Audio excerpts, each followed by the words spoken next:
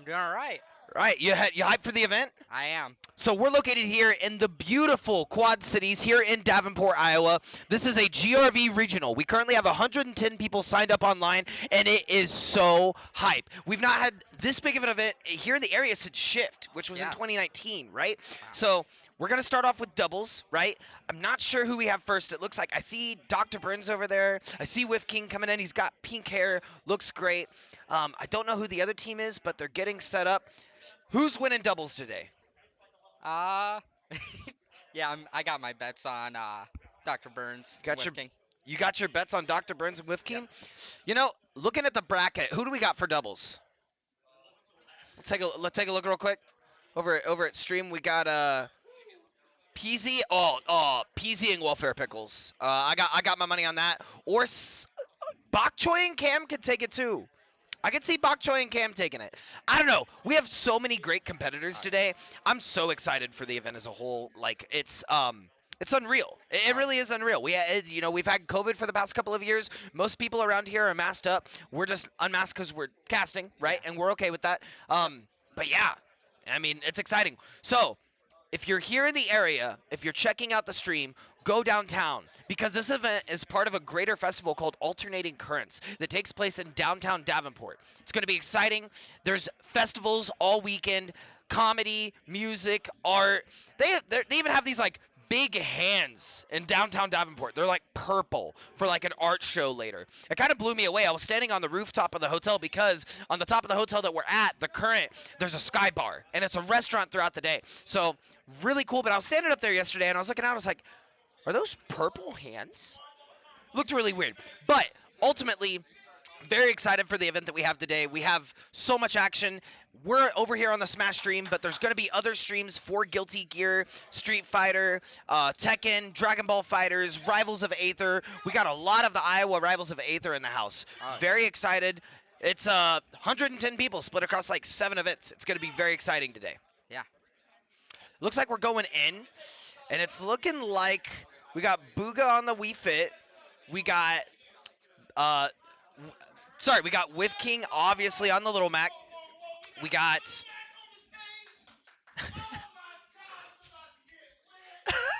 people are screaming in the venue. I'm losing my mind. We got Dr. Burns and running the K Rule. We're gonna switch the names up a little bit, get things ready. Recon is getting hype in the venue. Are we good to start? Yep. All right, we're gonna start. Ooh, that music got loud. Heck yeah.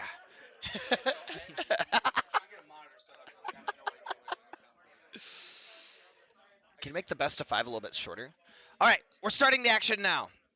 Like it says at the bottom, part of Alternating Currents. Check that out online at Alternating Currents. Ooh, I'm excited to see Whiff and Dr. Burns kind of take it up in this bracket. They haven't done that in quite a while. Huh. The K Rool and the Lil Mac are like they seem really effective as a duo. Yeah, a lot of damage, a lot of power, right? I guess it's going to be determinant as well on how much the K Rool is going to be able to save the Little Mac off stage, right? Oh yeah.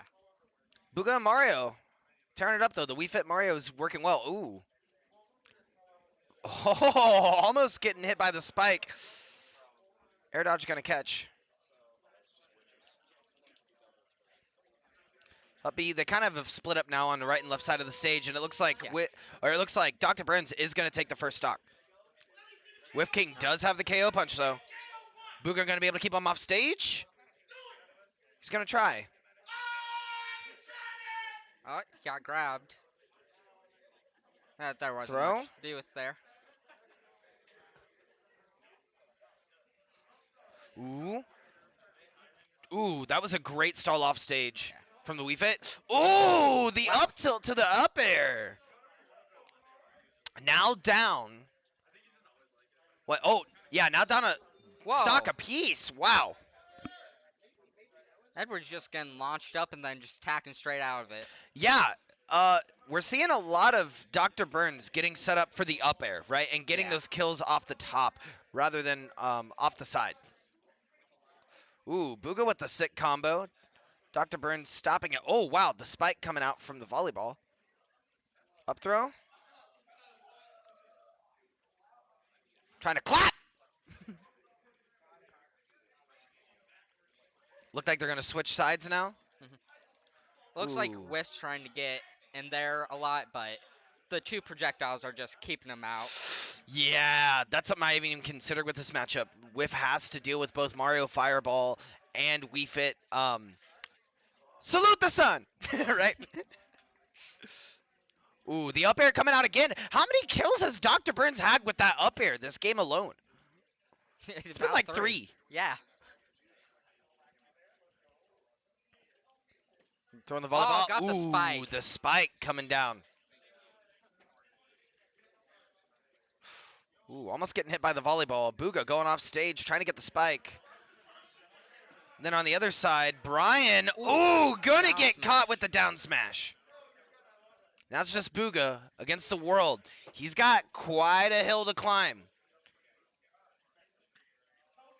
Dr. Burns and Whiff are ready for this too. They both have a stock apiece.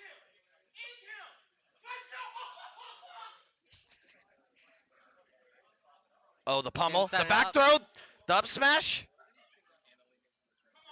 Let's see what they set up with here. It's very unlikely Booga's going to be able to take this, but giving it his all against the queen, Dr. Burns.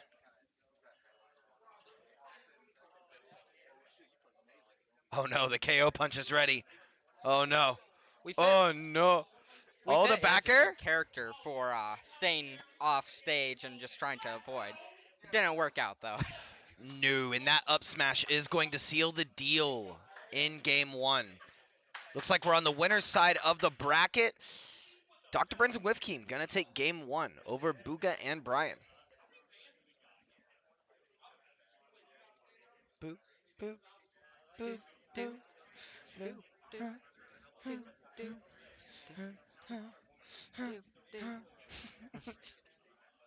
You couldn't see us on screen, but we were vibing. We were getting with it. Getting with it. Getting jiggy with it. Love to get jiggy with it. All right, so if Dr. Burns takes this set, the people that they'll be playing next, if Dr. Burns and Whiff King take this set, are Bok Choy and Cam, who earlier I had predicted, I think, could take all of doubles. I'm anticipating it. Oh, going back to the home screen, what are we checking out here?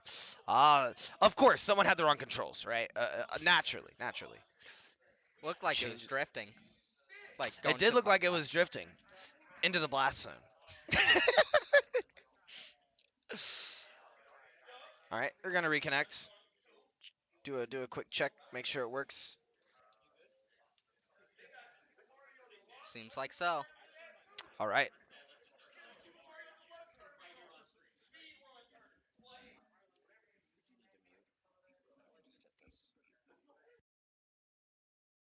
And unmute. Okay.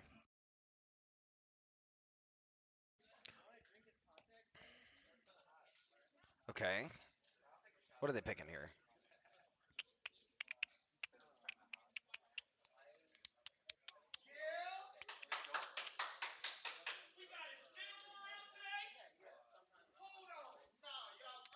Okay, so we're seeing a little bit of a change. That might be pretty hard-hitting duo there. Yeah. Ooh, Brian switching over to the Ganondorf. And we're seeing Whiff King switch over to the Incineroar. Dr. Burns switching over to Pyra/Mythra. Interesting. Just a complete change from game 1, aside from Booga. Gonna lock in the Wii Fit trainer once more.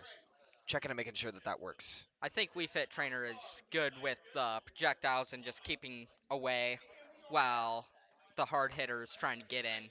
Right. I'm with you. Gonna get some early hits, just some early damage. Ooh. Dr. Burns taking Brian off stage, though. Brian's gonna have to play this neutral well and really just command this center stage for Booga. Ganondorf can do that, right? And especially now that they don't have platforms, that could be to their advantage. Adversely, it is also to the advantage of Incineroar, right? Yeah. Who plays that neutral well. Oh, the spike coming out, but he's gonna die. Booga is going to live from that stock. Looks like they're gonna trade a stock apiece. As we also saw Brian die off stage. Ooh, Pyro's back. side B is serving her well. Yeah, it is. It hits hard. Oh yeah. Couple down smashes mid stage. Forward smash. Yep. Figuring out the matchup very quick. We're seeing Brian throw out some smash attacks just in neutral, right? That's what you do with Ganon. That's exactly what you do with Ganon. Up B coming out. They gotta take that stock off of Dr. Burns though. She's only sitting at 68%. Oh, still living. Still living. Not anymore. Still living Ganondorf, of course. But, Right. Ooh, very close. oh, there Wow. goes the stock. Yeah, that down B's gonna take it. Wow, 2 and 1. And he's living that. The up B coming out. Oh, barely wasn't able to make it back. Now sitting on his last stock. Brian looking to seal the deal for Bugachin and himself.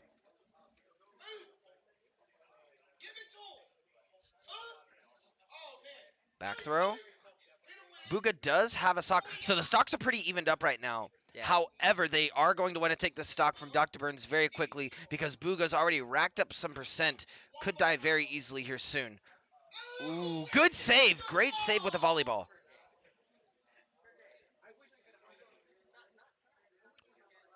Oh, no, that volleyball might seal the deal.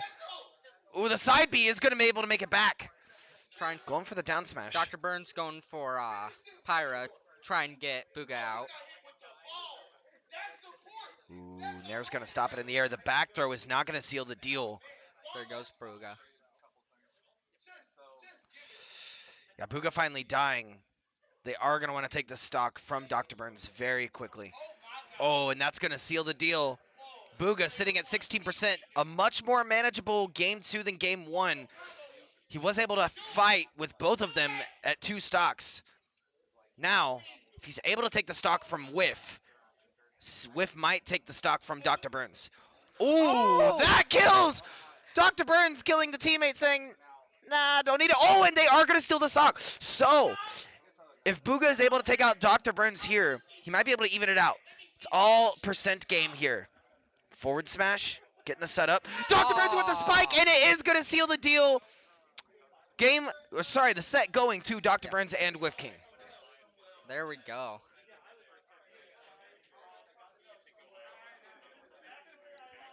Close in final part of the game rather than in game 1. Game 1 was a little bit. Game 1 was a little bit more predictable, right? They had 2 stocks by the end, and it was Booga versus the world, right? Yeah. Or Brian versus the world, right? Or no, it was Booga. It was Booga. Booga versus the world.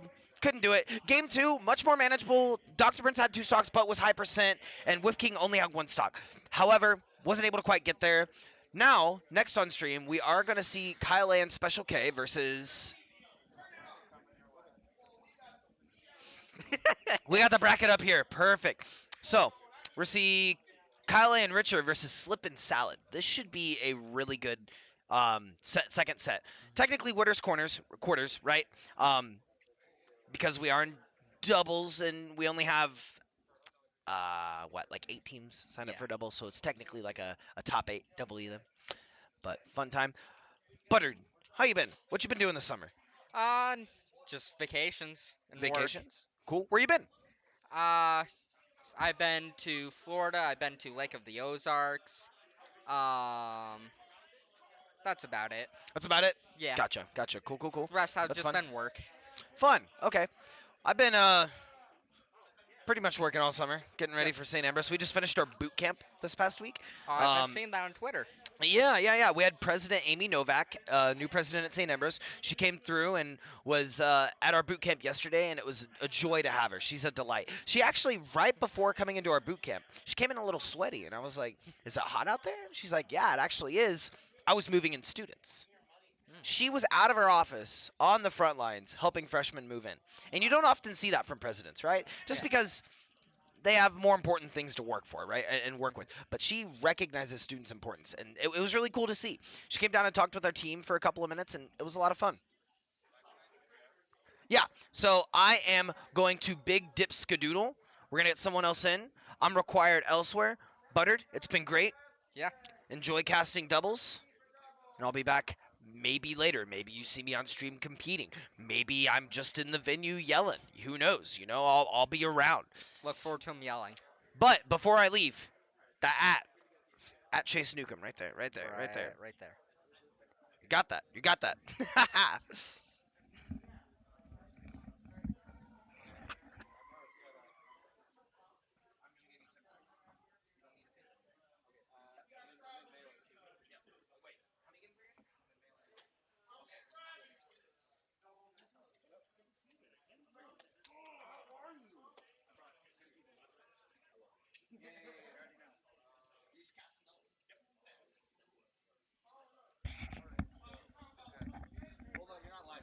That's all right.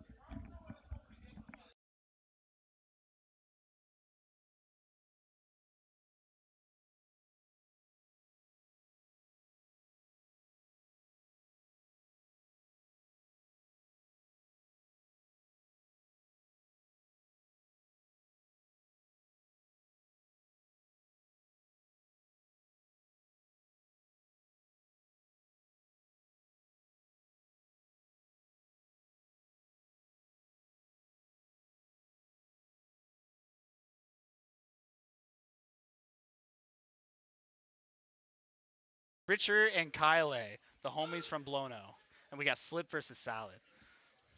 Hell yeah. So we got. There's a lot going on the screen Jo- already. Joker and Wolf versus Ness and Palu. Okay, okay. The Richard Palu coming out. He told me at one of my weeklies that he doesn't really like playing Peach really early on because it like messes with his hands. So he's been really picking Ah, up Palu, and it's a lot easier on his hands and whatnot. that Oh, makes a lot of Salad going sense. going off stage. Ooh, that was really close.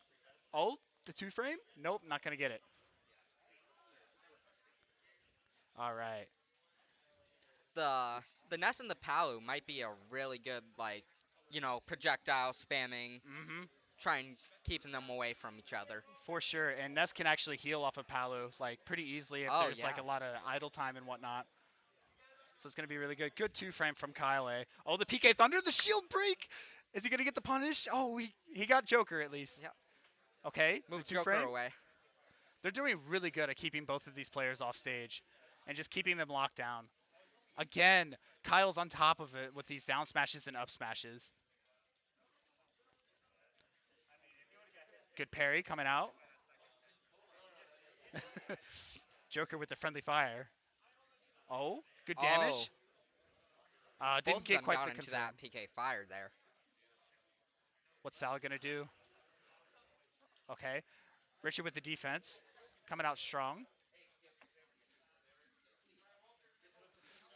Very good back air coming out from Salad. Okay, both players off stage. They're doing really good at just keeping the edge Yeah. covered. Both Kyle and Richard. Good stock coming out from Kyle. Salad's on his last stock. You know, he's one of the demons of this bracket too. Yeah. It's going to be really interesting to see how this plays out.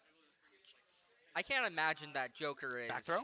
the best character to play in a doubles match. Yeah. It is such a Joker's such a quick to move around and get quick hits in. Oh, PK Thunder. Oh, he hits Richard though. Not going to take it. So it doesn't work out well for like trying to help out your teammate, keep away. Oh, good back air coming out from Salad to end Richard's stock. Richard's on his last stock, but I think this is still very doable. Did you see that? He jabbed him to get some extra damage in. That was nuts. Okay. Kyle had the read, but he didn't have the timing on that PK fire. Forward throw to get him off stage. Okay. That was good awareness from Richard to realize that he picked up Kyle instead of his opponent, and he got him away from the opponent, so there wasn't any more collateral damage than there was. Oh, just missed the back air. Okay. Good back air. I think Wolf is dead. Yeah, Wolf is definitely dead. Let's go. Good Alright, now teamwork from Sal- Kyle and Richard. This might actually work out to Oh my Salad's gosh. advantage because, Okay. as I said before, Joker is a move around and get quick hits in, and now Salad doesn't have to deal with a teammate to watch. Oh, this is going to come down to the wire. Kyle's just got to get one good hit in. One back throw at ledge. That's all it needs. Okay, PK fire. Might be a little bit harder now for Salad because don't got the Arsene. Arsene anymore. Yep, Big Brother's gone. Okay, just barely missed in there.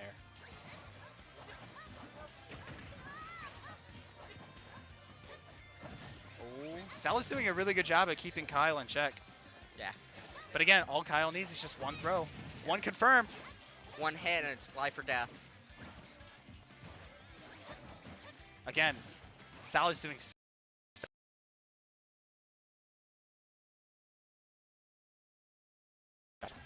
Oh, there we go. The audio messed up. Here we go. Oh, look at that nice back throw. Uh, Nice back throw coming out from Kyle to take that set. Or not the set, the game, sorry. Not Richard and yet. Kyle really showing their dominance in this first game.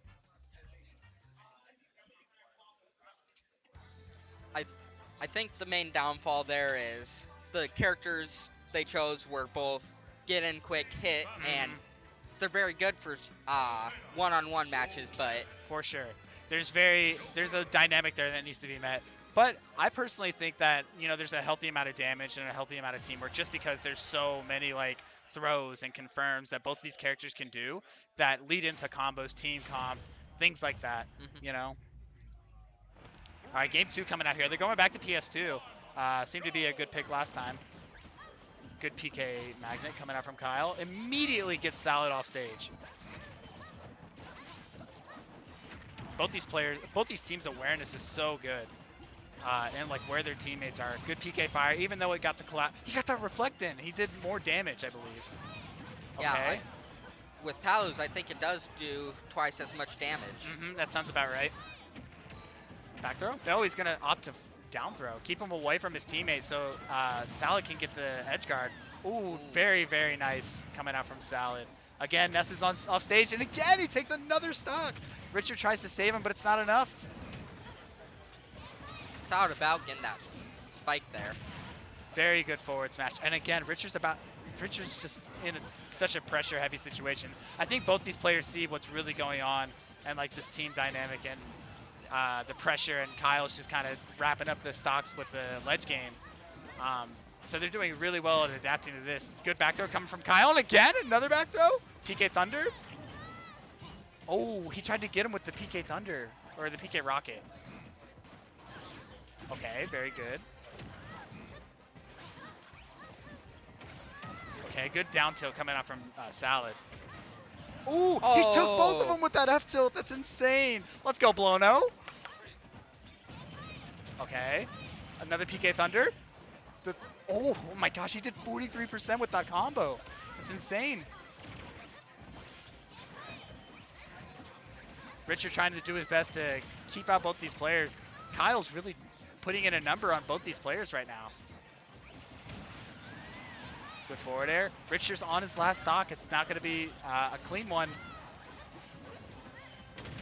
Very good back air coming out from Salad. Ness is off stage. Kyle is pretty high percent here, so could die to about anything. True. Back throw? No, he's going to forward throw. He missed the up smash, though. There he goes. Both the blue teams down to their last stock. Oh, he tried to hard read him with that down smash. Thought he would tech it. Oh, that was a back air. That was definitely a back air. So he rolls from the ledge to get past the option. Forward air coming out from Kyle. He's going to PK Thunder, and he gets it! Salad's down to his last stock. Very good awareness coming out from Kyle to kind of mix up his trajectory on the PK Rocket.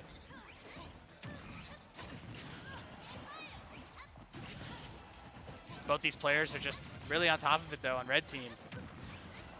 If Slip plays his cards right, he has both last two stocks. Kyle PK fired Richard, and it cost him to... This is where Wolf and Joker together will really shine. For sure. Just trying to get them back and forth going back to back. There's absolutely no risk here coming out from Salad. He's just going to come up and counter. No, he didn't get it. Okay, very good awareness. Back throw. Oh, he takes the stock. Could Kyle come back from this? Okay, very good. Double projectile there. Nair. Kyle's doing such a great job at handling both these players so far. Ooh, Oh. but the down smash is going to take that game. Game 2 goes to Slip and Salad. Both very good players. Do you know much about this team at all? I know Salad's a very well-known player, but I didn't. Yeah. I'm not really familiar with Slip personally. To be honest, I'm not familiar with Okay. most people. Okay. I wonder what the counter picks are going to be.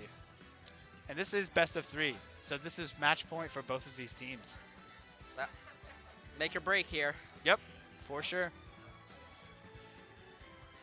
Now, Battlefield's kind of like a hit and miss. I think personally that Richer and Kyle would strive more on Northern Cave and Yeah, like a flatter stage. Yeah, exactly. Well, Pokemon Stadium 2's flat enough, but I don't think it has that edge that they need, you know.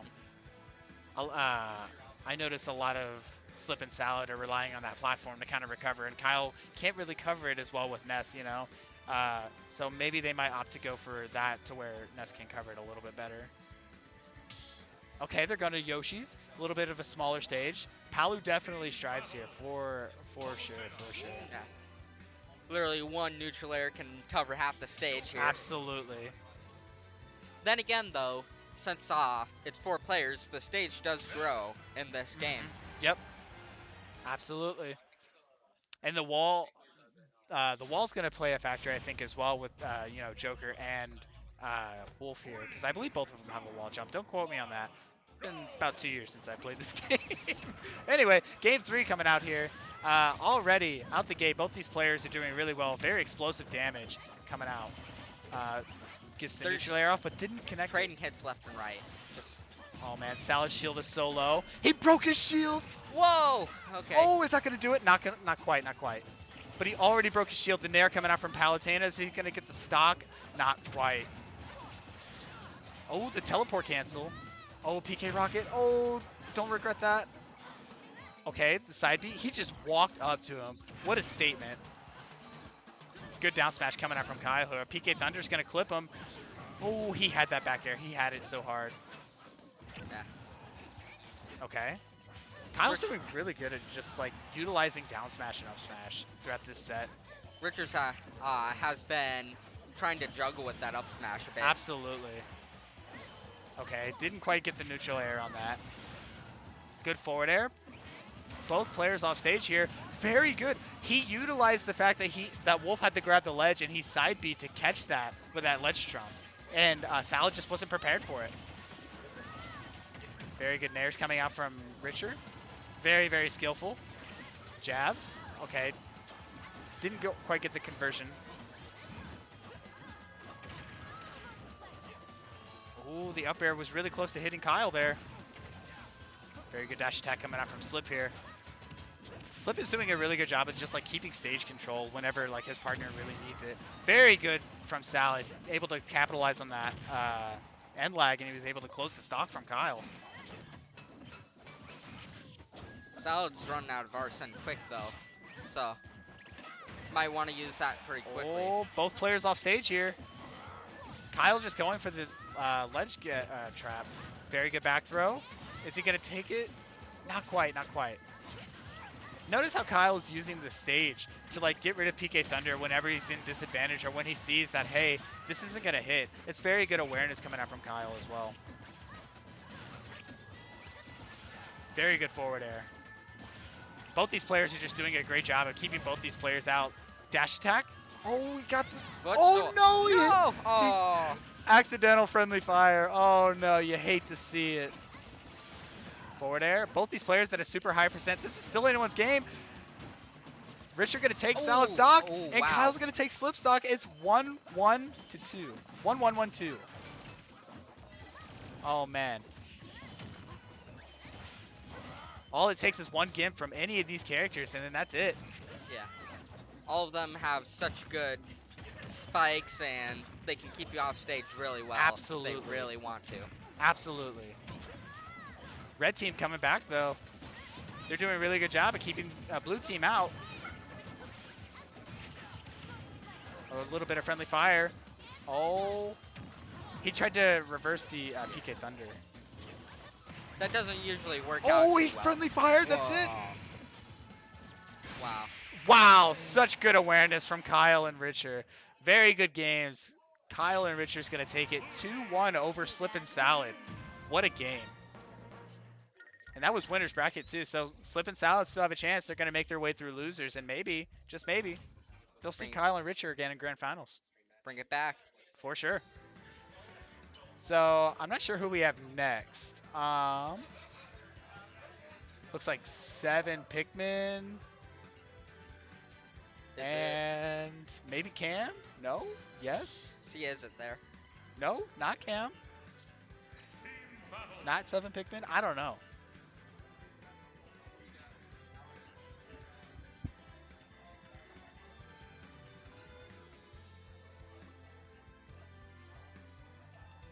Got a lot of people standing around, getting ready to sit down. Don't know what's going on. Just getting in there. Setting up. Yo, me, Nuclear, let's go.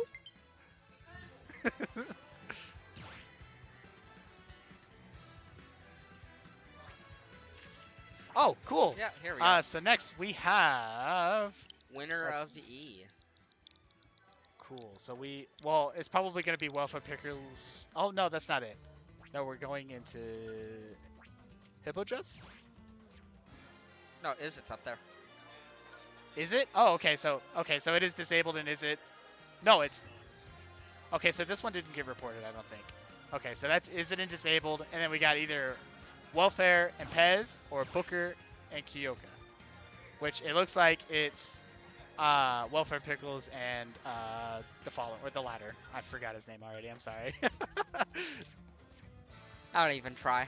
You know, a lot of names to keep track of. You know. Yeah. A lot easier to read it off. Yeah, absolutely, absolutely. Looks like they're going over stage bans, controls right now. Looks like we might have a controller malfunction.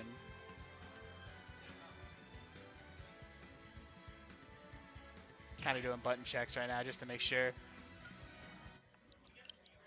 So yeah, this is a great event. This is really nice. The venue's so nice. The commentary reel's so nice. This, you know, Nuclear really did a good job of putting this together. Shoutouts to Iowa gang, Davenport gang, you know, and SAU. They've done nothing but good things for the community, and we're here for it. Yeah, everything is just really nicely set up. Absolutely. Absolutely.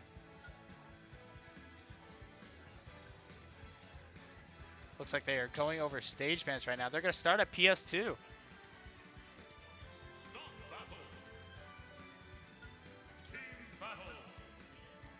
Okay, we got... It was Welfare Pickles. And then Is It. There it is. Pez, Welfare Pickles, Disabled, and Is It. So you said you know a little bit about Is It. He's our local Pac-Man player, right? Yep. Yep, absolutely. Yep. I also do believe he plays Falcon. Okay. Looks like, yeah, I saw him hovering Falcon a little bit. A Pez coming out with the Falcon, though. Welfare Pickles going with the traditional wolf. All right, game 1 is underway here. We got Is It and Disabled versus Pez and Welfare Pickles. I think Pac-Man will be like a really useful character for doubles. Absolutely. Just the amount of like different projectiles used in different circumstances. Look at that. Already so much damage, but too bad it was something to Pac-Man. Yeah. Like the airship thing there, that'll be very useful. Galaga is so good. Just as a generalization, you know. Yeah. Very good F-tilt coming out from Is It here, but Pez and Stamps are able to capitalize on that. Ooh, Disabled was able to down air the Hydrant and get Welfare Pickles off stage. Very good back throw coming out from Disabled. Back throw, not going to quite get it. Very good down smash coming out from Disabled, though. Nah, you're not to kill yet. Oh, that's going to kill.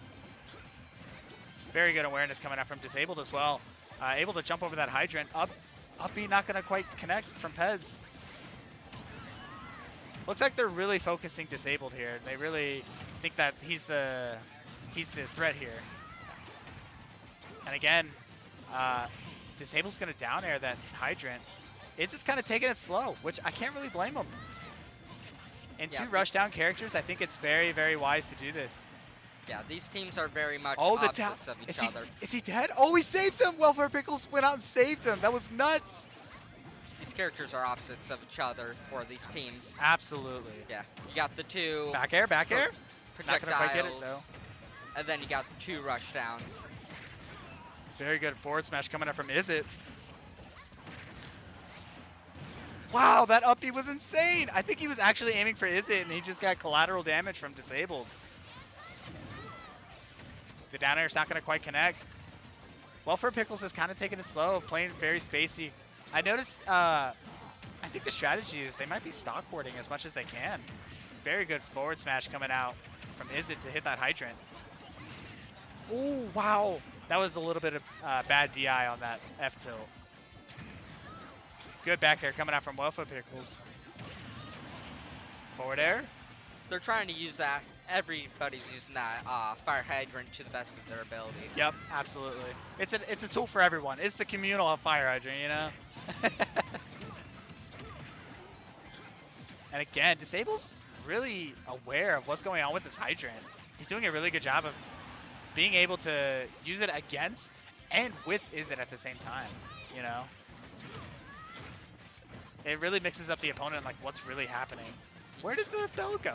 I could have sworn he just had it. Did I blink?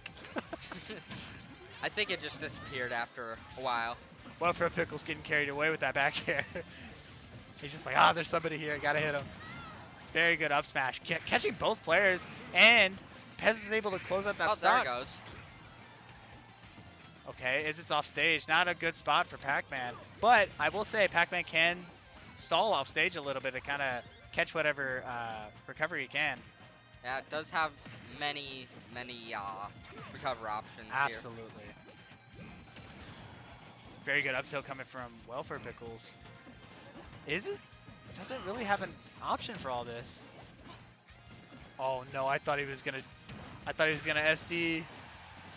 Yeah, it's gonna be, even when he can stall though, he doesn't really have any options of trying to attack on stage. Yep. Win off. So it's not gonna work out that well. Yeah, that's definitely gonna do it.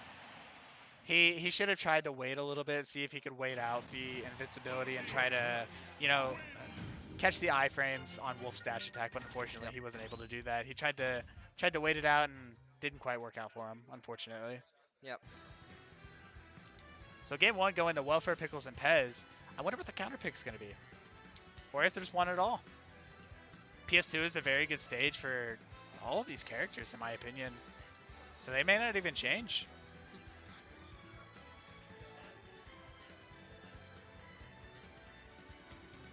And it is 3 bans, no DSR. So they could go back if they want to. I do think the Pac-Man and Ness would work really well for platforms like Battlefield. They're going to opt to go to Northern Cave, a more flat stage.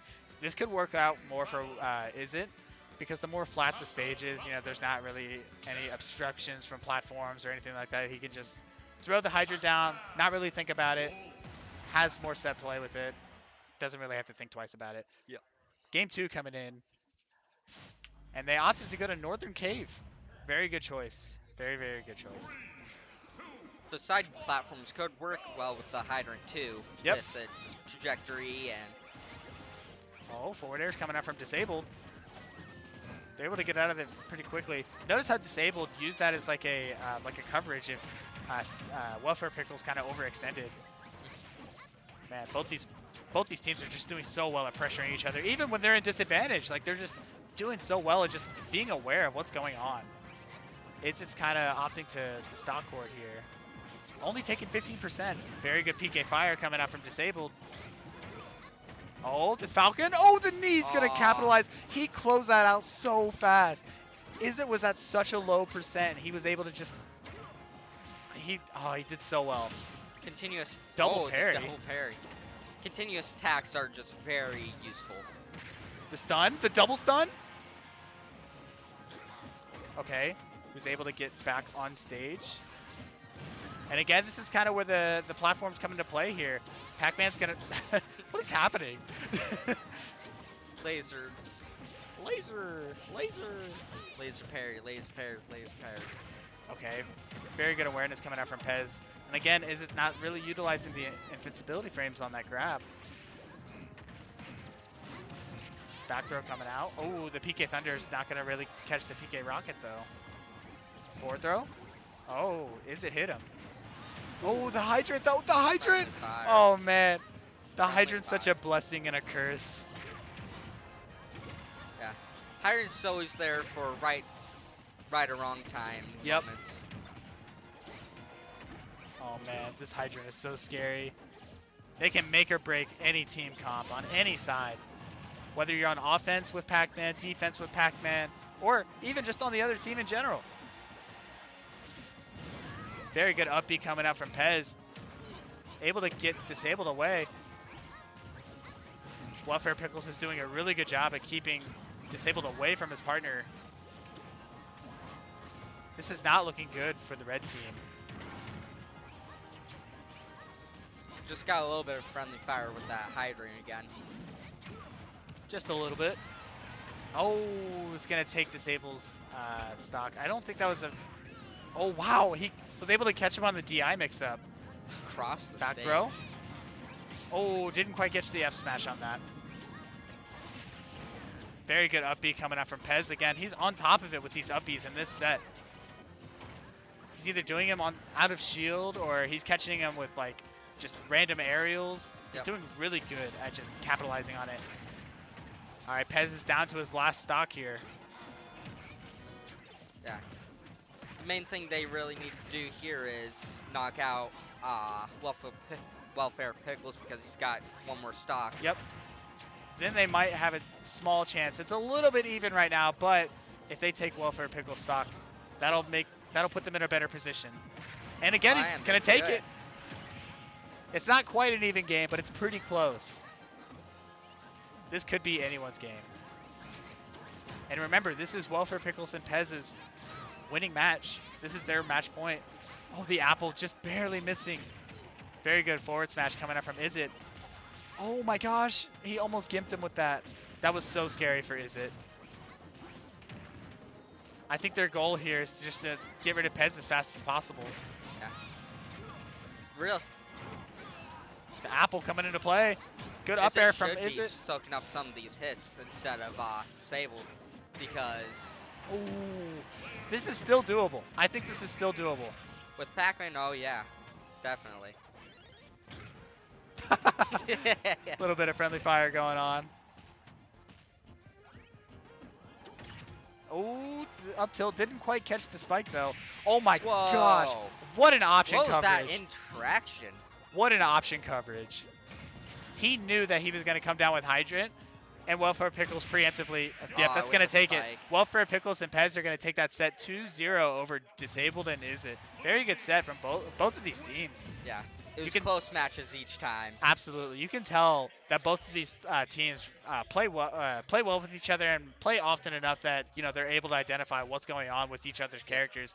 Very impressive. Very, very impressive. Very good set. So next up, I'm not sure who we have. We're going to be waiting a sec. GG's going out. Yeah, that was an amazing set. The capitalization on the Hydra just from both teams, like, just so well. I feel like the other team utilized Hydra a little bit more than what Izzet and Disabled were able to use. You would occasionally see something like with a forward smash or like a down air coming out from that nest. It was things like that are very good to use. Looks like we got Cam and Bok Choy versus Kyle A and Richer. The Blono friendly fire. Unfortunate. But both these teams are have been doing really well as individuals in the GRV, especially Richer and Cam. They both have just been popping off. even at Chicago events, and I think I saw Cam get 9th at a tri-point or something like that, which is insane. Like those brackets are so stacked. And Richer, of course, you know, the best peach in the Midwest. Let's go, Richer! The homie. This is going to be a good set. I'm really excited to see this. This is winners semis, I believe. Not quite top 5. But we're getting there. Choosing each other's names now. What do you think we'll see out of this? We got Kirby and Pac-Man. A lot of Pac-Mans. We got Kirby and Pac-Man and Palutena and Ness. I think a lot of this set will depend on how often Cam is able to avoid Hydrant a little bit, and how often Richer and Kyle are able to capitalize on Hydrant as a whole, because the Hydrant's going to be a big factor in this entire set. Both Kirby and Pac-Man have such unique abilities with the inhale and the fire hydrant. They changed it up so much. Yeah, absolutely. I totally forgot. Cam could intentionally absorb Bok Choy to have access to recycle as well. That could play a factor. Yo, we got player 5? Let's go. No player 5? Come on. All right, game 1 coming in here. I didn't see the stage. They're going to PS2. Okay. So, again, like I said last set, that Hydra could come into play with the platforms. Because below the platforms are pretty safe for the most part. PK Fire's coming out here from Kyle. A lot of damage already on Cam. They're doing so good at keeping both these players out. Cam also could, I think, eat up most of Ness's projectiles. Yep. I believe he can. I'm not sure 100%. Oh, Bok Choy almost ending Richard's stock pretty early. And again, see, this is where I was talking about with that Hydra placement. It's coming into play now with that platform. He wasn't able to pressure him from below since Richard was below the platform. Very good down tilts coming out from Cam. Able to get the trip. Oh, I thought Cam picked up the Galaga. Very good side B coming out. Oh, the snipe! Sniped him with the hydrant. It looks like Cam pushed Bok Choy out of the way of that hydrant. Yep. Oh, he saved him. I think the hydrant pushed him off. I didn't quite see it. But I saw Kirby go into free fall. Very good dash attack coming out from Cam. Able to take the first stock of the set. Blue team has really brought, or yellow team, sorry, has really brought this back. They were at a big deficit in the beginning, especially Cam. Yeah. And again, they were able to take their first stock. Pretty even game for the most part. All these players play with each other very often. So it's going to be really interesting to see how this plays out. It's kind of amazing what you can do with Kirby if you know how to use them. Cam is insane with Kirby. Oh, that's unfortunate. It looked like he was trying to save Bok Choy there. Yeah, I think so too. Or at least absorb him, you know, to try and get access to recycle. Up tilt, back air, forward tilt. This is how it starts.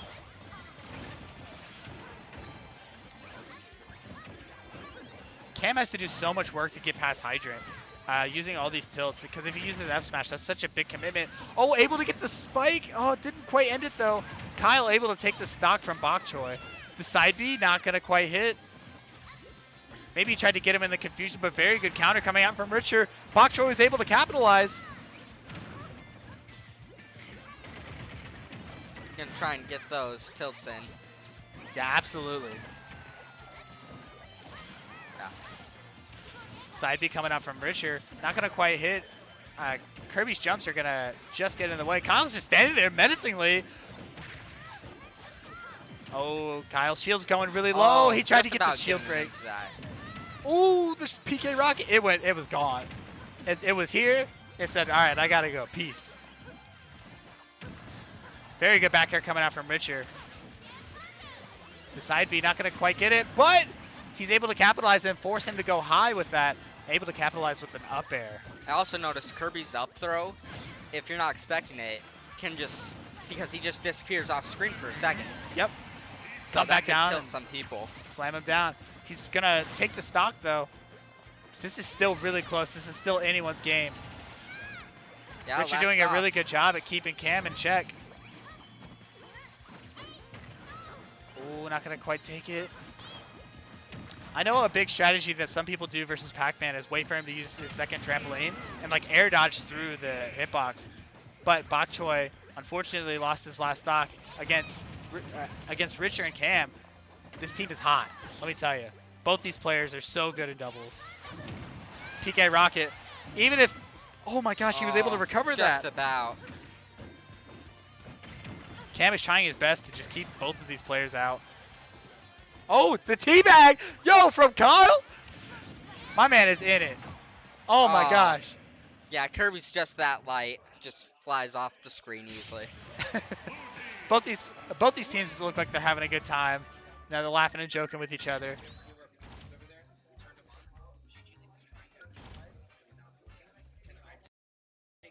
All right, game 2. There goes the audio.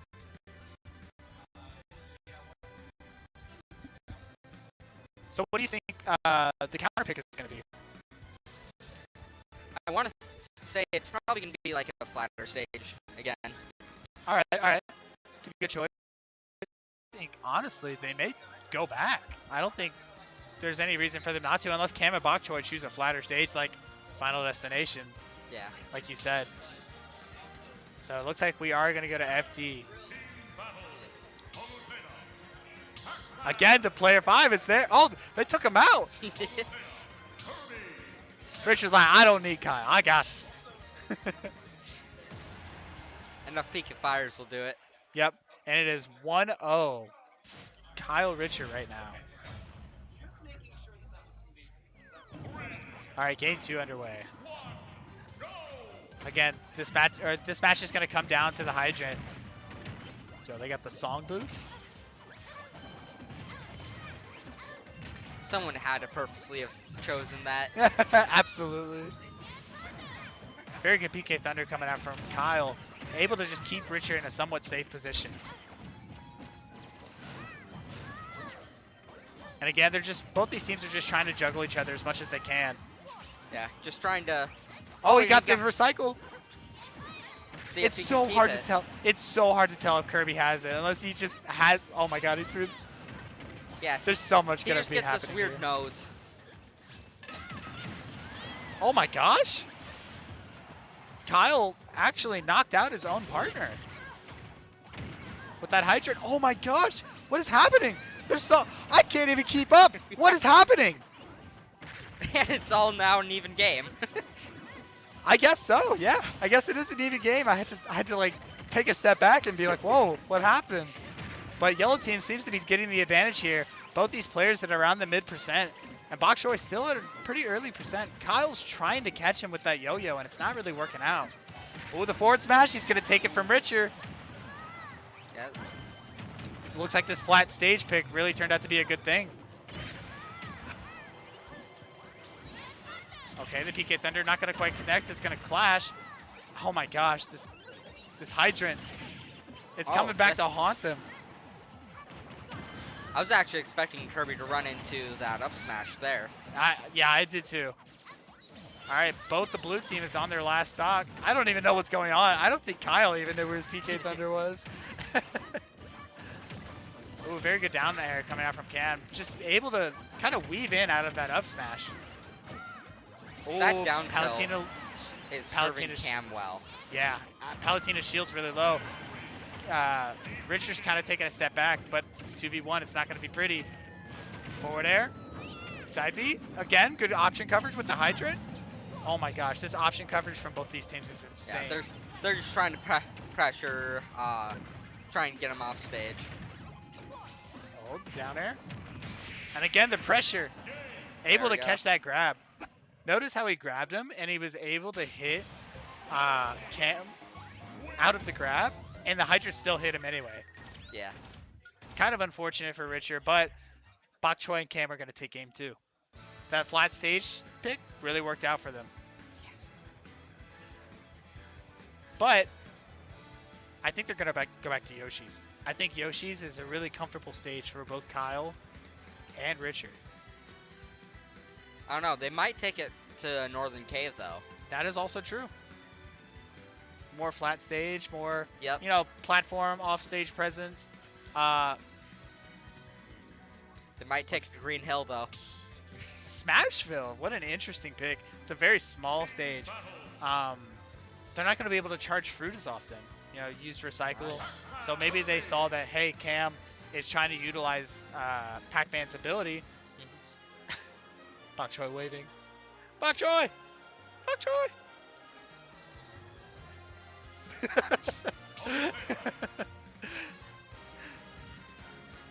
But yeah, it's going to come down to how pressure heavy Kyle and Rich are going to be in this match, because English is hard.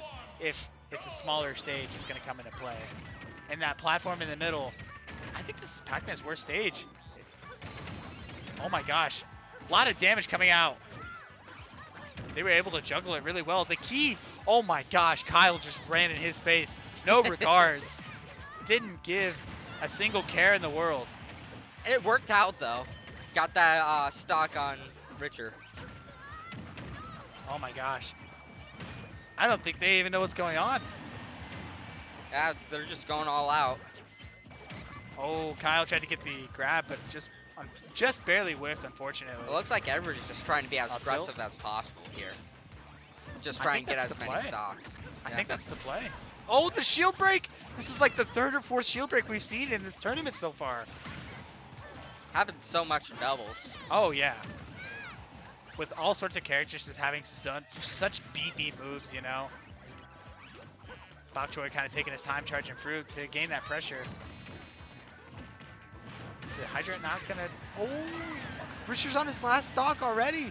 This is insane! Bok Choy still has 3. This is not looking good for blue team at all. They're doing a really good job of keeping yellow team at bay, though, with these up airs from Richard. Key? The key to success. Oh, healing with that. Oh, the hammer! And He with hit him with the hammer. That was nuts. That was so deep. I also realized, because of The how hydrant. flat the stage is there, and there's only one place else to go to, Cam just can use his super good dash attack and just cover half the stage there. Oh, he caught him. Oh my Ah. gosh, he spit him right back out. Right at Bok Choy. He said, nah, Bok Choy, you need to get out of here. You're doing too much. Oh man, this guy's going nuts. This guy is so hype. I'm here for it.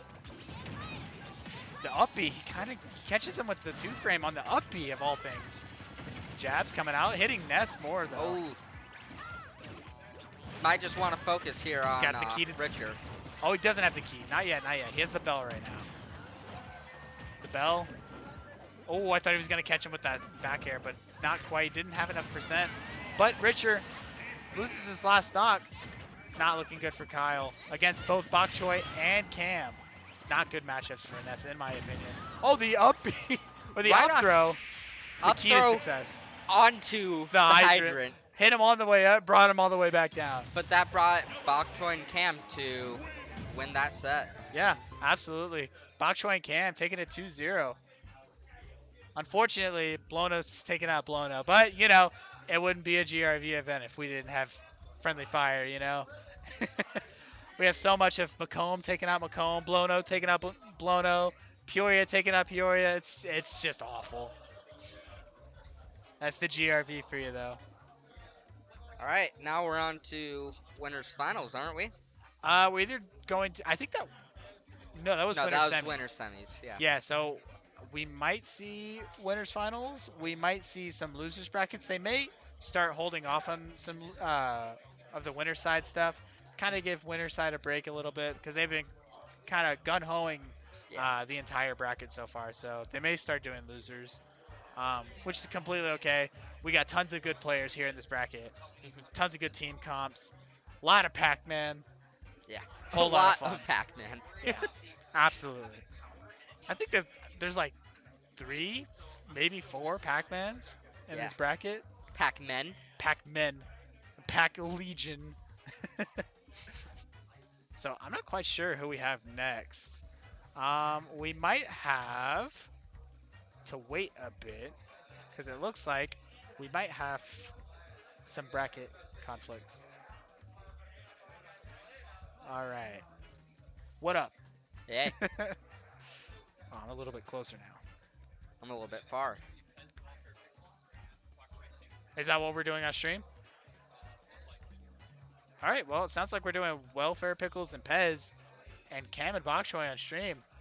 The double dip. Looks like Cam and Bok Choy are kind of hanging around there. I said Cam and Kyle, didn't I? I didn't mean that. I meant Cam and Bok Choy. You might have said it. I wasn't paying attention to who you were saying. There's Too much. so many Ks, you know, Bok Choy, Cam, Kyle. Lots of K's in Pac-Man. Yeah. Wait, what? K's and Pac-Man. A lot of Pac-Men. So many Pac-Men. Yeah. Go for it. Hello. There it is. It's on screen. So it looks like we're waiting on Slippin' Salad and Burns in the Whiff King, the homie, the Peoria rep. Let's go. I wonder how they're doing. I got to cheer for the homies, the Peoria gang. And then we got Hippo Just and I don't know who that is. I'm sorry. Oh, and Paraspian. That's it. Hippo Just and Paraspian versus Booker and Kyoka are gonna. The winner of that match is gonna play Richer and Kyle. Okay, so it sounds like we are in fact doing winners finals, Alright. and this is gonna be best of 5. And it's gonna be Bok Choy and Cam versus Pez and Welfare Pickles. Welfare Pickles and Pez showing a dominant performance with, I believe, Wolf and was it Falcon? I think it was Falcon, yes. Yeah. Or was it Slippy? I don't know. There's so many people here. It was either Wolf and Falcon or Wolf and Joker. I think that was Salad. I think Salad played Joker. Yeah, it was Falcon. Yeah. Yeah, it's Captain Falcon. Cool. So I think they're going to just PS2. I think that's just the pick. We're going to just jump right into it. Game 1. Here we go. And again, this hydrant. The hydrant, it's going to be the key to success. But these pressure-heavy characters like Wolf and Falcon are really going to play a big part in this as well, and seeing how well they can rush down. But Cam and Bok Choy, they're doing really good at like putting Pez in check here. Oh, the trip coming from Cam to Bok Choy. A little bit of friendly fire there. But with this team comp though. Oh, the apple. The apple. I think this is a little bit more balanced out than the rush down versus projectile heavy characters than before. Because Kirby's just there in the mix. And you can't really categorize him that way. Yeah. Yellow team was a little bit in a sticky situation, but it looks like they brought it back. Pez gonna lose his first stock, and immediately after, Welfare Pickles has taken his stock. Bok Choy and Cam both have their stocks, but they're in a sticky situation right now. Oh, the spike! Oh, we didn't quite get it. The SD. I think Cam tried to take him down with them, but I think Bok Choy accidentally hit him. Wasn't aware of what was going on. Oh my gosh, Cam's coming out here. This is such a bad situation for Falcon. Kirby pancakes so far below that it's really hard for Falcon to do anything. So you might see Cam doing a lot of like crouching in this matchup. Just to avoid like grabs. Same thing with Wolf. Like those claws, they hit pretty high sometimes. Yeah. Ooh, Bok Choy is gonna take it. Welfare Pickles is in a bad spot. Oh man. This is the second Falcon that they've had, or second Pac-Man they've had to play on stream. The cherry. Ooh. Again, both these players, both these teams are doing such a great job of keeping each other out. It's about an even game right now. If Cam didn't SD, that would have been a pretty good position for Yellow Team. Bok Choy just trying to keep out Welfare Pickles. Ooh, the back air. Friendly fire. They're going to opt to take the stock, though. Yellow Team's up by 1 stock. And both players could be at a deficit. It looks like it's the right choice so far to take that stock. Oh, man, the bell. That was the latest stun on the bell I've ever seen. And again, we saw that utilization coming up from Cam to try to crouch. And it didn't quite work because of Hydrant. Good up B coming up from Pez, though, able to capitalize on whatever aerial that Cam was coming out with. Very good nair, able to take out that stock. The cherry. Ooh, it's coming down to the wire. Bok Choy still has that last stock left. Notice how Cam's just immediately going off stage to kind of force a stall for Bok Choy. Because he doesn't want to overcommit because of things like that. Oh, looks like Pez is having a hard time on what to decide. Oh, not going to catch the down smash. The back air, though. Is he going to catch him? No, he just missed the trampoline. Oh, this is such a good position for Pez. Yeah, Pez has the chance right here. Oh, he tried to down smash it. Oh my gosh, what a brave man. I wish I had that kind of bravery in bracket. The bell coming into play. He's got the bell. Oh, oh my gosh. Oh my god. What a good down air. Comeback. What a good down air coming out from Pez to close out the stock in the 2v1. That was insane. Oh, the comeback, man.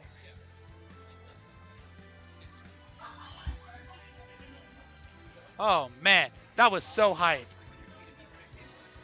Yeah. Wow. I wonder what kind of stage pick is going to come into play. Yo, shoutouts to Treasure, our stream guy.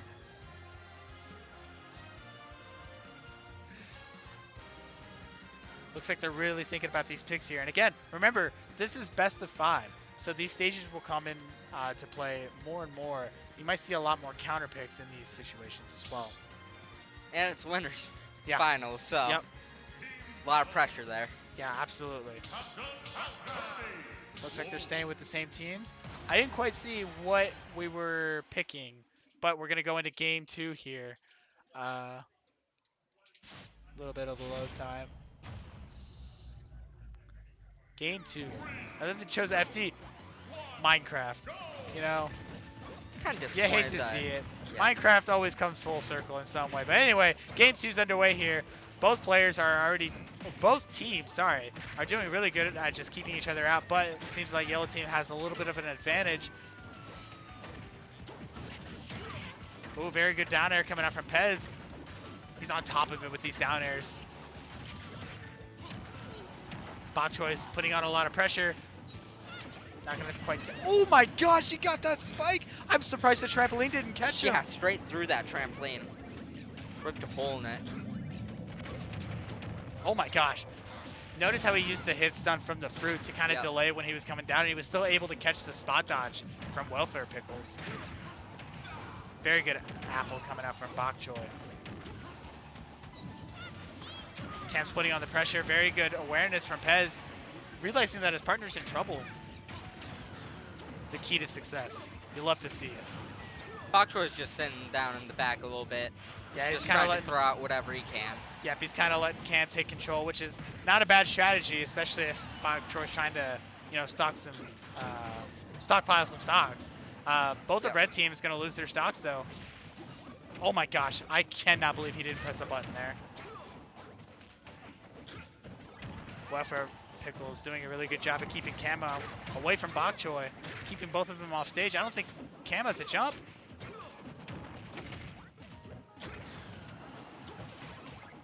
Jabs, the key to success. He caught the key. Wow. Up tilt. No. Very good nair coming out from Cam. Oh, the double jab lock.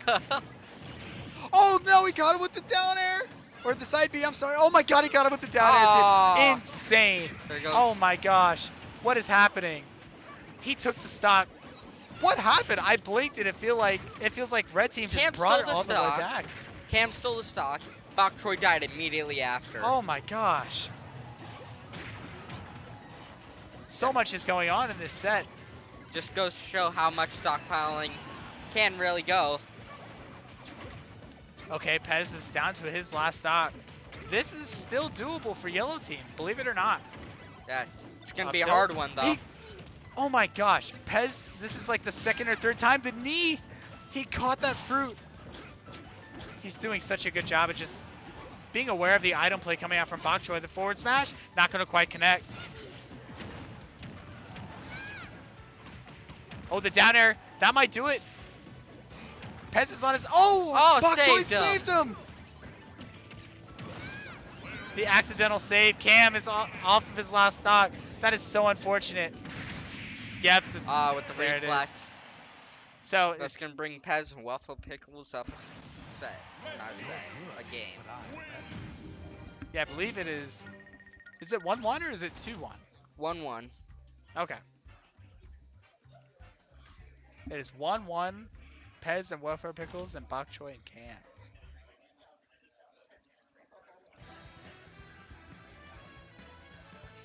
And again, we're probably going to see a flat stage again, but Pez and Welfare Pickles were able to capitalize on that, not really utilizing the platforms much. Smash Fill? What an interesting choice. Okay. It worked out for him last time, though.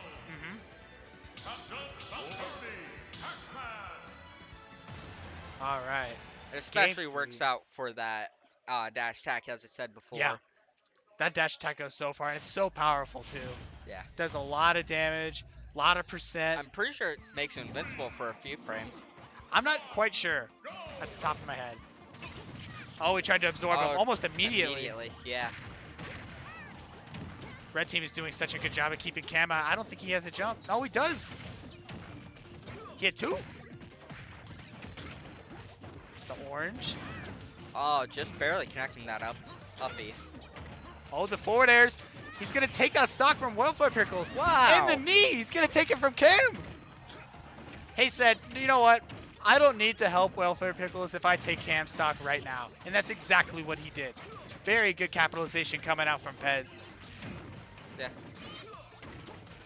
It's like And- one of those, that interaction was like a Batman moment. You can Yeah. save the civilians or you can beat me up. Yep.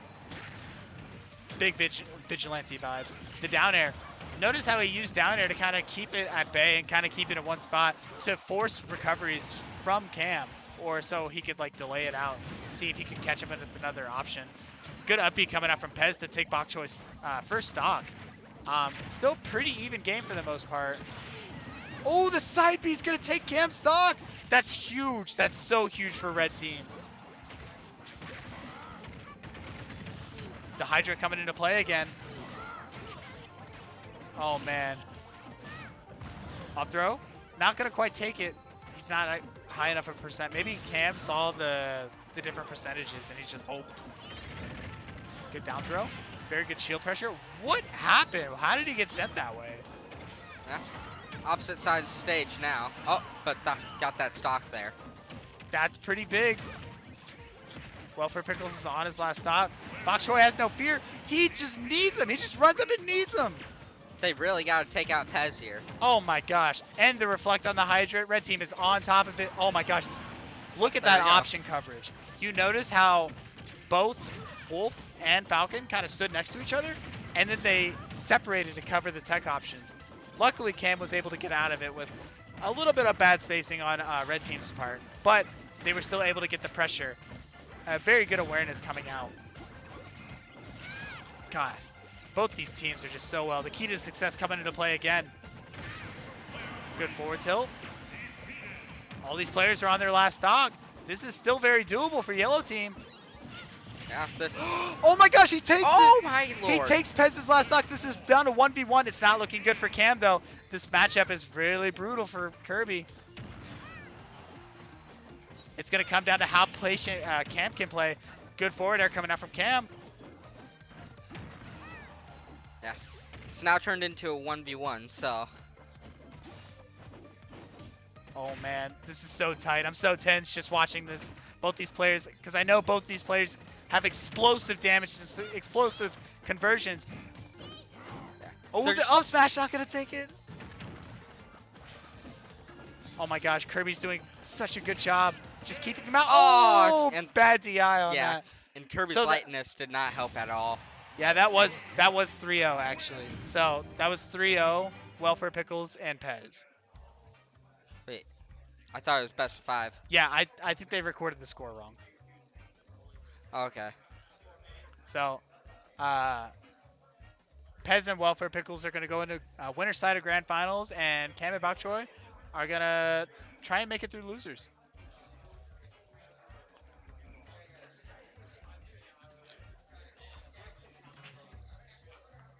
Oh, it looks like we already have more people coming up. I'm not familiar with any of these players, or if I am, I'm blind, you know?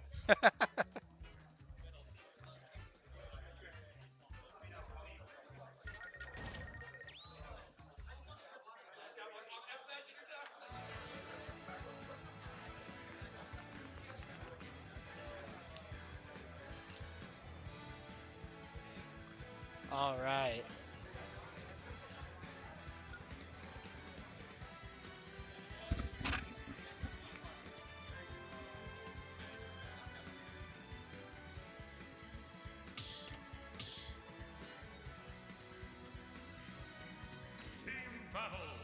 So it looks like I'm having someone else join me on commentary here. Shout outs to Butter Noodles. Follow him on Twitter, the homie. I'm not sure who I'm going to have come up, but for now, it's a one-man band.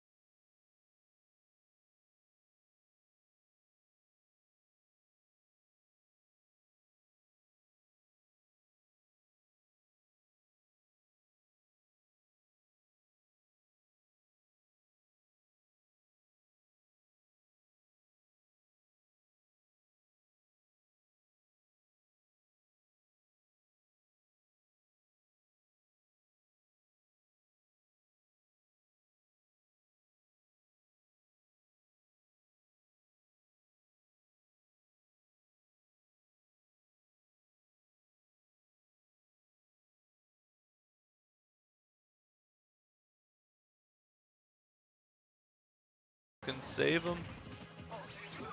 Salad now has the disadvantage. Yeah, who's gonna lose this first stock?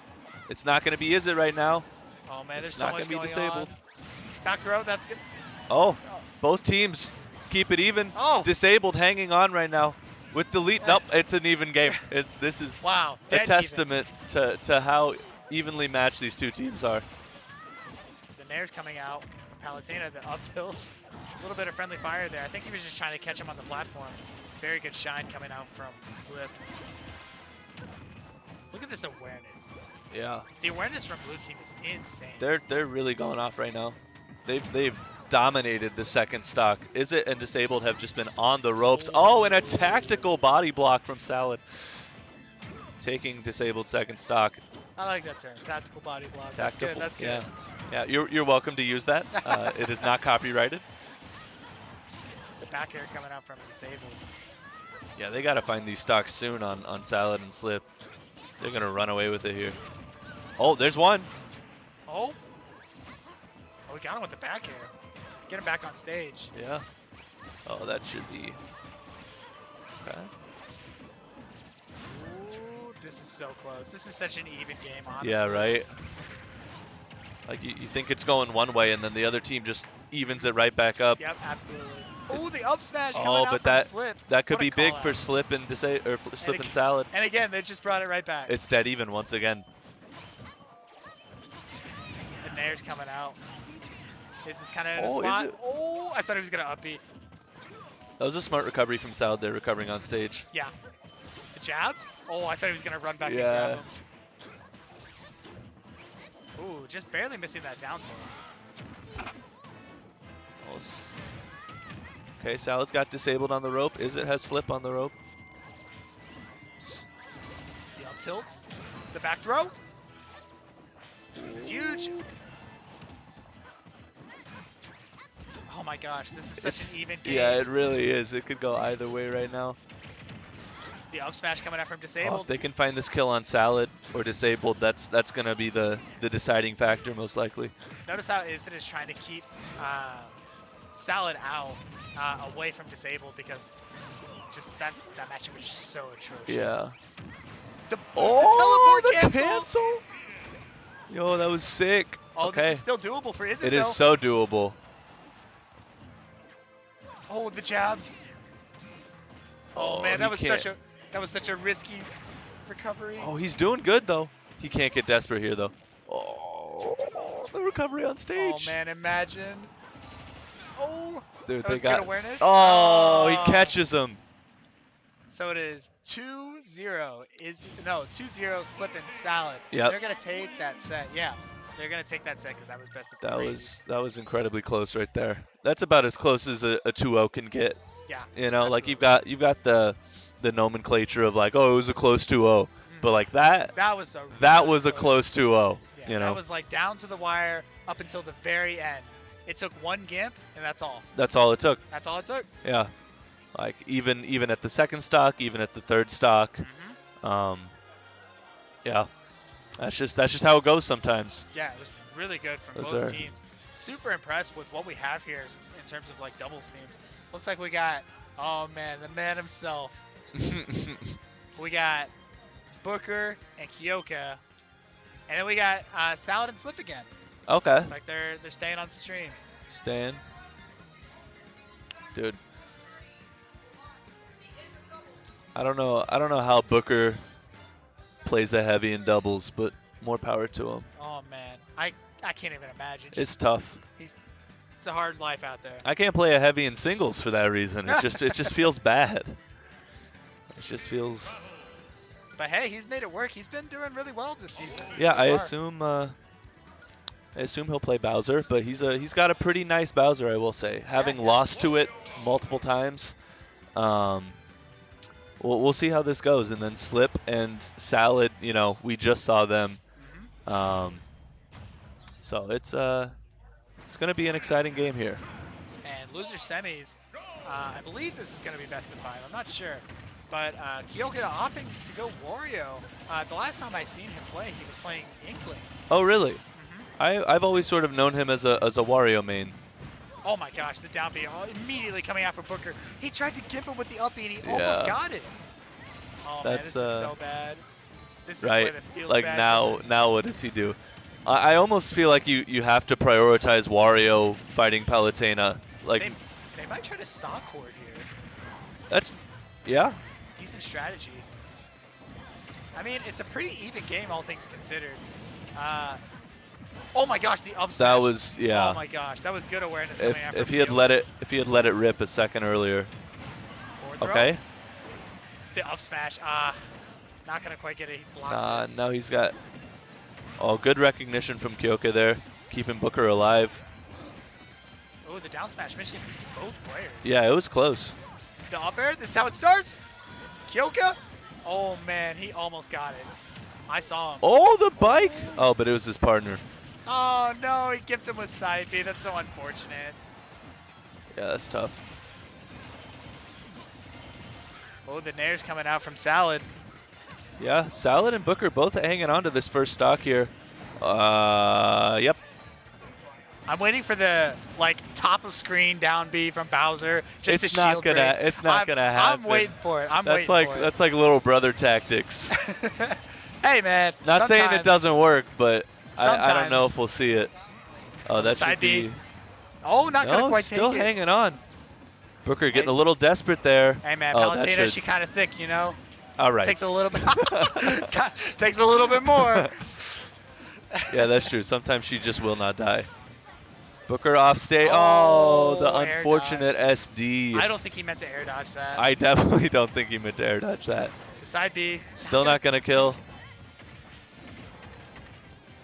Oh. I think that was a really good mash coming out from Slip. Yeah, that was very quick. Yeah. I think he only got like 2 or 3 pummels in. All right, we've got Waft on deck for Kyoka. That's how it starts. If he could find this early kill on Salad or Slip even. It's still very doable. That's their key, I think. Oh. There's so much going on here. Yeah, that's dubs. Oh, he's Back got air. him off stage. Oh, he tried to get him with the count. Oh my gosh, you risked it all. Local man, local Tia risked it all. But why? I think he meant to hit ledge or something. There's no way he meant to suicide downer there.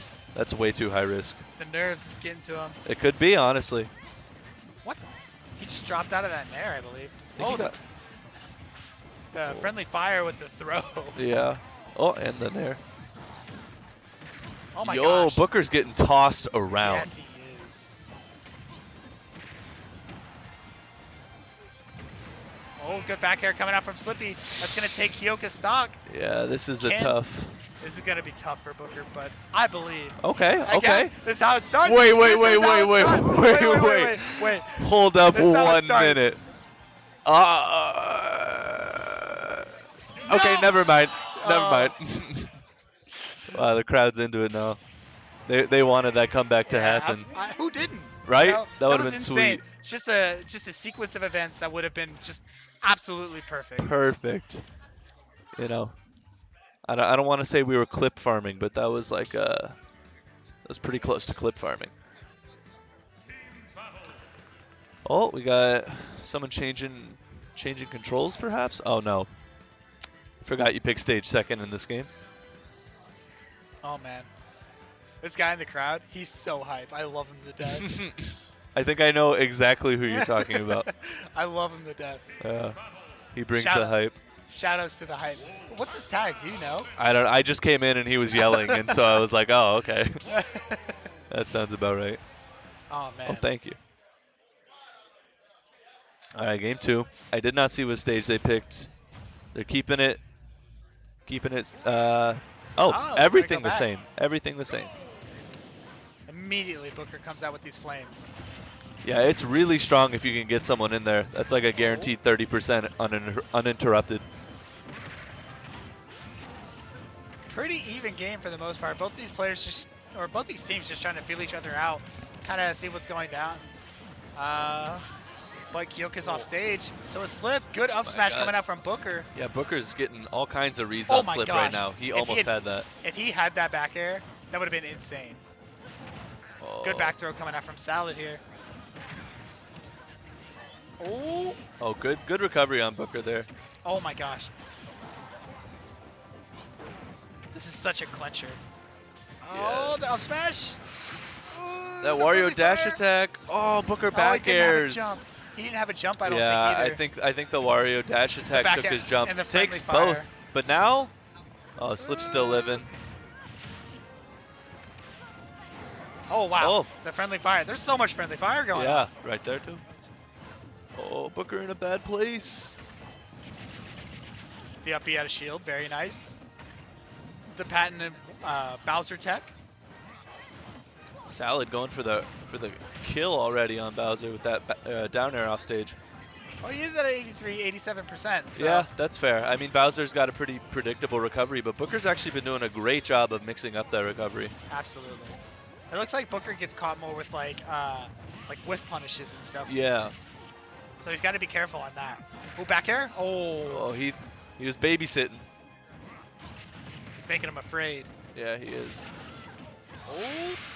Oh, I thought we were gonna see an up air from Salad right there to take Booker's stock. Side B. Oh. He's got. Oh my gosh. How? Oh, and he dies for it. Oh man. He had it in the bag. He's trying hard to get these down Bs. Yeah, he really wants one. Yeah, I've seen it like 3 or 4 times now. The Nair's Oh, coming but he's out. he's in the washing machine right now. Yo, Oh, he just barely missed it. That would have been huge. Can you imagine? That would have been so huge. Yeah, that would have been Salad stock in a 3-stock 2v1. But Kyoka still has the stop. Yeah, he's hanging on, and that's huge for them right now. He's doing a really good job at avoiding both these players. But now everyone's down to their last stock. Yes. Oh, he's man. fishing. Oh, good awareness. Oh, I think Booker got afraid. Yeah, He definitely had that it, side B. you know, in that situation after you've already SD'd from like trying to back air off stage, it's just you don't want to risk it. Oh my gosh, he used the iframes from the grab to get past that up smash. Oh, and then the exploding flame saved Oh my him. god, the down air. That would have been was so dirty. close. That would have been so dirty.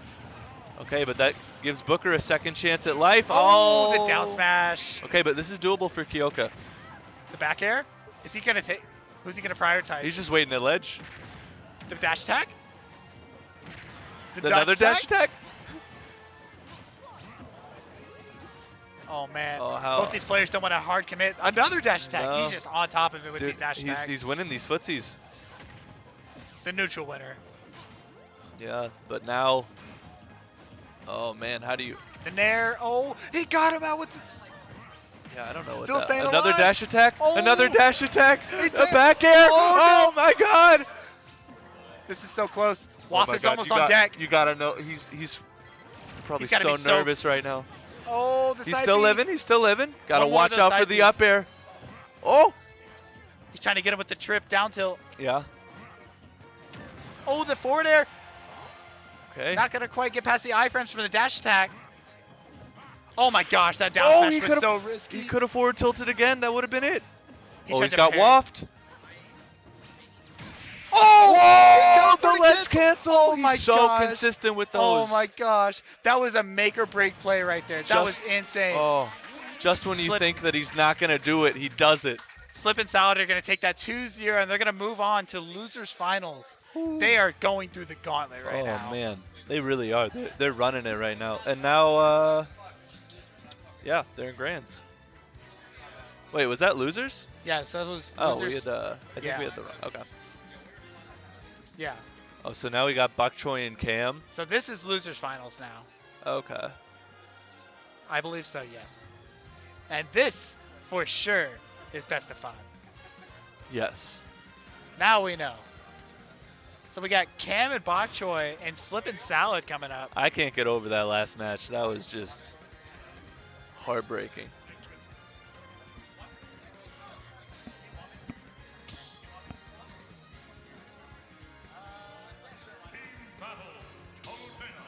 All right, so I'm going to hop off of commentary. Subbing out. The Peoria homie, Whiff King, is going to come up and commentate. Oh, I get It's gonna be a commentate with great- Whiff. It's going to be a great losers finals. and grand finals. Hell yeah. I hope you guys have a good one. Don't forget to follow your boy on Twitter, and don't forget to follow Chris on Twitter at Caribou. At Chris McCombs. Ah, gotcha. Yeah. All right. Thank you guys so much. Thank you, Jag. All right, looks like we'll be starting here. We've got Whiff coming on commentary right now, but I'm going to get us started here while he's getting over. So we've got Bok Choy and Cam, both GRV players versus Slip and Salad, who we just saw in the previous round take out Booker and Kyoka in a very intense match. Every game or every set that we've seen from Slip and Salad has been real tight, and I assume that this one will be no different. But they know how to get the win. And I've got Whiff joining me now for this losers finals best of 5 set. Cam's got Slip off stage here. I think you're muted right now. I don't know how to unmute you.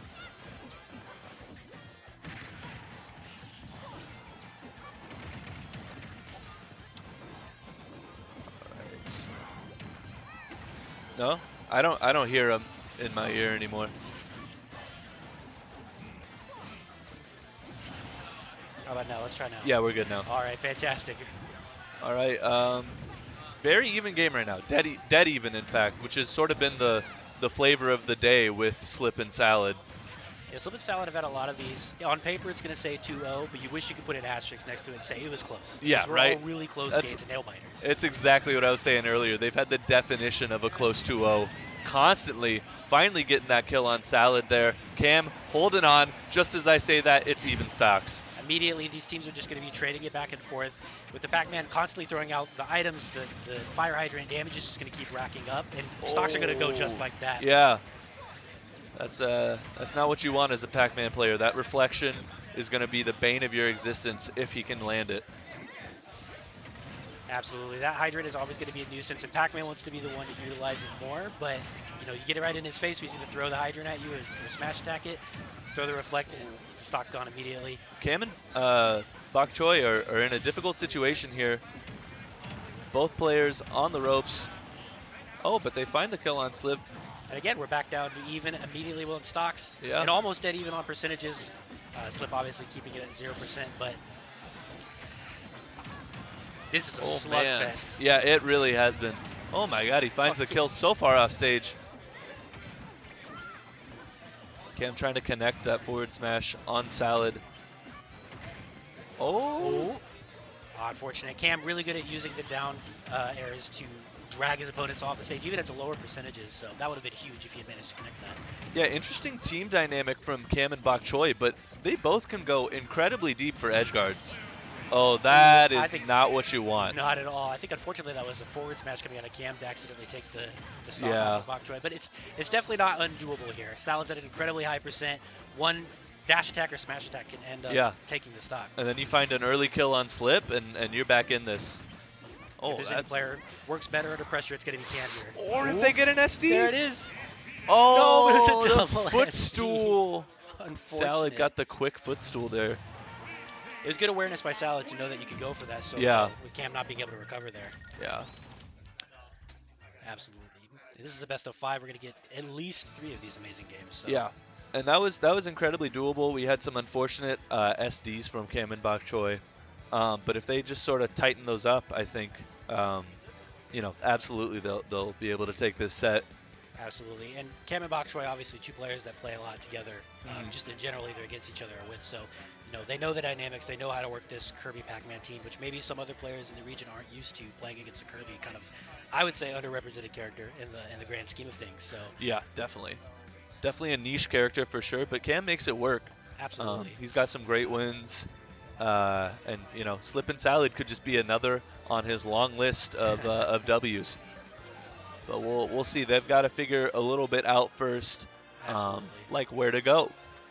Where do you want to take Palutena and Wolf? That's a tough, because both those characters, they don't have a ton of cut and dry bad stages. Exactly.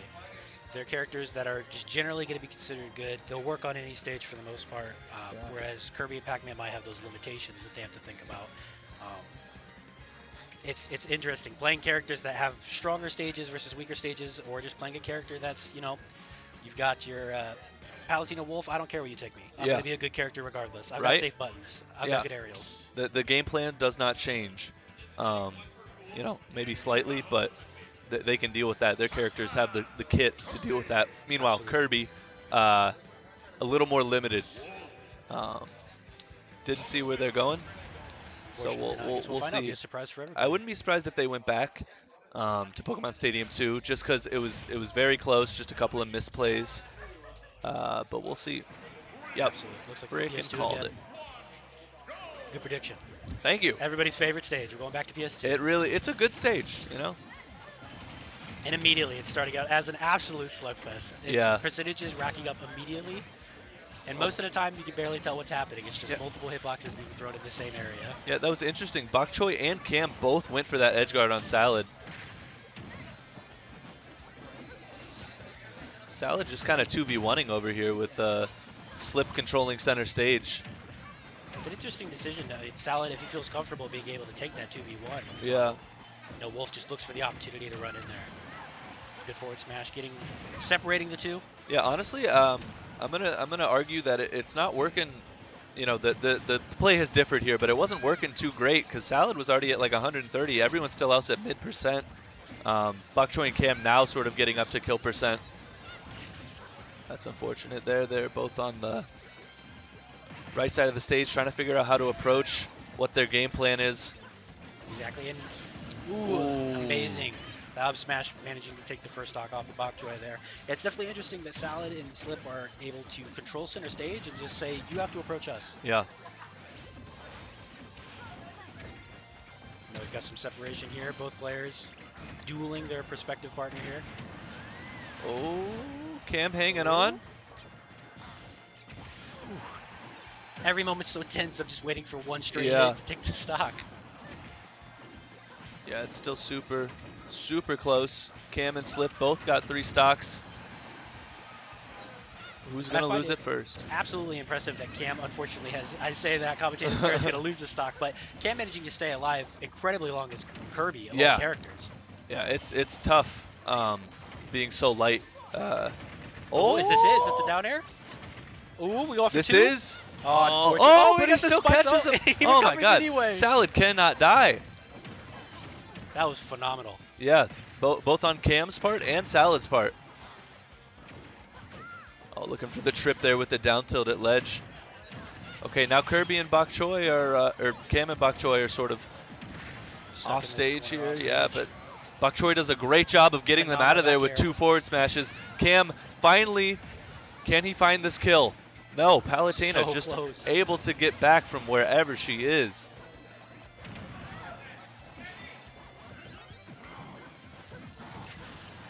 Okay. At least 2 people have been off stage for the last 30 seconds of this match. They're definitely playing a heavy... the hydrant push Slip off stage.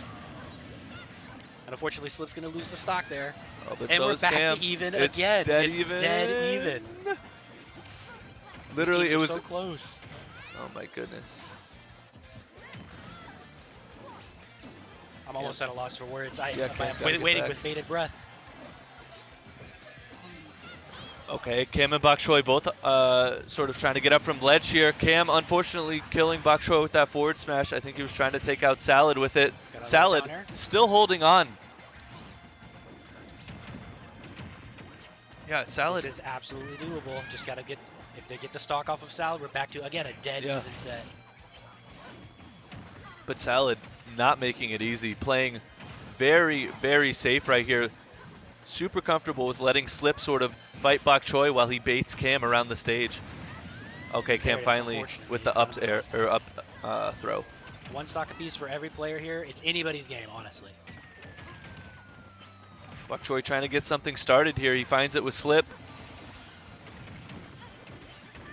Okay, they're doing a cool. Yeah, they need center stage now. Cam and Bok Choy are doing a great job each of deciding who's going to. Unfortunately, that is going to kill Cam. That was a. That was an unfortunate team kill. Interesting F smash. He just sort of he made like a Beyblade. All right, he ripped it just as Salad ripped it there. Oh my goodness. And that's the second forward throw to up smash we've seen. They're consistent on that. When they've got it, they've got it. All right. Quick 2-0. I wasn't even going to say it's quick 2. Honestly, both of these games have been incredibly close. Yeah. One throw or smash attack in the other direction swings at 100%. That's true. And Conman could have immediately taken that back. So They still have a chance, though. it's very possible. Yep. It is best of 5, so you know, if they're able to get that one tweak, you know, that they need, figure it out, you know, find the kill a little bit earlier, this could be their set. Absolutely. I think they're both doing a fantastic job of deciding who's going to be the aggressor while the other stands back and protects. Usually, you know, Pac-Man sitting behind the hydrant, charging his whatever item he's needing for the combo. Cam's doing a great job of zoning out the Palu and the Wolf to make sure that when Bok Choy's ready to go on the aggression, he's got what he needs. Yeah, honestly, Cam is doing probably as good a job as you can do stock tanking with Kirby. Absolutely. You know, like he's been sort of the last one to die along with Salad. And I think it really boils down to which one of those characters can you take out quicker? You know, can you take out the Kirby or the Palu? Oh, and they're going to a newer stage here that's legal in the GRV and in Iowa, I guess, Northern Cave. Yeah, Northern Cave replacing Kalos in the most recent rule set. Very similar stage setup, but obviously we're not going to have the walls going all the way down into the lower last zone. Yeah. But the platform is essentially being in the same position, so we'll see. I'm interested to see why maybe they think that this is a better stage for the two of them. So yeah, and Cam finding Bok Choy finding an early kill there on Slip. Okay, Bok Choy going after Kirby Cam. And Slip already losing 2 stocks incredibly quickly. Yeah, Bok Choy should live here. And Salad taking that stock too. This is looking great for Bok Choy and Cam. Phenomenal. I don't know what they turned on, but hope they can keep it for the rest of the game. Could have been stage. Could have been. You know?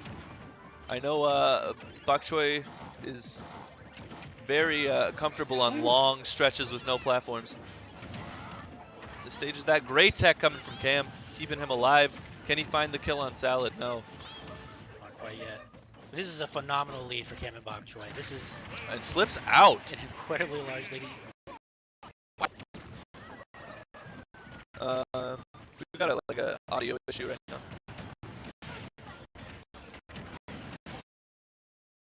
Okay, Bok Choy will finally die. Salad already on his last stock at kill percent though, and Slip taking one of Salad's stocks. Well, this is definitely not an impossible comeback to make for Salad. Slip is definitely going to be one where it's an uphill battle, and every percentage that Conman and Bok Choy manage to tack on, it's going to mean a lot. Trades are fantastic right now. Yeah, that's the classic setup. Listen, I don't want to count Slip out, but I'm counting Slip out. It'll be the hero's story. Yeah, prove me wrong, Slip. I'm interested to see if Slip does it. I shouldn't have spoken. I cursed it. It was all your fault, Whiff. I'll take the blame on that. That's one. why. I'll PayPal you later. I'm sorry. That's on me. I mean, okay, we can maybe just call that one just like a bit of a wash, and we'll get back on the horse. It was the fun set. It was the fun game. Yeah. We're getting it out of the way. I mean, Cam and Bok Choy, that was dominant. That was. Like incredible. that is a testament to, while those first 2 games might not have gone in their favor, they can just do it. They can just do it to them. Cam and Bok Choy are 2 players that I know work incredibly well under pressure. They're not going to crack. You put them in a down 0-2 in a best of 5, they're ready. It may as well be game 1 to them. They're ready. It doesn't matter. That's exactly what we saw here. You know, I think they lost 1 stock that game. I think it was 1. That's impressive. They took, I believe, 3 stocks in the first maybe 2 minutes. I don't know how many teams here could face off against Slip and Salad and only lose 1 stock. I'm gonna say not many. Yeah, I mean, they made it this far. I'm gonna say not many. Yeah, I would agree. All right, so we'll see what this game 4 holds. Yeah, right. That's a huge win. Absolutely. So now we'll sort of see if Slip and Salad can fight back and say, hey, no, you know, that was a fluke. No, we're not doing it. Yeah. Smashville, the stage. You know, all these players are gonna know this stage. It's basically the second go-to. So. Yeah. I think this stage is heavily in favor of Slip and Salad, only because Bok Choy does not have the room that he really thrives Unfortunate. to do his sort of shenanigans. Exactly. And you know, a secondary risk that's going to come out of these smaller stages is that these smash attacks that are coming out of Bok Choy or Cam, Yeah. really risky if it's going to hit your partner because Yeah. Cam's so light. And they take up like an eighth of the stage or whatever. And with 4 people on the screen, you're bound to hit your partner at some point.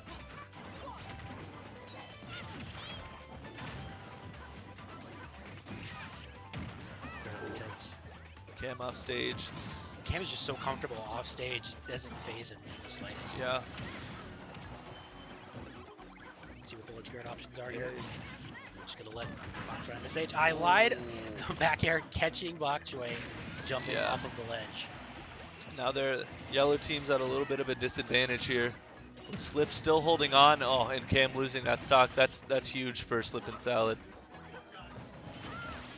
Yeah, it's absolutely massive. Definitely, you know, Slip and Salad brushing off that last game coming in strong, saying we're going to keep the momentum we had before. We're not going to let that phase us. And they're doing a phenomenal job of controlling the stage.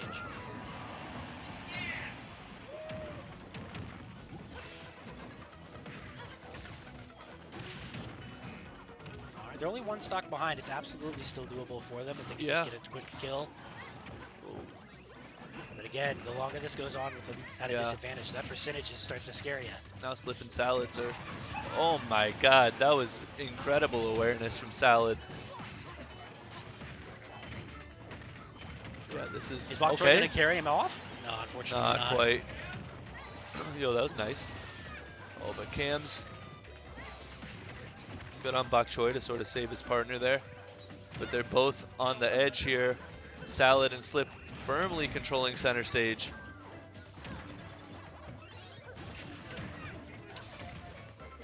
Yeah, this is intense. This is scary. This is getting away from them, I think.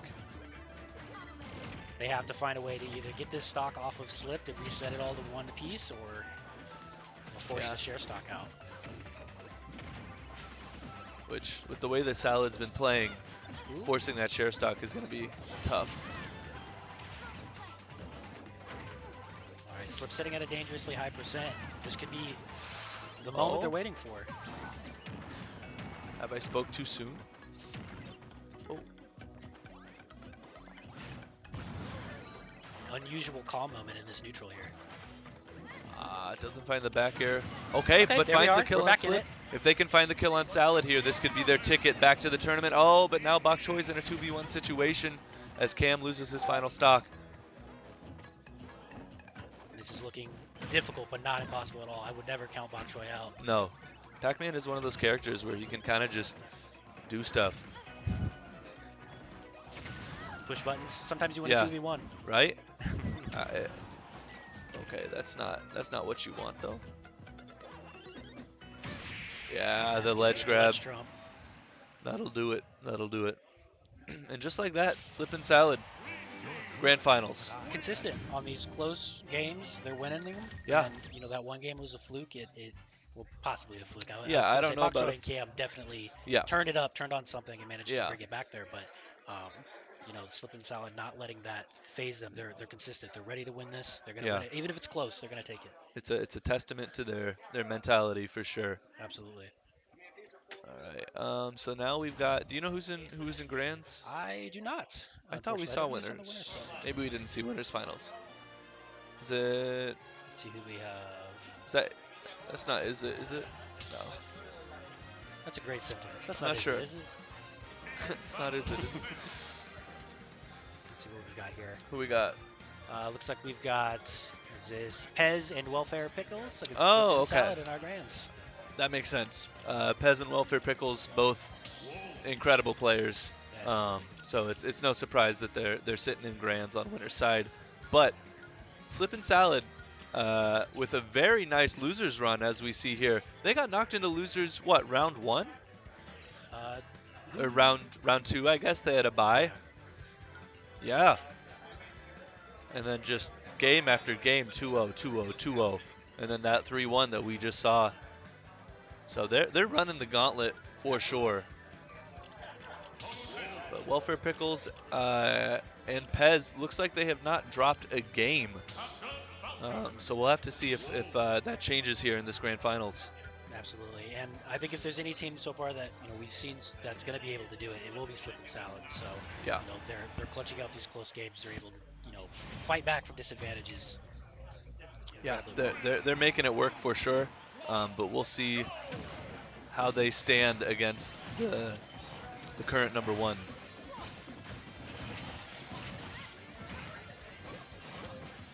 So the beginnings of these games are all out. Dude, it's always chaos. It's so hard. Eventually it shakes out, everybody's at 50 to 60%, and then we can Yeah. actually see what's happening. But until Right. then, It's so hard to commentate. That's why I prefer singles. But we got some great doubles here at Honeypot. absolutely. For the people who were able to focus on our play, Gets the the follow. awareness. These are the things that you can tell players who are playing together for a while. They're just up smash on get Okay, up. a bit of a net zero trade there, as Salad kills both his partner and Pez. Maybe that's a trade they're willing to take. Yeah. Salad's been so consistent on being able to stock tank, keep these stocks.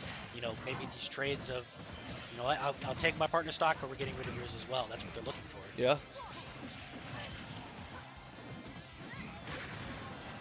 Okay, Salad and I don't want. Okay, I was gonna say they have a lead. Now they have a little bit of a lead. But man, Pez and Welfare Pickles are really doing a good job of cleaning up these stocks. They just need to find Salad's first one.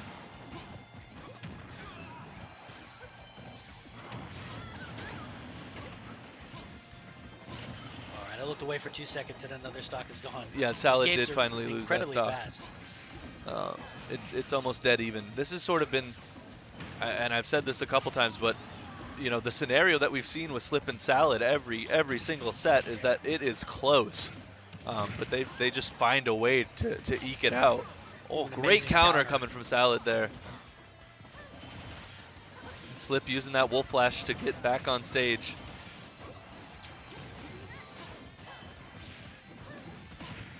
Slip and Salad. It seems like the strategy right now is just get somebody off stage and overwhelm them, Yeah. keep them from getting back. And it's working incredibly well so far. I mean, yeah. Unfortunate SD, early SD from Pez there. All right, And so this Salad is- now have a 2-stock lead, which is a position where we've seen them before. They're in the lead. They usually don't drop it. We'll see. That's it's true. Definitely not possible. Although they are both at kill percent and they're both off stage here. So if they're gonna lose their stocks, now would be the time. That'll be Salad, it. unfortunately, taking out his partner with that nair.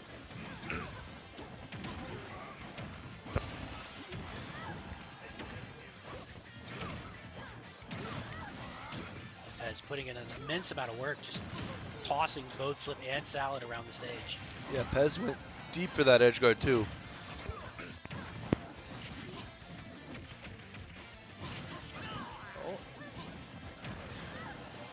Salad consistently, again, managing to keep himself alive, even at 163% against Captain Falcon and Wolf of all characters.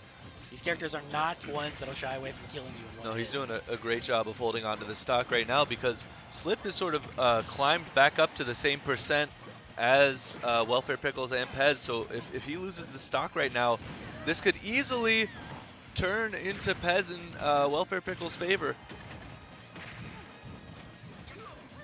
They've done a great job of battling this back, although now with that kill on Welfare Pickles, it makes it infinitely harder for Pez. Okay, this is exactly what he wanted. This is what he needs. This is where the comeback begins. I wouldn't even call it a comeback. It's just staying out of a 2v1 situation is always going to be more beneficial. I mean, it's definitely been a huge comeback for Pez and Welfare Pickles. They were down 2 whole stocks. And now, with this combo, he's evening it up. Little Salad crack. These up smashes. Okay. What's the option? What's What are he we gonna see? do? He's got to play it safe. These risky options. So this isn't a time you can be taking those risks. Okay, yeah, he's got to slow it down here. Pez has been sort of running a train. there's that ledge cancel that we've seen work too many times. Pez isn't gonna fall for it. Yeah, he Is that gonna take it? Ooh, the DI is phenomenal. so coming out of close. Oh my goodness. Pez. Oh, There it is. yes. There it is. Wow. Salad, just keeping us on the edge of our seats, but Putting on a show. Keeping it putting exciting. on a show. He's got to make it close. And that's the first game that we've seen this tournament taken off of Pez and Welfare Pickles.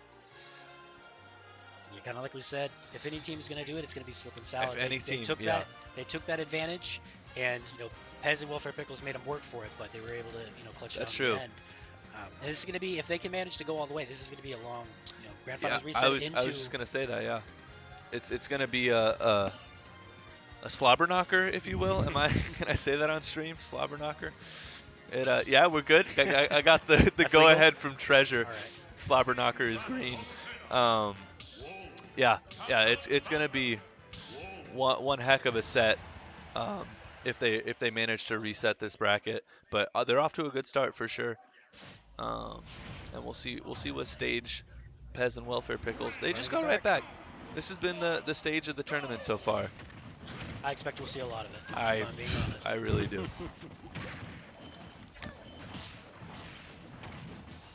All right, and I'm going to go ahead and say this has been a lot, comparatively speaking, calm compared to what we've seen in the first game.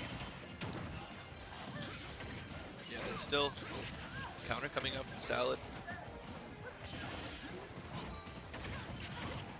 Yeah, Salad already at pretty high percent, and it continues to grow. He could be getting he could be losing the stock here. Oh, but he finds the early down air on Pez. Salad saying, hey, I'm at high percent, but you're down a whole stock, so I don't know. You told me who's at a disadvantage. Yeah, Salad basically turning what was seeming like a growing disadvantage on its head immediately. We're right back to an even game. Okay, yeah. I spoke too soon. Yep. Yeah, Welfare Pickles hanging on to this first stock, keeping his team in the lead.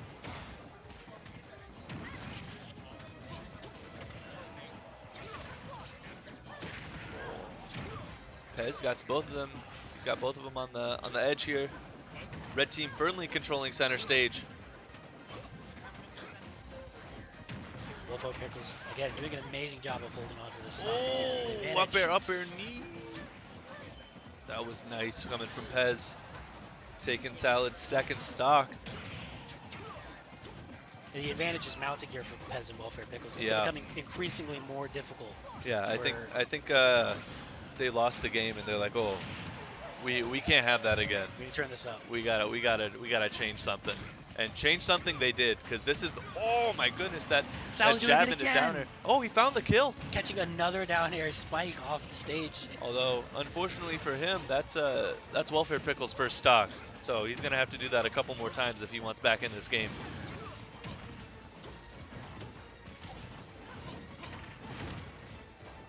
Okay, Pez looking for this kill on Slip. Yeah, this is Pez and Welfare Pickles have definitely said, we're going to control the stage, and we're going to smother you until you're not coming back. right. Just like that. Their pressure has been so clean this game. Oh, he's high wolf flashed a few too many times this game, and Pez does a great job of recognizing that. There it is again. That's going to make the recovery on that wolf flash. Unfortunately, going to be too much. Yeah. Down smash taking it. An incredibly dominant game there from Pez and Welfare Pickles. Very. They definitely managed to turn it around and say, we're not going to let you get in control. We're going to take the advantage. We're going to take the initiative. Yeah. You're going to come to us, and when you're off stage, we're not letting you back. Yeah, they were not. I mean, Welfare Pickle or Salad was able to find an early kill on Pez at the start there, but it just wasn't enough. Absolutely. You know, Pez did a great job of bouncing back from that, saying, hey, that's not going to affect my mentality. And I don't think he lost that second stock. I don't believe he did. I believe it was still 2 stocks for Captain Falcon at the end there. So Pez definitely doing a great job of saying, you know, I tried to ledge guard you once, and maybe I got a little sloppy, a little risky with it. Yeah. It's not gonna happen again. Tightened it up. All right, but we're going into game 2 here. I believe Can went we to go 10 back now. to Pokemon Stadium? I don't think we. Absolutely, there's no DSR here. Oh yeah. No DSR. But doesn't Opting matter for the because we're larger on Town and stage. City. Yeah, I like this better for Slip and Salad. I think they need to slow it down. Absolutely. They just got sort of steamrolled that game. And so playing a slow, more thought out game, I think is their key right now. Yeah, a team of Captain Falcon Wolf is a team that's going to be looking to play off of momentum. They're going to want to get in control early, and they're just going to want to make it so you're making rushed, unsafe decisions constantly, and they're going to punish you for it. So if they can manage to get that distance, kind of slow it down a little, they're definitely going to be able to play their game more than we've seen throughout this tournament. Exactly. But right now it is dead even. We'll just have to see who can get this first stock. Stamps with great recognition there that Salad was coming his way. Finds the back air. That was phenomenal recognition of an opportunity that he was not going to let go. And that could be, Oh, okay. unfortunately, having to save Salad in order to save his own Salad life. was there. It was dead there for a second, but it was necessary.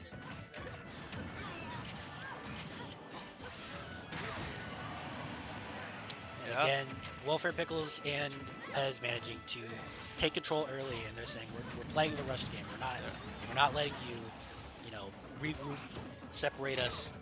We're smothering you. They're off to a strong start for sure. Salad already close to losing his second stock.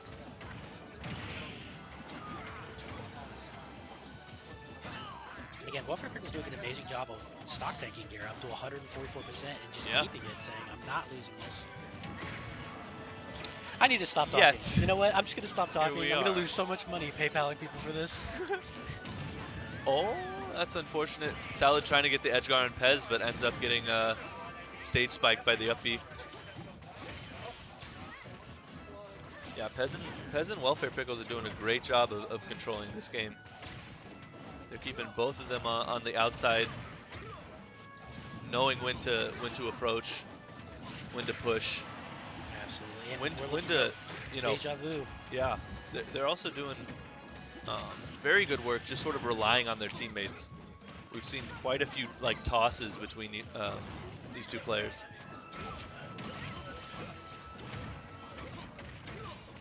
Oh, can Pez find this? No, he dies for looking for that kill.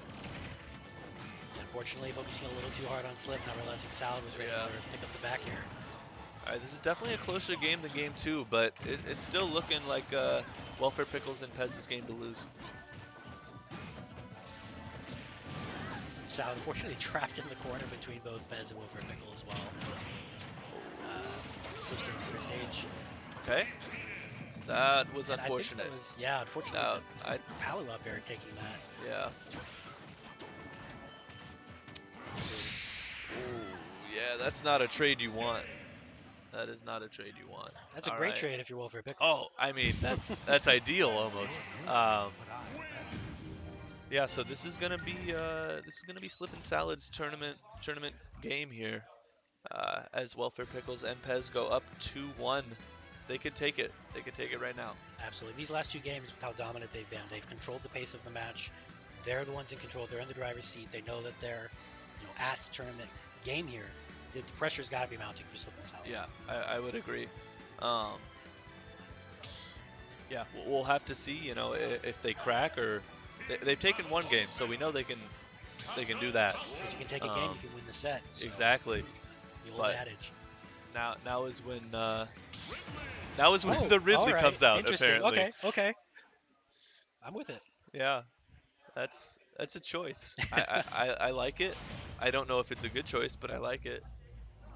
I feel like Ridley's gonna get run over by Wolf and Sea Falcon, but maybe there's something we don't know. Well, I can guarantee you there's something I don't know about this character. Oh yeah, I'm right there with you.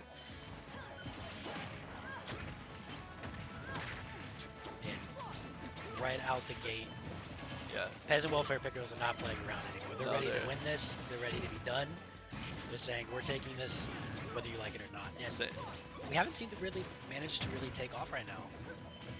No, he's not done a ton this game, but I mean, it's a very different character pick than Wolf. Whereas you're sort of picking and choosing, you know, your hits and your entrances, as opposed to Wolf, where you're just playing heavy neutral and trying to get in and out.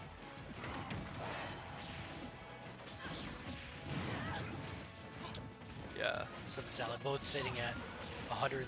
They're both trying to hang on here, but that knee is not what you want, especially from your heavy. You want him living longer.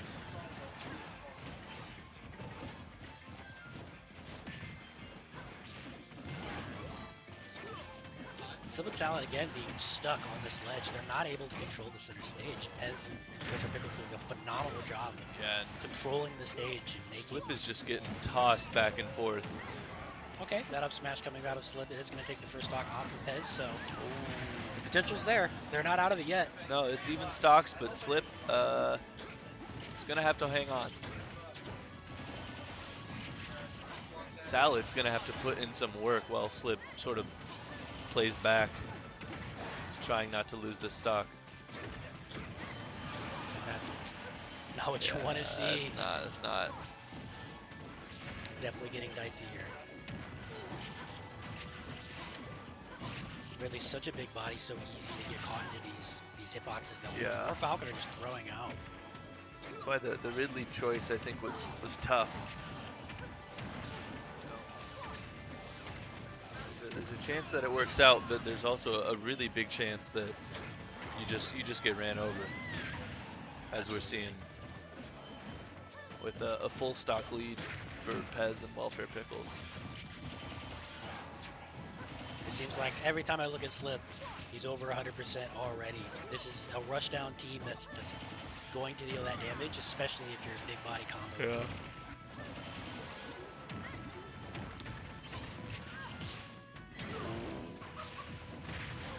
Okay. It's going to be unfortunate. Not an impossible mountain to climb, but oh, that's unfortunate. He knew that he was sort of screwed. Whatever happened there. okay, all right. Finds a 2-frame. A breath of life here.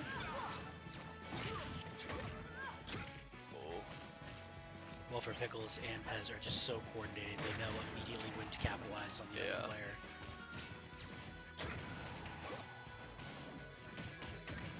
Yes, I mean, Salad has nowhere to go here.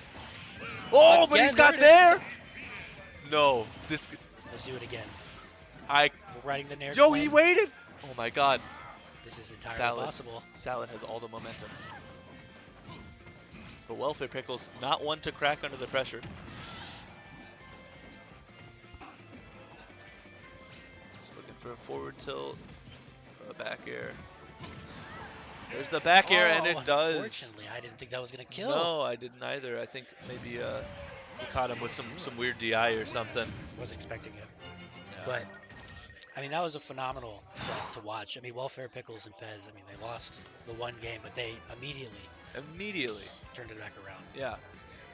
That was, and you know, Slip and Salad, they ran the gauntlet in losers for sure. Fantastic showing from them. Absolutely. They Second just place. couldn't quite eke it out there in the end. But they do hold the honor of being the only team to take a game from Pez and Welfare Pickles. Absolutely. It's nothing to scoff at. You know, second place, especially when you're running from losers round one all the way to grand finals. That's commitment. That's endurance. You know, there was a lot of stress and a lot of pressure probably every set. They were so close. Nail biters could have lost they were at any so point, close. but they clutched every single one of them. Took that game off of Welfare Pickles and Pez, so congratulations to them. Yeah, and we're probably going to be taking like a quick break here. Yep, as we get singles started. So we'll get into that. Thank you so much for watching Honeypot here in we're in Davenport, right? Davenport, Quad Cities. I don't know. I just punched it into my GPS and we're here. But yeah, Honeypot and Davenport. Shout out to the Currents. Shout out to St. Ambrose for throwing this together. Yeah, we'll be back with more Smash, so stick around. Stick around.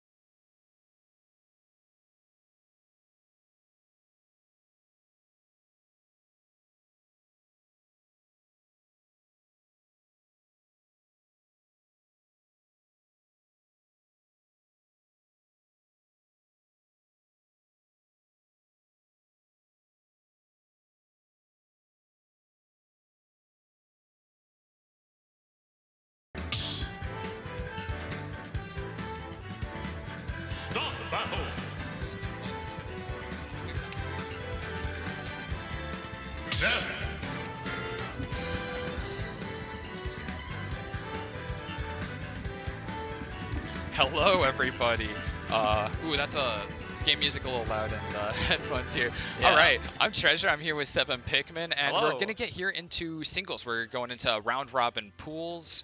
Awaiting the details of it fully here for just a moment, but it's pretty exciting to get here into singles and smash beyond doubles. We had some great time with the doubles matches that we did see on stream. it was though. really good. There's some intense moments there. What are you thinking, Seven Pikmin? You're going to be a competitor here in singles. So, do you have any fears, any hopeful matches that you're looking forward to? I think you're a first seed as well, actually. Yeah, I for was your gonna pool. say probably keeping up to that seed, and Yeah. I did get 2 DQs though, so It makes it a little bit easier to keep to your seed there. yeah, there is. It's pool 4. Yeah. All right. I think we got this match here just about ready to go, waiting on that confirmation. But some additional introductions here. This is, of course, Honeypot. We're at the current. This is a pretty posh hotel that we're getting It to is. stay No at kidding. here. We've got a great venue around here. I'd love to give you guys a little look around. But definitely check out on social media, seeing what people are like posting about being here, because it's a real riot. I was gonna say this hotel is like a maze. It is a little bit. I can't. They've find my way got around. all these like art emplacements all around. It's like an art gallery. They've got like a self-guided tour even. You can just Literally, walk yeah. around. My favorite thing I've seen so far is just a big statue of a cow. That's the best thing. Is players good? Awesome. Okay, we should be all good to go and heading on into the gameplay here. All right, Gorgon said and Fox. Epoch. Well, this here is an interesting matchup, actually. Those lasers that Fox has are always great for throwing on some additional DPS, but Ness likes to eat on those for healing. Both of them can interact quite a lot off stage, so there's going to be a lot of that you're going to see. Fox definitely will do his best to stop Ness from getting back, since he's got a little bit of a hard recovery to come from, and that's going to be even harder. Yeah, I know. Say Fox actually could do something off stage in this matchup. Yeah, so he doesn't get too many of them. He's got a few options. Oh, and the homie stuck. Oh, wait. Oh, and There must be some sort of okay. technical I difficulties. see. Well, that's a little less sad. I'm not gonna have to be mournful for that first stock from Epoch. So that's a button check there. Just make sure everything's functioning. I imagine we'll probably check real quick to make sure everything's fully functioning on their controls. But I mean, again, with that matchup, it is an interesting one. Both of them pretty combo heavy and are definitely going to do a lot to juggle the other player. So with both of them having some limited disadvantage state options, it might be a little bit brutal once one player gets in on the other. Let's see. And I think Epoch, I think he's changed his Tag from tag since the Pocky. last time I seen him. Yeah, he's a Davenport local.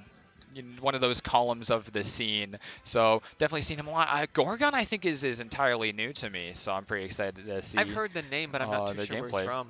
Yeah, He's been around at a couple I've been to. cool.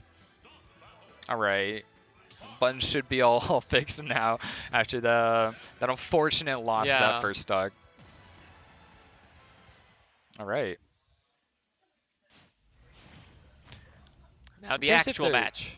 Yeah, that was our appetizer here before we get to the main course. And it is on Battlefield as well. That's an additional interesting thing to just take into account, because, I mean, I guess both of them are going to like it. Not super looking for Pokemon Stadium 2, but it's a double-edged sword. Those platforms can be really good for landing. That is true. You mentioned juggling earlier.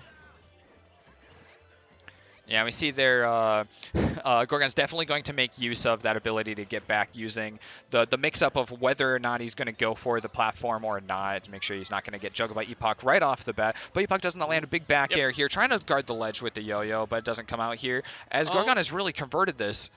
He just missed the stock there. He almost had the up air, though. Ooh. the second side B is what Epoch really wants there in order to keep them in Gorgon in there. place just quite long enough to get that grab. It's not going to kill at mid stage from a back throw. He's But, really light though. whew, yeah. Just a little more damage was all it took. Yep. Oh There no. goes the up smash. The classic run up smash. Definitely a good way for any character to get that stock, especially with the iframe still up. But Fox is one renowned for that. Ooh, nice I was call liking outs. those combos. Ooh, multi-hit jab's just not gonna help Epoch out here. Oh, but he Oh. almost got that conversion with that forward air off stage. Epoch's gonna need to watch out for an up smash here.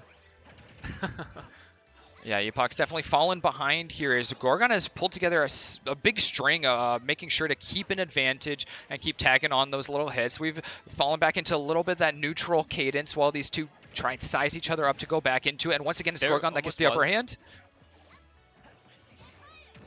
Oh, back air. Right. So Well, now- Epoch's definitely got some ground to gain here. That Yeah, was I a was gonna say, big stock what's he for gonna do? Gorgon. He's got to do something now. He's got to make it up. Ooh, Gorgon is ahead, and they know it. They're making sure to keep outside of Epoch's range, try and force Epoch into using some projectile options, but they're still going to get hit by the down or by that throw, and finally lose out on the advantage they had there. I'm liking Gorgon's recovery because he knows that the yo-yo is gonna kill him, so he just keeps going high. Yeah, and Epoch is definitely telegraphing the yo-yo each time that Gorgon's off stage. Mm-hmm. Luckily for Epoch, Gorgon hasn't done anything to try and stop him from getting back to stage. There's some times where we could have seen like an air dodge to get back to ledge. It's a little bit safer. But Gorgon is really just winning on these neutral exchanges, I think.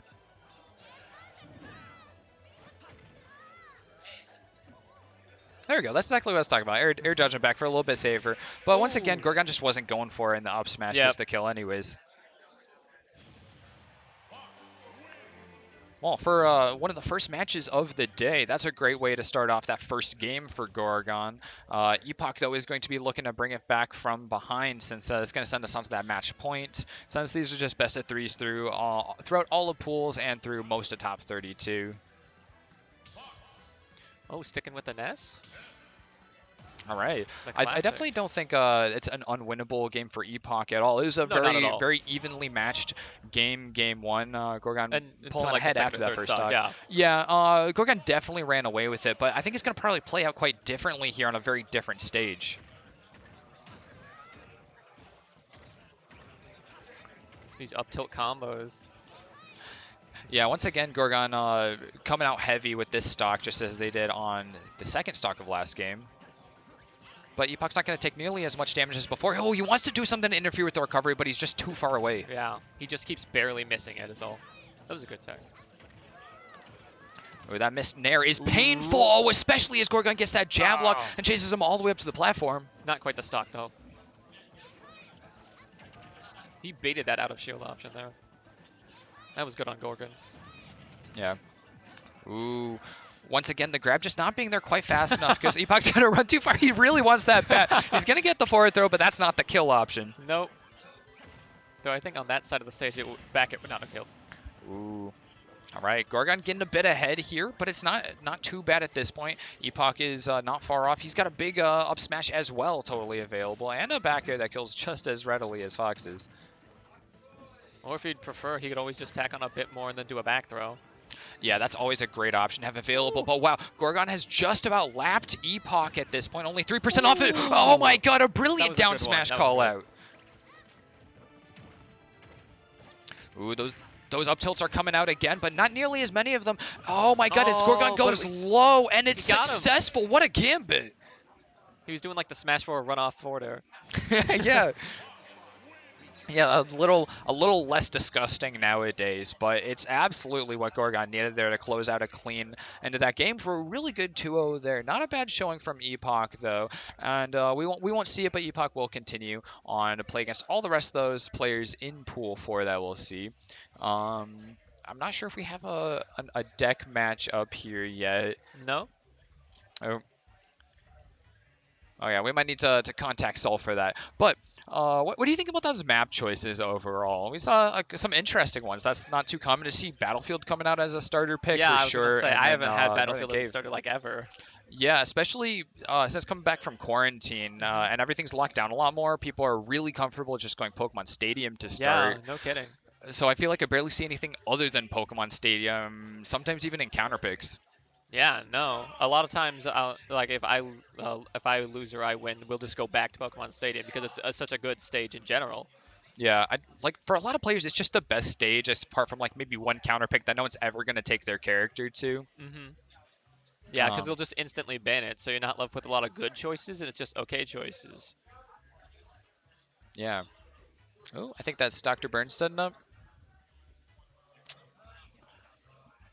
All right. Okay, that's fine. All right.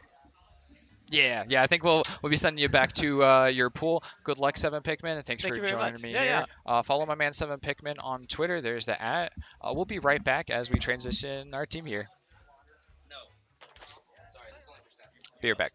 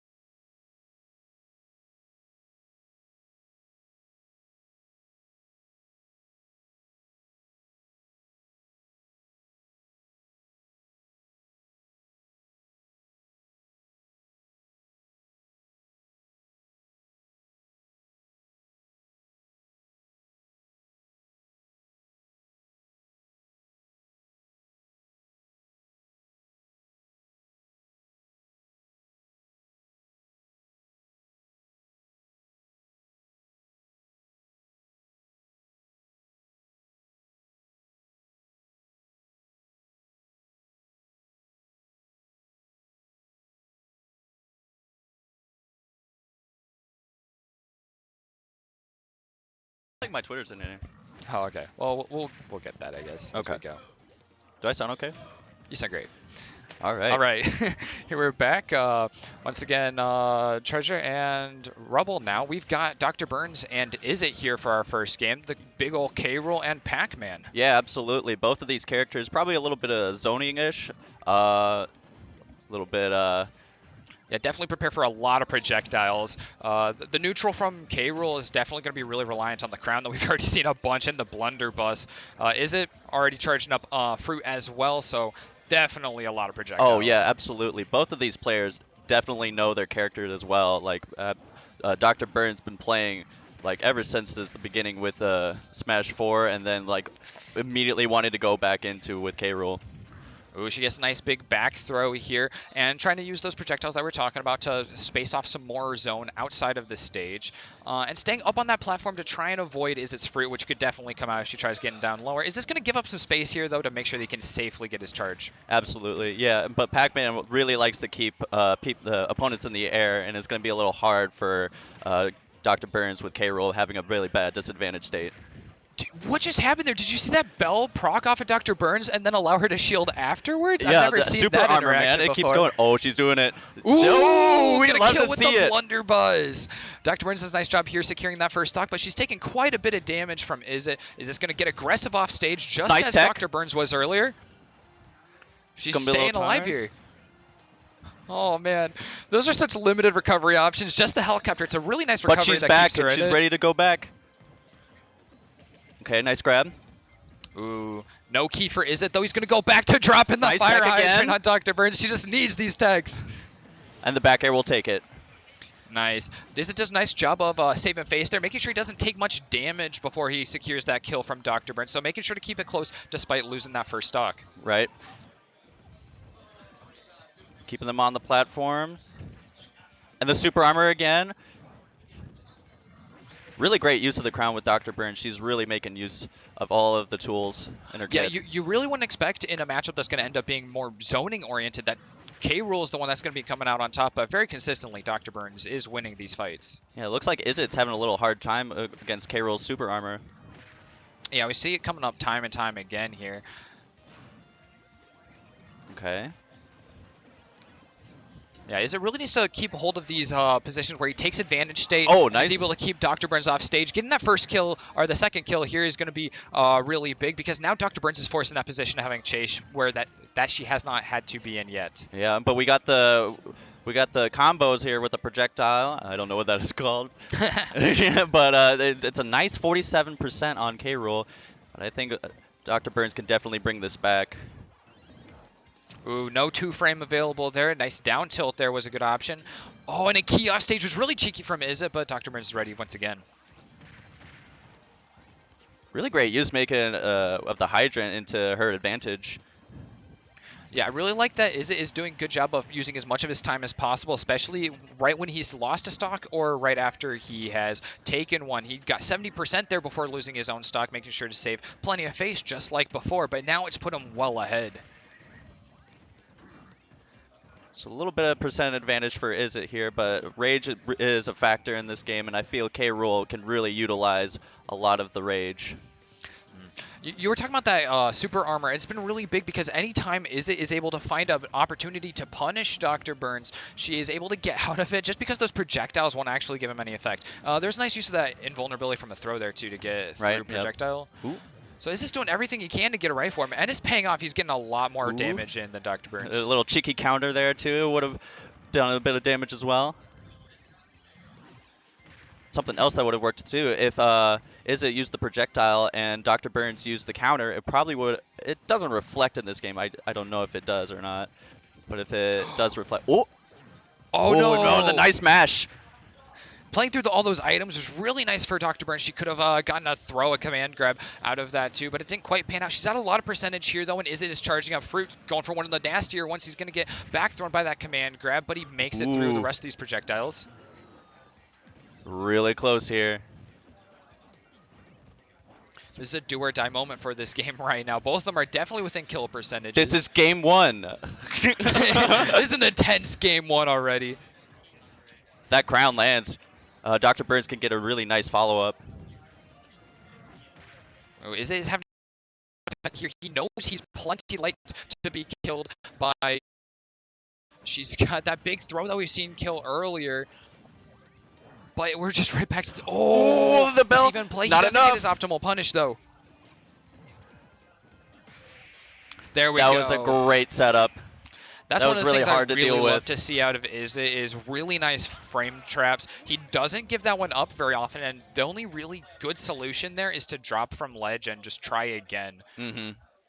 Yeah, even if you jumped from that, you would still be hit from the bell, and with K. Rool's big hitbox, it would have been really tough to be able to get any out of that situation. Yeah, for sure. I'm curious to see if Dr. Burns actually stays with the K Rool here.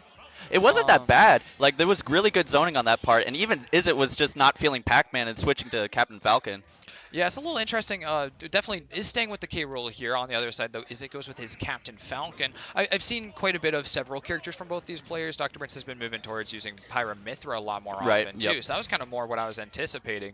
But these two characters on Lilat, Dr. Burns has prides herself on being one of few players. They really will choose to go here. Not me, that's for sure. Yeah, but it might be a little bit of a problem here because Izzet's captain really schmoves, and this is a small map to be stuck right up next to him on. It's going to be hard to zone him out. Yeah, I have not seen Izzet's Falcon, but it's a Falcon. Yeah, it's pretty scary. Ooh, and definitely being big is going to be a big detriment. Ooh, that's cheeky going I like for the attempt. that down B, but it's not going to pay off here. But he doesn't lose anything for it either, just because Dr. Burns doesn't have much aerial move speed. Oh my god, the command grab out of those up airs, and Dr. Burns is having a hard time getting a word in edgewise. The back air could have been really big, but she's just not going to land the hitbox that she needs. Yeah, this is really tough. K-Roll is going to have a hard time keeping like really fast opponents off of them. Ooh, a nice call out there. Is And a going to nice get an up up smash, smash. but it doesn't kill. Ooh, going for those zoning options could be deadly, but Izzet doesn't manage to fully capitalize on that. He's going low. This time for a Nair, he doesn't hit with the hitbox that he wants here. Oh, but the dash attack will take it. Nice. Dr. Burns is throwing out plenty of kill-worthy hitboxes there, and one of them finally lands. She's so behind right now, though. Yeah, the back air. Back air is a really good kill throw for Falcon at that percent. Yeah, Izzet has been killing very quickly. He's going to get that grab out of his down air, which allows him to keep chasing despite Dr. Burns finally landing. She's up on top of a platform. Dr. Burns is having a lot of trouble with the pressure that Captain Falcon gives. It's going to be really tough to make this work. Yeah, as a heavy, she's just going to have to play from behind. It is possible here to get some stocks really quickly, but without touching Izzet on this stock, it's going to get harder and harder for sure, especially with extra percent, making it harder to get back into a neutral state. You can see that Izzet's afraid to go off stage against Dr. Burns as well, because Dr. Burns has many options to be able to snuff Falcon's approach off stage. And right as you say that, she gets that spike through the stage. That's a bit of a benefit of these very thin bottoms to this stage. But Dr. Burns taking a moment here to recoup on the ledge and trying to decide how to approach this, because, oh my god, anything like that knee could just kill out of nowhere. Ooh, making it back. Yeah, just needs to play a little safe, needs to understand the approaches that Izzet's given off.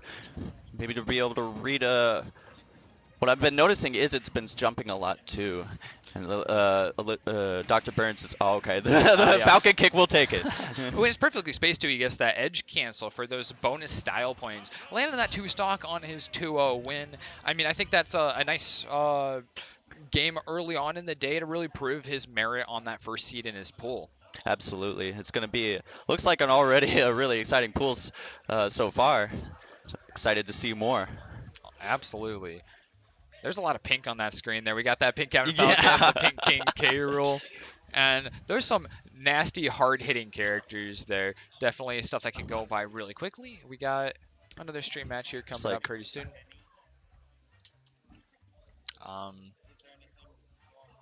That's going to be on your side. Oh, right. Man. It's my man, Richard. All right. Richard, and who is it? All right. Well, we'll have it in a second. Fair enough, fair enough.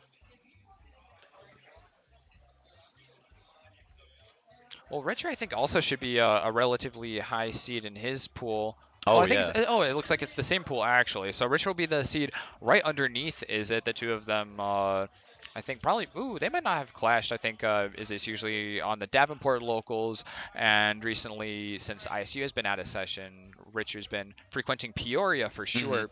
So I've gotten to see both of them quite a bit. I'm interested to see how they actually stack up. I'm not sure if that match has played out yet, but that's definitely one to check out the bracket for. Right, I only know Richard as the Peach, really good Peach player, but also a secondary Palutena, so. Yeah, it's terrifying to have a Peach that really knows what they're doing coming at you. He really coming through with the arthritic hands. Yeah, it'll do that to you. He'll get you.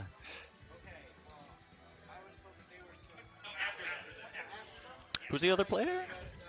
I am still unsure. Okay. Unfortunately, I can't recognize everyone in the venue. I would love if that were the if case. we knew everybody. That 200 IQ, just know everybody would really convenience things. But we're working on that. We'll have some more information right after this game too, since we'll get to see them play it out.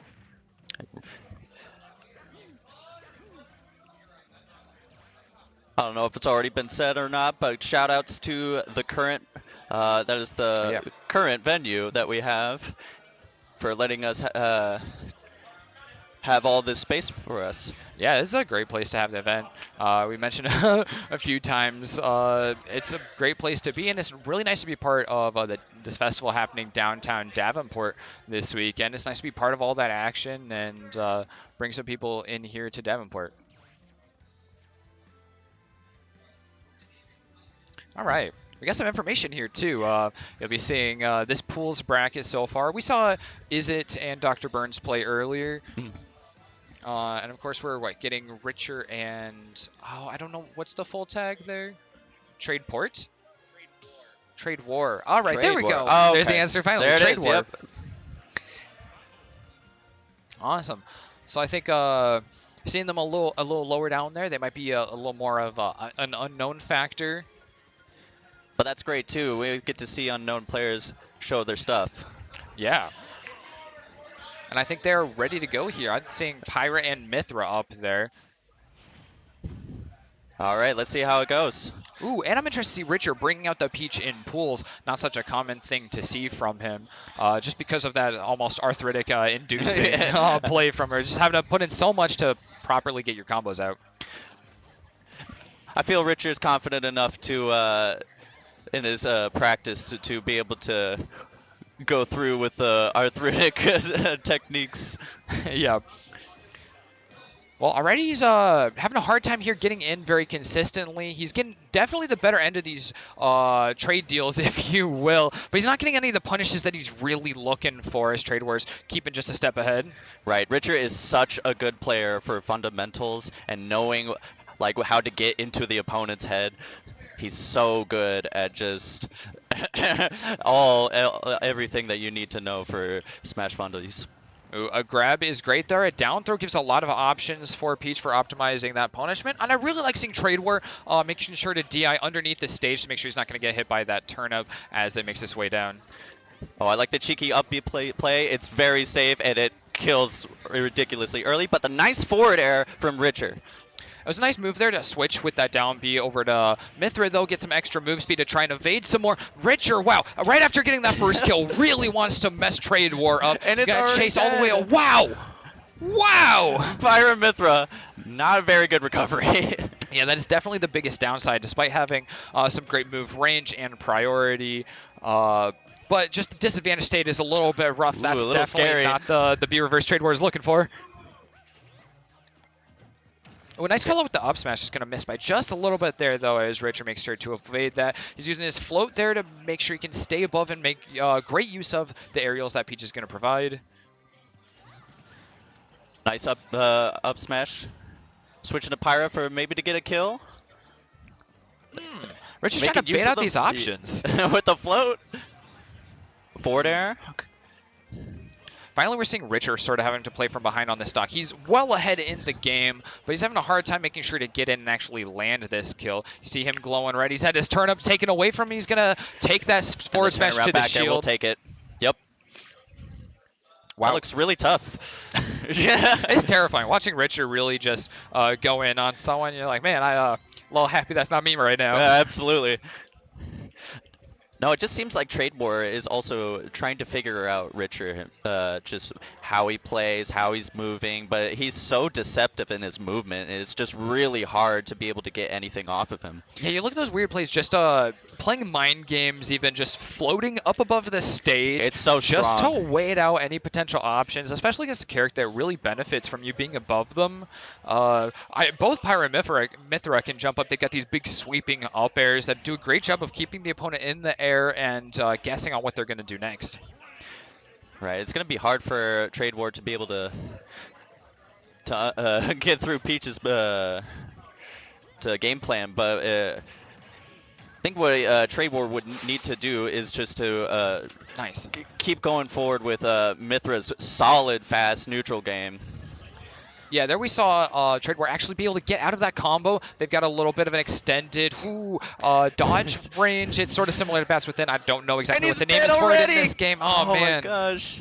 Despite getting out of that early, Richer still takes that kill really early. Looks like Trade War is going to switch off for Pyra, trying to get some bigger damage early on. And any individual hit is going to give a lot more leverage on the battlefield. He's so good at those confirms. He just knows everything about Peach's toolkit. Yeah, I really want to see Trade War use this stage to the advantage. Town to City is a pretty unique one. It's got several different configurations, most of which will actually work out towards the advantage of Trade War on this character versus Peach. So it's really playing the part of the map that's to your advantage at any time. But Richer is mostly just ignoring anything with the stage, going directly for Trade War and just making sure that these combos get off. He's not going to quite get that one, even though he gets that reset with the Radish. He's going to be sent to the stage himself, but he's still plenty ahead, just like we saw last game. What I do like with Trade War is that nice kill on the dash attack. Pyra is really strong at ledge trapping, and it's just with the neutral B and all of her the 2 frames. It's very solid against any character. I love that Trade War's totally ready to use that up tilt right out of getting the parry, but the low profile from Richard just screwed that all up. It is unfortunate to see. But Trade War is definitely feeling more comfortable at this point, getting in a little bit more on Richer and not really getting dominated on by that. Oh my gosh! Oh, that air dodge is very strong. Best air dodge in the game. Richard's just moving around, just again being really deceptive with his movement, making sure that Trade War just doesn't know where he's going to approach from next. And a side B as an effort to stop him from moving like that is going to be to Trade War's detriment. Despite landing this up B, which is a nice start, a called out neutral B is good, but an up smash is going to come out for Richard, who is really thirsty for this kill at this point. Ooh, I bet it would have been a really strong punish if he switched to Pyra. Oh! Yeah, Richard is looking to downer or potentially back air for that. Back row nice. will take it, yep. Well, Richard getting out of there mostly unscathed. He did end up losing that one stock to Trade War, but definitely Richard looking very confident, rearing to go and ready to move into that top 32, which he should be looking pretty good for at this point. Absolutely. It looked like Trade War was understanding a little bit more compared to Game 1. Yeah. So I bet after that he will definitely be a little bit more. Yeah. I mean, you're just going to have to deal with that a little bit in pools. You're always going to be playing against players of really varying caliber. Obviously, Richard, second seed in his pool out of just about 10 or so. So he's, the upper crust of players that we're going to be seeing at this event, period. So it's definitely a big match for Trade War to have to go into there. Absolutely. All right, who we got next? Windy and Someone Games. And Someone Games, all right. All right. This is a different pool as well.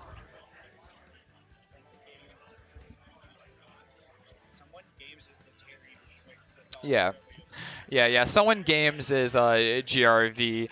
I've seen him quite a bit. He plays Terry, and Terry? also has picked up a Kazuya recently, so we're going to see some of that Shoto play. He can be pretty scary, especially once he gets a hold of that advantage state. It's sort of the story that you see with the Shotos is that once they get into advantage, they'll just tear people up. And Someone Games really, really does. And much like Tekken, if he's playing Kazuya, all about like Tekken and what it translates into this game is trying to pull off electrics.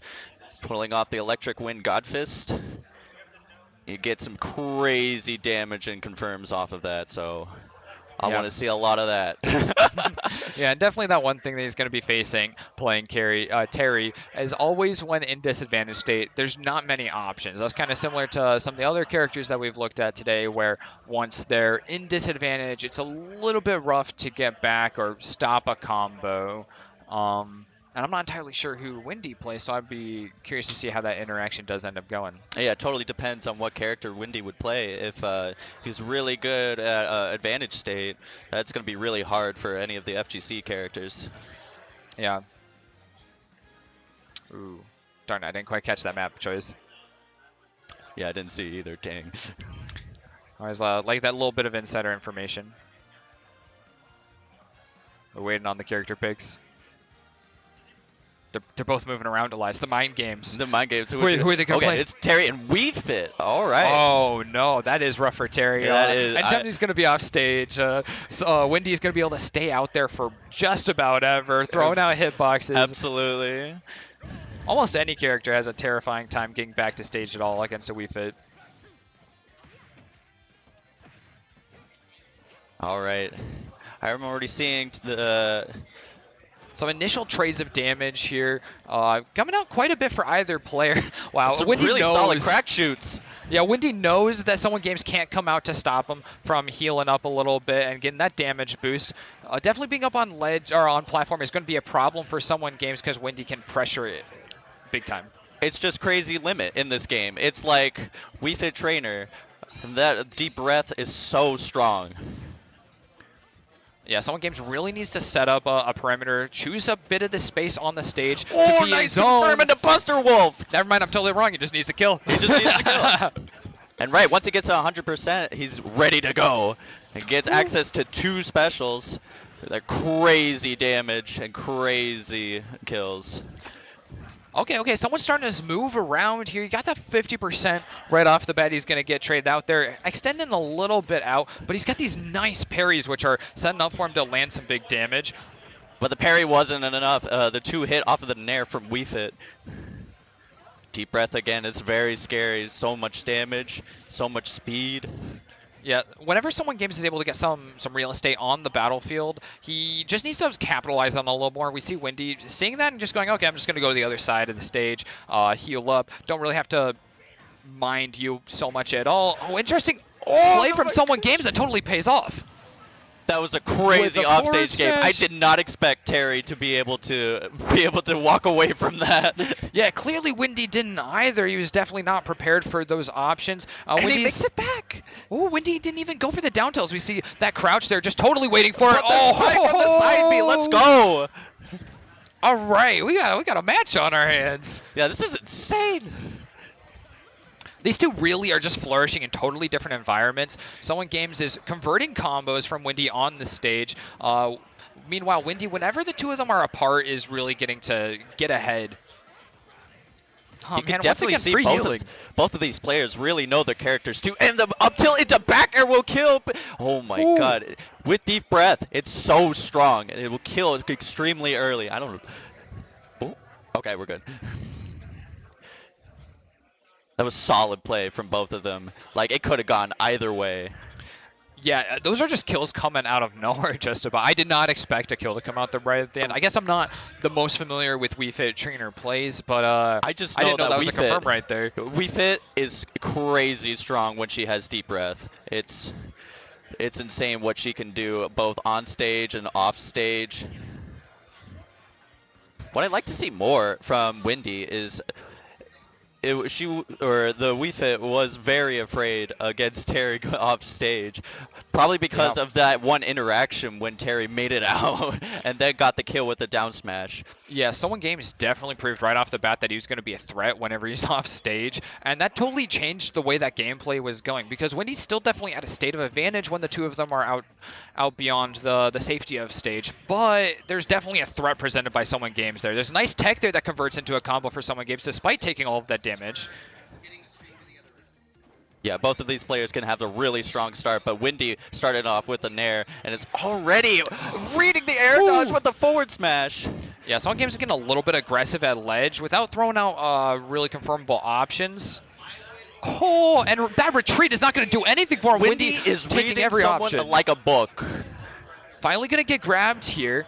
Taking some damage, but Windy's still feeling just all right. Got some time to heal up, get back to stage at their leisure. Oh my god, how does Windy know?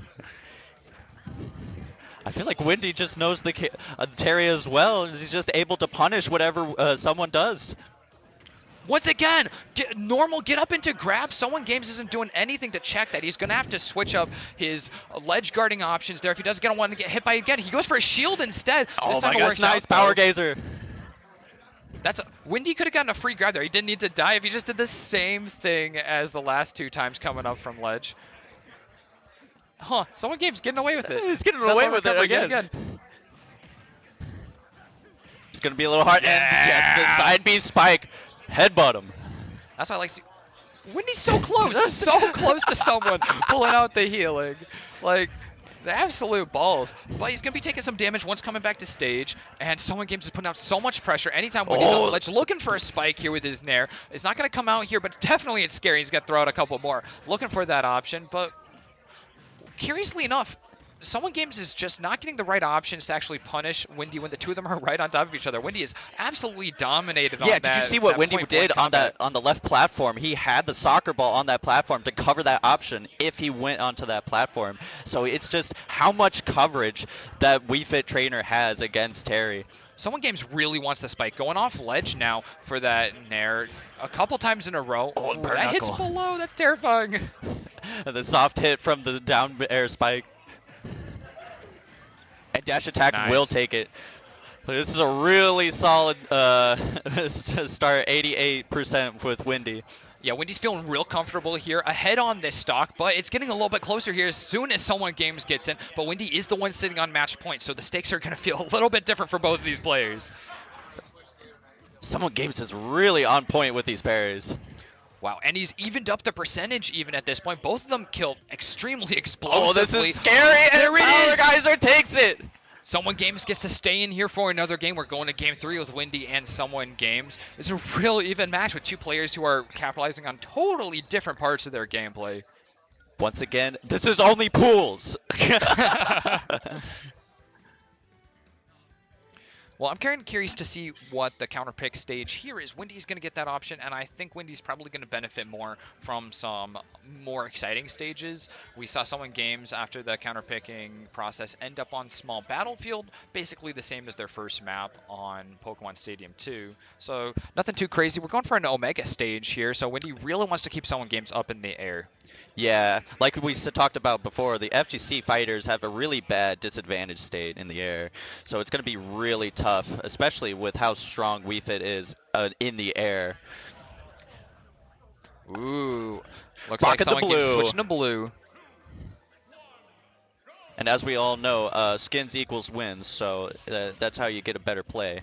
Absolutely, and you know, blue skin definitely is much better on Final Destination. It helps you stay flat. There you go. Scientifically proven. Someone Games is falling behind here. Wendy's definitely getting the better of this stage. It's giving him some more options here parries. for stopping approaches. Yeah, that's insane. Someone Games always next level on parries, and it's terrifying when a parry can just kill you sometimes. Right, Someone Games is really also good with just landing the confirms from crack shoot into burn knuckle, and from the jab into the charged up B. But ooh, even Someone Games isn't gonna go deep enough to try and stop the deep breathing there. He is gonna go for that Nair spike again. I can't imagine we don't see one this game just with how frequently he throws it out. When he's definitely gonna be watching for those. They're a little bit telegraphed, but deadly nonetheless. Right, as we can see, the Buster another Whip will parry. take He it. does it again. He does it every time. He just knows. He's gonna get grabbed here though. He's not gonna die to a forward forward throw throw. will not take Side it. B could be nasty, but just messing with this recovery is big. And the down air spike will take that stock. It's the classic. Just go off for the down air. Finally getting the nice and simple one. After all the crazy complicated things we've seen from Windy to go for that spike. Right, and just watching this, both of these players feel so even in just their skill level of like the knowledge and what both of the characters can do. Ooh, that mash is great for Windy, making sure to get out without any punish off of being grabbed, just getting pummeled once or twice, and keeping as much of that percent onto his name as possible while adding a lot onto Someone Games, which is definitely valuable. He's going to use some super armor there to make it right through, but he's going to miss out with the full punish and extent of that combo. And the back hit box from the forward smash. He parried it into Monster Wolf! He's playing table tennis here, knocking that back and forth. Somehow, Someone Games comes out on top of that exchange after getting hit with the ball. Power He Geyser, gets a it's kill and so- pulls ahead. So scary once Terry is at 100%, just unlocking those powerful moves. And you can already tell he 50%. just spawned 50 and Another one! He's not going to quite kill here, but Windy is all the way up to 87% already. I don't think he's going to be able to deep breathing his way out of this much damage, and he still needs to land this kill on Someone Games before he can bring it onto that match point He stock. went off stage. Okay, That was there it is, risky. I finally liked coming the out. attempt. Windy doesn't want to be on the stage at all. And yeah, down tilt and a burn knuckle will take that. Oh my goodness, that was such a clean set. Yeah, Someone Games made a great reverse there, getting that reverse 2-0, ending out 2-1 against Windy. We're going to be going the opposite alive here for a second, going dead. We're gonna be fixing up our internet connection, so we'll be right back. And better than ever, don't go anywhere. You'll begin a stream notification here. And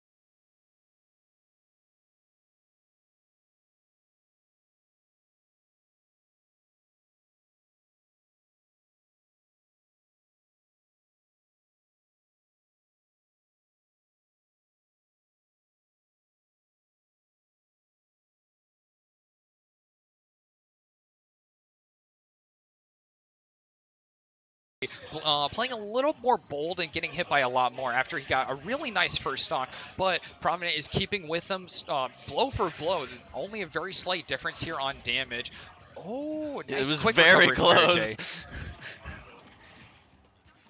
I would imagine, especially when if Ivysaur is off stage, it's going to be Provident just saved himself from an up smash with that grenade. That was beautiful. He would have been absolutely dead to a Charizard up smash. It was a nice play from RJ, but totally mitigated. He's going to get hit here by a dash attack, and Nikita falling back down, but he's still alive. These are some heavy characters, blow for blow. RJ's up smash finally hits we'll his take mark. it.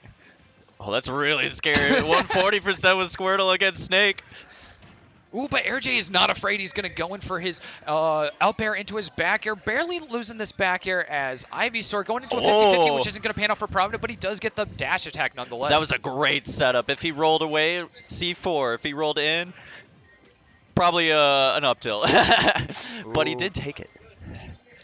RJ is anxious to get in here. He's just getting pinned down by some grenades. He's like a soldier right now, but he's going to get some nice damage here chasing Provident off stage. He's looking for these aerials to come out, especially those up airs that we've seen him miss a couple times in this situation, but Provident once again using those explosives to protect himself as he comes back. That was a safe setup from Provident, using the C4 to cover the platform. RJ getting hit by the C4 a little bit here. Again, as I just said. This is some of the best gameplay I've seen from Provident, a regular out at Peoria. He's playing really nicely, making great use of his grenades, and especially his Nikita, I feel. Oh, that did not take it, but RJ once again getting hit by the C4. Ooh, Switching RJ to definitely Charizard. conscious of his damage right now, going for a little bit heavier character, and one that can even stretch for a kill here at this point while Providence at only 100%. His forward throw isn't quite the kill that he needed there, but it's definitely pretty scary for Providence. It's going to be a bit of a reality check to him. Right, this is going to be scary for both players. Both are heavy enough to be able to withstand a couple of things, but... Oh, the Nikita will take this time it! it does it! Provident looked for that before, barely missing it when RJ absolutely took all the time he could to up B with Ivysaur and get his vines zipping him right back to stage as fast as possible, knowing that Nikita could be deadly, and then we saw the proof of how dangerous it is. And I thought that RJ's Charizard would be safe with the invincibility on the up B, but it looks like there wasn't any invincibility frames on that, so that's why the Nikita was able to take it. Yeah, I think it was just right at the end of the move where they start to run out. Right. Ooh, nice synchronized There you go, picks. with the announcer. But honestly, it was pretty solid set play for both of them. It was very even. RJ getting hit a little too much by the C4, so probably just needs to notice a little for that for sure. For sure. I like that RJ has played around the grenades really well. He ended up getting hit by them a little more than he needed to on second stock. He was getting a little more aggressive, feeling good off of first stock, and that's what allowed Provident to start getting more and more of that momentum that he built up really well. And Snake is one of those characters that can play on momentum pretty well since he's so heavy on setups. He's so heavy on setups. He has solid neutral game. He's just able to keep RJ out and be able to understand whatever RJ is going to do. Ooh. RJ's been taking quite a bit of damage, having a hard time finding these hits on Provident, but he's finally finding these combo pieces that he needs. He doesn't. Oh, there we go. Nice. A great pickup on for Providence. Get up, and he's even stealing these grenades for his own use. He's going to get grabbed here. None of that 50-50 with the down throw, though. Instead of getting thrown back off stage with the back air or back throw. And switching back to Ivysaur now is either for a kill or more damage. I feel like Ivysaur would just be just a solid, just all around with the confirms from laser leaf into up air, but it's shortly missing it. Ooh, RJ really wants to stretch for these up airs and up Bs. We keep seeing him miss them though, which is a bit of a shame because he'd be killing very early. I'm sure he's going to be seeing that as probably the biggest problem in his play here. Although, I mean, it's also a testament to Provident doing a great job at mitigating it. Do you see RJ perfectly find the one opportunity to get through without getting exploded? He's going to die to that jab, but he's in a nice situation here to kill Provident pretty early. Or pretty early into this stock for him. I mean, obviously, Provident's got a lot of damage on him. He's got a lot of damage. Snake is heavy, and he's really good with rage. But for right now, RJ just needs to find a kill. An up throw with Charizard would maybe kill, or an up smash. That works too. Provident has been just untouchable to these up airs, and RJ wants them so much. He throws out so many of them, but Provident's finding exactly the air dodges that he needs. Here's another testament to RJ playing around these grenades that have been placed. Yeah, Providence really good at keeping himself safe while he's in disadvantage with the grenades and the C4. He just knows where he needs to land if Air J is coming after him. I can definitely say the most consistent thing in Air J's play has been getting 40-50% off of Squirtle right off the bat at the beginning of each of Providence stocks. Sometimes it takes a little bit longer to get in around all those grenades, but he will get it at some point. There's nothing Providence can do to stop it. Oh, that was so close. That would have fucking been crazy. But yeah, you could definitely tell Air J is very confident in his... He did it! He did it! Finally! Finally! Provident couldn't avoid all of them. It was just a matter of time. And Air J's definitely looking to land some more of them as he lands more. This early combo this time as Ivysaur. He's going to die to an up tilt finally, but he's got that percent already. He can start moving into his mid-game, his bread and butter Ivysaur play already. He's very strong, very confident that you can tell with his Squirtle gameplay. And then when he needs to, he switches off to the other Pokemon as well. Yeah, that's definitely been the overall ethos as far as Pokemon trainers go. Oh, the strongest part! Oh no, Providence! Oh no! He died to the Ivysaur down air spike. That's so strong, able to peek through the ledge, and Provident not able to come back. Yeah, Air J's been looking for those downers. He's been looking for those up airs. He finally lands two really big ones, which steal out 2 stocks, giving him that game. He's going to look for more of that as we go to Lilat, which is actually very likely to be much more favorable for him. Provident doesn't get that space to play with underneath the stage, and he doesn't get to zone out as much. And even grenades are going to fall off the edges of Lilat too. Right. But I think both of these characters in general are going to be really strong. Like, the C4 is going to be a little harder to see on this stage, and Ivysaur is going to be able to take advantage of a lot of the short ledges here. Be able to peek through with the down air spike. Those are some nice defensive options for Provident. He knows he's been hit by that combo starter, but he's going to mitigate it as much as possible, only taking that 30% off of what has consistently been even more. So he's doing a good job of learning the proper DI to deal with what Air J's thrown at him, which might even lead to some more adaptation of that early game throughout the rest of these 3 stocks in this set. Once again, you notice when he's Air J is with Squirtle, it's really hard for Provident to take on damage of his Squirtle. Ooh, I love the use of down air and up air on Ivysaur in order to just get some extra directional influence on a character that doesn't move very quickly in the air. And Air J's been doing a great job of that, using those up airs for micro movements. And the up air will take it. He's looking for it, and he's just rewarded. Been hovering. He's been hovering above the platforms looking for it. I think Air J is a lot more conscious about the C4 now, especially with the harder stage. He's really making sure that he looks for it.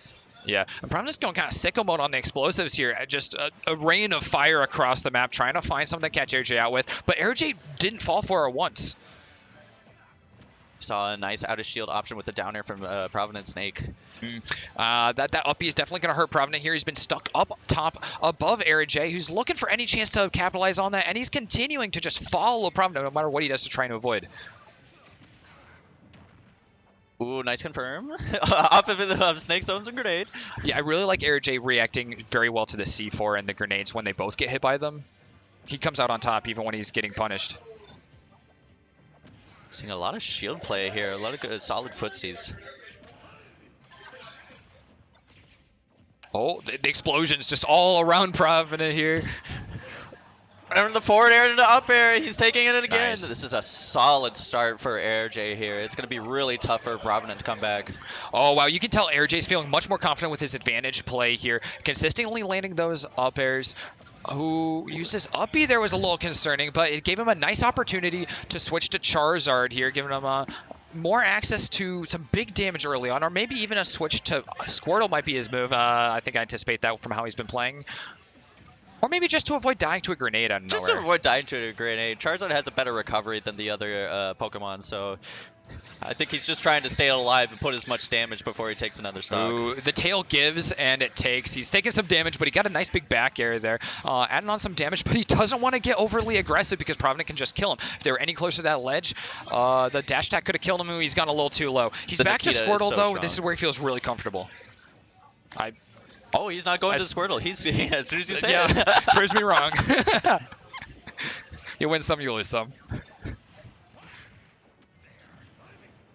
This is Provenance nice. counter pick stage, and AirJ feels really comfortable on Lilat. Whoa, but Provenant stringing together some hits I would not think go together there. That's some great use of his C4 and his up tilt altogether. He's evened up the damage here. He's been playing from behind for quite a bit, but this might be his chance. He's even landed a mortar there, landing his up smash. And then up tilt. Nice. Oh my gosh, okay, it's 1-1. Provenant taking a little bit of damage, but it could go either way. Unless you get hit by an Ivysaur up air. Yeah, no, AirJ impatient to clean that back up. Absolutely getting into the cleanest play that we saw from AirJ throughout that whole set. Provenant doing a great job of taking him all the way to that game 3 and even looking dominant in a lot of places where AirJ was eventually able to win out in the end. Yeah, you could definitely see it through the gameplay. It's just Provenant having a solid start in the game 1, and then AirJ able to just know. He was able to get the download. Yeah, I'm really hyped to see more of that crazy snake play with the setups. That last, what was on the last stock that he took from AirJ, the right, and the grenade forward air into the C4 or into an up tilt into a C4. Was it that's mind-boggling to me. Oh, I just love it when snakes have their own setups and they're just able to follow it up with like any aerial move, anything at all. It's so exciting to see to me. Yeah. I mean, Snake, obnoxious character to play against, but he can be beautiful to watch sometimes. Oh, we got my boy Caribou. Ooh. Look at him over there. Oh, is this Caribou versus Evab? Match of the century. Evab's one of the TOs here today. He's going to be actually in Davenport. You'll see him a lot more in Davenport streams coming up. He's actually moving here recently. Caribou runs all the tournaments up at ISU as well. So we got a big old TO match. You love to see it. You love to see it. We love to see representation of all the GRV members in this community, and it's very nice to see. Yeah, I like to see the behind the scenes guys kind of right on the big screen. But yeah, as we get into the set here. Caribou and Evab. Yeah. No. Sometimes you just gotta learn how to read. No. Not funny? Oh, okay. I got the laugh. I got the laugh out production. We don't like reading too much around these parts. We just I'm a talker, not a reader. That's not what I get paid for. I don't even know. So I don't even know. I just don't know. There you go. But as you see, we're having Caribou as young Link, as I think is pulling out. Yeah. And we got Luigi. All right. I haven't even gotten to see Caribou play for such a long time because of quarantine. He's traditionally, or in the olden times, a Makomi homie with the rest of us down there. But definitely a hardcore ISU now. Can we get gameplay up here real quick? I know we're looking at the bracket all sorted. All right, it started. There we go. So we're starting off with Caribou at 60% and Evab at 38. Ooh. Obviously, Evab denied that early big combo, but he's going to play it out in this neutral. Quite capably. He's going to try and ledge trap here. His grab is definitely threatening. It's got so many active frames. It makes it really hard for Caribou to look at all the potential options he's got here. And Evab's even going to go low to try and stop Caribou, get him off the ledge as well. And but Caribou makes it back. Oh, but then he snuffs out the grab. What a great use of the down air to bounce off the shield. Yeah, Caribou, after all of that pressure, finally got his way back onto the stage. It was pretty dicey there for a while, but Evab is definitely looking for a kill, and his up smash is the perfect tool to do that. Yeah, such a strong out-of-shield option. All right, Caribou's finally got some stage presence to himself. He wants to use his projectiles. That's one of the biggest strengths of young Link, but Evab's gotten in off of a whiffed grab. Once again, the grab is going to whiff, and Evab is going to take it for as much as it's worth. Ooh, you tried to see Evab tried to do an uppie, but Caribou is snuffing it out. Ooh. Nice recovery there. He's going to deny the bomb from actually stopping Evab from recovering. Caribou really needs to convert this pressure into a kill here, but he's not finding quite the option that he needs in order to just stop Evab from recovering. Forward air does get it in the end. Yep. Oh, here's some more bombs, sort of thematically keeping similar with the snake play that we saw earlier from Provident. Maybe a little less explosions, though. Luigi, a character really good at just denying every like kind of combo that you may think you have. Ooh. He is just a denier in all kinds of play. Yeah, but despite that, Caribou strung together a lot of hits right there. He's done a lot to even up this game that started off pretty well in Evap's favor. Nice. The bomb into downer is a great thing here. Evap's going to waste some time here with these throws. He's just spacing off some area. Make sure Caribou can't get too close, though. But now Caribou is the one with the stage to his name, and he's going to be dropping bombs down there trying to stop it. He's yet to find the tech that he needs to just stop Evap from getting back to stage, though. Yeah. Young Link, a very hard character to find a kill with, but once he gets the follow-up off any of his projectiles, he has solid confirms. Evap does have a little easier access to a kill right off the bat, just a real safe one in his up smash. It's a safe move to throw out. But I guess that downer is pretty safe too. You can throw it out on a shield and just bounce right off. That's not too bad. Ooh. Nice play there, making sure to use the shield and the bomb as a combo there to Evap stop was Evap ready from throwing on to extra deny. pressure.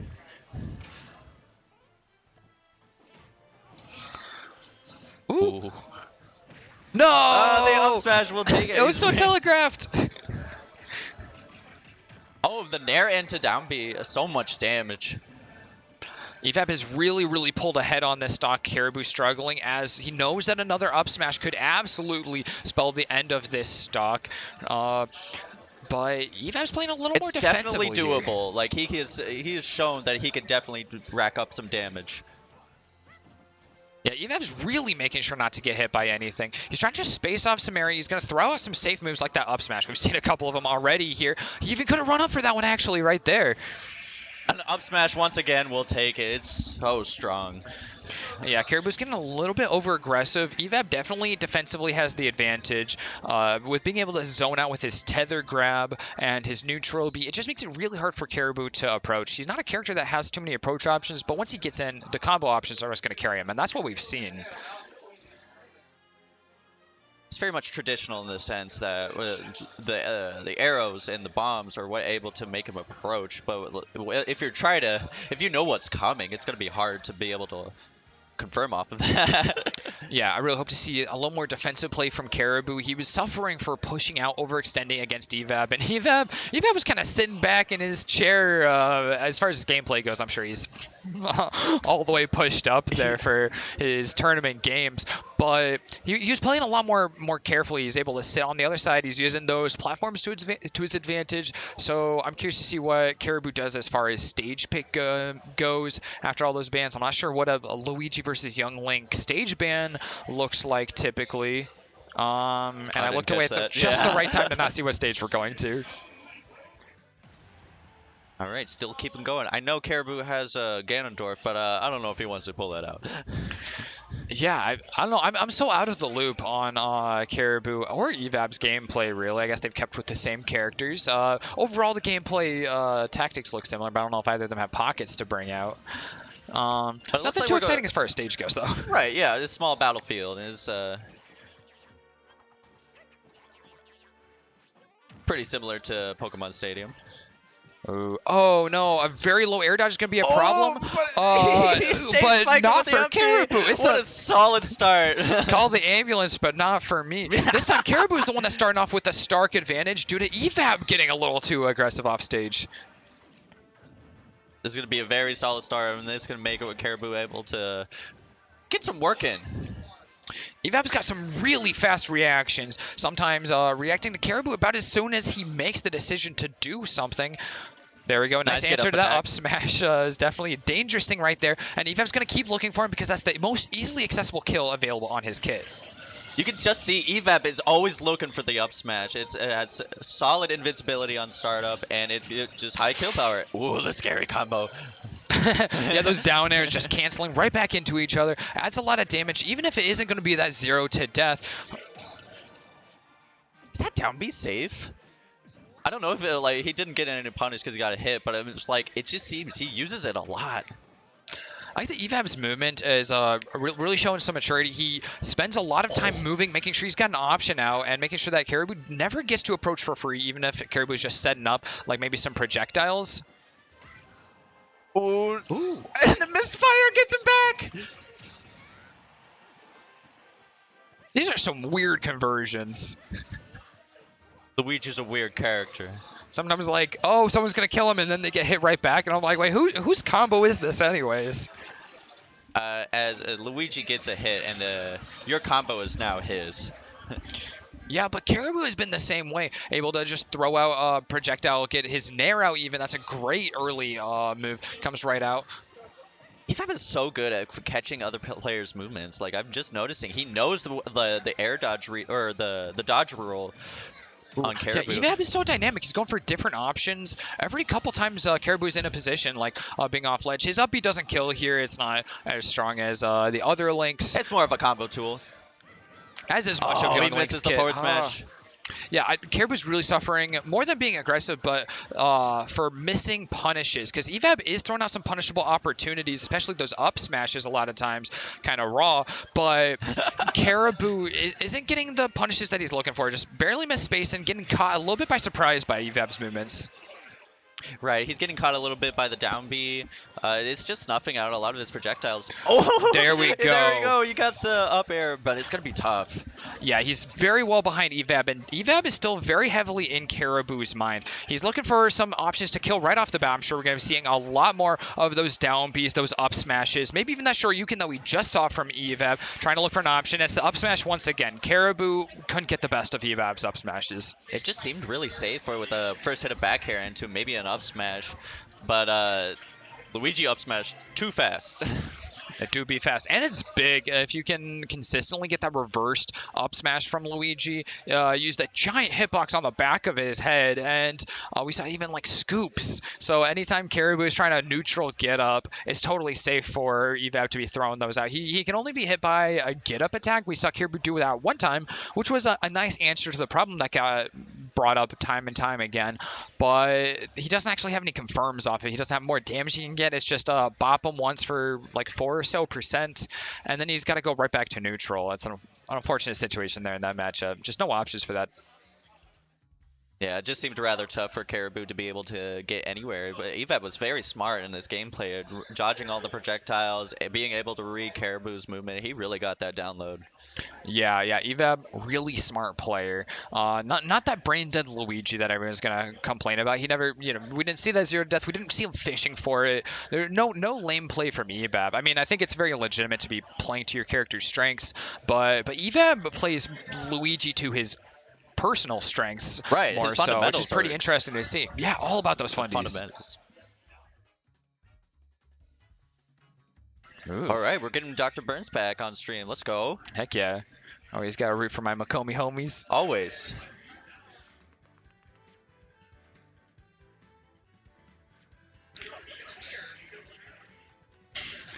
Well, I don't know the other player. Neither do I. I would, well, we'll have the information here in a moment from production once everything gets all sorted. I wonder if we're going to see Dr. Burns' Pyra Mithra. Yeah, we saw the K rule earlier, which I was a little surprised about even, since she's definitely been moving towards Pyra Mithra for most bracket play in general. Might have been more of a specific thing of that matchup, just knowing her opponent already. Yeah, maybe read the opponent a little bit, get a little bit of the download, and if it's not too great, and it's just maybe switch to Pyra Mithra. Go with the character that you're more familiar with. Yeah. Let's see. Can we pull up maybe that pool bracket? Unless they're getting into the game here real quick. Oh, looks like they're getting into it. All right. Oh no, this one's gonna be a mystery to me. I don't know if it's Giov or Jov. Jev. So sorry in advance, Jev.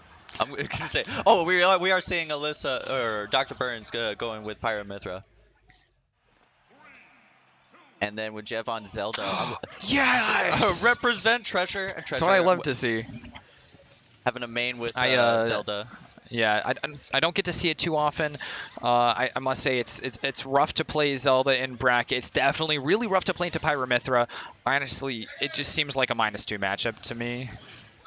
in my experiences. But Jev is doing a great job right off the bat of getting some advantage here. Dr. Burns has some experience against Zelda since I play it, but Zelda's vary really heavily on how they play, especially as like one of those lower tiered characters. It's sort of a build your own play style for sure, especially as a setup character. Right. It's gonna be. Oh my God! That dash attack almost killed. Pyra's terrifying. She's really, really terrifying. Very strong. Nice. Jev is making all the right options. He almost gets the up B kill for the style, but the DI is going to be there for Dr. Burns. She knows to choose a side and go for it, make sure that they're not going to get it. She gets the first kill here, but Jev is not too far behind with this dash attack coming out right off the bat. I'm gonna be real. I haven't seen too much of Smash nowadays, but just seeing Pyra kill with all of those moves, that's crazy. Ooh, Jev is punishing Dr. Burns' moves really well here. Gonna punish her even for an up tilt, which is a pretty fast attack on Mythra. But Dr. Burns finally getting to be in that hot seat, pushing on Jev. But she's gonna have to stop it here with that up B, just trying to keep Jev off because Jev is getting in really well. We are seeing some really solid neutral play with Dr. Burns. Oh, and Foresight! Those trading specials. Oh, Ooh, and the shield's doing their work for both of these players. Jev coming out as the last one to pull the shield button, getting to actually punish. Not going to get too much damage off of this, though, as the two of them are just going really tit for tat. They're not able to string together anything against the other player. This is so scary for Jev to be able to go up against Pyra, killing at any move, at any percent. Even that up B, it's a scary one up there up top. Are going up all the way. A great get off me option. I think Dr. Burns mostly has to make better use of her ability to get in on Jev really well. I think this is a matchup where the player that's hitting big moves is going to be the one that come out ahead. You just have to keep up that pressure because Zelda can really set up very well. And if anything, that Pyra is lacking on its options in disadvantage state. Well, it's hard for Zelda to be able to go up against like someone like Mythra that's so fast and be able to like have a better air dodge than Zelda. Yeah, but Dr. Burns is getting over aggressive here, pushing into the down B from Jev. Oh. Yeah, not safe. Yeah, but it's okay. a little too liberal on the uppies, I think. But it's okay. It's a really solid start for Dr. Burns. Finally, Jev makes the wrong option into that side B, getting hit by it. Oh, no. It was very scary. Air dodge, and Dr. Burns able to understand and go for the kill. That dash attack from Pyra specifically is really, really terrifying. But killing a lot of characters like at 80%, it just feels so dirty. It's crazy. I see all these moves killing at such crazy percents. Yeah, Pyra really hits like a truck. I mean, you're going to be trading all of the airspeed that Mythra has and those big, big sweeping hitboxes. I think we'll need to see Dr. Burns making more use of that side of Mythra. She's gotten some great leverage off of Pyra for sure, especially those really, really early kills. But making sure to keep the pressure on with Mythra, that's what we were missing from Dr. Burns in game one. I just saw that Jev switched to Marth, so we're going to see some swordy, both swords. See some fencing. Yeah, some fencing. Going for Battlefield as well as their pick as the loser of the last game. Gonna add some more landing options, make sure that the Mythra doesn't get to juggle. Like I was saying, that we'd like to see Dr. Burns do some more of. This is exactly that, but Jev does have some more options here with landing. He used that left side platform for an option there, and it definitely mitigates some of those losses. Might be really hard for Jeff to be able to be a little overly aggressive with Marth and just trying to more of be like a bait and punish style against Pyra Mythra here. You don't want the soft hitboxes from the sword, you want the tippers. Yeah, he's going to have to do a lot. Definitely be the bigger zoner. Dr. Burns has some more range, so Jeff has to play a little safer and just get in at the very end to punish. Such great advantage staying with Dr. Burns being able to just keep Marth in the air. Oh, that downer hits real hard, and Jev is seeing some high percentages here, even dying to the forward air. I thought that was a back air, but it was like forward air killing. Oh, that's crazy. Ooh. Dr. Burns is really running away with this one, chasing Jev every time he tries to get away. Oh, he does get a sweet spot down air, though, and that's going to do a lot to even this up. But it was a solid 40% that Dr. Burns was able to rack on. There's that Dancing Blade coming out for Jev. Oh, his forward Both smash on isn't, edge. though. Pyra coming out here, and Jev is at 80%. That could be a little scary if he gets closer to that edge and he gets hit by one of those bigger moves from Pyra. That would be an uppy additional kill? benefit of this battlefield. If that uppy scooped on that top platform, would that have killed? That's a good darn question. I don't have enough experience with Pyra to know for sure. Misspace side B isn't going to put any pressure on Jev on ledge, Forward but tilt he's still going to hit him by a forward tilt. That's crazy. And forward tilt killing again. That's a really good ledge trap. Yeah, side B will just give away ledge traps. Ooh, but the short grab range isn't going to give anything to Dr. Burns here. Even after calling out that forward tilt on shield, she's not going to get. She's continuing to throw on that pressure, and LP is a nice out of shield option for Jev, though, in order to finally get some advantage here, but a side B is going to call him out. That was a really good use of the uppy out of a shield for Jev, being able to keep Dr. Burns out. Jev is playing really well from below. Once he's able to get control of the platform, it's going really well, but Dr. Burns as well, and that's what's been getting her quite a bit far ahead. Oh, that was almost compared, and the tipper forward tilt will take that. All right, Jev has done quite a bit to close this out, Almost getting some read the early roll. kills.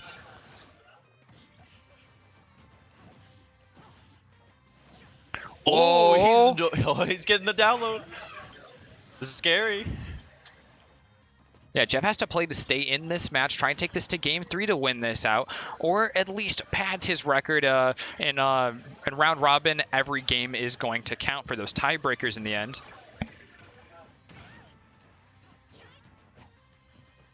Ooh.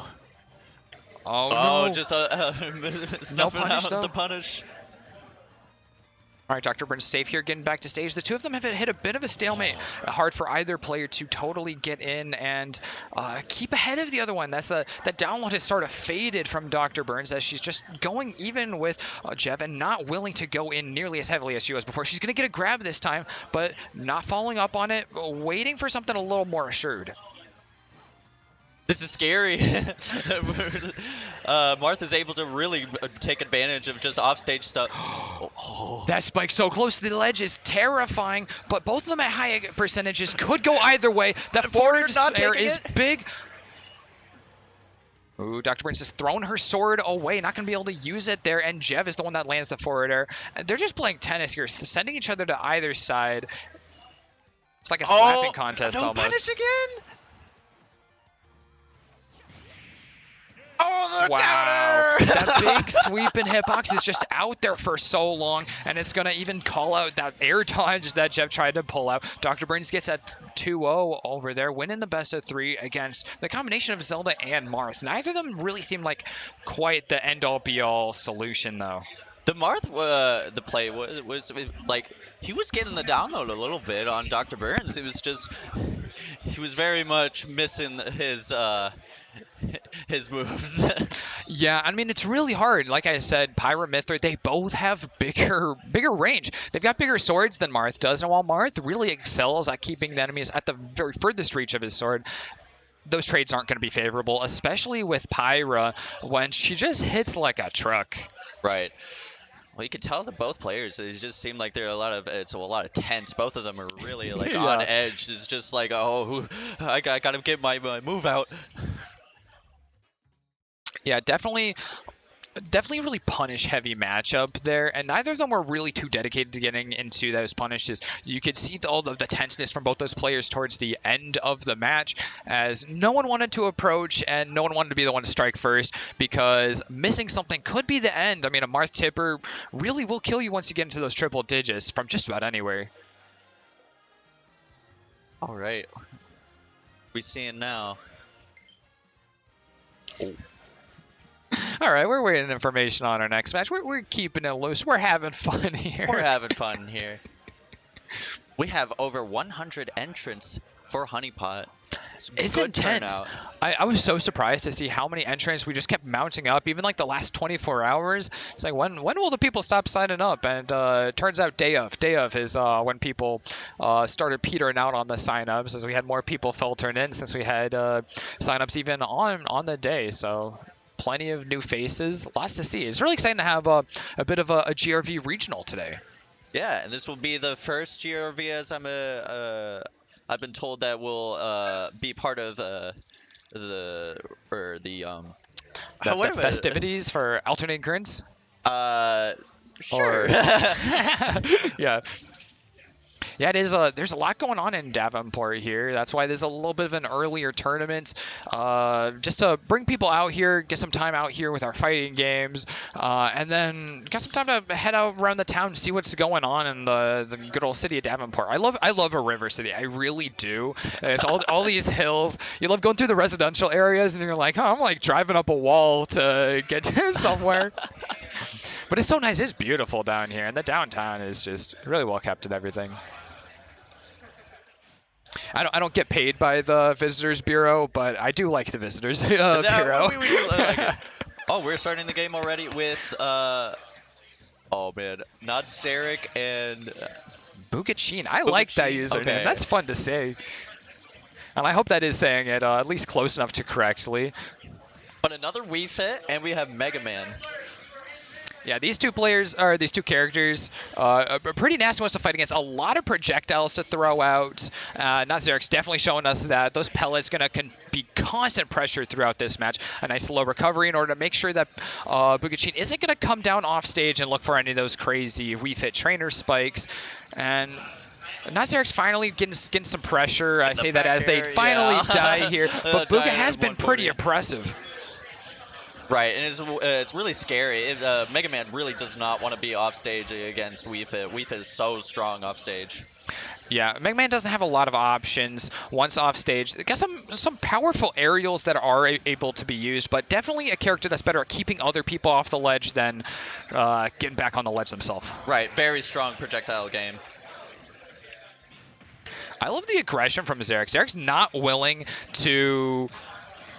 Oh, the Shoryuken! Oh, not willing to just sit back and take fire from Bugachin, and that's why. Landing that forward air on shield is actually confirming to a kill for them. That's some of the many options available to you if you subscribe to Mega Man, and it's a character with a lot going on. Well, you could see that Bugachin's shield was so low. Like, either way, that up tilt, if he kept shielding, he would have broken the shield. Ooh, Bugachin is going to go for the heal, the calm breathing, and a little bit of a less safe position than the other ones we've seen. Offstage definitely better when Zarek's going to have a lot of pressure to put on from below. And there's been a really nice comeback on the stock from Zarek. Right after landing that crazy forward air confirm, we're going to see them just bully Bugachin around the map. Ooh, that was a nice spot dodge, knowing that the grab was coming. I think this is definitely one of these matchups that's going to be dominated by whoever is really in charge of this stage. Right, whoever has the better neutral game here is gonna be able to really dictate the flow of the match. And for both these players, it's almost a bullet hell, especially for Bugachin playing against Zarek, because just look at these buzzsaws, the leaf blades, the pellets, and even the down air there. The fists coming out, and it's just so much pressure. Bugachin's at a huge percent now. A back air is finally going to kill. He's staying really safe, right outside of the Wii Fit's range, and able to just keep him at bay. Yeah, that spacing has been really valuable. And Zarek has really come into their pacing here over the course of this last stock. Bugachin having a hard time keeping up, like I said prior, and they're just having a hard time even catching up. Just with a moderately faster airspeed, it's just hard to be right on top of Zarek. Oh, the forward tilt not taking it. All right. I see you, Bugachin. I figured it would have killed. Deep breath, the 150. No, they hesitated for just a moment there. And a neutral get up into the forward smash. Ends the game much too early for Bugachin. Zarek feeling pretty good about that, keeping both stocks on the table. That was very solid play from Zarek, being able to just keep them at bay. That was Zarek just needed a little second to get everything revving and get that Mega Man online, but that seemed like a download on Bugachin. Right, Bugachin getting in their head, absolutely. Had a really strong start in the beginning and being able to take that stock really quickly, but then Zarek able, like you said, to keep the download and just keep going. I mean, it's like we said, the dynamic of that game one was really dictated by whoever was in the advantage state. They're just able to bully the other player off the stage and hold the ledge control. They've got a lot of options, both characters and both players, to lock out that stage. And Bugachin, once again, starting off really strong, and as long as they can keep this going, they're definitely going to be feeling good. Right. What Bugachin might need to do is just keep a little bit more like being able to react to what Not Zarek will do. Just being able to read through like every pellet. Like there's a little bit of lag on the pellets, but just able to punish afterwards. It's gonna be a little hard with the range that WeFit has. These are some big brain footsies here. It's so hard to keep track. The two of them acing in between each other. So many shields coming out. Very little damage actually coming from that whole exchange. And Bugachin finally coming out on top. And these are the ledge traps they were talking about. Once Bugachin's able to get in charge, they can really hold down the fort. But they're going to get up into another forward smash. Bugachin has really given up the stage control over to trying to get the spike on Not Zarek. And it's right back into the same situation as game 1, where it's going to be hard for Bugachin to get out of Mega Man's set play. I would really love to see Bugachin play better with the shield around, especially Not Zarek's side B, because every time they're forced to shield against the side B, they're taking big damage off the combo that comes right after that.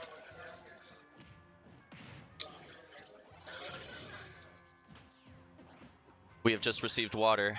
God bless. Yeah, can you pass me my green bottle, actually? Oop. Okay, Bugachin doing a good job holding on to this stock still and throwing on some more damage. Oh, going off stage for the forward air to take the kill. I like seeing that mix up from Not Zarek, finding the opportunity to get a relatively early kill there and 100% going for it, because that's what Not Zarek needs in order to win on this game without having to take this to overtime. Yeah, Bugachin is actually coming back here. What he just needs to do is just have the better stage control over Not Zarek, and that's how he's able to really do what basically Not Zarek is doing, keep him out. Yeah, I think Bugachin was a little more overwhelmed with all the Mega Man projectiles, and they're definitely playing a lot smarter around it now. Not Zarek's kind of playing their own game though, getting Salute the Sun taking the second stock of Not Zarek. Yeah, you see, Not Zarek was definitely more focused on Mega Man things than on what Bugachin might be doing, and Bugachin got a free kill off of that. Yeah, you can see like Bugachin is understanding Mega Man a little bit more and able to just to have the advantage. Ooh, nice leaves there are going to get Not Zarek out of that situation. I loved Wii Fit hitboxes. They're crazy. It's a grab bag. You never know what's going to happen when you get hit by a Wii Fit. Or you never sometimes know, really. Never just sometimes. I always sometimes have a sense of what's going to happen. Well, it's really scary to fight against the Wii Fit. It's just like with those hitboxes, you don't know where you're going to get hit from. There we go. Bugachin has been a lot safer with those deep breathings recently. There's a great roll option. Oh my god. It covered both behind and in front, and it was just it's so strong. Game 3, I think, is going to be really fascinating to see. Not Zarek absolutely dominated Game 1, aside from Bugachin having some early pressure, and Bugachin really ran away with Game 2. But we're going to see maybe small battlefield. Okay, yeah, we're going to small battlefield. All right. Nothing too crazy either way. They must like really different maps if they're going to be banning out what the other player is really looking for. I imagine Not Zarek's probably looking for a flatter stage, maybe that northern cave and final destination. So those are probably your automatic bans.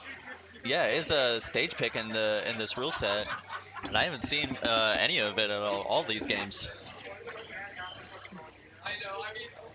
And definitely with two characters that have pretty similar game plans, which is just dominate the stage and do not let the other person back on the ledge. It's going to make sense to be able to go with a much more neutral stage. That way you're not going to get cheesed by anything, and you don't really have anything too crazy to bring out to the other player.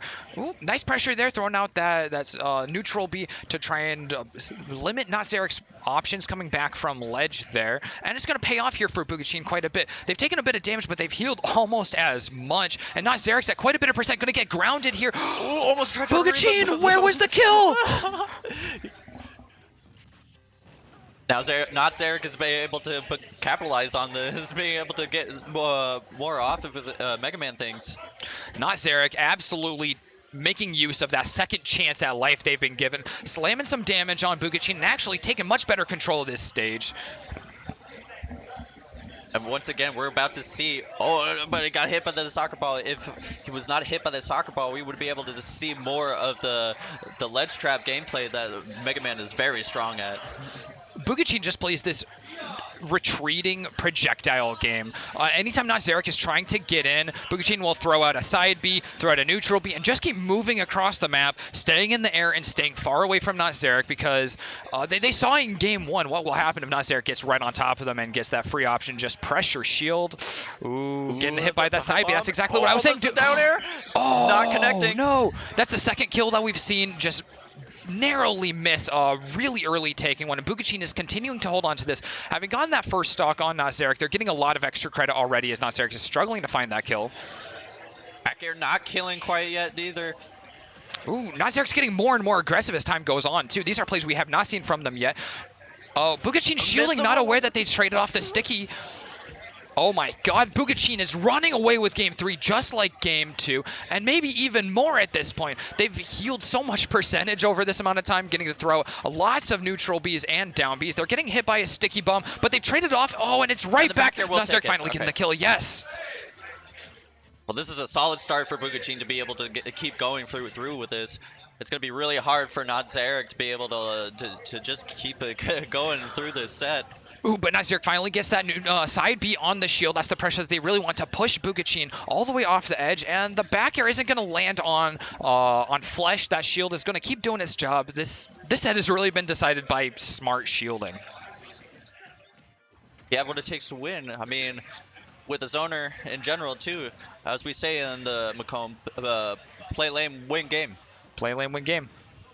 Ooh, Bugachin doing a great job using that sticky against Nazarick. But finally getting punished for it. The Shoryuken's not going to get that perfect hitbox. And Nazarick is really losing for every one of these exchanges, especially since Bugachin can heal and is ahead by a full stock and much more percent to a point where that's going to kill. Take it. Oh, that's crazy.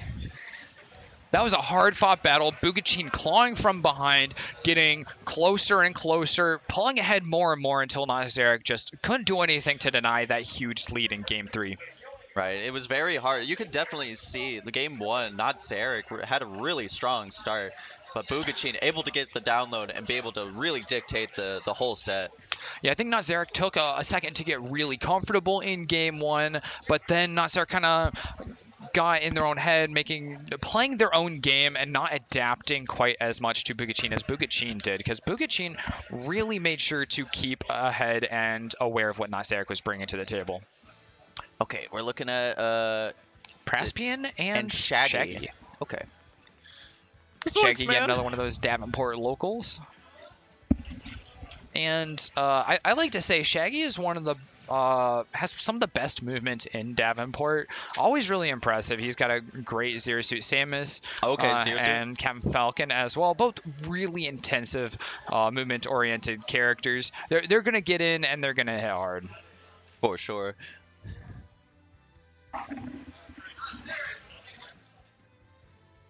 Woo! Been commentating a lot. Be sure to hydrate, what's this gamers. pool looking like? Always hydrate. Ooh, here we go. Well, we're getting close to the end. This is some big pools, a lot of players here for a single wave of round robin. So we got a couple more matches left to show you guys here on stream before we move into our top 32 split. And it looks like everything has been going pretty close to that initial seeding. You'll see more green on the top right side. Those two upset matches involving Praspian and 4V are going to be the only ones that have been upset so far, although we do still have a few more games that are going to finish off getting played. But Welfare Pickles should be guaranteed out. Pack Diesel technically could lose a couple here and be out, but that's mostly on merit of not having played too many games. We could see the Whiff King maybe getting out as well, but it could be close. Oh no, both of those are Whiff King upsets. Oh, the Whiff upsets. If he loses to Welfare. Yeah, so Whiff King is going to have to really step up. Sitting in that 3 seed, the top 4 seeds of every pool will get out.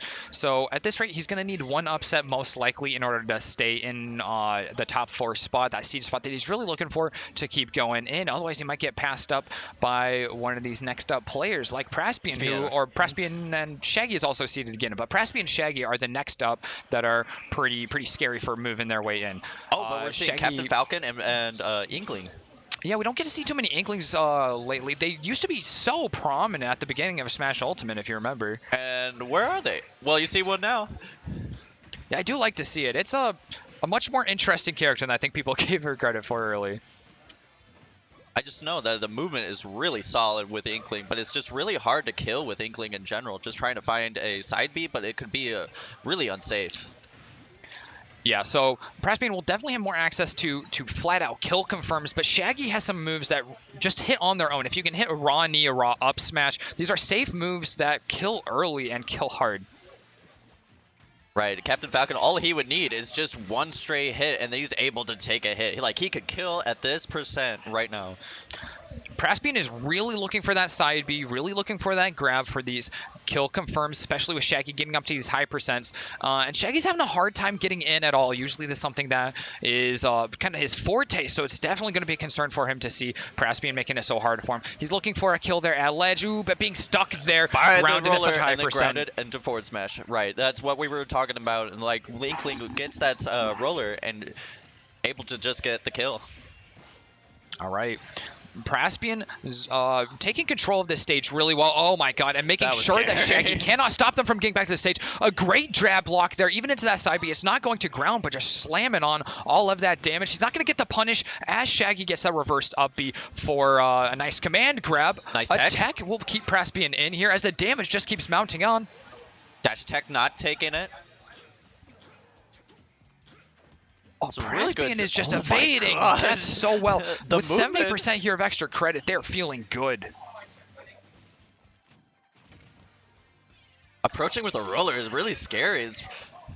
Well, Praspian threw that side B off ledge and even chased down below, making it really dangerous for Shaggy to try and get back. He does get back up twice nonetheless, and he gets that reverse side B. This time what he was looking for before actually kills. But the 108% with Inkling, it's really strong for Praspian to be able to keep the advantage. Yeah, I think Praspian's got to realize here that a raw side B isn't going to land on Shaggy. Shaggy's well aware of it, so he's got to use that to find punishes. Those are great opportunities to get grabs.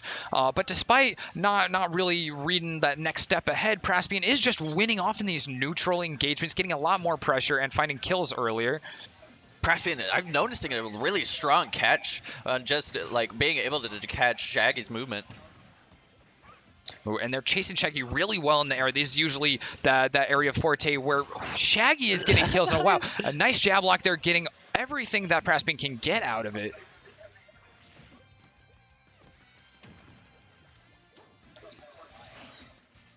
Well, this could be very scary.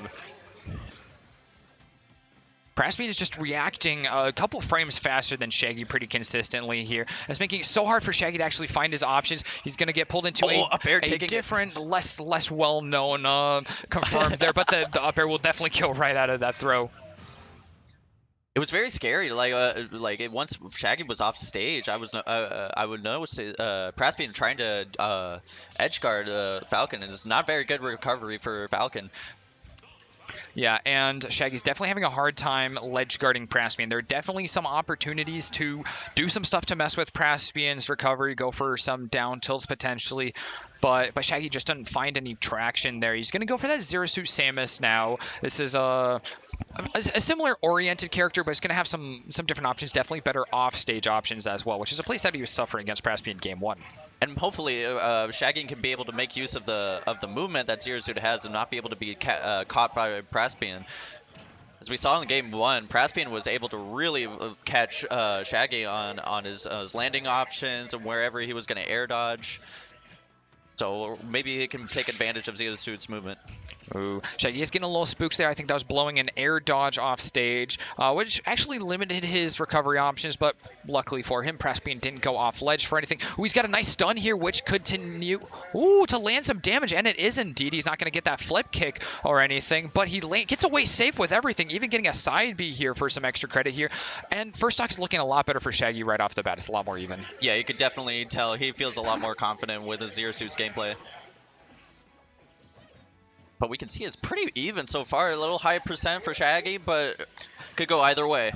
He's also covered with ink is definitely a concern because he's going to get thrown a lot more easily. At 130%, this means that anything with a high base knockback is really going to hurt. He has evaded for long enough that that ink is going to be gone now, but another jab will definitely set up for that. How's Shaggy's chase here going to be? He's looking for a couple options, using that flip kick to make sure he gets back to stage nice and safe. But the punish isn't there. Shaggy needed that kill to get ahead for the first time in this set, but it's just not going to come out. Up smash, Nice. taking it. Zero Suit has such a strong punish game, and it's just all these confirms with stuns is be able to do just about anything. But take Praspian with the back air taking the stock. Yeah, Shaggy got a little careless there off stage. He's going to get one of those up smashes just like before. It's not a kill at all at this point, but he is keeping well in the game with Praspian on damage. Much better to see than last game. Definitely see some neutral game players. Oh, That's interesting to see that Praspian's bomb actually kind of traded out, not helping them out very much. yeah, it was very much snuffed out. Not really doing a whole lot. It was able to punish by the lag. All right, Praspian going for this low recovery, which has been working out really well for him. But wow, Shaggy calling out the ledge get up for a kill and actually finally pulling ahead. This might be one of these going to game 3, especially if Shaggy can keep this up. Yeah, like we said, a lot more confident in the Zero Suit gameplay. You definitely saw he was looking for the Zair into back air, and he finally found it with that second stock. Yeah, it looks like Shaggy's feeling a little more comfortable in the air, and Zero Suit Samus is definitely a lot more forgiving if you do a lot more approaches in the air. Such a Beautiful nice catch with the call down out. smash. All right, Praspian is doing a lot here to keep ahead of Shaggy's movement. He I got did grounded not there, notice that. but the bomb was a great move there to try and set up and make sure that Shaggy wasn't able to do anything. Here's another lock, and an up air is going to come out. Ooh, nice parry. All right, the two of them are playing on full octane right now. I think you can definitely see a change in the gameplay in this last couple of seconds. The two of them really keeping pace with each other. That side B is not going to land. He lands the jabs to stop it. Super Low recovery close. once again. Ooh, the punish option was available there. He's knowing the rolling is coming out. This isn't going to kill quite yet, but that red lightning is definitely an omen for the future for Praspian, as Shaggy is keeping this pressure up, making sure that Praspian can't get away from the edge of the map very easily at all. Aerial moves are not going to land for either character, as Praspian really wants to get some more juice charged up. But oh my god! He reads the roll, he knew it was coming, and then that's how he was able to get up B out of the shield for the kill. And we're going to see a game 3. That was great to see from Shaggy. Going to be a lot more comfortable on that Zero Suit Samus, but Praspian absolutely not out of the count. Going to need to adapt a little bit more, having to play against a new character here in Game 2. Game 3, we'll be heading into Pokemon Stadium 2. Once again, nothing too crazy. We see plenty of that, but Praspian, I think, needs to get a little less comfortable with those side Bs, because Shaggy is doing a phenomenal job of playing around them, not only allowing one to go through, and Praspian getting punished more often than not for throwing out side Bs. Right, Zero Suit Samurai, this is a really good out of shield game, and it's just he didn't use up B out of the shield for this entire set, and that's how he was able to pull it off, because Praspian wasn't expecting the up B out of the shield to take the kill. Ooh, Praspian getting some nice damage with those aerials like we saw before, back into that nice comfortable range, keeping right on Shaggy's back, making sure that he doesn't get anything for free. Right, Shaggy still had to work for game 2, so it's still going to be a high octane game 3. Definitely some work. But as we see, it's a solid neutral game from both players. That forward smash was a great punish right there. Praspian keeps showing us beautiful punishes whenever Shaggy tries to get back to stage here. Looking for a little bit of a setup there, but Shaggy had the perfect option, is just wait sometimes. He's going to get hit by that roller finally, and it's a big kill for Praspian, pulling well ahead in this close game 3. It's going to be a little hard for Shaggy to be able to get a kill, and then hopefully this will get for Praspian some damage. A nice parry there from Shaggy isn't going to give him anything. Ooh, tried to read the roll away. Oh, almost went the edge guard. Yeah, Shaggy was already doing a pretty technical thing there, going low to try and stop Praspian, something he hasn't had any success in doing yet. Praspian recovering really safely all the time, and Shaggy just not finding the options quite yet, but getting hit by the up B could have been the difference between life and death. And nice. Once again, same thing. He knows the roller is coming out and then reads it with the up B. Yeah, we keep saying this. Praspian has to be a little less content with that side B because he's died twice for it now. You can see he's definitely going for it still. But it's solid damage, and it will get a kill. Not at this percent, but it's good damage. Yeah. Ooh, Shaggy pushing all the way across the stage here. Knows that roller's coming out yet again, but there's still catching with confirms the available. Up air for the kill. Oh, but we're seeing some up air loops as well with the Zero Suit. Yeah, Shaggy's wasting no time here, looking for that read, and Praspian does a great move. He knows that he can play really well off of that ledge, so he's going to go straight there, not having to mess with anything else. Ooh, the command grab is not going to come out. Shaggy's even a little unsure of what to do to punish. Yeah, it seemed a little hard. The Inkling was a little short. Yeah, he's definitely missed some short hop forward errors to try and punish. Oh, air dodged in. The jab block to the forward smash. It doesn't quite kill here. And then the back air taking it. Oh my gosh. Nice. Praspian gets it in 3 games. That one pulling out a little further for Praspian. He got the read on Shaggy, despite Shaggy playing really well around that side B. Great plays from both of them. I've sung praise to Shaggy's movement, but Praspian definitely someone to look out for as far as that goes, because they absolutely were at that same level, maybe even a little bit ahead, and I think that's what got them that position, beating out Shaggy in the end. Yep, solid stuff from both players. Definitely a better play with the Zero Suit other than the Falcon, but it was still, like, he was able to just keep going for a little bit, but it was hard for how short Inkling was and with the movement that Inkling has in general. Well, I think we'll be sending you off, right, as you get ready for your Guilty Gear my Strive Guilty Gear bracket. So, I'm not actually sure what the stream for that is on. Hopefully we'll put it here in chat for you guys to follow if you want to check out Rumble on his gameplay. And we'll continue here after a short break.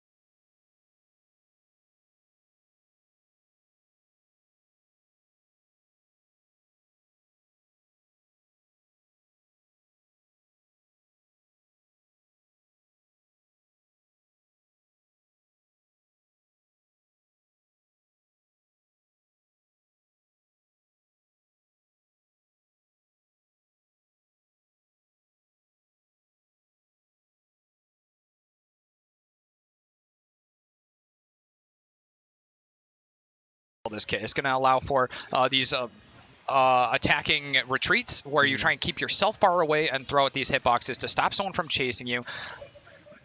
A lot of shield pressure there. Yeah. Mombi, on the other hand, is... Oh, God. Yeah, that tether grab's nasty. The back throw, just about as deadly as Ness's.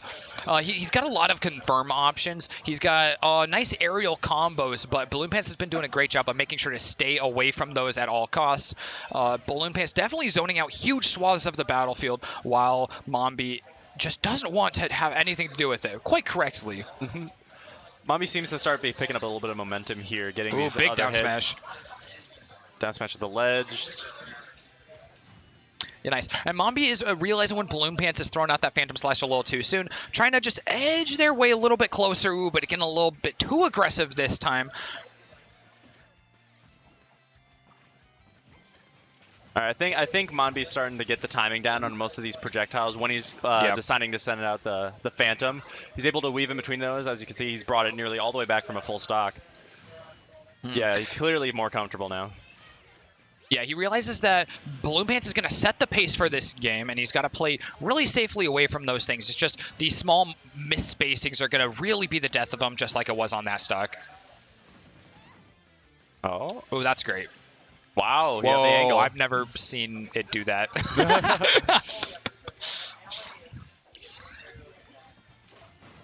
Ooh, bad trade there, Balloon Pants. Phantom was too close, went right over his head. Yeah, definitely a zoning option, not a panic option. And Mombi's got some heavy-hitting moves, and definitely shown us that they're able to recognize what the danger is there and what they can do to stop it, which is definitely hit right then. And I like the PK Thunders. That's an option that's going to do a lot to stop Zelda. You really want to pressure her in disadvantaged state because she doesn't have many options. All she can do is run away from you and set up Phantom Slash and try and win out in a neutral exchange, but she has such a bad time of getting back into neutral. After playing against someone like Balloon Pants for a decent amount of games, I haven't been seeing as much neutral B. It is a decent get off me tool. It's not super fast, but it does have those iframes. We haven't seen it quite yet. That's not going to work. Yeah, that's not quite going to reflect. But we get 10% right there off of that Din's Fire, especially since it was sweet spotted there, so it's going to give some additional. The two of them are pretty even here after a pretty long, hard-fought battle. A lot of attrition here. Ooh, Mombi's going to be sitting there wide open, charging a forward smash to get hit by that up B, and Balloon Pants is just going to continue this pressure from below. Mombi still having a hard time getting in. It's a last hit, last stock situation here in game one. He's going to have to watch out for that Phantom.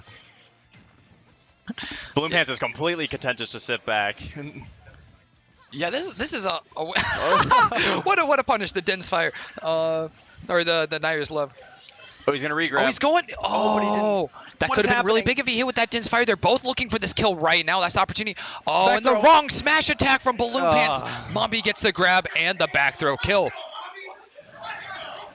Crowd popping off for Mombi. We got a Mombi crap tonight.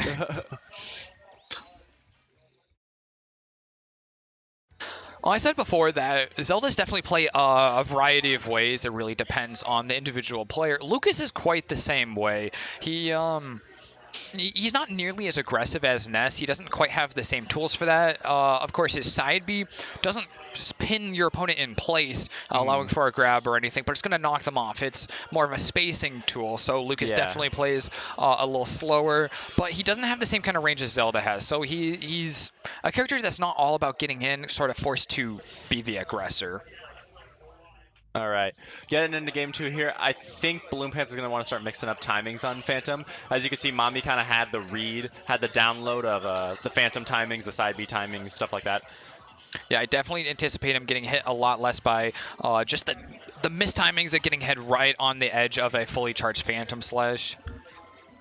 Ooh, and he's forcing Balloon Pants into these close-up fights, which are where he's going to win out. He's the brawler in this scenario. That was a nice shield, but the roll away is not going to be what Mombi needs to land some more damage. That Nair would be great with that up air loop and that dash attack. This is exactly what Mombi wants to do. Keep up that pressure as much as possible before Balloon Pants is able to set up another Phantom. No, don't approach high, approach low. It seems like he just keeps ending up jumping on to Balloon Pants, but Balloon Pants doesn't seem to be reacting. I don't think he's expecting the option, but whenever like Phantom Charge, Mambi will immediately jump straight up into the air.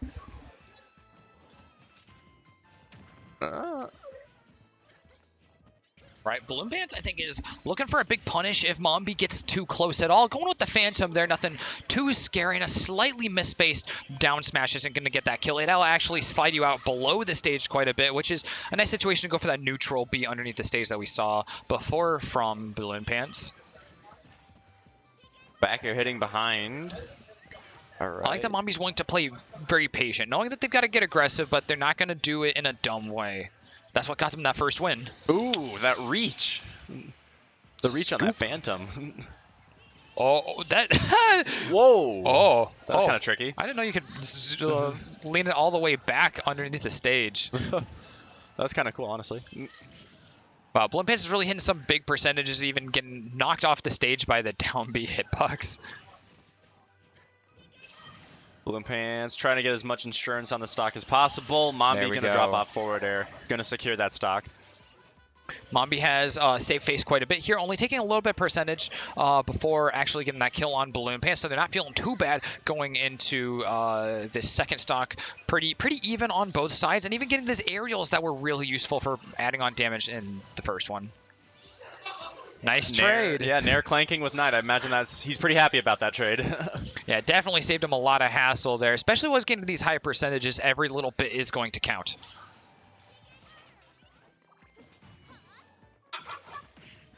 Jab combo. Balloon Pants going for those 2-frame options. None of them going to land here. And going down below again. Ooh, Mambi. I thought we had learned this lesson.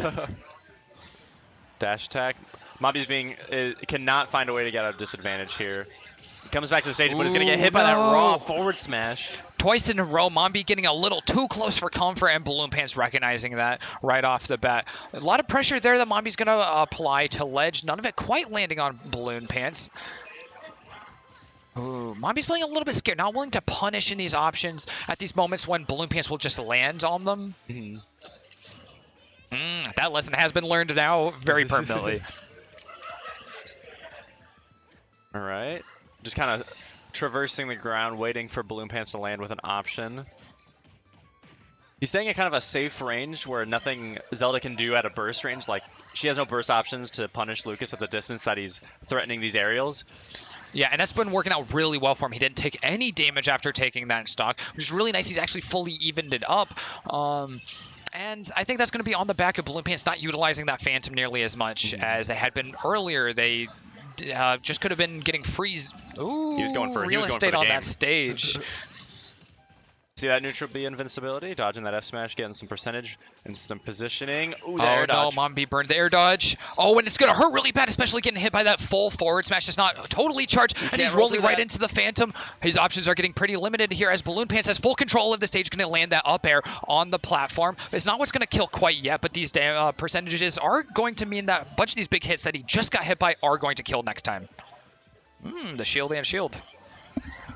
That F smash is going to put Balloon Pants into a rough position. Mambi's going to have to recover with the up B ledge trap scenario. Back throw, bad DI. Mambi gets it! Oh Balloon Pants had no idea it was coming. I don't think yeah, that was quick grab back throw, just like. Balloon Pants was so close to getting that, though. It was a close reverse of that last game by Mambi, so Mambi gets to get out of here 2-0, feeling quite comfortable there. Balloon Pants playing quite admirably despite all that. Yep, honestly, really close games between the two. Going back and forth, kind of trading. I was really hoping for a game 3 of that. Balloon Pants looked like he had it, but Mambi kind of just pulled through in that last stock. Had a little bit of a little bit of that clutch factor. I think Balloon Pants got a little bit impatient. Playing Zelda with that style really heavily on the Phantom Slash, it's slow. You're playing an attrition game. You're just saying, I don't really have to go on your side of the stage. I'm just going to add that damage on one Phantom Slash at a time every time you mess it up. And when you don't, well, we'll go back and I'll charge another Phantom Slash. Balloon Pants got a little bit impatient there towards the tail end of Game 3. I mean, you see that perfect finish off of a stock from Mangi really hurt there. Not sure what our next match is gonna be. Yeah, we're but- getting towards the end of the round robin pools, so the matches are getting a little thinner. Most of them are playing out. We may have a little bit of time to wait here and fish up another match for sure. All right. We might go to this break screen here real quick, and we'll make sure that we have another one for you guys here very soon. Yep.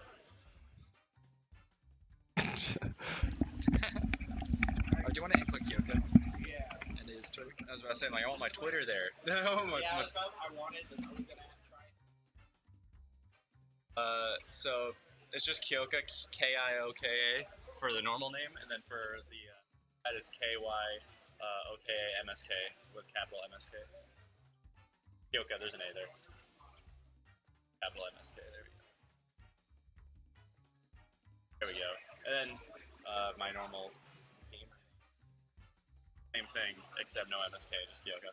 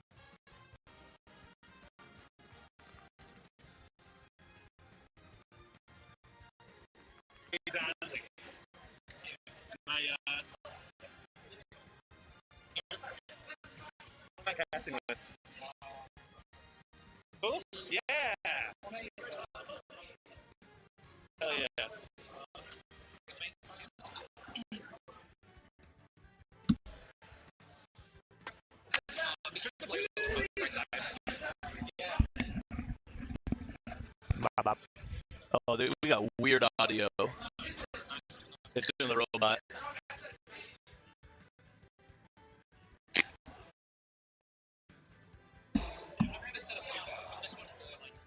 Yeah. What makes it do that? That's always fun. Alright. We know how to fix it, but Hey, that's good at least. yeah. You wanna take the lead on this one? Yeah, for sure. Cool.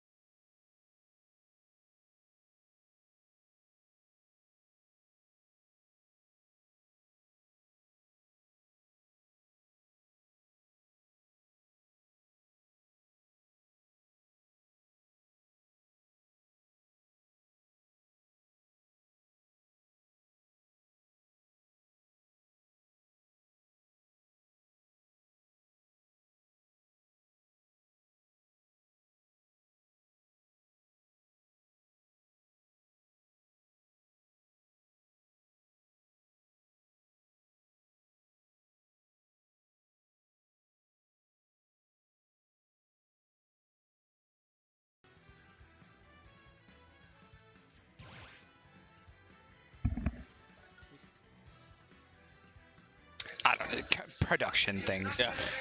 Yeah. Some people. Yeah. Oh. Hello, everybody, and welcome back to Honeypot. I'm Treasure. I'm joined here with Caribou. You've seen both of us before if you've already been tuning in. If not, we're heading into top 32 of Ultimate Singles. Yeah. And it looks like we're getting started right now. We've got LeMay versus Someone Games here in round 1 of top 32. We got the opportunity to see Someone Games earlier today playing this same Terry, and it was pretty terrifying early on. He will really kill you just out of absolutely nowhere. LeMay we haven't gotten a chance to see on stream, though, but he is playing Snake, also a scary character that we've seen some of earlier today. Yeah, I had LeMay in my bracket, and let me tell you, he knows how to overwhelm with this character. He will constantly be pulling grenades, dropping C4, you know, sort of occupying the space that you want to occupy with his explosions. And, yeah, and he is really doing a good job of playing an aggressive Snake, making sure that Someone Games doesn't get any space on this map where he can just feel safe. Yeah, Someone Games is already at 100%. You see that go percent is here. Let's see if he can make use of it.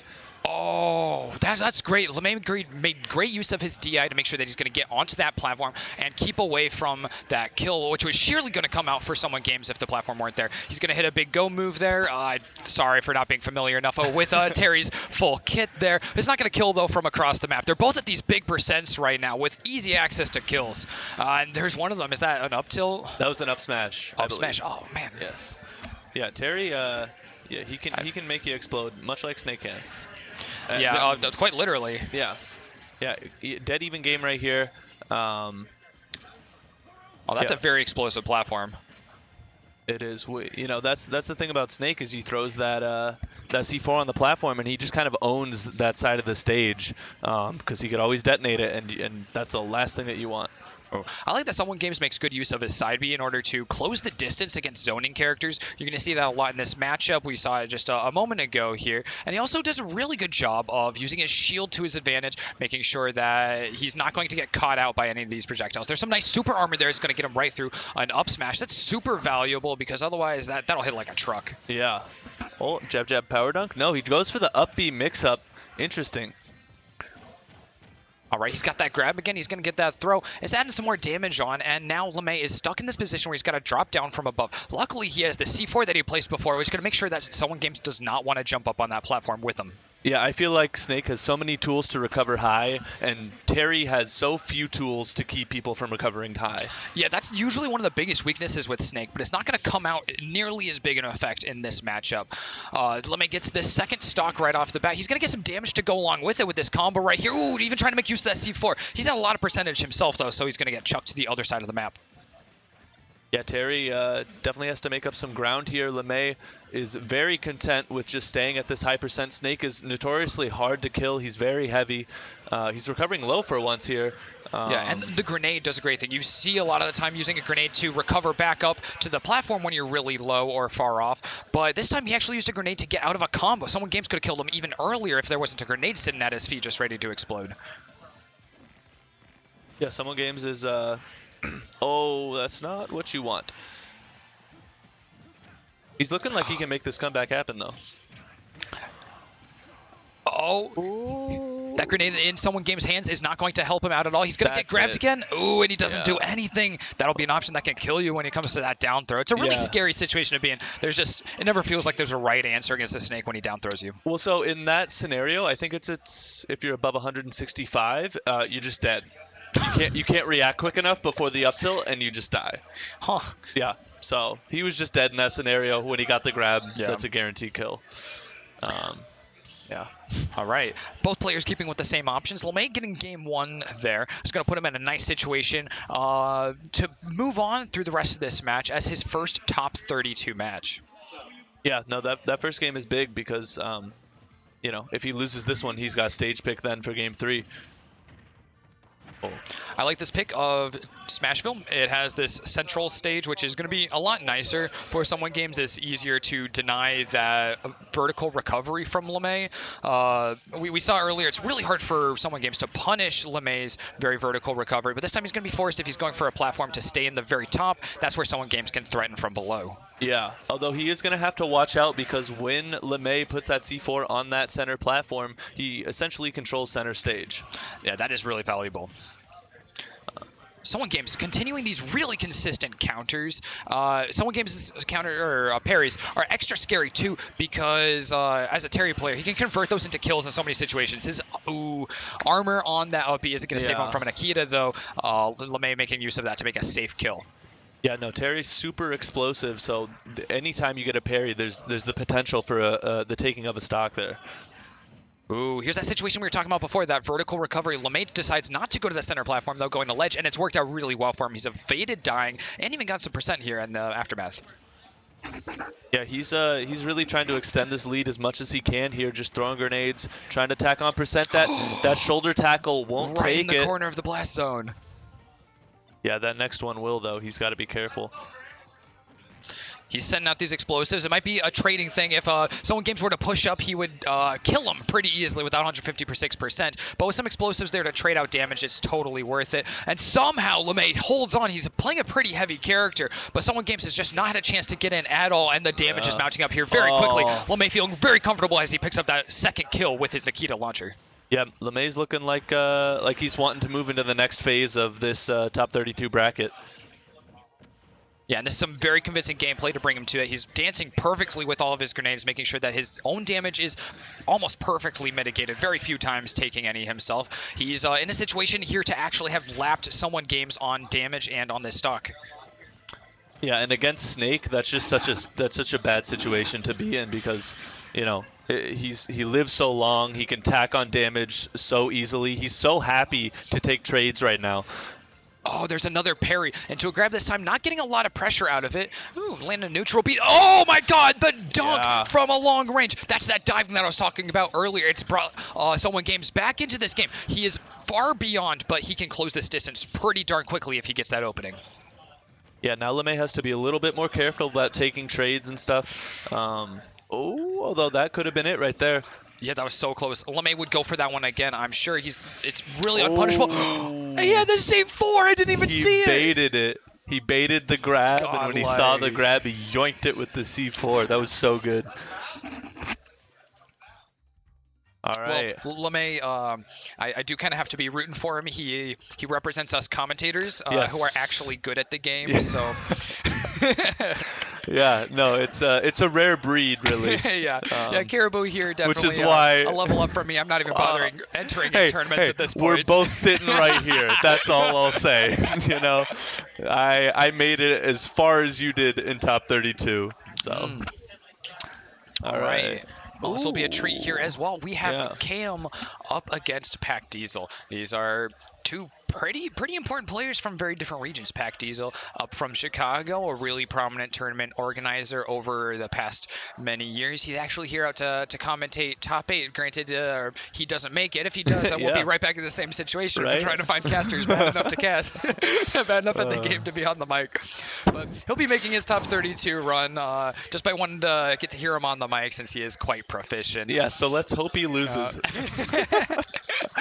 Yeah, we will be rooting for it nonetheless. Kirby Cam, a really big player up in ISU, which I think you might be a little familiar with. You know, that's my region. That's my boys. I'm the head TO over there, and it's just always a treat to watch Cam play because he makes a bad character, or at least widely accepted as bad, look really, really good. If you play him in bracket, you'll be like, people call this character low tier? Yeah, that character would be Kirby. He is... I don't know if his Twitter is still Cam Plays Kirby. I believe it is. I think his username might although be Cam Plays Joker because he's also picked up Joker. It's a little easier playing a high tier. The frame data does not lie. But his helps. Kirby is terrifying. I've never seen anyone move so comfortably in any character is such a low tier. Yeah. And Kirby isn't a bad character because he's bad. It's just because he's bad in certain situations, especially in disadvantage state. And when Kirby is beating you up, you really won't feel that he's a low tier. Yeah, no, he's got some stuff for sure, and that's just a testament to, you know, at its core, Ultimate is like pretty balanced, I would say. Yeah, it's not too. I mean, like you feel it when you're a low tier, man. Yeah. But like you can play a low tier, right, and that's not true for too many fighting games. Yeah, like you can make top 32 with Kirby. Yeah, as Cam has done today. Yeah, so I'm definitely curious to see what his spread is going to be looking like. And I don't know. It's his Joker has come a long way in the past year, especially over the duration of COVID. Yeah. So it's always hard for me to get quite a read on exactly where he's feeling with that. Do we know who Pac Diesel typically plays? He's a sword fighter, right? Yeah. But I don't know exactly who he's going to be playing. I haven't seen him play for like 2 years, actually. Okay. Yeah, it's been a minute. You know, people change over quarantine. It does things to you. Oh, and he's all right. He's going with the sword fighter. All right, this is another character that's going to really thrive in advantage state. Sword fighter, you might not expect it, but he's actually his owner. A little more similar to something like a young Link. He throws out quite a lot of projectiles. He's got that side B, that big whirlwind. I'm not sure exactly which setup he's using. He's got Chakram for that neutral B. That one's really strong, and it will eat up a lot of enemies' projectiles as well. Yeah, and I know that Cam does have some matchup experience here. One of his friends back at school does play sword fighter. As we're seeing here, he's off to a great lead here at the start. Yeah, that's exactly what we're saying. Kirby Cam can absolutely just walk through somebody if he lands in the right spot. Forward air is a great combo move that will just continue chunking through players and moving them across the stage so you can get them off stage. He doesn't have an awesome spike in that downer, but it is a spike, and a lot of characters can't do anything about it. Me Sword Fighter doesn't have too much recovery. Yeah. No, it's definitely got some slow startup, but if you get caught in that, you know, especially as a character of Sword Fighter, you're just kind of taken for a ride. This time, though, Pac Diesel of keeping up. He's gonna get. Oh he gets my that God! first Hit hit with that fair forward into forward smash. smash. That is one of his many Wow. confirmed. Well, not many. One of his confirms. He's Kirby. Like he's not He's Snake. Kirby, but that is a terrifyingly early way to kill someone. Cam going once again for that down air. Again, it's a light enough to do it for me, Sword Fighter, and Cam is feeling very comfortable. He's only taken 70% over the course of this, while he's taken 2 stock. And in Pac Diesel's defense, this is a niche character. Not many people have Kirby knowledge experience, but he does manage to take a first stock. That's the first step into taking this game. Yeah, definitely. And luckily for Pac Diesel also, me Sword Fighter's a bit of a formulaic character. You have to do the counterplay to your opponent's character, of course, but his combos are going to work on just about any character. There's only a few weird ones that will kind of get out of them. That up air confirm is a great one. I would love to see some more of that side B also, because it covers so much of this stage. It makes it really hard for a really aggressive character like Kirby to push up and actually get in for those combos. Yeah, Cam doing a great job of ledge trapping here, just not letting Pac Diesel in, although he overextends a little bit there, and Pac Diesel does get stage control.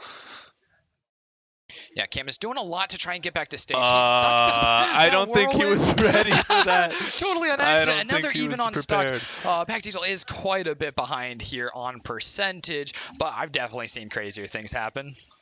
Oh, we went for that down air.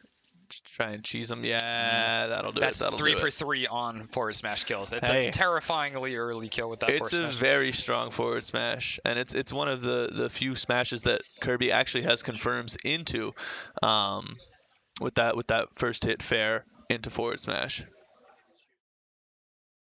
Oh, that's sad. Apparently we don't get game audio because Pac Diesel plays with headsets. Unforeseen. Wow, you think he can hear us? Like we're just giving him outside knowledge. He's actually listening to the Twitch stream. He's just like delayed, so he's just like agreeing and Ooh. oh. We're seeing the character switch to Pokemon Trainer. So that's going to be pretty different. Not nearly as heavy on zoning. Ivysaur has some zoning capabilities, but that comes with 2 other characters. The combo game won't be all Cams this time. Yeah, no, for sure. This is definitely I don't know if I would say a better matchup, but at least one where you can sort of fudge it better. Yeah, I mean, Pokemon Trainer just has a lot more leeway. Yeah. You know, me Sword Fighter has some really specific stuff that you need to hit. Meanwhile, Pokemon Trainer, you play good neutral. You just get it's a really fundamental focus character. Switch. This is a character with a little more range, not going to be as intense on throwing out those combos and really dominating, but he will do a lot to box Cam out. Well, Cam's got to watch out for the Ivysaur down air here. Pete was going for it too. Yeah. Nice. Whoa. The up B is right on Yeah. mark. That's going to secure the first kill for Pac Diesel. This time he's taking point. Yeah, starting off much stronger now. Oh, but Cam, that's Kirby. 5 jumps. You know? Yeah, he's just going to wait. He has no issue.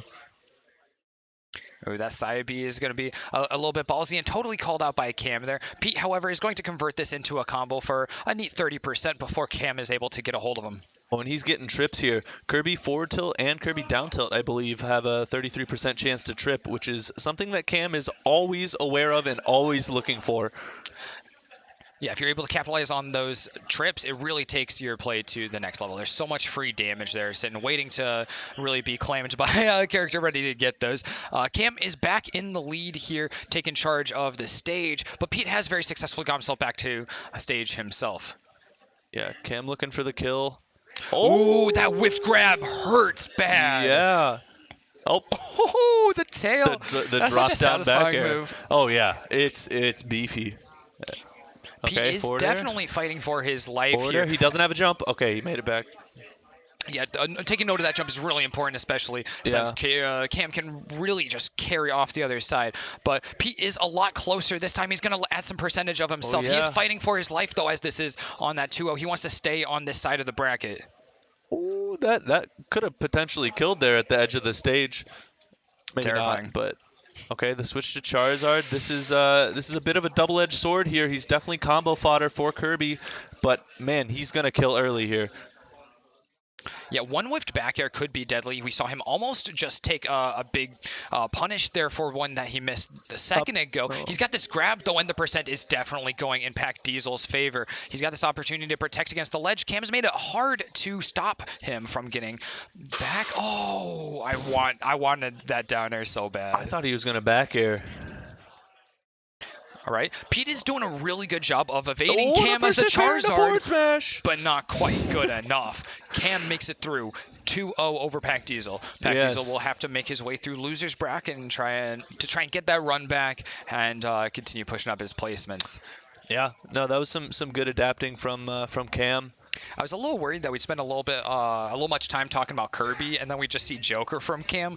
But I really appreciate getting to see Cam just play out of his mind on Kirby. Yeah. It's real proof that just about any character is viable. Yeah, especially if you put in the time. I mean, Cam's been playing Kirby since, beginning of Smash 4 almost, I think? Yeah, long time. So, and a lot of that does carry over between the games even. Yeah. And Kirby only got better in Smash Ultimate. Which is saying something, given that he's rough. still considered not great, sort of. I guess to be fair, I don't think he got better.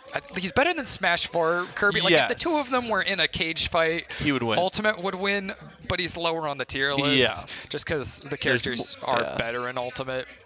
That's fair. That's fair. So take that as you will. Yeah, it is what it is. We got another match coming up here. Unsure. Yeah, production, did you catch who we have next? It looks like Yumu is that and Yumu? Pez. Yeah, okay. Yumu and Pez. Yumu, Mario? I have no prior knowledge. I know we saw Pez earlier in doubles. I don't know how much bearing that has, and I was busy on production side the whole time. I didn't really have time to get to sit back and enjoy the matches, unfortunately. He was playing Seafalk, which I think is his main. A solid one, definitely. Yeah, no, Seafalk super fun to watch. He's one of the I think that's the most hyped character in this game. I don't know about in this game.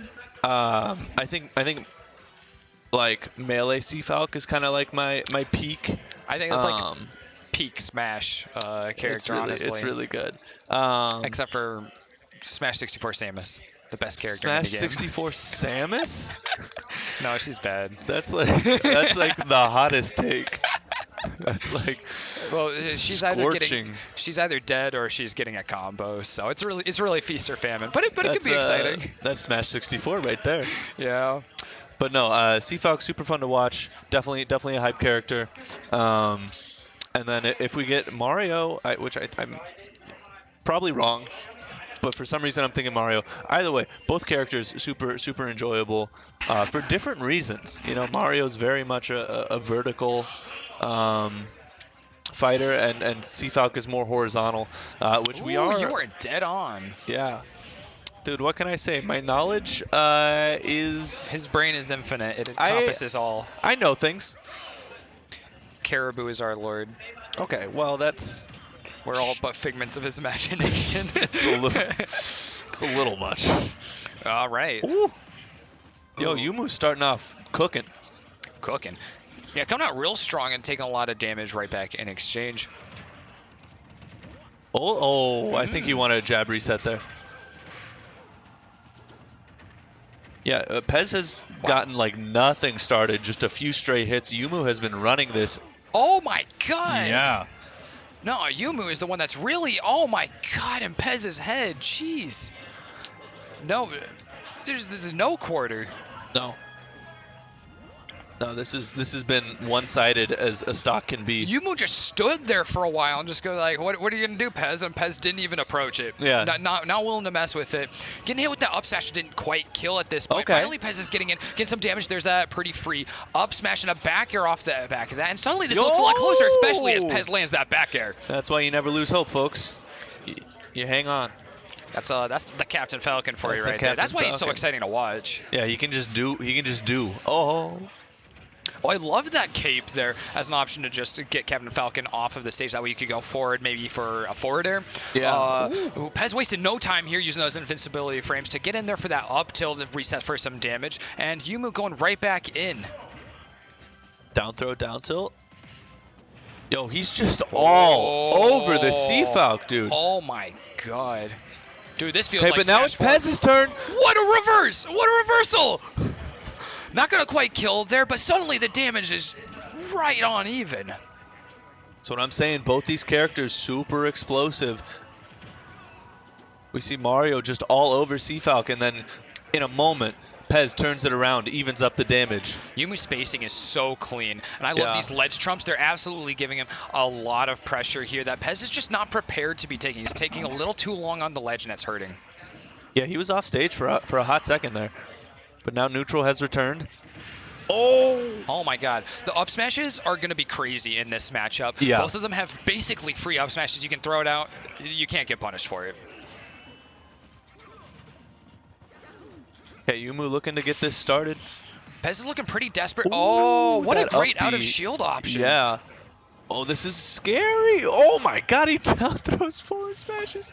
Ooh. Oh, I heard the noise. Yeah, the cape noise went off, but I don't think it actually did the reversal since no. this up B still hit its mark. Down to the last stock for both players after an explosive first game here so far. Pez done a lot of damage, but that has not phased them so far. Yo, gets the air dodge read. Up air.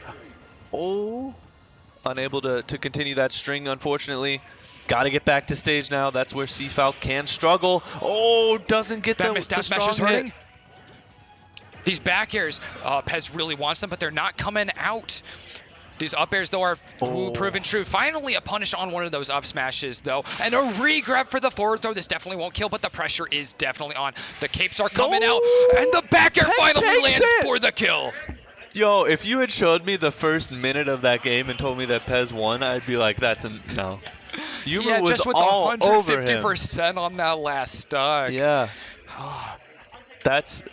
I mean, I think the what a only thing match. that Yumu missed out there, obviously, those combos were insane. It was just optimal punishes. That re-grab on the last stock was one of the coolest things to see, but it could have been a forward smash.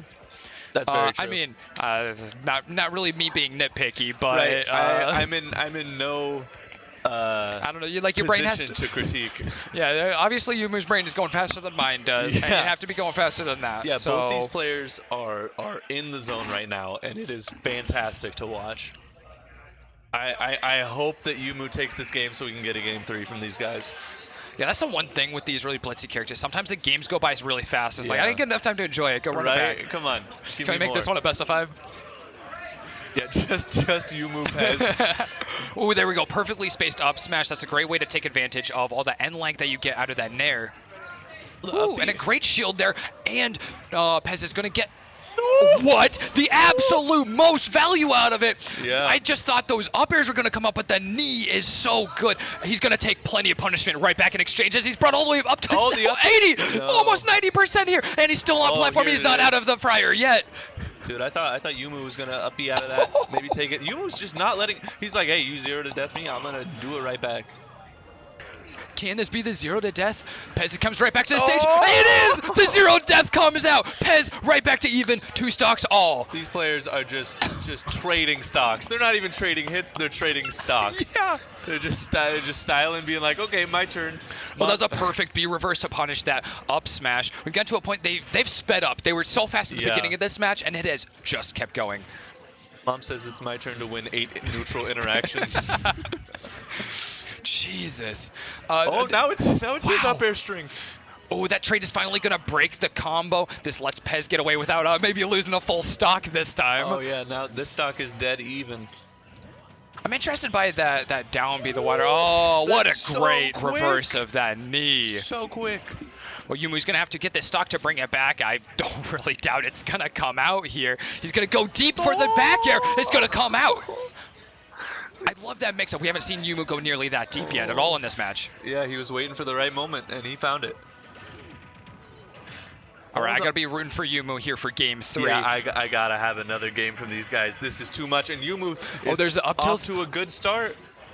Oh, waited for the down air. He's got the punish. Perfect movement, and he's going to make sure he doesn't get punished with that down B. A perfect use of Flood. A difficult piece of tech to use. He hasn't able to lands that cape. Jesus. Yeah, no. they're moving too fast for me.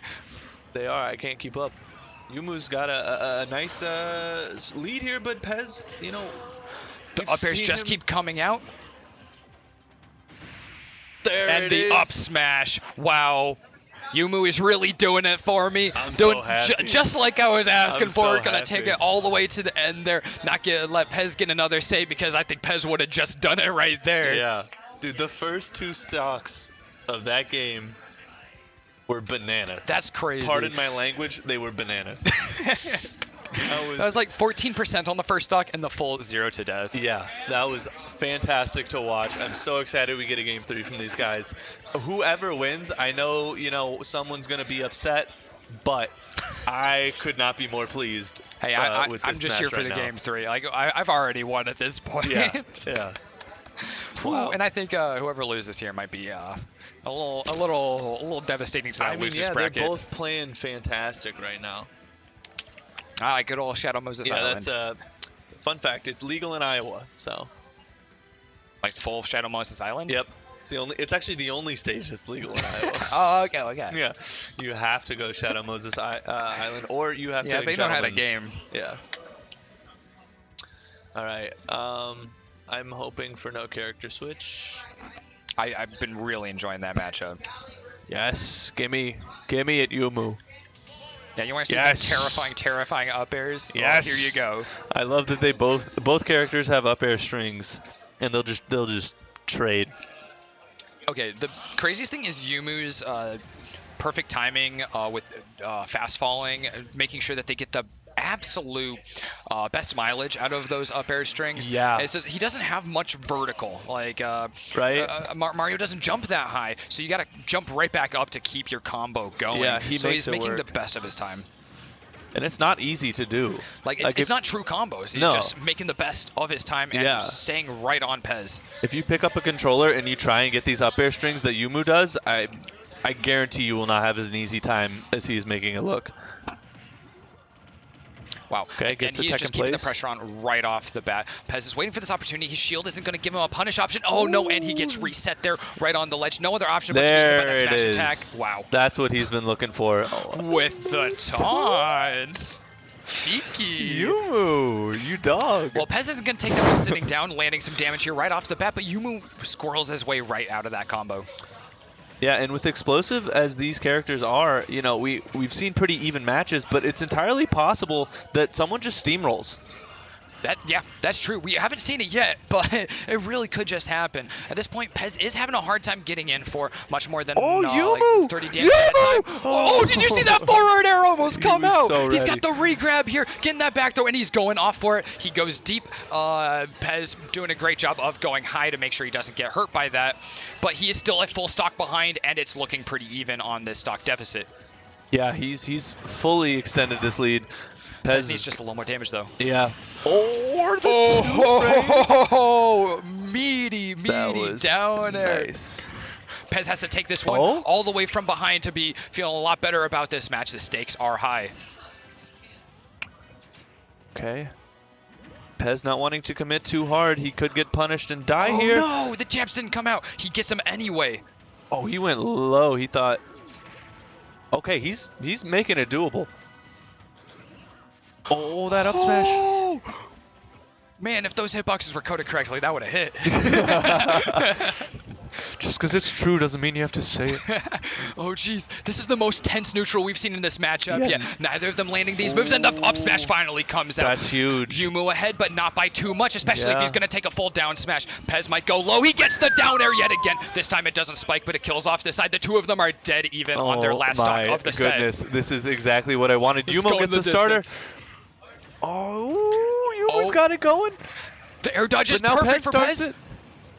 Oh, that's He huge. gets the side B. Oh, that up smash is going to be Yeah. folly as he gets hit by a and now huge upper he's string. getting. Okay. Back here comes out for Yumu. He's looking to get aggressive on that shield. It's not going to turn out. Ooh, Pez is forced to go low. Oh, he still gets the Okay, grab okay. through the cape. Pez has got to be so careful here. An up smash will do it. Back throw shouldn't do it. How does he Looking get for back? that dash attack down tilt.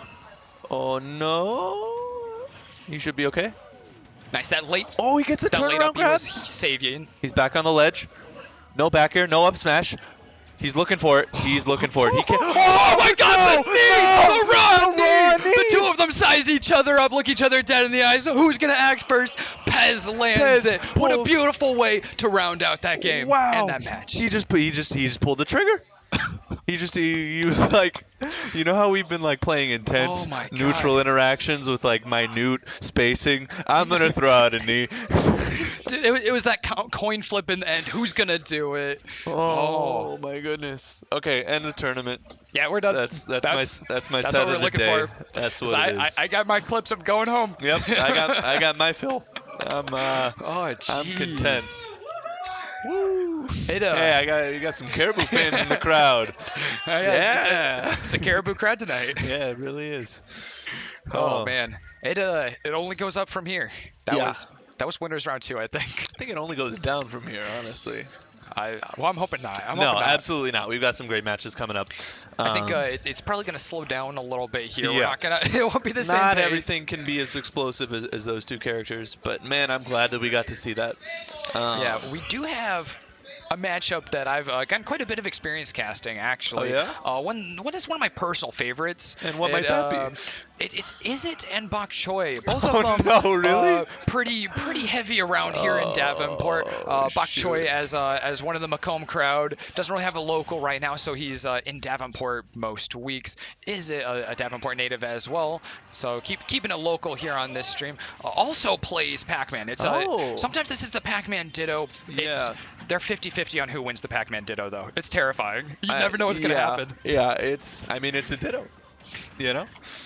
And they play such different styles, too. It also goes with this Captain Falcon about half the time. This is also a 50-50 matchup, the Pac-Man versus the Captain Falcon. You really never know what's going to happen with these two. Hell yeah. Yeah, definitely a slower paced match, just with the inclusion of Pac-Man. Going to be zoning way harder and just sort of trying to... But this is a character that also loves 0 to deaths, actually. That's true. Especially against characters without extended recovery options. Yeah. Yeah, Izzet's feeling inspired by what we saw earlier. He's happy to look for some Captain Falcon clips for himself. He saw Pez and he's like, "Hey, I'm gonna do that." Yeah. Give me some of that. Well, I imagine Izzet's looking to win out that match when it comes to it. Yeah. Oh no! Bok Choy barely missing that full punish. He gets a back air though, which is quite good. He even gets this down air, and that air dodge kills Izzet. He was spooked out of it. Yeah, it's tricky if you fall out of that because you're either trying to anticipate the last hit or if you fall out of it, you got to know when to air dodge, when to jump. So while Bok Choy on Pac-Man doesn't have the same kind of aerial like up air loops or anything, he's got crazy fruit combos. You look at that Galaga that we said that saw that was worth 40% along with his forward airs and nairs. We're gonna see a lot of that. It's deadly. It can kill if you're on the edge and you get hit by it. He'll 0 to death. It's so fast too. It's definitely his get off me option. Ooh, you don't want to challenge that hydrant. Izzet is having a really hard time getting in here, and every time he gets too close to Bok Choy, he's getting hit with a fire hydrant or a forward smash, sometimes even both. Off ledge here is definitely a dangerous place to be also. Bok Choy has most of the cards in his hands. Yeah, although despite having the cards in his hand, it's looking pretty close. Izzet could take the stock with like a knee or something right now. And he's got Bok Choy off stage, which honestly... he's definitely threatening deep. Okay, yeah. That's what he needed. He needed a hit or to steal like a trampoline charge or something. Yeah, as a fellow Pac-Man player, is definitely aware that he can use that trampoline and make sure he can get back. He's not too... he's a character or a player who's going to be really confident going off stage against Pac-Man. He knows what he's working with. He is going to die in the end of that exchange overall there, but he's looking to get deep here on Bok Choy. He's landing right on him using that fire hydrant to clear up the landing zone. His down air isn't going to hurt, but he's still trying to push to get close enough to Bok Choy and even up the stock. Oh, yeah, he's got to watch out for these fair strings. Woo! Yeah, that was fire hydrant. Oh, some trampoline play, perhaps? Yeah, that's another interesting thing about these two players is that Izzet is incredibly aware of what Pac-Man is capable of. So you're not going to often see him fall into these sort of pitfalls that other players do when playing against Pac-Man. There are a lot of cheap Pac-Man tricks. Yeah. Izzet doesn't fall for them. You know, like he knows how to get out of fair strings. He knows like when you're looking for Galaga. Look at all those options covered. A forward smash, a fire hydrant getting thrown, and then a fruit as well. So much of that stage is just getting covered right there. Bok Choy is feeling really comfortable here. He's hung onto the stock for quite some time, even evading that knee, which would have killed at 150%. Is looking for a 2-frame. He's not going to get it here, and he's just going to keep taking more damage as Bok Choy gets closer to a kill confirm, which he's surely looking for at this point. Yeah, no, Bok Choy is more than happy to just sort of stay on this ledge, you know, keep recovering, tick away at the damage so he can find this kill on Izzet. He really needs just like a forward smash or some strong hit, and that's all she wrote for Izzet. Ooh, Izzet's getting a little... Ooh, okay, a little too bold in the air, getting a little too close to Bok Choy. Bok Choy has great early options. The Nair comes out at a stupid frame 2, so it's definitely a big option. There's plenty of time there sitting around waiting to get that key, which is a great kill option. That's the fruit that you can just throw at someone and they die. Oh, interesting pick of that side B, but Izzet isn't ready for the follow-up because there's such a weird one. The lack of a B reverse is going to steal a kill away from Bok Choy, but he's still pretty close. Yeah, we so rarely see Bok Choy recover high. I mean, it's just almost always better to recover low with Pac-Man. So it's nice to see that he will switch it up. And that trading back air is not going to quite kill, is it? Hanging on by a thread. Is this the first bell that we've actually seen go out? It's going to stun, but it's not going to mean much if a throw is coming out. Oh, and Bok Choy totally mixes up. He's not going for that. He goes for the fire hydrant. It was all a bait. Yeah, that was a great bait from Bok Choy. That's a new one. I live with Bok Choy. Yeah. I've never seen him do that one. Really? Every time, every set with Bok Choy, it's a new weird adventure of what can Pac-Man do. I'm like, when were you labbing without me? He's just trying new things out in bracket, you know? This is when he labs without you. Yeah, seriously. All right, looks like Izzet is going into game 2 with that same Captain Falcon. Yeah, it's doable. Yeah, that was a very close match. Yeah, he's just got to find those kills a little bit earlier, and you know, maybe watch out for some of those forward smashes at the hydrant and stuff like that. Yeah, in addition, as part of that tiebreaker, Izzet has had the map the stage choice. So we're going here to Northern Cave, which is going to be different. Yeah, it's a mixed bag for me. Pac-Man gets this huge open stage to sort of do what he wants, but at the same time, Izzet doesn't really have to worry about hydrants off stage. Yes, that's true. They won't drop off to deal extra damage to him while he's trying to recover, and I think it might actually give him some more options for recovering, if not to ledge, when he's going for high recovery. So I think overall, it will definitely be a boon to Izzet. Obviously, he chose it for a reason. Yeah. So we'll see. And he knows Pac-Man. He knows what he likes for Pac-Man. He probably knows what he likes against Pac-Man. Ooh, that back air is totally going to call out Bok Choy's down air, and another one is going to secure it out for that kill. First one going to Izzet this time. He's going to get hit by that Tangerine and a little curious bounce right there. He's going to take some pressure to shield, but he's ready for it already with those nairs. He's pretty hurt. Those one Apple is going to hit hard. It really will, but not hard enough. Bok Choy still needs to find this kill as Izzet tacks on the damage. Izzet going deep against Pac-Man. He's got to be careful. Well, I guess he's at high percent. Yeah, you know, you're... Ooh, Izzet got a little bit too aggressive there. He does have some extra credit, though, so it's not the worst time to get aggressive. Bok Choy's going to take some time to charge up his fruit off stage, and he's going to punish Izzet. That tech is going to be big. Izzet is scaring me with these attempts at... He needs to get ahead, though, especially on the back of game 1, being here at match point in favor of Bok Choy. I just forgot the word for ledge guarding. You know, but we got it now. Don't be on the ground. Yeah. Yeah, this stage choice seems to be working out here for Izzet as he finds that knee and goes up a full stock versus Bok Choy. Yeah, he's even going to clear off the stage, making sure that fire hydrant isn't going to do any work for Bok Choy once he gets back to ground. He's the stock ahead, which is pretty big. Bok Choy definitely got some percentage to get before he's even going to be in range for most of his normal kill confirms. He's got some other cheeky stuff that can kill early, but he's not going to be relying on it. Yeah, if you can get like a forward smash at ledge here, that's going to be what kills, but he's... Oh no, the wrong aerial is going to cheat Bok Choy of his damage there off of his bell, but he's going to keep going nevertheless. He's still getting closer to Izzet on damage right now. Yeah.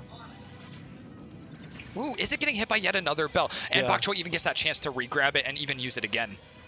It's unfortunate for Bok Choy that Izzet keeps getting hit by that like top arc of the bell because there's not much he can do to punish there other than like a weak aerial. But Izzet going in right now, he was looking for that kill. He was searching, but he couldn't find it. Yeah, that was a beautiful down air though. It totally reset that neutral. Izzet hitting some nice little little tiny hits like that tilt in order to make sure that Bok Choy doesn't get to run away with anything and take a lot of damage. And as this attrition game is going in Iz's favor, a big forward air is going to do more than that. Did you see that trampoline knee? I know you're watching the same game I am, but that was insane.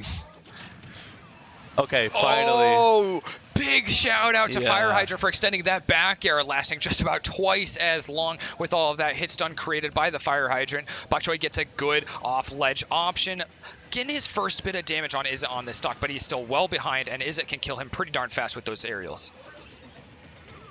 Yeah, Bok Choy, he's looking for an early kill here. Izzet looking really for needs to anything. cheat right now. Izzet, you're crazy. There it is. Oh, Down you go. no. Down you go. That's a solid one in favor of Izzet. Actually, a closer one, or a further away one than game one. Yeah. Gonna take us all the way to game three. This time, though, Bok Choy gets the benefit of the stage pick. That's true. That's true. Yeah, that stage pick definitely worked out for Izzet. I wonder if Bok Choy will... Head back Oh, to there's Pokemon no Stadium 2. DSR. Right. I was like, Oh, can yeah. he do Oh. that? But he can do that. that? There's no DSR here. No, he's feeling good about that Pokemon Stadium too. It's not a really heavily weighted map towards him, but it's the best little service. I'm sure Izzet has already taken those options that he really wants. Definitely the triplats among Yoshi's will really benefit Pac-Man. Yeah, and we saw him pretty And comfortable the two of here them are on the same page as far as what Pac-Man does. Right.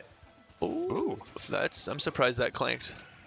Yeah, that's the key with the Fire Hydrant is you gotta hit it. Just it mitigates the damage from it. If someone chucks a Fire Hydrant at you, just bop it, and then you can continue as you will, because it won't hit you again. That's the kind of stuff you learn when you room with a Pac-Man. Ooh, that Galaga string isn't going to get his full damage, but Bok Choy hits the back air to continue it, regardless of it not allowing him to carry Izzet all the way off the ledge. The two of them are hitting quite a bit of even damages come out pretty fast here, and Izzet's even going to chase Bok Choy off stage. He's forced into an air dodge, but he's okay for now. You know, I've noticed that Izzet is a very aerial-heavy Falcon. Oh, yeah. We saw Pez throw out a lot of up smash last set, and it could be just the matchup, you know, versus Pac-Man. You don't want to throw out something you can hit with just like a fruit, but he's finding his kills through aerials as opposed to other means. Yeah, Bok Choy thought he was a little bit safer there behind his Fire Hydrant a little bit ago, but he was able to finally make it back to stage and even make the kill. Ooh, cheeky little bell, but it's in his opponent's hands, and he knows Izzet knows what to do with it. He set up a great little ledge trap there, and he's going to chase it all the way across the map to secure that kill. The two of them dead even on 2 stocks. That was and Izzet still got fruit. A very deep edge guard from Izzet. Oh, that's... Oh, no punish. Yeah. Just throw the cherry off the edge. Get that out of here. Didn't want that one. Oh, he's got to be careful. A little bit of a whiff from both players. Yeah. Whoa. Oh my. Bok Choy Whoa. is just Was that 60%? That was, yeah, a good. Oh. Wow, it's a really strong F smash too.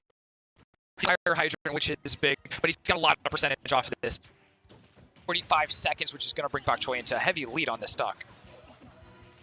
Yeah, Bok Choy looking for the kill. Oh, this is, yeah, he makes it back. That's a little tricky when you go into the stage like that. You do have to angle it. Neutral air dodge was a great option there to stop Izzet from getting those aerials that he's been performing so well with recently. Got Bok Choy off stage, but I mean, Pac-Man's just consistently difficult to edgeguard. Nice, that up tilt's going to come up for Izzet again, but Bok Choy had just enough DI into the stage to make sure that's not going to kill. But Izzet gets the spike, despite being well behind on percentage. He is even in the lead now. Is it making me eat my words? I say Bok Choy's hard to edgeguard. He says, oh, yeah? Check this out. Ooh, but the bell comes out again, giving Bok Choy a second forward smash. This one's actually going to kill, bringing them once again very close to even. 17% difference this time, for those of you counting at home. what a nail-biter set, though. We're game 3 last stock. Yeah, we've already got some really good ones here in top 32. Izzet's looking strong this stock. Ooh, Izzet really needed that out of shield option, but he's going to get plenty of damage regardless. He's looking for a good ledge guard here. He's going to get a back air out of it. Yeah, Bok Choy has not been able to get anything going this stock. He's got 6%. Well, he's not been able to get anything except 6%. Oh my god, going, this could be it! That's it. With the side beat to finish it off! Bok Choy is insane! What was that? From died! What? That last game, can I just clip the whole thing? Bok Choy makes it in 3 over Izzet. I don't think we've seen the last of Izzet, though, especially after that gameplay. I was not expecting that. I was expecting like another forward air. It's and then he... This matchup, you switch the Mario out for the Pac-Man. It's a little bit slower, but still just as explosive. my A kill can goodness. come out for either of them at any point. I think, told you it was going up from here. Yeah, I was just gonna say. I think that's sort of what was I gonna say? It's sort of indicative of what kind of tournament we've got going on here. You know, Yeah. that's a testament to these players and the matches that we've got coming up. You know, we've had 2 Game 3 last stock nail biters Back to back, and it's only got me more excited for these next matches coming up. Stay hydrated, gamers. Stay hydrated. Gotta drink your water. Who we got? Is that the next match coming up? All right, we should have Jan. Yep, and HippoJust coming up next. Oh, okay. HippoJust, another Falcon player. Yeah. I see Booker has a type. Yeah, right. Hey, I'm fine with that. They're fun to watch on stream. No, really, is that it? I didn't lie when I said that. Oh, yeah. It's my favorite to watch on stream. Yeah, he's a great time, especially at these higher levels. Yep. But HippoJust was in my pool. He's pretty good. He's pretty good. I think he made it out the first seed, second seed. I'm not sure. I would imagine. At He this was point in seeded. the tournament. He The was odds seeded. are likely. Yeah, to get out. I think second or first. But I'm not too sure as to who Chan plays. Let's maybe he also plays Seafalk. And then we've just got like a Falcon Ditto. Shoot. I should remember I commentated some. His name sounds familiar, I thought I commentated but I'm just not. Jan at I'm some not point. too sure. But yeah, life is a blur. It's just been so many events, Yeah. so many weeklies since COVID came back. I catching as many as I can as they go by. Catching what? Names and Not- mains. Not COVID, hopefully. Oh yeah, definitely not that. Yeah, no. We are secluded over here. You can't see the setup, or the venue, but the rest of the venue is has masks and is taking the necessary precautions. Yeah, we keep safe out here in Davenport, Iowa. Make sure Yes. vaccinated if you're not vaccinated. Mask up. Yeah. Keep safe. For sure. Yeah, so we can keep putting on great events like this one, and so we can, have a Honeypot too potentially. Yeah, I don't want to go back to waiting a year for Smash events. No. No. That would be There it the is. worst. The caller for the Captain Falcon. Here, Spence, you want to switch the stream real quick? Oh, yes. I did see Chan. Terry. If you guys want a more explosive play, here you go. There's no break from the action tonight. We're spoiled, really. We really are. Okay, there's that bread and butter from Terry. That up air up B. Oh, and he's all over HippoJust right now. With a great parry here, which is probably going to not quite kill with that up B, but that is some serious damage here. Yo, That's he's going for 104% the damage. read of the century. Yo! And no punish. He's just going to get away with it. Chan getting another parry. This time he's not going to be able to get anything out of it. This DBZ is going to work out in his favor, though, as he gets HippoJust stuck up against the ledge. No kill quite yet, but the damage is huge. A dash attack finishes it out. Yeah, that will do it. Oh, is this the icon? This, yep. Oh. It's crazy, Who would have right? thought? Who would have thought? Yeah, he's here. Okay, HippoJust cannot get anything going. Chan is Oh, God. just all over HippoJust. That's a big lap ahead of HippoJust here. HippoJust finally landing a hit in edgewise, but it's not going to mean much as Chan just keeps the pressure on. Yeah, he's already looking to take this second stock, and HippoJust doesn't even have Chan at kill percent yet. Yeah, HippoJust is going to have to plug in that Game Shark here in order to get something. He's going to start it with this grab. Oh, but the up smash is not the punish he was looking for. Oh, He's but going to that get up killed off by smash an up tilt, or up smash. Yeah, It does look like an up tilt. it gets me every time. Yeah. Oh my god. And Duda-chan wastes no time in continuing this. He gets that up B. He's going to have to recover high. This is a Hippojust opportunity for a punish, but it doesn't come out. He's having a really hard time landing those up smashes. Are we going to see a 3-stock here? I think there's a good chance. Oh man, Dudo-chan just going all in, willing to go off stage for this. He's underneath Hippojust. Okay, Hippojust has stage control finally. Oh god, but Dudo-chan is only leveled up. He's got go potential now. He's got that side B out, and he's almost double lapped Hippojust. Yeah, that's just how it goes sometimes. Hippojust's gonna have to change something. Oh, that was a nice punish, but the DI is going to be just there for Hippojust, making sure he does not die off the top or the side. I guess the side and then the top. And Yeah. Ooh, Okay. there we go. There we go. Yeah, that's Terry doesn't always snap to ledge, so it's pretty easy to punish if you have a move like down tilt. Ooh, Dudo-chan getting that up smash or up B, but it doesn't quite kill here. He's keeping that pressure on Hippojust, but Hippojust is barely keeping in the game. It's a testament to his spacing. It's a good thing he got that kill before this game ended, that saving face, and giving him a little bit more momentum going into this game too. Yeah. Hopefully, he's going to be able to figure out what he needs to keep pace with Dudo-chan, because Dudo-chan just came out of the gates swinging. Dudo-chan is getting so much mileage out of that jab up B. And then he's also just playing a really solid neutral on top of that. Hippojust he can't get things started. You know, he's looking for these openings, and Dudo-chan is like not showing him where they are. Yeah, Hippojust missing a couple up smashes, which could be big punishes. He's having a hard time punishing the recovery, and I think the real thing is finding Dudo-chan's DI and air dodge out of combo starters, because that's where it's just not happening for Hippojust right now. Okay, he's gonna start by getting him off stage. That's a great start, especially with that terrible disadvantage game that Terry has. That's just something that comes with the character. He's going to take some early damage here. Hippojust using the stages on his map choice of Town and City to his advantage really well. Yeah, he's looking for something here. And the aerial spacing is just turned on for Hippojust. Ooh. All right. Ooh. Still can't find it. I mean, he's done just about everything he can to keep Dudo-chan off stage, and Dudo-chan just keeps getting back. The parry was almost everything for Hippojust. He's going to land a third up B, still not quite killing. They just have not gone the right direction. He's going to die off first, though. Hippojust losing that lead that he started this stock off with. But Dudo-chan is at a huge percent right now. It's not going to take much to kill. Yeah, although he does have go. I mean, Hippojust needs to watch out for that, because that could be huge damage here. Ooh. Big air dodge read, and we're even going to get that jab power dunk. Yeah, Dudo-chan is holding on as I say. Doesn't even take the sweet spot.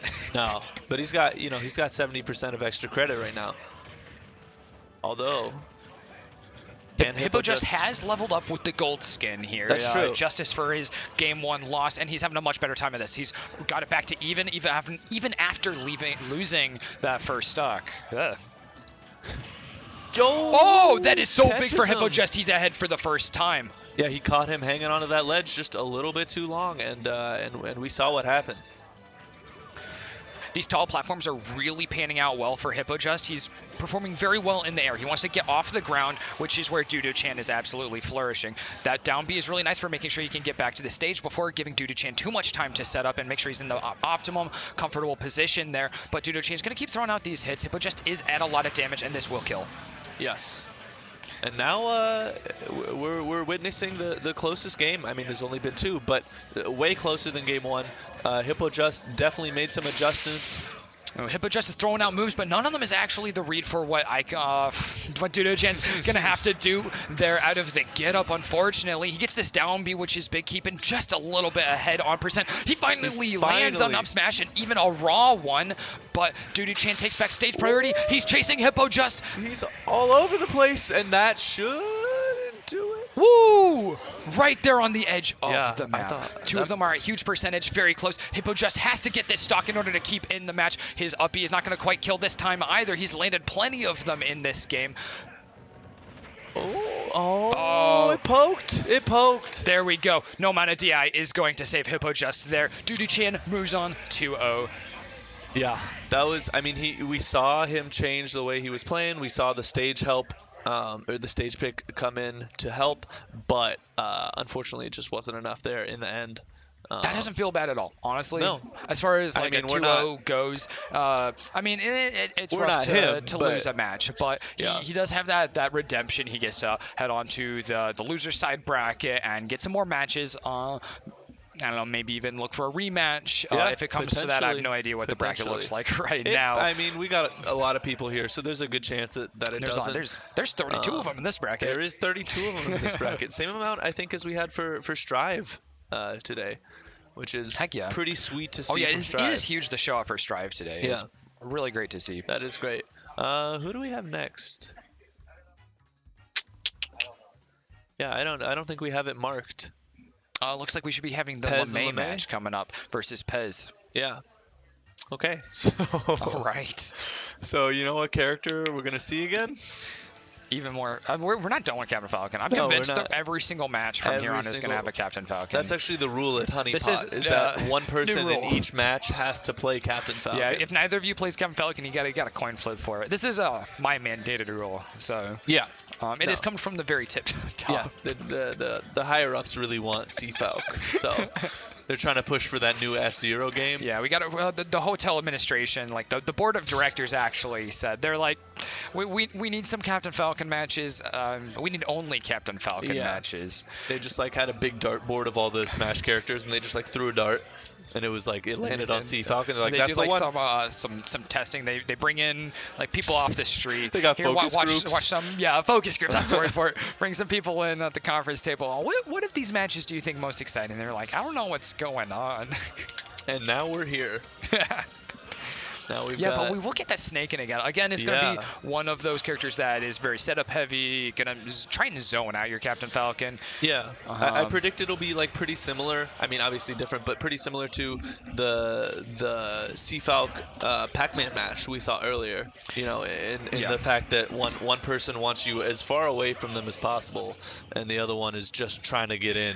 Yeah, we see that right off the bat. LeMay backing off, dropping C4 and tossing grenades, but Pez isn't going to. Whoa! Not going to let him have it. He loses 3% and just keeps going until the map runs out. LeMay's definitely going to be hurting for that one as he looks to bring this whole stock back. That was an insane call out from Pez for that first stock. He's like, "You're recovering high?" No, you're not. Fascinatingly, when LeMay plays very defensively, Pez just backs off to the other side of the stage and waits until all of those grenades have worn off to push up, which is paying off. Oh my god, he punishes the grab with a knee. He is reading into LeMay's soul. I'm sorry, he took my words away. Yeah. Wow. That's just... Jesus, this is a rough start here for LeMay. He's gonna have to do a lot to bring back from these big deuce talk losses. And It was a minute. It was a minute long. Jesus It Christ. was a minute. Sweet caribou in heaven. That is a huge 3-stock. LeMay, you should see LeMay's face right now. He takes to a the second to LeMay turn away family. to get that drink. Oh my God. What? Dude, Get that off of there. Oh my God, Pez coming out swinging, no holds barred. LeMay, I can't believe running LeMay's for dead. cover, choosing battlefield, like literally to have some cover, something above his head to protect him from.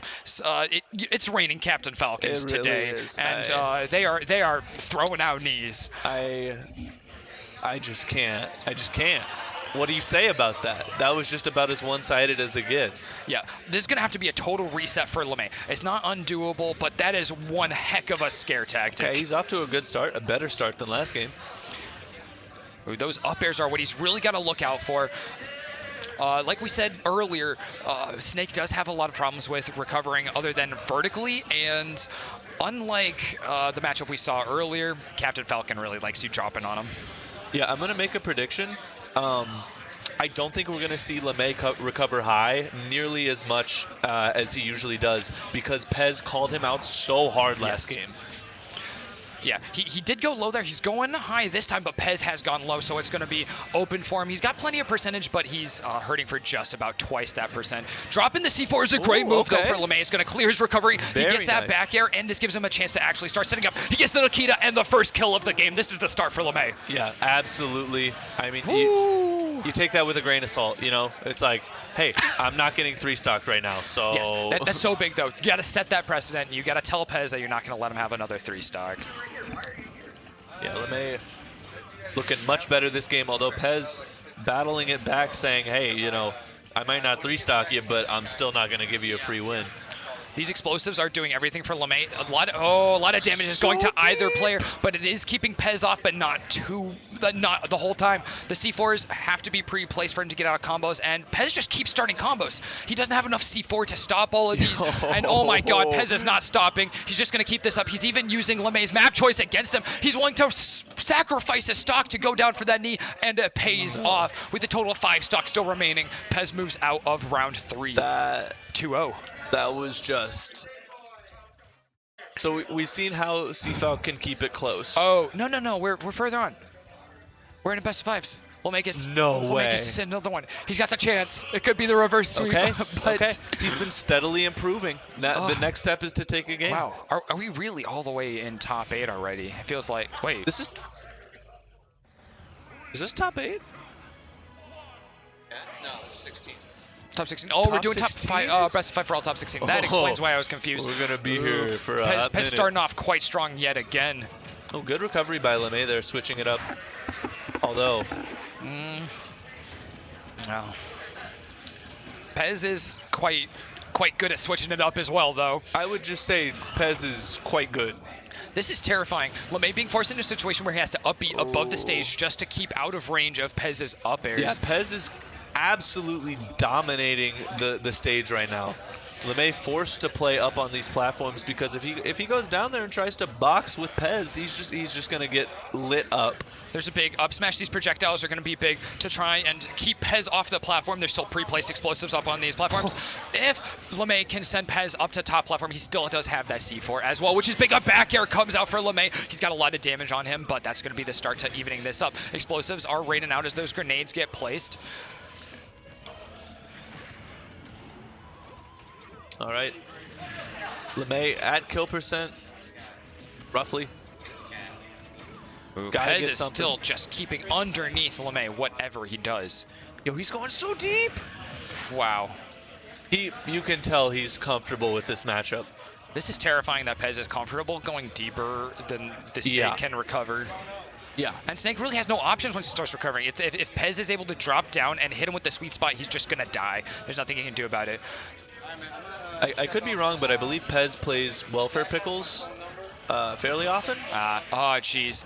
Landing on Pez is going to be the final mistake that LeMay makes in this match as Pez runs away with a crazy 3-0, losing 2 stocks over the course of 3 games. You hate to see it for LeMay, but oh my god, but you love victory to see it for Pez. For Pez. Pez fans, they're going off. LeMay fans shell-shocked. In shambles. Oh, jeez. But 3-0 in favor of Pez. He will, LeMay will have a second chance in losers. He's not out of this yet. Looks like we got Bok Choy back on stream. Oh man, more team kills from the Davenport locals. Oh, yeah? We have SF and Bok Choy. SF plays Samus. Actually, SF I think has the highest win rate at the Davenport locals. Cool. That's cool to see from a Samus. You know, you don't see it. Yeah, Samus, cool character. You don't see it very often, but when you do, usually a treat. So, we'll hope that we've got some good Smash coming up. Yeah, my favorite characters are the ones that everyone hates for special spamming. Zelda. God, I love Samus. Samus. That's all. Pretty much. Zelda and Samus. That's all I need. Degenerate. Yeah. Anyways, speaking of degeneracy, we got best of 5. Okay. Samus We're gonna sit back in the chairs here. The matches, the intensity of the gameplay, not gonna tone down one bit. The pacing, we're gonna slow down a lot. For sure. I mean, There's just no way around it with these characters. SF is going to be the hard aggressor in this matchup, which is something when you're looking at a Samus and saying that. Yeah, you really don't see that often. Oh, Ooh, that's a great grab out of that neutral. Getting some great damage. I would have loved to see like a pummel even to just maximize it. But without any payoff, they're back to even here, which is a situation that will typically go in Bok Choi's favor because he's able to set up his fire hydrant and start feeling more comfortable there. SF is going to make a big old no man's land there with the down B bombs. Ooh. that was some. I feel like there was a little bit of tricky lag calculated. on that. Yeah.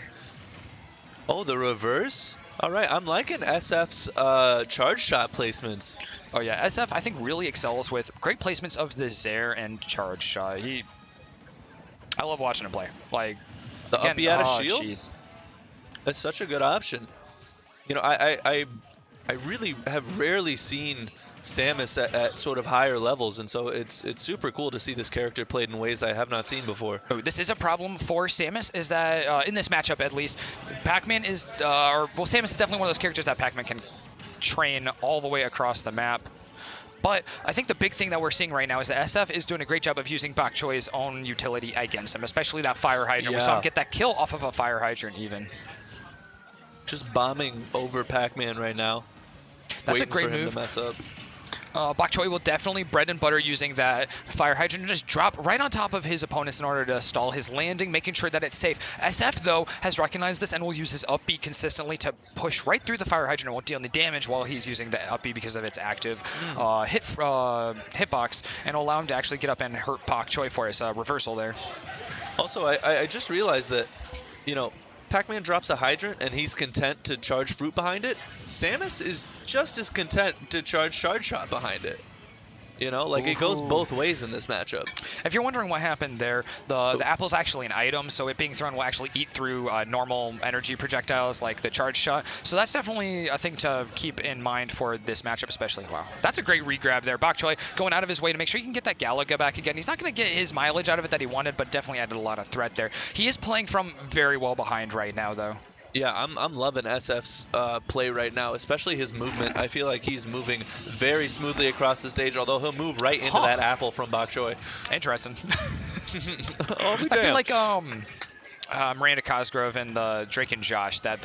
Interesting. Oh, yeah. That's me right then. Sitting at the computer. SF securing another kill right there to trade out for his own lost stock. So that puts him still very severely in the lead, especially as he's going to throw more damage on with those two up airs and up B.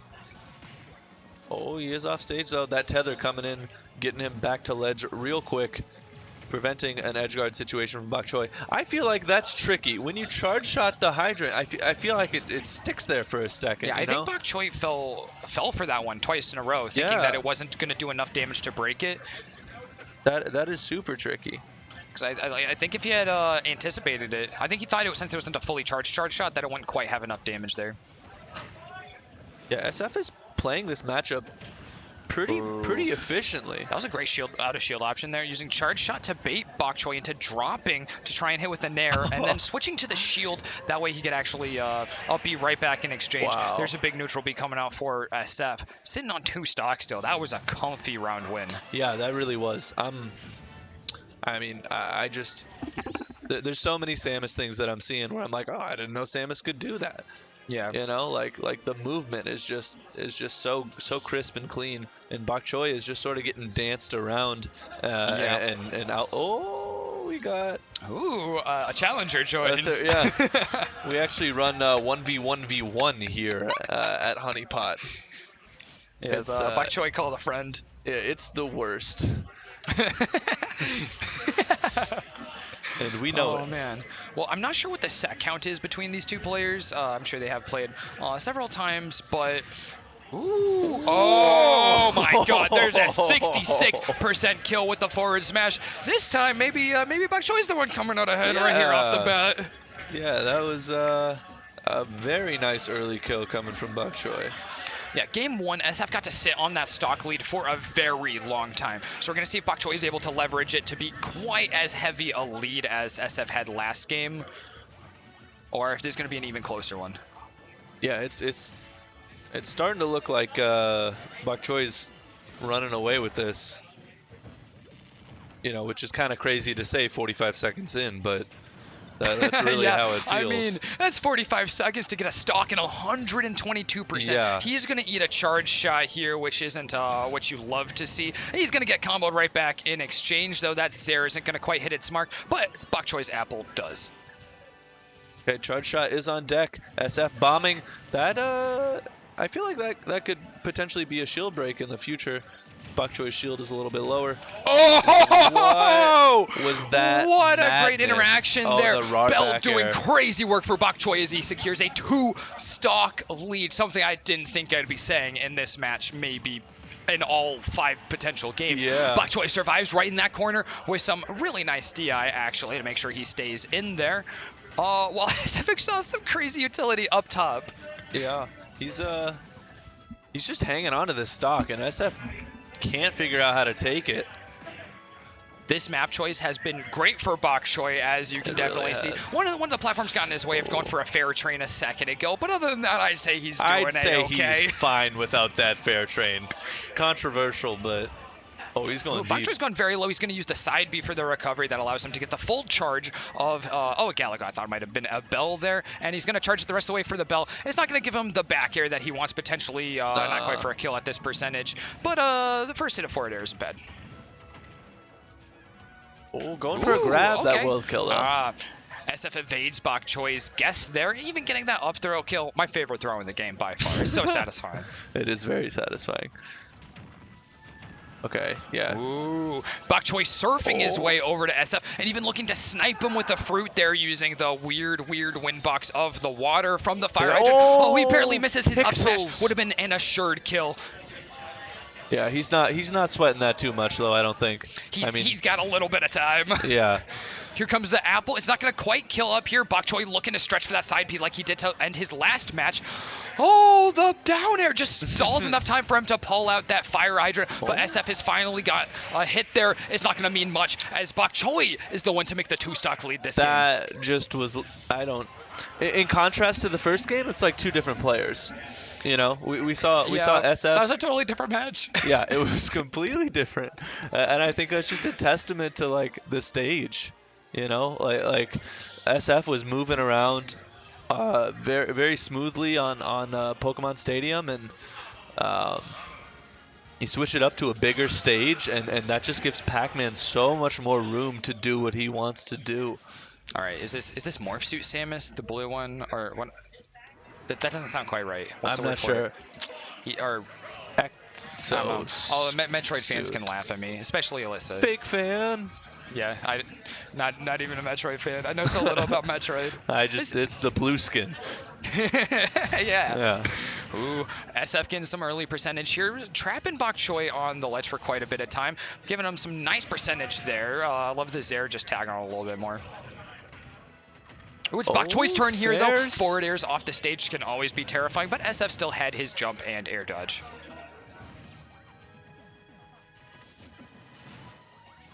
Okay, Bok Choy using that hydrant to sort of push off stage, searching for the fair. Wow, I'm surprised that back air won that interaction, beating out forward Bok smash. Choy has overstayed his welcome. He really has.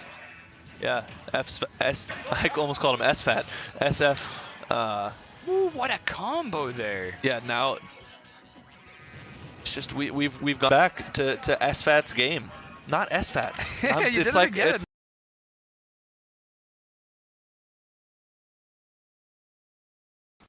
SF is keeping up this pressure off on the left side of the stage, despite Choy has placed, and Bok Choy finally gets himself a Bell. It's not going to be much for him, though. He just gets that forward air yet again. That's the less than optimal punish, but you take what you can get. This back throw should not. It should not. It should not. It shouldn't do anything. Darn, I thought it would kill 130. Yeah, maybe I just have to be a little closer to the ledge. Yeah, probably. Or maybe I just have forgotten the numbers. SF almost completely. He's a full stock ahead. Yeah, Bok Choy's really struggling to get this first kill. Oh, but and SF he is 2 not. stocks behind. All right.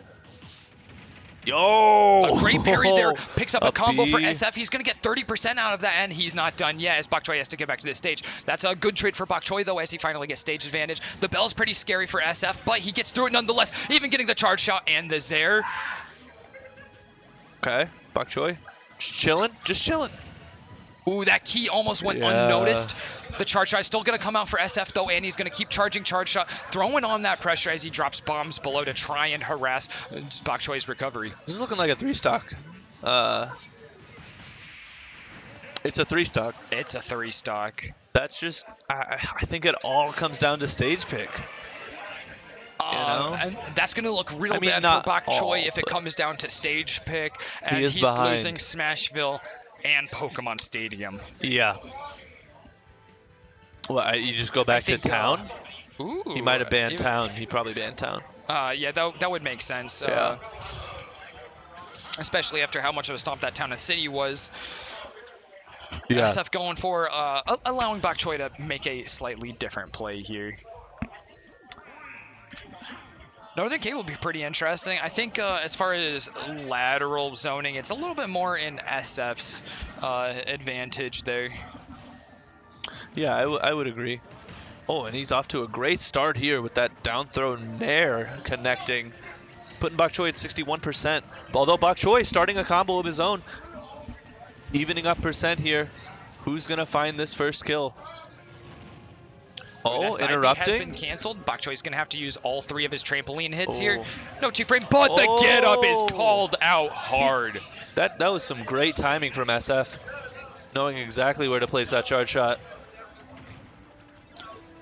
All right, SF making sure to get away from that. That's the potential kill opportunity. He'll take some what a hits as long sneaky as it means little he doesn't man. die.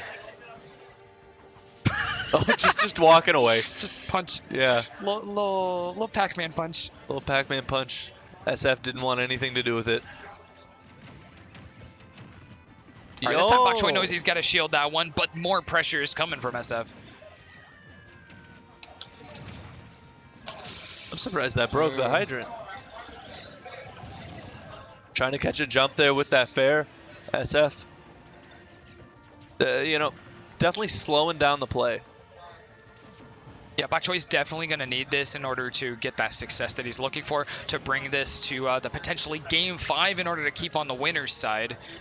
SF is going to make sure that he's off stage, though. These grabs coming out great. A Tangerine is a great way to stop that. Neutral B, which has been devastating in this matchup. Bok Choy is just getting run over right here. He's had no neutral wins for a minute. You don't know how sad I am to say it, but it seems like Bok Choy is having a trouble finding the sauce. Yeah, I think I would agree. Meanwhile, SF firmly in the sauce. Very firmly. Like, he is. He's not dropping his combos. He's chasing Bok Choy to the ends of the earth. Yeah, that's looking. Oh, he was even looking to go down for a back air. He might have even been able to take away that pellet. This back air, though, is going to land it, securing a 3-1 victory. Yeah, I think you kind of saw in that last game the decay of Bok Choy. You know, he sort of got in his head a little bit there. Solid showing from him, though. Well, you know, SF does get that home turf advantage. That's true. He's got to defend his home in Davenport. Got a 20% power boost in Davenport.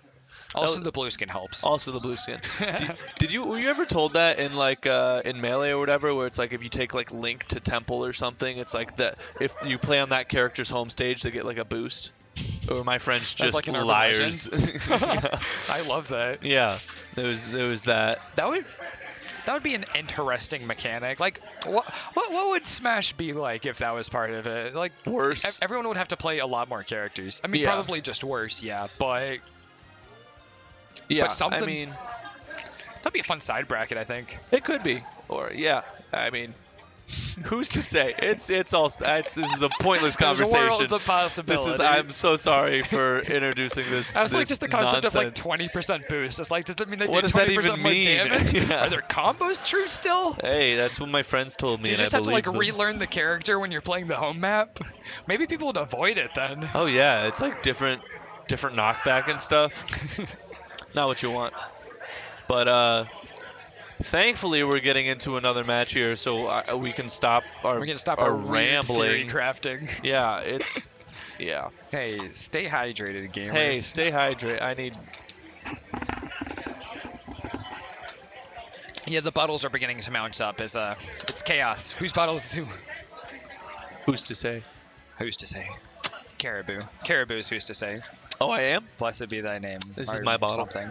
Blessed be the Lord. My I rock. believe you. I believe you. Thank you. I purchased it. Dudu-chan and Magician. Magician of the Springfield Yeah, Persuasion. I have not seen him play yet. I'm very excited. Yeah, he plays Ken. So we're really got seeing Shotos. the bursty characters. Yeah, we're getting into it. Terry's a Shoto, right? Not technically, but like Close enough. Smash I think Shoto. people call him a Shoto, But he's not. I actually did some Googling the other day about what it really means to be a Shoto. Oh. And it really depends. It's like, what kind of Shoto do you mean? It's like different levels of trueness. I see. Like, apparently no Shotos, like, Shotokan characters in Street Fighter even use Shotokan Karate, which is an actual thing. They're just named that. There's another character that actually does use Shotokan. But we'll spare you the details here. Check out the pretty map. It's all flat. These two, I'm sure, we're fine with gentlemen's-ing here because neither of them wants to deal with platforms. Whew. Yep. Magician is doing great here against Dudu-chan, who we saw absolutely dominant before. Yeah, that's very true.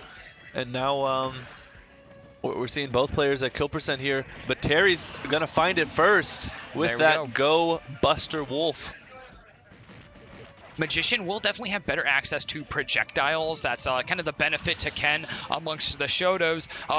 There's a kill. He had it. He hit flesh with a normal. He gets to kill off of that on a high percentage. Yeah. That's just how these characters work, you know. It's gonna be who can take their openings the farthest. Ooh. Oh, the auto turnaround mechanic in this is really showing its fangs. Yeah. Oh, that's something I totally even haven't thought of. The Shadow Punch is going to be big for Magician. Super Armor against someone who hits as heavily as Dudu-chan's. Terry is going to be quite valuable. He's even going to get the stun here. This sets up for just about whatever Magician wants. But he gets to pick the combo right back up even after its damage spins out. He's a full stock ahead. Yeah, he's sitting pretty right here. Oh no, Dudu-chan, you have to respect that. Magician landing even more hits and trying to zone out that recovery with his projectile. He uses that up B to put on more pressure. It doesn't land, but he will just keep chasing Dudu-chan. Yo, there it is. That's what you're looking for in this match. That's what you're looking for. Man, I almost feel like this is like harder to commentate than like Pac-Man. Yeah, maybe we should get some of the commentators from the other room over here. Get the actual Street Fighter commentators. Get them over here. I feel like they might know more than I do about this. This is like the simpler version of their commentary. Too complex for my brain. Right, for my little Smash P brain. I can't keep up. All I understand is up B. Yeah. So that was game 1 to Magician? Yeah, okay. Yeah. Cool. Oh, Min. Oh. That's a character. This is a big counter pick. Town and City, a much less flat map. Min, a much longer ranged character.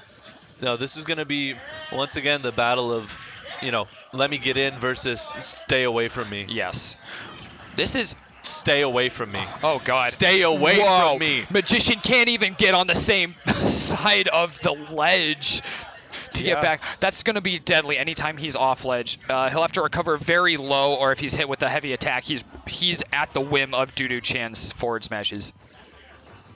Oh, Dudu-chan trying to land a nair here. That's all he wants. Yeah, landing on Magician's shield, though, is not safe one bit. Magician can definitely take advantage of that. He's going to get the Shoryuken. It's not going to quite kill here at this percent, but he's going to finish it off with another one. Okay. Yeah. Good on Magician to keep your head in the game, Dudu-chan with a crazy early kill, and Magician just steadfast in getting that percent and taking that stock.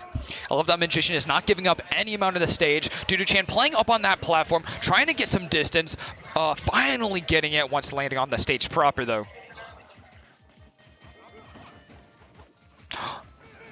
Oh, the Magician is shadow boxing right now. Yo! He was so content to just keep throwing out those. Yeah, Dudu-chan is going to stall. When there are platforms, Dudu-chan is avoiding Magician entirely. He's playing a zoning game entirely. Yeah. Magician is going to have to play from behind because of that and make the best use of this time without platforms as possible.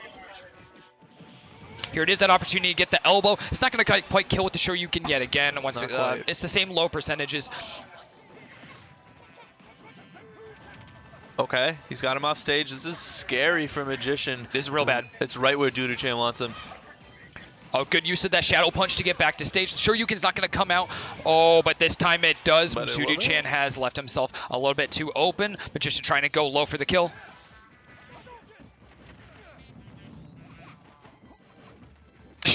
Both players. Magician just has to chase Dudu-chan down.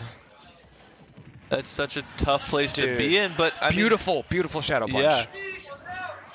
He's only okay. This flat stage is where Magician has performed really well in this matchup. Yeah. Although it's so hard with Min just spacing you out, and you got nowhere to go. Like, look at this. How do you approach this as Magician? It's so hard. Now there's a punish. Ooh. Oh, no. Eventually scared off by the long arms enough that he just can't get back to stage. Magician has been evened up with by Dudu-chan. 1-1. This might be a long one unless the Min it proves unstoppable. Yeah. I mean, honestly, with the way that matchup looks, I don't even know what Ken should do to work around that. No, that looks awful. That looks like one of the worst matchups I've ever seen. Yeah, not sugarcoating it. You know, thoughts and prayers to Magician. No, that looks like when you see a good Zelda against any Little Mac, and they just go, "Oh, hi there, I grabbed you. Oh, you don't get to touch the stage yet. Like you can jump for a while." There we go. That's nice. Ryu, there's subtle differences, and I'm not familiar with quite all of them. Projectile difference between Ryu and Ken. I think Ryu's is slightly worse. He doesn't have the same side B. It won't get him as far. Jesus. Dude, exactly the same. The same situation is going to pop up. Luckily, Magician is able to get back onto the stage and keep this going, but he's got quite a bit of a percent deficit. Ryu, though, to finish that off, is the diving character between the two of Ken and Ryu. That's why, I mean, other than the similarity in character, why Magician keeps that Ryu available. He's able to get very little percent, though, despite his ability to dive. Yeah, he definitely hits harder. But is he slower? Yeah, his recovery is worse and his zoning's worse, but he gets in a little bit better. But I love that nair. Yeah. Oh my goodness, Dudu-chan not giving him anything to work with here. Not at all. Like, what are you? It begs the question: what are you supposed to do? Oh, you're supposed to do that. Yeah. Once you can get in, you can kill him. Yeah. But it is the getting in that's the hard part. It just really like with is. any zoner. And it's interesting the arms that Dudu-chan has chosen. He's got the little boomerang for like quick hits, and then that dragon has been so strong off stage versus Magician. Yeah, it's been beautiful. Oh, he is under, Magician is underneath Dudu-chan. It's a great power position. He doesn't get to make anything work with it. He even gets grabbed here trying to land on Dudu-chan. The platforms are not treating Magician nearly as well as they do Dudu-chan.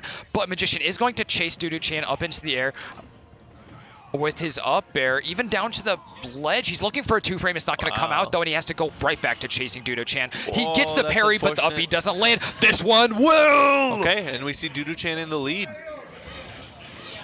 Oh, but not for long. And back we to even. see it even. It's that long arm. Yeah. So hard for the Shotos to deal with. Yo, that's a nice 40% coming out of Magician. He's going to keep going. Dudu-chan actually sort of on the ropes here as he tries to get back to center stage. Magician does... continue to keep the pressure on. That was a terrible time to drink water. I'm so sorry. In the middle of your sentence, my brain wasn't thinking. Ooh, Magician is back to trying to get back to Dudu-chan. It really is this game of chase yet again. And Magician won that out, landing, a couple hits in a row, even getting his fireball. He's going deep to try and get that spike. Is not going to come out, though, and he's back to having to chase Dudu-chan down and kill him. Yeah, I don't know about that decision to go deep because... No! A misinput is going to kill Magician off. That feels a lot worse than last game dying to his own recovery. Oh, you hate to see that. he was cooking right there. It seems like he finally found what he needed to do versus Dudu-chan, and then just one little slip up. Magician was like 10% off of just killing Dudu-chan straight up with that Shoryuken we saw just a little bit earlier. That is a demoralizing game loss. It's tough to come back from that. We'll see if he can do it. He was looking like he was moving in the right direction there, but after that SD, you gotta clear your head. We'll see if he stays Ryu. He will. I think that's a good choice. Yeah. As far as I know, Magician does not really curate any other characters that are going to be playing at the level of his true Shotos. Sure. And Ryu is definitely the one better equipped for dealing with Min Min. Yeah. All right, we'll see if he can come back. That's interesting. He threw out his move before the auto turnaround gave him anything, so he ended up missing. That could have been big for him. But he's going to get this first combo right off the bat. He stretches it out with his Hadouken.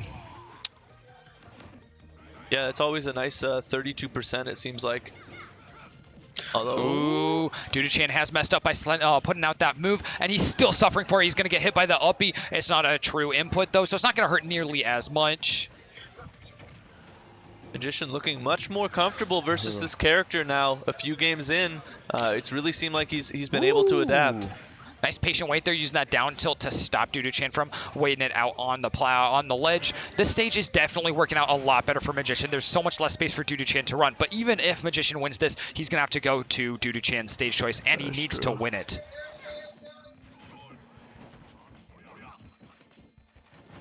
Okay, he's got to find this kill here. Dudu-chan's going to keep tacking on percent and get the kill before him, and that's not what you want.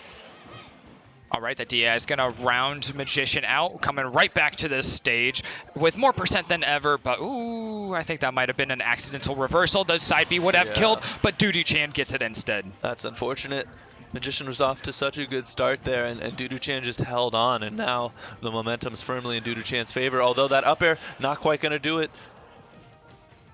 Oh, no, that down tilt's not going to be enough. Dudu-chan was able to DI right out of that, but he doesn't get to escape for long. Both players on 2 stocks. Pretty low percentages here, and we're going to go right back to this game of cat and mouse. Yeah, I think that's a sort of an unfortunate... Ooh, the Nair comes out here. If he had gotten the spike hitbox, that could have been an early stock for Magician. Although, he's looking like he's going to get the stock regardless. We'll see what Dudu-chan has to say about that. Oh, it doesn't matter what he has to say about it. Magician is just going for it. Yeah, one-sided conversation on that stock. Yeah. Ooh, the elbow is big. Right into the down tilt string. He's got even more percent than ever off of that early exchange. It looks like Magician really might have the read on Dudu-chan's Min Min. He's going to lose another stock to his recovery, though, as has been the story of about 1 stock per game so far. They are tied up on stocks. Percentages relatively close. Yeah, Magician has gotta continue doing what works here, because we've seen Dudu-chan, he can just steal the game, you know, if he takes both of these players early. are just gonna cheat out a stock to win this. Yeah. It's just a question of who does it first. Yeah, getting Dudu-chan up close to that kill percent. All he needs is one connection into Shoryu, and that could be it. Oh, now it's definitely it if he can get like a down tilt or a jab. Dudu-chan's movements have noticeably sped up. He's playing very aggressive here, trying to land this kill. He's going to get hit by a side B. The Hadouken's ringing out to try and catch him out. The elbow doesn't suck him in, though. Oh, no, that's a bad DI, and then he finds it. There's the match for Dudu-chan. Yeah, that's... man, Magician really seemed like he had that figured out, but Dudu-chan just held on. Oh. That's the first solidly competent Min Min I've gotten to commentate for. Same. And that character I'll be honest, tough. it's about the same as mid-level competent Min Min. She's about as complicated as she looks on the box, but deadly effective, and that's what really counts. No, that's very true. She does what she's supposed to do, and she does it well. Yeah, and I love that as a counter pick. That's really nice to see from Dudu-chan, because that just shut Magician down. And despite his best efforts, he did so much to come back from that character switch, which is just such a hard counter to him. Yeah, both of his characters, Yeah. like they just struggle getting outranged, and that's what Min Min does. That's, Yeah. If she can do anything, it's send out that range. But it looks like we will be getting into our next match here. We've got Cam and Salad. Oh my goodness. We got battle of the high tier versus battle of the low tier. That being Palutena and Kirby. I'm pretty excited to see Salad play. I think he's one of the top seeds in the tournament overall, like right up at the top. I think so. He might. I don't think he's 1 seed. I can't count, so I don't. don't. He doesn't. I don't know. I didn't check for sure. He doesn't know what numbers are. Yeah, I didn't attend any level of school at any point in my life. Well, it's amazing that you got here. Yep, I just live here actually. You live in the venue. Like I woke up from my Currents little corner in this conference room and went, huh. Oh, there's an event today. Smash event. Wow. Okay, I guess I'll run it. All right. You know, it'd be like that. This is gamer hours. It's gamer hours. I mean, it's what, 6 o'clock? It's gamer hours somewhere. Yeah, gamer hours. All right. They're making tags. I want to see this match. I want to see how Cam does against Palutena. I know he's got some. No, I don't. I don't want to see it. Okay, great. See ya. Get out of here. Could care less. Yeah, it's some great banter. I'm so glad that I'm here with a non-compliant co-caster. Like, I don't want to be here. You go away. Imagine. I want to hang out with It's you. like, well, I'm really excited to get into this match, and the person sitting next to me doing the same job as me is just like, no.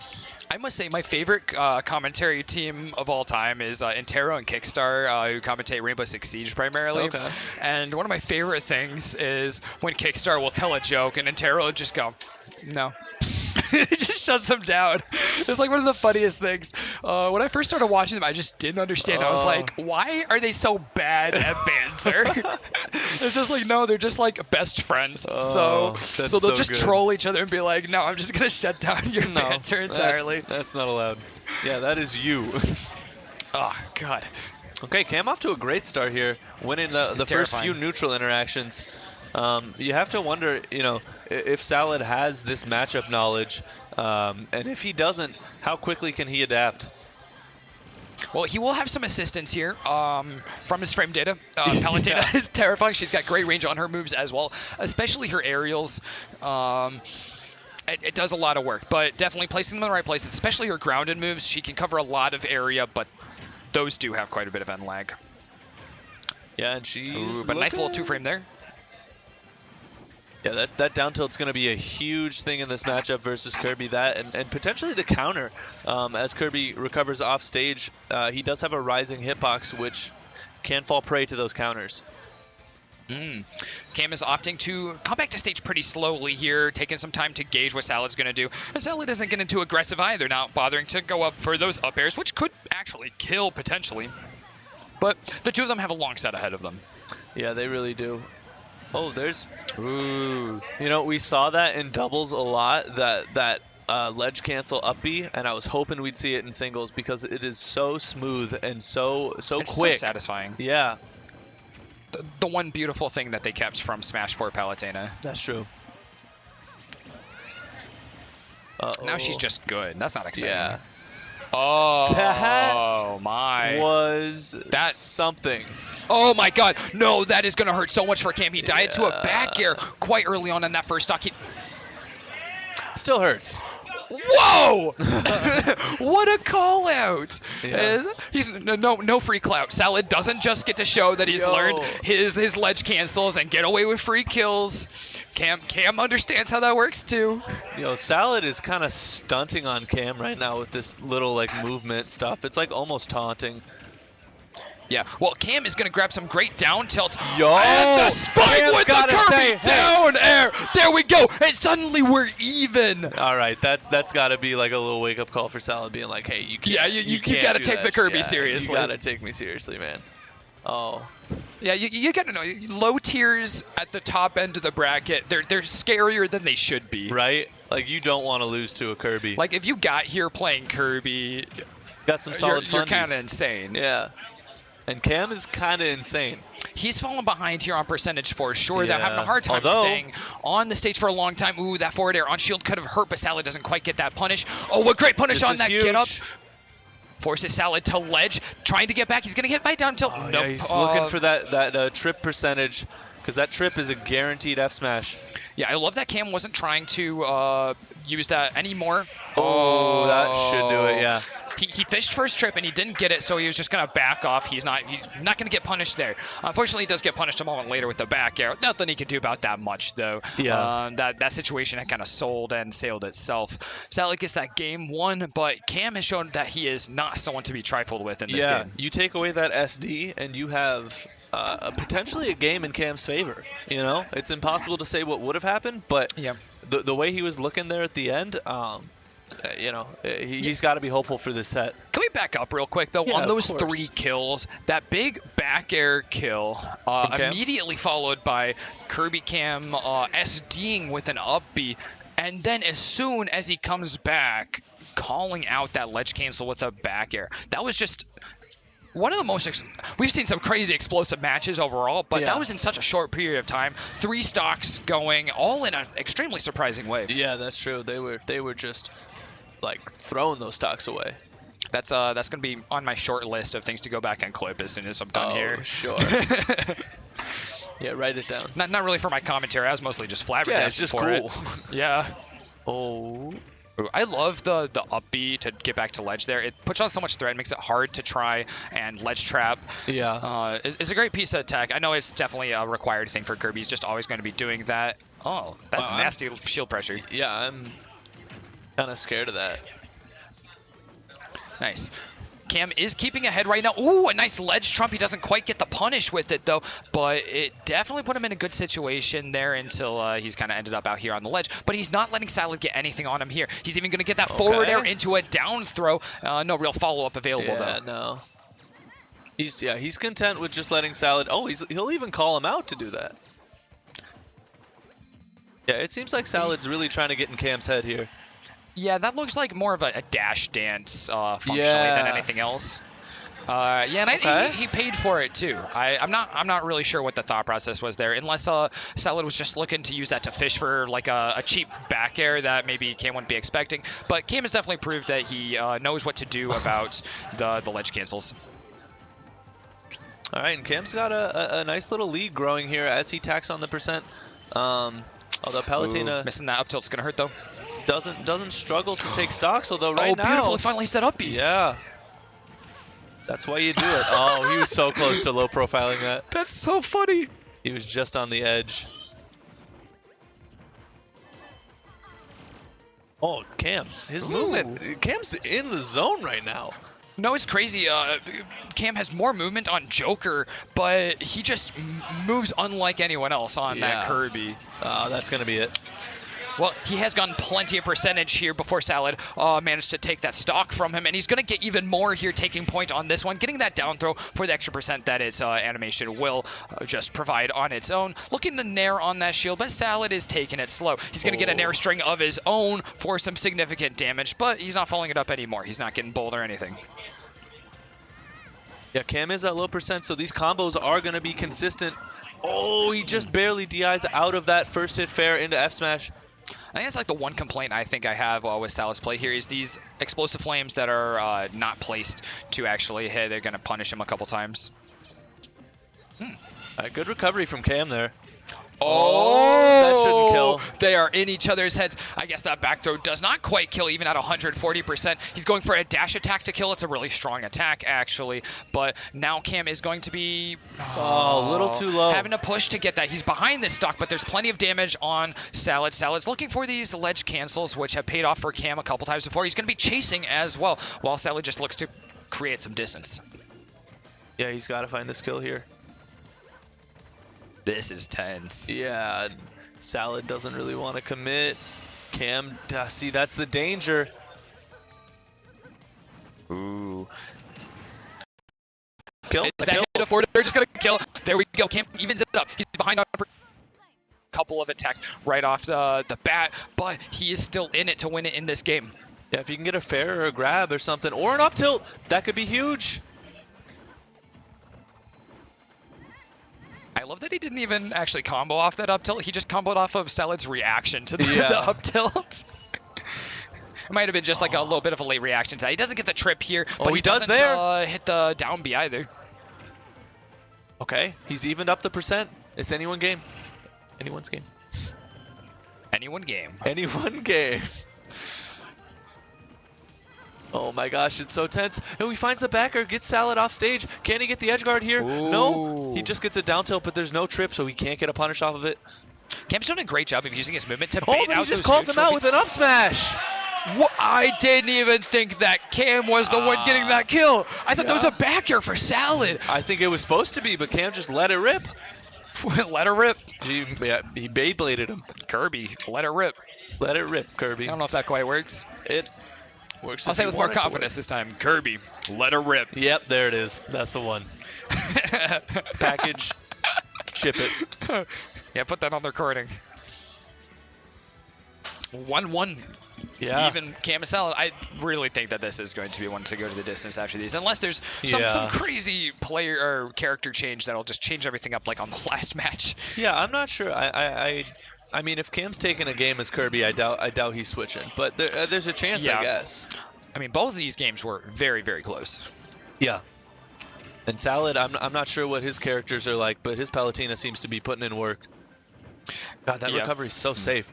I must note that Cam is consistently getting the better of Salad in these neutral exchanges, but Salad gets some big, big combos that basically spell a stock on their own. Ooh, barely mistiming that up tilt. Cam is going to get punished.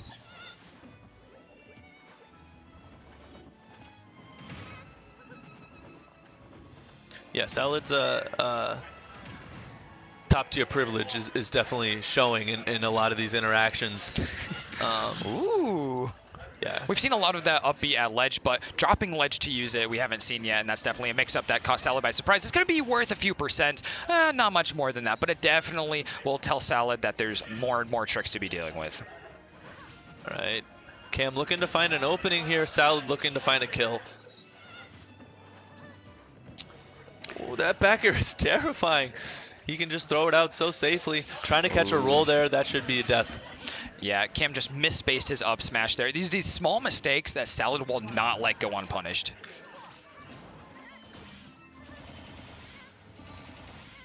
Oh. There's those up airs. We don't see as many of them out of Salad, at least in this matchup, as we do with a lot of Palutena play. But he does play very conservatively. He's not going for big combos. He's going for what he can guarantee. We also have not seen any triplats, and I feel like it's even more relevant in triplats. Oh, great explosive flame coming from Salad to keep Cam off while he recovers. Cam just calls out the up B there, but it won't kill with that up air. God, it's such a safe teleport. Like, you can just teleport to stage and there's no lag. That will kill. Nice. We are seeing the conditioning starting to really become relevant. That big hit that Salad was actually able to land on Cam was totally because Cam has been looking to stop a teleport to ledge, and the explosive flame is just not something that he's seen yet. Cam's going to get his combo starter here. He's not following up with anything. He gets a trip into this forward air. This is huge. When he's even ready to punish with his up air, he's landing lots and lots of up airs. This is kind of the biggest damage dealer probably of this whole match. Okay, Cam evened it up. Oh, he's just pressuring right here. Doesn't want to commit. The back airs just create such a zone of deadly intangibility. Ooh, but kill. even more deadly is that explosive flame. Yeah, it really is. Cam has been a bit behind, just trailing this whole game so far. It's definitely doable for him, but you can see he's going to have to do a little more mileage before he can get Salad into that kill percentage very comfortably. Yeah, if you can get a trip here at the edge or like first hit fair. Okay, now a forward smash will just kill wherever. Oh, but that's not what you want.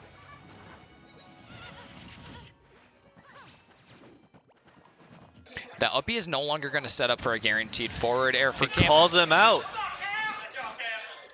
I think almost one of the most consistent sources of kills for Cam has been Salad's ledge cancels, actually. Yeah, I would Ironically agree. enough. Ooh, Cam gets himself grabbed here. yeah. Salad selling up a lot of pressure out here on the ledge and staying safe. He's going to land a big up smash, Wow. and it kills off the top with that star KO to put the cherry on top for Salad. That was a huge call out. We haven't seen that up smash the whole set. And No. he just That was, pulled I it think, out. the first activation of that move, period. That's some mind games that just don't go through my head when I play Smash. Yeah. I'm not like, oh hey, I haven't used this move. It's like, I think I'd venture to say, from what we've seen so far in these 3 games, that Cam is showing us a little more technical and definitely combo ability, but Salad is playing a more mental game. Yeah, it's tough because I think Palutena doesn't really lend herself to showing like technical stuff, whereas Kirby, it's like you have to hit That is your true, that's true. stuff. You know, like Salad might have, you know, drag down up airs and stuff, but you don't need them. You know? Yeah. Ooh. For the first time, we're seeing Salad go out very aggressively to start this game. And he's gotten 59% out of that, which is definitely worth mentioning. And he's just going to keep this up on Cam. If Cam isn't able to get the pressure that he was before, this could be bad for Cam. Yeah. Yeah, this could be the end of his winner's side bracket. Although, that's a good start. Oh my god. That DI from Sal is going to make sure he doesn't get to take additional damage, and he's even getting a dash attack here, a very safe move, which we're actually seeing relatively little of. Cam that's great spacing right there. Ooh, that's unfortunate. He's Didn't wait. extended his hurt box. He really has. Okay, he's gotten Ooh, the nice percent. safe landing for Salad. Dump Oh, but he's throw. barely missed his back nair. throw. He's going to get punished for it, but he gets back to ledge, and he's got plenty of airspeed to stay safe over here by this platform.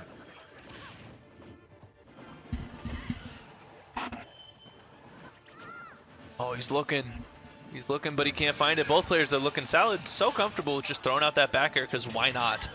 Yeah, Cam's getting a little too aggressive, and Salad's doing a great job of calling that out. Okay, fortunately, weak hit of back air, and he'll die to that explosive flame, but There we go. he's just got to take this stock real quick, and he's right back in it. We've seen a lot of trading pretty immediately with these stocks taken this way. But Salad's doing a lot to make it very hard for Cam to just jump up and take that stock right off the bat. Despite Salad's best efforts, Cam gets it with that dash attack hitting down below ledge. Oh, jeez. He's running out of jumps there on the ledge, although... Oh? How does Cam know every time the counter's going to come out? Like, Salad has to be so frustrated right now. Like, why can't I counter? They're such big brain counters, but Cam just knows. Is every time Salad goes for a ledge cancel or a counter, Cam knows where it's going to be. He's just ready. Oh, okay. Interesting that he pressed. I don't think he was anticipating getting the suck and screw. Yeah. Yeah. Ooh, but he doesn't have a projectile now. Yeah, he's got a projectile, although he's living. Okay, recovered low that time. Actually able to get back. Finds a RAR back air. He's taking the lead this game. I'd say it's because his hair matches his skin. Not now, I guess. He's back to bald. Back to a bald little man. Yeah, he's got to get his buff back. He does. Oh, this is a tense neutral exchange here. Cam landing the first hit, but he's not going to be able to get anything out of it, and Salad gets the better of it. Yeah. Just look at what each character gets for like starting their neutral. You know, yeah. Cam gets a chance at a combo starter, and Salad gets like a guaranteed 30%. Those down tilts are great for spacing off a lot of zone. And despite Cam's lead just a moment ago, Salad is looking very, very comfortable right now, especially when you look at that match point. Yeah, this is looking harder and harder for Cam as the percent ticks on, although that's a great start. Yo, Cam! Okay. Salad is more than happy to sit here on that platform and wait for his back air opportunity to come out. I don't think he wanted that. That was a very good set, though. That was a great 4 games. Salad coming out on top 3-1 as we move on. Through what? Is that winners quarterfinals? Yeah, we're gonna be getting into top 8 soon, aren't we? Oh, we're about to get top 8. Okay, should we? I don't know. All right, that should be one. Yeah. Sweet. Oh, I'm live here. Yeah. All right, we'll be back with top 8 shortly. I've been Treasure. I've been joined by Caribou. Yes. Yeah. Thanks so much for watching. Thanks to St. Ambrose for putting on this great event. Yeah. And don't go anywhere. We'll be right back.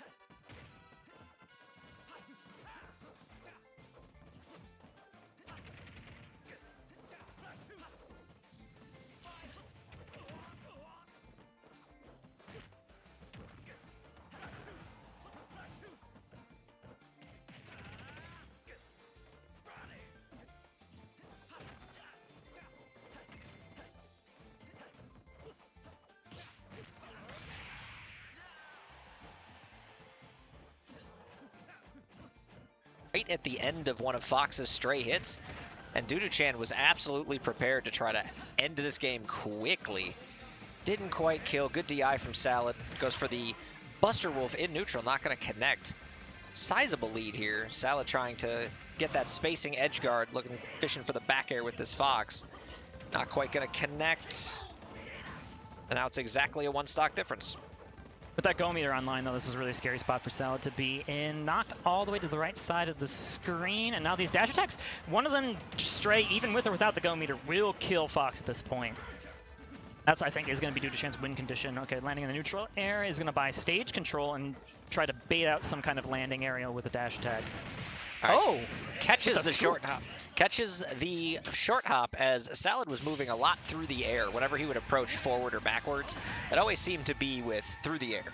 And Dudu-chan picking up on that by the end, saving that good hit as the last hit in that game. Nicely played. That's going to be a 1-0 lead for Terry Bogard as Dudu-chan looks to advance to winners finals today. He is having a hell of a run. Actually, so you mentioned a lot of the pocket characters that Salad has, and Dudu-chan is now dual main of Terry Bogard and Min. I wonder if there was any kind of blind picking involved in this situation in top 8. Wouldn't be surprised here, because I don't think that Terry Bogard would have willingly picked into Palutena. Like this seems like a great spot for the Terry Bogard to come out versus the Fox in game 1, but as soon as the game 2 comes around to play, it's tough for Dudu-chan in this to be in disadvantage state. Versus Salad's Palutena, and we've just seen how strong the Pal is in advantage against all sorts of characters. But ooh, a little miscalculated on the up B spacing there from Dudu-chan. That feels pretty bad to see. Almost going a little too late with the second one. However, Salad is going to look to take advantage of that SD in this spot with his immaculately labbed combo game with Palutena. How do you get off this platform on Battlefield here? This is tough. No, it's really hard, and Salad with this character switch going ham really early on. The Battlefield stage, just a great pick for the juggling, and Salad has always been very proficient at not allowing people to land. It is one of the strongest elements of his gameplay. For sure, and you see the effects here in game number 2. And using those cancels with the teleport on the platform just to get as much burst movement as possible. All right, Dudu-chan's chance here. He's got the Go meter online, looking to get a geyser going, power geyser.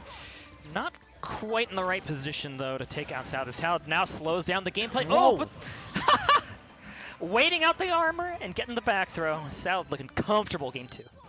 Yeah, Salad got the back throw, but that was actually kind of a scary moment as the Buster Wolf went flying through the explosive flame, kind of unexpectedly. I had no idea that would just be able to straight super armor all the way through. Well, I think it's super armored, like the multi-hit at the start, because it's a couple of multi-hits into the strong hit. Not sure if it would have cleared the final hit of the explosive flame, but I mean, we see the results here on the screen. It is 1 stock to 2 now. Big comeback required here for Dudu-chan to get a 2-0 lead, but let's see if he can do it. Gets a couple of quick little combos here and there on these side platforms on Battlefield. Yeah, he got that early 0% grab. For Terry, that's a bread and butter thing where you have the down throw into up air, up B, immediate combo. Did like 30-ish%, and then he had another quick power dunk combo. So it was like Palutena was at 60 in 2 hits. While I was talking, got another solid one to put Salad in definitely kill range. This is still doable, but Salad usually pretty good at closing with Palutena. He starts to play more and more passively as games go on, and we might see that more and more here. Although he has to kind of manage percentages. He's going to die here from the power dunk. Terry Bogard with the Go meter not quite online. Might be something Salad's actually being very mindful of. Well, he's going to be mindful to not lose the stock, because this is another couple of quick neutral wins in a row for Dudu-chan as soon as he took that second stock, and all of a sudden, this is a close game. Doesn't even matter if there is the power meter yet, because Dudu-chan's playing great without it. Yeah, it was 88%, and it was 88% fast, and now the Go meter is live, and not like in a guaranteed kill. Back throw probably still won't kill for Palu, so Salad still needs to win 1 or 2 more neutral interactions and be wary of just getting exploded instantly. And there, Dudu-chan letting it rip, as I said it. Apparently Palutena was quite okay jumping over the Buster Wolf, and will catch the recovery option with the Buster Wolf to close out that game. Good effort from Dudu-chan, though, on attempting to close the 3-1 comeback, or 3-stock comeback, excuse me. Salad made it close, unfortunately, and like you said, like Salad's good at closing out those stocks, and Salad eventually did a little bit too close for comfort, I think, for his liking. But just solidly taking care of the recovery from Dudu-chan, right? That's one of Terry Bogart's weaknesses, right? I mean, it's a decent recovery, but there's no room for error versus a character like Palutena on any kind of recovery. So good stuff there for Salad to even up the set. Going to the Persona music counter pick on Final Destination. Big thumbs up from DDC over there. He's approving of the commentary duo. That means at least one person approves. Yes, we will take 1 because it is better than 0 as we continue on here. Now it is a 1-1. I love the Mementos FD counter pick. We get some good imagery instead of that awful traditional FD that we're so used to hating over the years. Great start from Salad, quick 74%. Really good juggling, all things considered.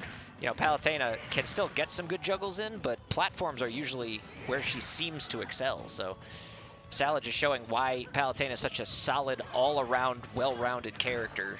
Pretty much anywhere you go. But Dudu-chan had a pretty slick answer back with that corner pressure, and just even continuing the damage off the stage. He's just sneaking all over the place, hitting with up Bs below the ledge just to catch the teleport recovery.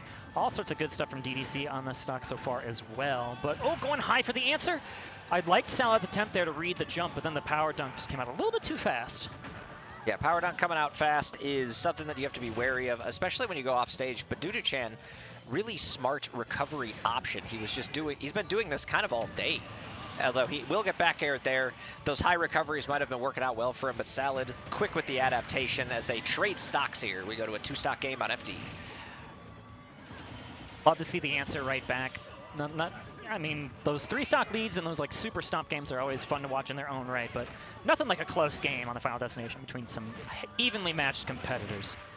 Nice little conversion there from Dudu-chan to match what Salad's nice little conversion was. Each of them, whenever they get one neutral hit, seem to go really deep for what they are able to progress in the game, and that has not changed a lick in all 3 of these games. There have been very few small conversions for either player. It's all go big or go home from them. The punish games from both of them are very strong, and okay, turning around the back air, Salad finds the confirm in the corner. That's one thing that sounds so good about just in general is turning around in the mid-string, whether it's an advantage, disadvantage, or even in neutral, just finding those quick turnarounds to present the back air, because we know back air has invulnerability on the shield. It's so strong, even just as a neutral tool. But as I mentioned, here comes Dudu-chan right back with the quick jab power dunk to send Salad all the way to the corner, but good DI saves his bacon. All right, let's see if DDC can finish the stock out. Salad's starting to get this chip damage that I spoke of, not being very not consistent, but it hasn't happened a ton this set. Didn't matter. There is that high recovery once again, and this time he's going to get the spike box on the power dunk. Salad dying instantly and has exactly the right amount for go meter if he can land. This is a bad spot because that jump is so gone, and as soon as that power kick comes out, here comes Salad off the stage, using one of the best advantages that Palutena has in the game, which is the edge guarding. Clean it up. 2-1 lead. Yeah, excellently done. I said if he can land. He never did land. There was no landing at the end of that game. DDC kind of got juggled as soon as Salad respawned. So if Salad can continue to have these large stock leads and these really good juggles and these excellent conversions, there's going to be an even harder uphill battle for DDC than it has been so far. No min-min in sight here for DDC as we go to potentially his winner's bracket last game. As we go to Battlefield, it is going to be Terry, ride or die here versus Palutena, it appears. All right, gets the grab, and once again, there's that 45 damage. That was the true input, I believe, for the up B, and not just pressing the up B, which he's done one of each now. I'm not really quite sure how Terry's inputs work in that way exactly, but the damage and difference was very evident between games 3 and 4 with that specific combo. Oh, off the break at 0%, you mean? Yes. The punish game from both these players has been fantastic, and you're seeing it here as Dudu-chan opens up mostly at the start of this stock number 1, but Salad can answer right back at really any percent. You have to be very careful. Now power dunk incoming, DDC finding the jab, good shield pressure, kind of dashed up on Salad shield and waited. Very good timing as the shield drop happened, and immediately DDC capitalizing. But now Salad's chance to answer with these up air juggles. DDC up in the air, can he land? Barely landed for a second, then immediately got back air and a back air. That was the end of that stock. Salad still looking excellent. Even when he's playing from behind, he has not shown any fear. Almost getting spiked. Oh, that was scary. I think at that percent, Palutena could have still made it back as long as the jump was saved, but either way it would have been super scary regardless. Everyone's living, everyone's playing neutral in the center of Battlefield. But you don't want to be on top of these platforms no matter which character you are, right? Because both Terry Bogard and Palutena are fantastic at sharking the platforms. All right, Salad once again with these excellent edge guards. He's been hitting almost every one of these down tilts and converting them all into either back air attempts or back airs that connect. And either way, DDC, to avoid them, has had to, if he could even avoid them, was air dodging. And none of that wound up mattering at all. DDC got caught way off stage with a back air, but a good read, reading the counter. But the landing F smash to even out the stock count. He is not quite out of this yet. There was a really scary conversion from Salad there, but as soon as Dudu-chan took the advantage state on that center platform and then found that fantastic read, that was his window to come back into this game because, like I said, Salad's good at just keeping those leads, right? You got to create a corner pressure situation of your own here if you're Dudu-chan. And he's looking for the spike every time he does one of those double jumps. All right, so DDC has managed to even this up. Sal's kind of getting backed into the corner with random kind of like aerials from DDC. He's been throwing out the occasional forward air to wall out Palutena's short hops, and it's put a lot of damage on her. That's kind of a scary percentage against Terry. In these neutral situations, too, he's just mixing in little full hops onto the platforms to try and stop any of the teleport canceling shenanigans. Okay, good patience on the recovery from DDC. Not going to recover too early. No. And, ooh, a whiff on the up smash means we are going to game 5. Yes, Salad tried to call out 3 different options. That would have caught neutral get up, that would have caught get up attack, that probably would have caught jump up. DDC opting for the roll to just barely sneak through that up smash. Nicely done. Game 5, where's he going to go? The coverage on those ledge options from Salad has been fantastic this entire set, but it's just that one moment where it lapsed. That one moment cost him everything in that game number 4. So let's see where we're going. I hear that this is the Tekken counter pick, right? Tekken music? I'm not actually too familiar with all the Tekken music that's in Smash yet, but that's what I'm hearing. I did not hear it yet. Hold on. Yeah, okay. We're going back to Battlefield. Anytime it's like EDM, it's like, it's Tekken. Oh, yeah. Tekken music being in Smash is probably the best part of Kazuya being in Smash, to tell you the truth. Not that I dislike Kazuya in any way. I actually very much like that he's in the game. But the Tekken music is 100% bops. Yes, and 100%. Doesn't matter who you play, you can enjoy it during your game. All right, Salad once again with these really deep catches with these back airs. Yeah, Super Dead lost his jump. Nice, solid edge game from Salad. That just started with all those like standing fireballs here. Like I don't know how much that's giving you a neutral win versus Salad, right? Salad is so good at just short hopping and mixing up short hops, full hops, mixing up teleport cancels in, just walling out with the neutral air. And this projectile is not helping you too much. It actually even led to your demise on that first stock. Yeah, and he's still trying to force it. He's still just trying to get some chip damage in.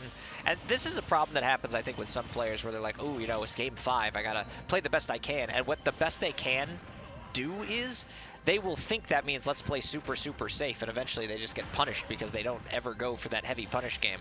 DDC has been getting a lot off of his punish game. He needs to stick with that and not change the game plan. It has been working.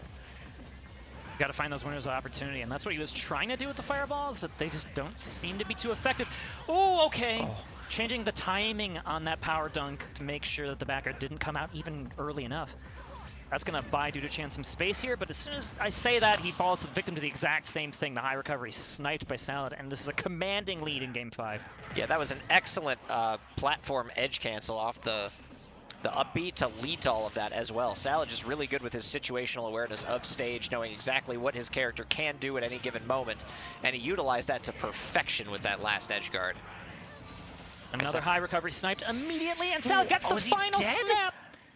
Wow, Salad taking no prisoners that last game. Excellent offstage presence, never really letting DDC land at any point in time. And like you said, DDC tried to mix it up a little bit. He had that fireball game. He was playing a little bit passively. Those first 4 games, him playing a little bit more aggressively worked really well in his favor. So taking his foot off the gas kind of just led to an immediate Salad victory is how that really looked. Salad smelled blood in the water as soon as any of those high recoveries showed their face. And like, I mean, when you're Terry Bogard, what are your options? You don't have too many options in that spot. You just got to kind of hope they don't guess it. Yeah, I don't know. He was also always getting caught when he went for the straight recovery, the horizontal one. The, what is that, Burning Knuckle? I forget what the name of that move is, but the side B. That was the one that kept getting caught. When he was going for power dunks off stage, they weren't getting caught, and he really only went for one that last game. It hit, and I think part of him wanted to save that for later on in the set. Scooch on over. How's it going, everybody? We are now live on camera. I feel looking like, beautiful, by the way. We look sharp. Yeah, we are looking good. I'm rocking a now defunct organization, but I figured it was, if there was ever a time to bust this out of the closet, it was today. I feel like DDC could have done some more of the power dunks from offstage to recover because they seem to work consistently. Even if Salad didn't get hit by it, he could at least get back to the ledge. It's a matter of timing. That's the thing, is like if Salad guessed your timing, even if you wanted to go for those power dunks, you're going to meet the back air, which is invulnerable, and it just kills so far easily when you're off the stage like that. Well, now we're on the complete other side of things. Pez, the Falcon, I believe he's number 2 in Iowa, I want to say. Versus SF, the Samus. I've seen his name before. He was making quite a solid run. He played on stream a little bit today. Falcon Samus is kind of a bit of a, I don't want to say unique matchup, but it's an old school matchup. Both these characters been around since the dawn of Smash Bros. Well, one of them's getting a new game. Yes, and the other one is Captain Falcon. But he got buffed, so we have to live in that world where Falcon is now a meta-relevant presence in Smash Ultimate. And I was telling Pete my feelings about that on the car right here. But we'll leave it unbiased here on the commentary, as the Raptor boost is so good at just catching those neutral get-ups on the corner. Now, there's no fun in the fully unbiased commentary. Tell you what, you don't love Falcon. You sit here and champion your Samus, and I will root for Pez all the way to the bank. I think Falcon is so cool, and I always will. It's one of our differences of opinion. As Pez, with another one of those up Bs out of shield, those have been working really, really well to this point. His edge guarding has been pretty consistent up on ledge. He waits out the spot dodge. You know, that move probably would have hit even if he just let it rip through the spot dodge because it's a long enough animation, but he charged it a little bit just to make damn sure it connected. He charged it because the more he charged it, like, the safer it is on shield, right? That's actually a pretty shield-safe move. So even if it was spot dodge shield, he would have been in a good spot. Yeah, I thought he charged it because he was just waiting on the spot dodge to end. But that move is insane. Talk about, like, Falcon buffs. The Falcon up smash buff is probably the most important of the ones he's gotten. Oh, Pez going so deep. Look at him go. Connecting the up airs. He got the soft knee, but said, you know what? I am not done yet. Converting that into a deep offstage nair. SF looking a little bit lost right now, and now he's looking super duper dead. Pez completing a vicious 3-stock in this game 1. He heard me talking trash about Falcon. That's what it was. Yeah, he had to show you something cool, and he did. He showed you 3 cool stocks in a row. You know what's the coolest thing about Falcon? Everything? No, very much no. Except his up B. The coolest thing is the advantage state they can create with those just late hit, the soft hit up airs. And how you have to respect every single hit of those up airs because they all lead in different timings. Like Fatality is a perfect example of going for like reverse up air off the stage, or even just like the late back hit of the up air in that situation leading to the forward air. That was the cool part of what sealed that game for Pez. And then he went for the spike because he's a Falcon and that's just in their blood. And SF led right into it. He wanted to go low because he was afraid of getting hit. And really, actually, both characters kind of have that same setup where they're not afraid to like force you to go low and then go right into the almost free, and like necessary to respect down air because it's for both characters. SF is moving right now, though. Look at this, 120 until now, 128 unanswered %. But then as soon as I mention it, here comes the knee. Good dodge though from SF. Yeah, as Pez looking to put the stock away there, and he's gonna die to the dash attack. I don't necessarily agree with going for the like super unsafe, super not going to connect unless it's a hard read on air dodge knee that he kind of went for at the end of that. And that's okay. Sometimes you catch your opponent sleeping, but he landed directly into a free dash attack because he was just in so much ending animation lag. And that is all the space to escape here was SF. Look at that drift, drifting so far away. I want to be in the same zip code as Captain Falcon off the stage. Yeah, SF using all of that change in momentum that Samus is able to do. You ever knee a full charge shot?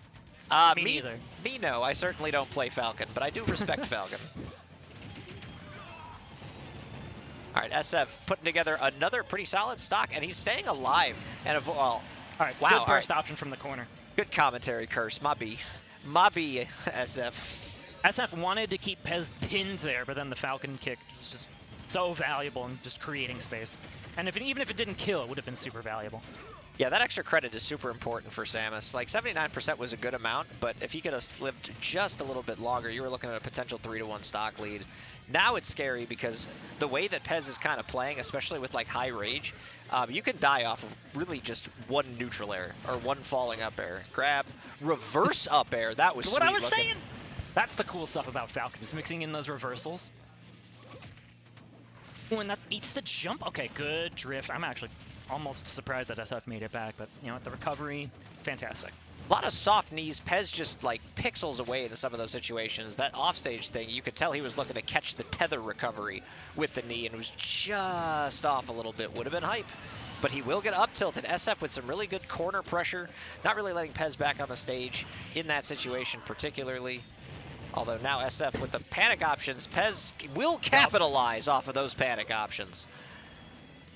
I think as soon as SF did that DI away and then air dodge away, Pez caught wind of that, and that's why he was looking for that fair wind knee as he did.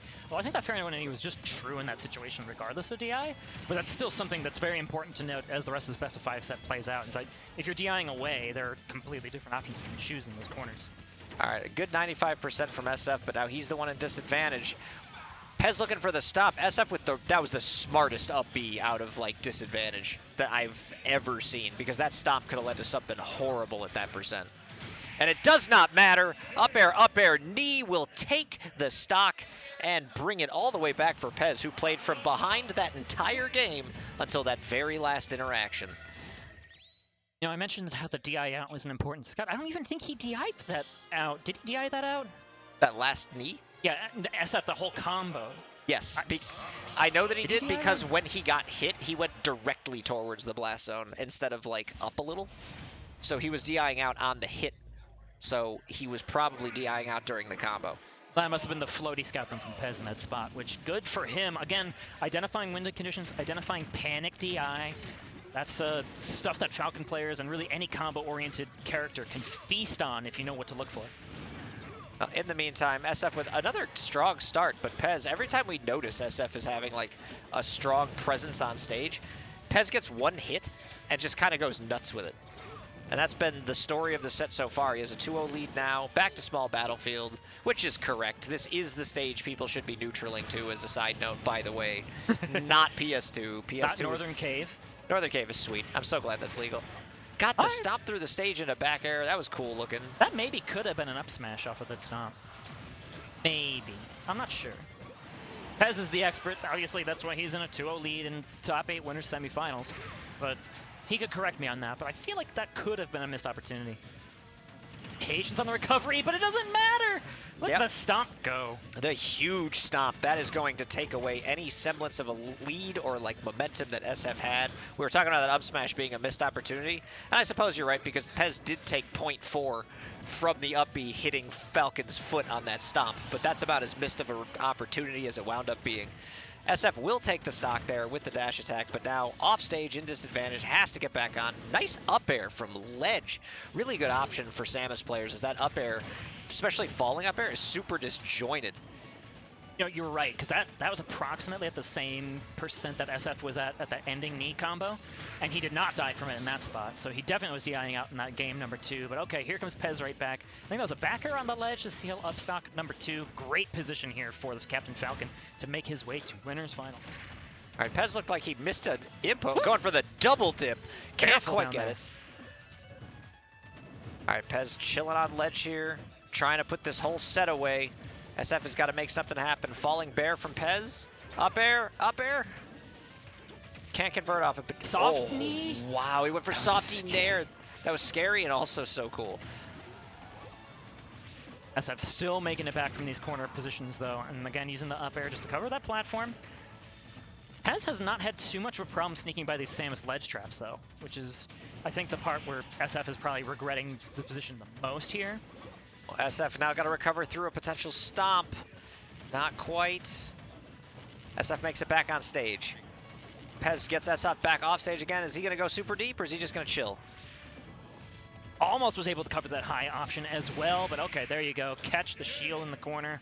Does not matter. 2-stock dominant victory for Pez, making his way to winners finals at Honeypot. Yeah, Pez looking excellent, as you said, looking dominant in that set. I know I said I was going to sit here, I was going to champion Captain Falcon. I really do enjoy that character. I think he's super, super hype. But the one move I don't like in Captain Falcon's arsenal is that stupid up B, because it catches you from 6 years away. So seeing how hype that set could have ended, we had that insane soft knee into Nair that just barely missed. There could have been a stomp off stage or a back air off stage. They all just barely missed. And then the up B happened. I was like, and Pez won. But that move is good. That move is insane. But great stuff from Pez. Winners finals where he will meet up with Salad. And we have got some losers matches that are also, I believe, going on the other side of things. Are we going to be streaming from losers quarters? Yes, checking the bracket here. We have a 3-0 victory for Yumu over Ist. How do you say that? Ist? IZZ. How do you pronounce IZZT? Is it? Okay, thank you. He 2-0'd me in my pool. I should know this. Yumu 3-0'd Is it in the one losers round ace, and Yumu aka Killa. Welfare Pickles 3-0'd Bok Choy in the other half of losers ace, so we get no Pac-Man fun on the stream. Aw, you're stuck with me, but you can follow me at @smash_Pac-Man should you be interested in the Bird app. And follow him at LordSturm473 while we're chilling, while we're waiting. We're going to have Doodoo Chan and Welfare Pickles as a losers quarters match.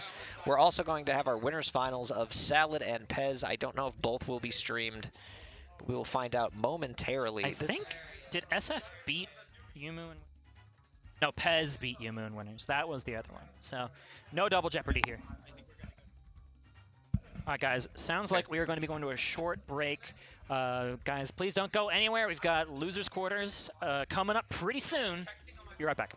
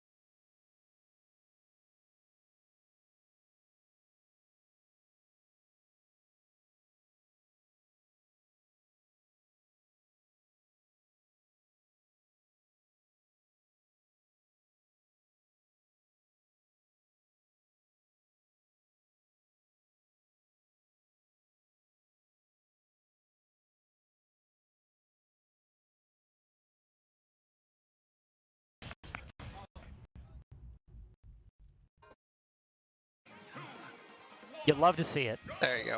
All right. They went into it. Are they playing? Yeah. Are they playing? They're playing. All right, let's get it.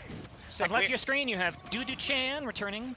On the right of your screen, you have Welfare Pickles, the number 2 seed. I think he was the number 3 seed, but Quaz unfortunately disqualified. He did not make it out here today. So by default, then he is the number 2 seed. But he lost early in top 32, as did the number 1 seed Yumu. So this is going to be a really exciting losers bracket for you guys here between Dudu-chan and Welfare Pickles. Yeah, there were some really interesting upsets that happened in this tournament. Obami, an unranked Illinois high school player, was able to beat Welfare Pickles in the Villager Snake matchup 2-1. And Yumu lost to, I believe, Pez the Falcon, if I'm not mistaken, that we just saw. Which makes sense, because Pez looked like he was a pretty solid player. So now we are in loser side. Yumu is on the other side, but DDC, who we saw lose to Salad a bit ago, and Welfare Pickles, who has made quite the run despite a lot of close calls today. Both these two fighting for their lives. Loser will be out at 5th. The winner will advance to loser semis. And so far, so good, it's looking like for the Snake. But anything could happen very quickly. The grenade just able to shield out of that power dunk. Scary stuff from both these players in this high percent situation, but I'm actually surprised that Welfare Pickles didn't go for the up tilt. Or sorry, I think it's a guaranteed forward tilt out of that down throw at above 140% on the cast. Unless I'm mistaken and it's different on Terry Bogard or something, but that should have been a confirmed KO. However, he got the stock regardless. The F tilt from where he was on stage and where the down throw got put, I don't think it would have killed from that far away, so he's probably saving it to make sure it wasn't staled in case that happened again, knowing that the dash attack could also connect. And he was about, I believe, 20% out of the window where the up tilt was confirmed, like a guarantee. Oh, wow, okay, Snake falling out of the Terry Bogard little combo there, the up B. Usually that vortexes you into it. You don't see too many players fall out of that. He might have SDI'd the jab at the start, maybe, and then like the SDI continued over into the up B. Oh, really strange, but now, I mean, Welfare Pickles has set up camp. He has taken his sweet time here, getting as much percent as he wants. But all right, that landed jab into power dunk will get the job done here for stock number 1 for Dudu-chan. All right, DDC going to be looking for a way in. Playing from behind against Snake. This is one of the hardest characters in the game to play from behind against because he can just kind of walk away from you, set up the wall of projectiles, force a lot of trades, which is a huge good thing for the character in general if he's up a ton. But Terry Bogard certainly has a pretty solid comeback mechanic. Maybe you've heard of it. It's not flashing on the screen or anything right now. He's so courteous. Always asking me if I'm okay. Let's see if he can make sure Snake is okay in the corner. This actually might be kill percent if he does land the Buster Wolf in the corner. Even though Snake is pretty heavy. Who knows? Yeah, I think it depends where on the stage. But not anymore. That is gone. The up tilt connecting. Snake's up tilt, probably one of the best moves in the game. Quote me, don't care. I mean, you're not wrong. Why would I quote you on that? Other than to prove how right you are. Dang good move. A nice forward air. DDC has been using his aerials really well all day. We saw the forward air a lot against Salad and actually probably won him 2 games just because of the way he was able to wall out Palutena. Finding his way through some of this projectile wall that Welfare Pickles has been setting up to get some of that damage as well. But taking a lot of damage throughout this attempt to get to Welfare Pickles, to really hit him with anything that would be relevant. Now he is off stage, he's down a stock. Not the best spot to be in. Nikita hitting through the stage. Yeah, and that was in the worst possible spot for Dudu-chan. Even he's laughing about it off the side of the stream here. That was just a beautiful Nikita missile. Yeah, Yumu just went up and fist bumped DDC for getting hit by that Nikita. And there's the thumbs up. Dudu-chan easily, by far, in any scene, knows how to have a good time when he's playing this game. Maybe more than anyone I've ever seen. Even when he's like upset with his performance, I can't tell if he's serious. Yeah, whether he's 1-2ing at an Ignite or if he's top 6 out of state, like you can't really tell. Just the way he plays. And that will be a switch over to the Min-Min. We didn't get to talk about this much in the winner's semifinal set. Yeah. So here we go. Another conflict of opinions between the two of us. You believe Min for the win-win. I believe Min is a sin, and that is okay. But Dudu-chan has been making this character work in specific matchups today to virtual perfection. It worked excellently against Magician. He had a forward air way off stage to take the set. He wasn't afraid to get out there with those noodle arms. Meanwhile, Welfare Pickles... Well, you know we can both be correct, right? Yeah, that's true. You can win and sin at the same time. That is the nature of being human, Pete. No, that is absolutely true. People have said many times that something you like doesn't necessarily mean it's bad game balance. But then I point at Dragon Laser and I say, true, but sometimes they overlap. Welfare Pickles is fighting really well versus this Min at the moment. He fell into like a really bad spot in the corner very early on in the stock and then was able to scramble out of it. And he's winning again these little scramble situations, which adds so much percent for Snake, right? If you lose a scramble, you're at 32. Yeah, it's so much, and it adds up so fast. So, like, while Min theoretically can take stocks early, Snake is one of those characters that it's a lot harder to find that in, to not get interrupted by some kind of random grenade. You have to hit that right angle, because Cypher puts Snake's recovery in such this bizarre, like, looping arc of an angle to get back to the stage. So Min can't necessarily do the full cheese thing, and that is an unfortunate SD for the Noodle Lady. She has a tether recovery, which is a good thing in Smash in general. Oh, okay, that's really scary from Over Pickles. But that fair had connected, it might have led to just like or sorry, if that Nair had connected, the fair off the side of the stage would have been right behind it. All right, both of them with the stutter step crouches are the teabag, as the kids say on the interwebs. All right, and through... Yeah, that was huge. Through the grenade, through the up smash, and popping off IRL. Dudu-chan ready for this. Hey, he took one stock and he popped off like he won the set. And he's just sitting there, he's laughing. He is having the time of his life here in this top 5. And he's screaming at Nikita. Insane how much fun he's having. Just screaming no as loud as he can from Nikita. As much as I can complain about Dragon Laser, Nikita definitely exists. He put his controller down when he got grabbed and started pummeling the wall. Incredible stuff from Dudu-chan. Even though Welfare Pickles won the game, Dudu-chan won the mental game. I mean, Welfare Pickles has a fun time playing Smash as well. This is a well matched up pair of human beings to be in losers semifinals or quarterfinals. Oh, absolutely. I'm not saying that like. Oh, no! Oh, he's me! Let's go, Dudu-chan. All right, well, we stand now. Best of luck, buddy. It's harder than you think. All right, how does he win this? You tell me. All right, so I know this matchup probably better than anyone alive. And this matchup in particular, yes, you can do the grenade spam. Yes, you can do the chakram spam. Chakram is the key to this matchup, but there are two very important other things he needs to know. One, you need to be able to down tilt Snake away from you if he gets too close, like not what you just saw there.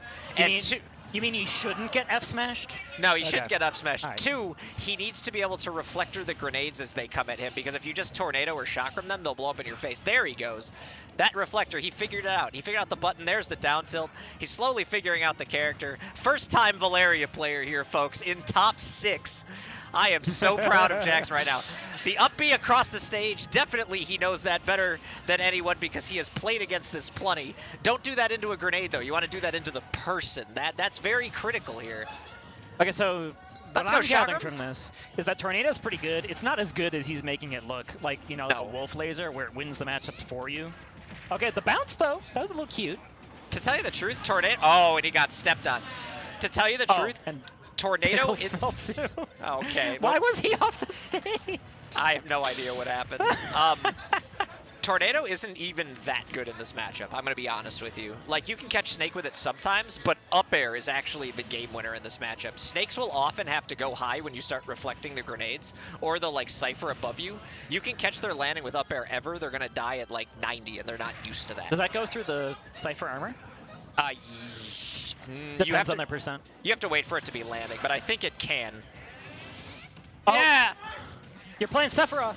Let's go. Oh, right into the C4. I'm so proud of Dudu-chan. What a hero. He did it for me. He did it for me. Thank you, Jackson. I approve, baby. I approve. Nicely done. I'm proud of you. I'm so proud of you. All right, so Welfare Pickle's gonna take the dirty 30. Valeria had to lose another set even when I wasn't playing, so that's kind of pain, but I'm so glad that he gave us the entertainment. You couldn't pick Yoshi for me, dude? Nah. Nah. Now, Alright. only one of us is PPA. The other one's just chilling in the server. It'd be like that. Shoutouts to the PPA squad. Love you all. As we get into... I didn't want to feel included anyway. It's fine. We are going to get into the other side of losers' quarters now. We're going to have SF against Yumu. Yumu is going to be playing whoever he feels like. I saw him warming up a Lucina earlier, traditionally a Mario main. Yeah, I mean, I think if his back's to the wall, it's going to be Mario. I actually have not gotten to commentate many of his other secondaries. He is post-quarantine. I used to see them all the time, like you'd click the random button at Ignites before quarantine. But now I felt like he was pretty straight and narrow on Mario. Yeah, but he still has some pockets. Yeah, he's still got good other characters that he definitely knows how to play. But yeah, Yumu has pretty much been going all Mario. He's given us the thumbs up. He's excited. Yeah, he's going right to it.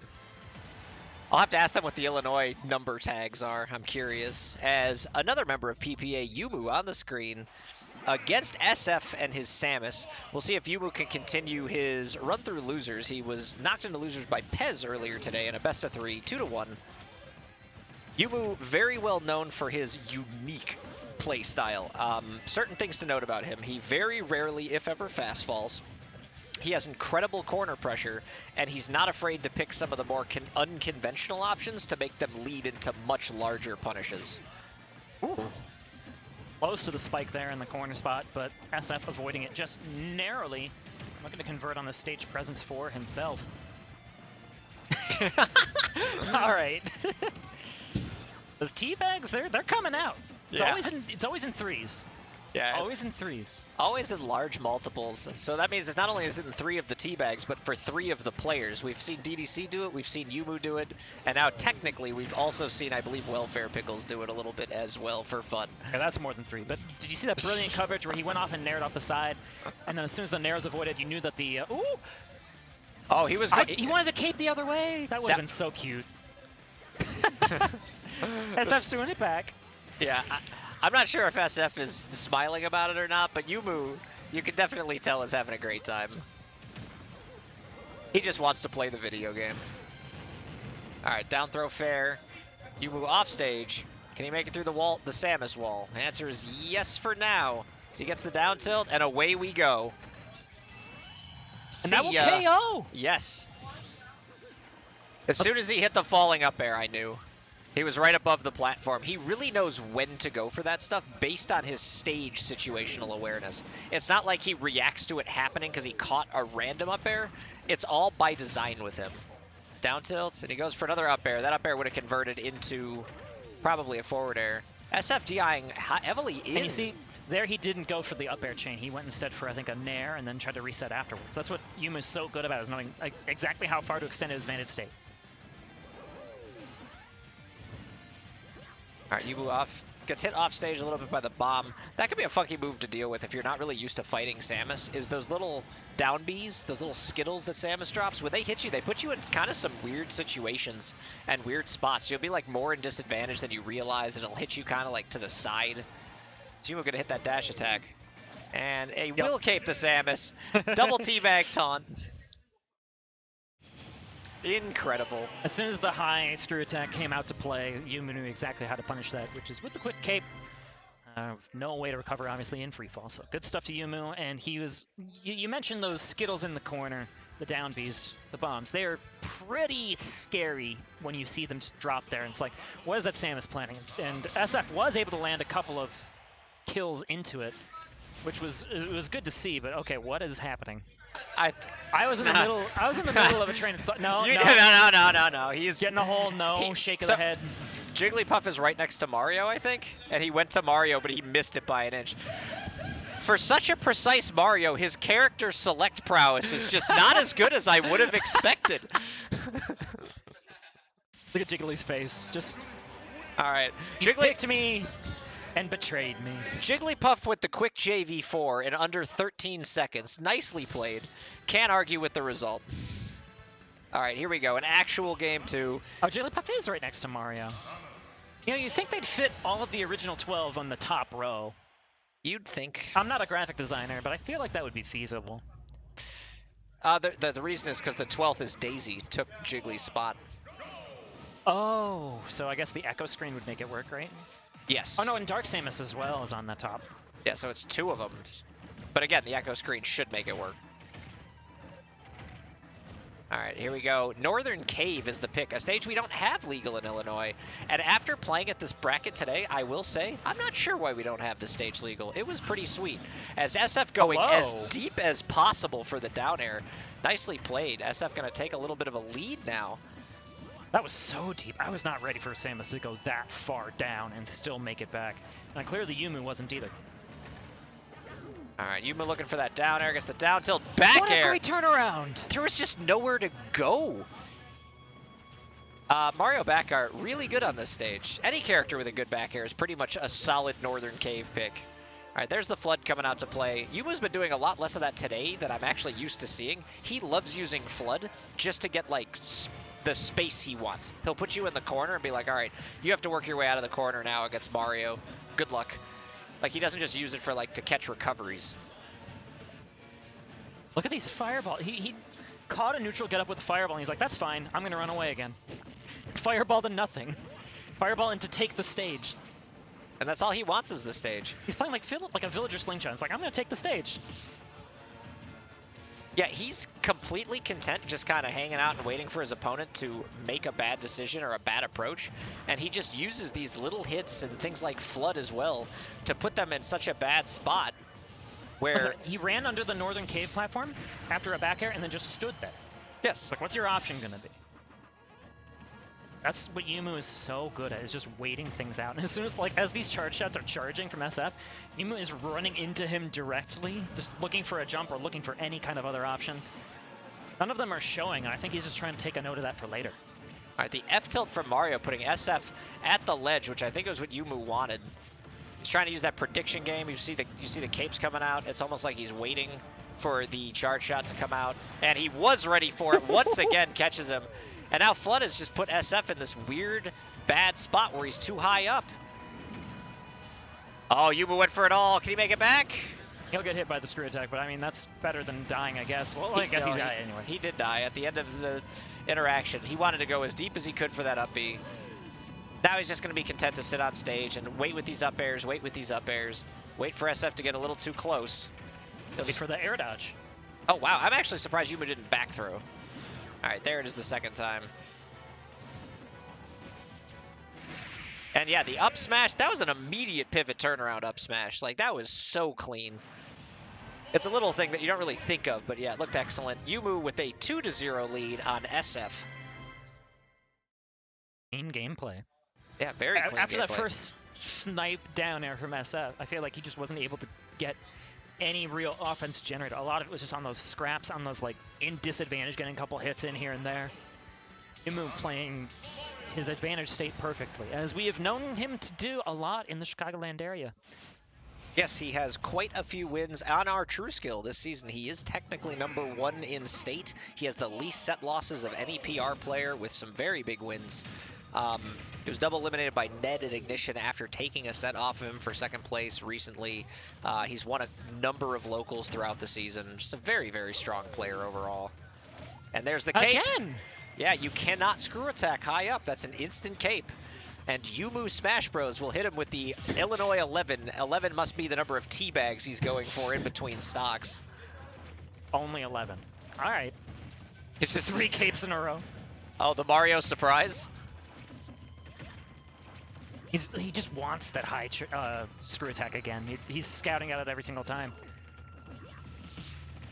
Yes, he parries the get up attack and tries to force his opponent into a panic air dodge. Yumu doing that thing he does where he just tries to think 3 steps ahead of his opponent. Working so far in this corner spot, however, SF will scrap away into the front position on the side. However, that's back air going to buy Yumu at the stage once more. I thought he would scout out that forward air. He was a little close to landing it. And Flood going to connect with not as much of the water as Yuma was hoping for. He wanted to put his opponent in a spot where he couldn't just tether back so he could try to cape the screw attack, it looked like. Down throw. And he's just chilling. Yeah, down throw to wait for your opponent to get there. What? Oh, what? Okay. How cool was that? That must be the Iowa Classic that they were talking so much about. And he dunks him. Wow, that's not going to end the set. What a cool way to end the set that would have been. But now Yumu with another chance to go for another big read. He loves that double jab in the corner into stuff. Yeah. And there's the double dip on the fair. Yumu sometimes when he's playing just looks like he can't be hit. A commanding 3-0 victory for PPA Yumu, trying to go the distance in this loser's run. He is now up to loser's semis. So I believe that means we're going to jump back up to winners finals to see the other two participants who we have not seen in a bit, Pez and Salad, in winners finals. We are down to 4. So let's see what these remaining 4 players can do. We got Pez and Salad in winners finals, and we've got Yumu in losers semis as we just saw the 3-0, and he has won a date with Welfare Pickles. We will get the 1 and 2 seeds playing against each other, although it won't be in grands. It'll be in loser semis, which will be exciting to see regardless. Yes. And on the winner side of things, we're going to see if the Falcon mid-tier dream can be put to a crispy end at the Palutena wall. I mean, if there's any character that's equipped to stop the shenanigans, right, it's just the ultra priority, ultra disjointed Palutena. So let's see if it can happen. Look at me, Pete. I have to root for Palutena now. What's happening? What world is this? Can you imagine honestly sitting here and believing that Captain Falcon is a mid-tier? That kit, that frame data, those moves, that up B, that combo game. Captain Falcon's like a gatekeeper. Oh no, he's top 20. Tier. I was stretching it. Yeah, stretching it really He's far. like top 20 now. Man, mid-tier in this game means you're like outside the top 50. Everybody in this game is just so damn good. And all the players in this game have just gotten so good as well. Ever since quarantine ended, there has been so much competition all over the Midwest. All sorts of new players have been up there improving, working on their game plans. There's character representation across the board in a lot of areas. Although here in Iowa, I saw a lot of Bowsers today. And I mean like a lot of Bowsers. Like there was a point in time where I looked at a screen. How come none of them were in my pool? What's up with that? I did 2 Bowser Dittos today. Really? Yeah, I wanted to give them the Ditto. Did you play Chase? No. Oh, yeah. We talked about possibly playing later, but my hands are kind of gone. That is okay. You don't need hands to play Bowser. You have a point there. Play Bowser with your feet. I'll consider it.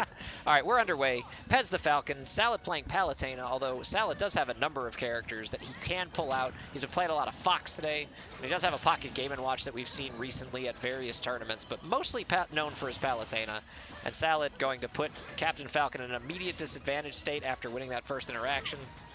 Get him to ledge. But Pez... So Salad DI'd that up. You saw the up air to knee did not connect because if you DI it up, you're never going to get the strong hit of the knee. Very important opening salvo of this game 1, where you have to take advantage of that DI.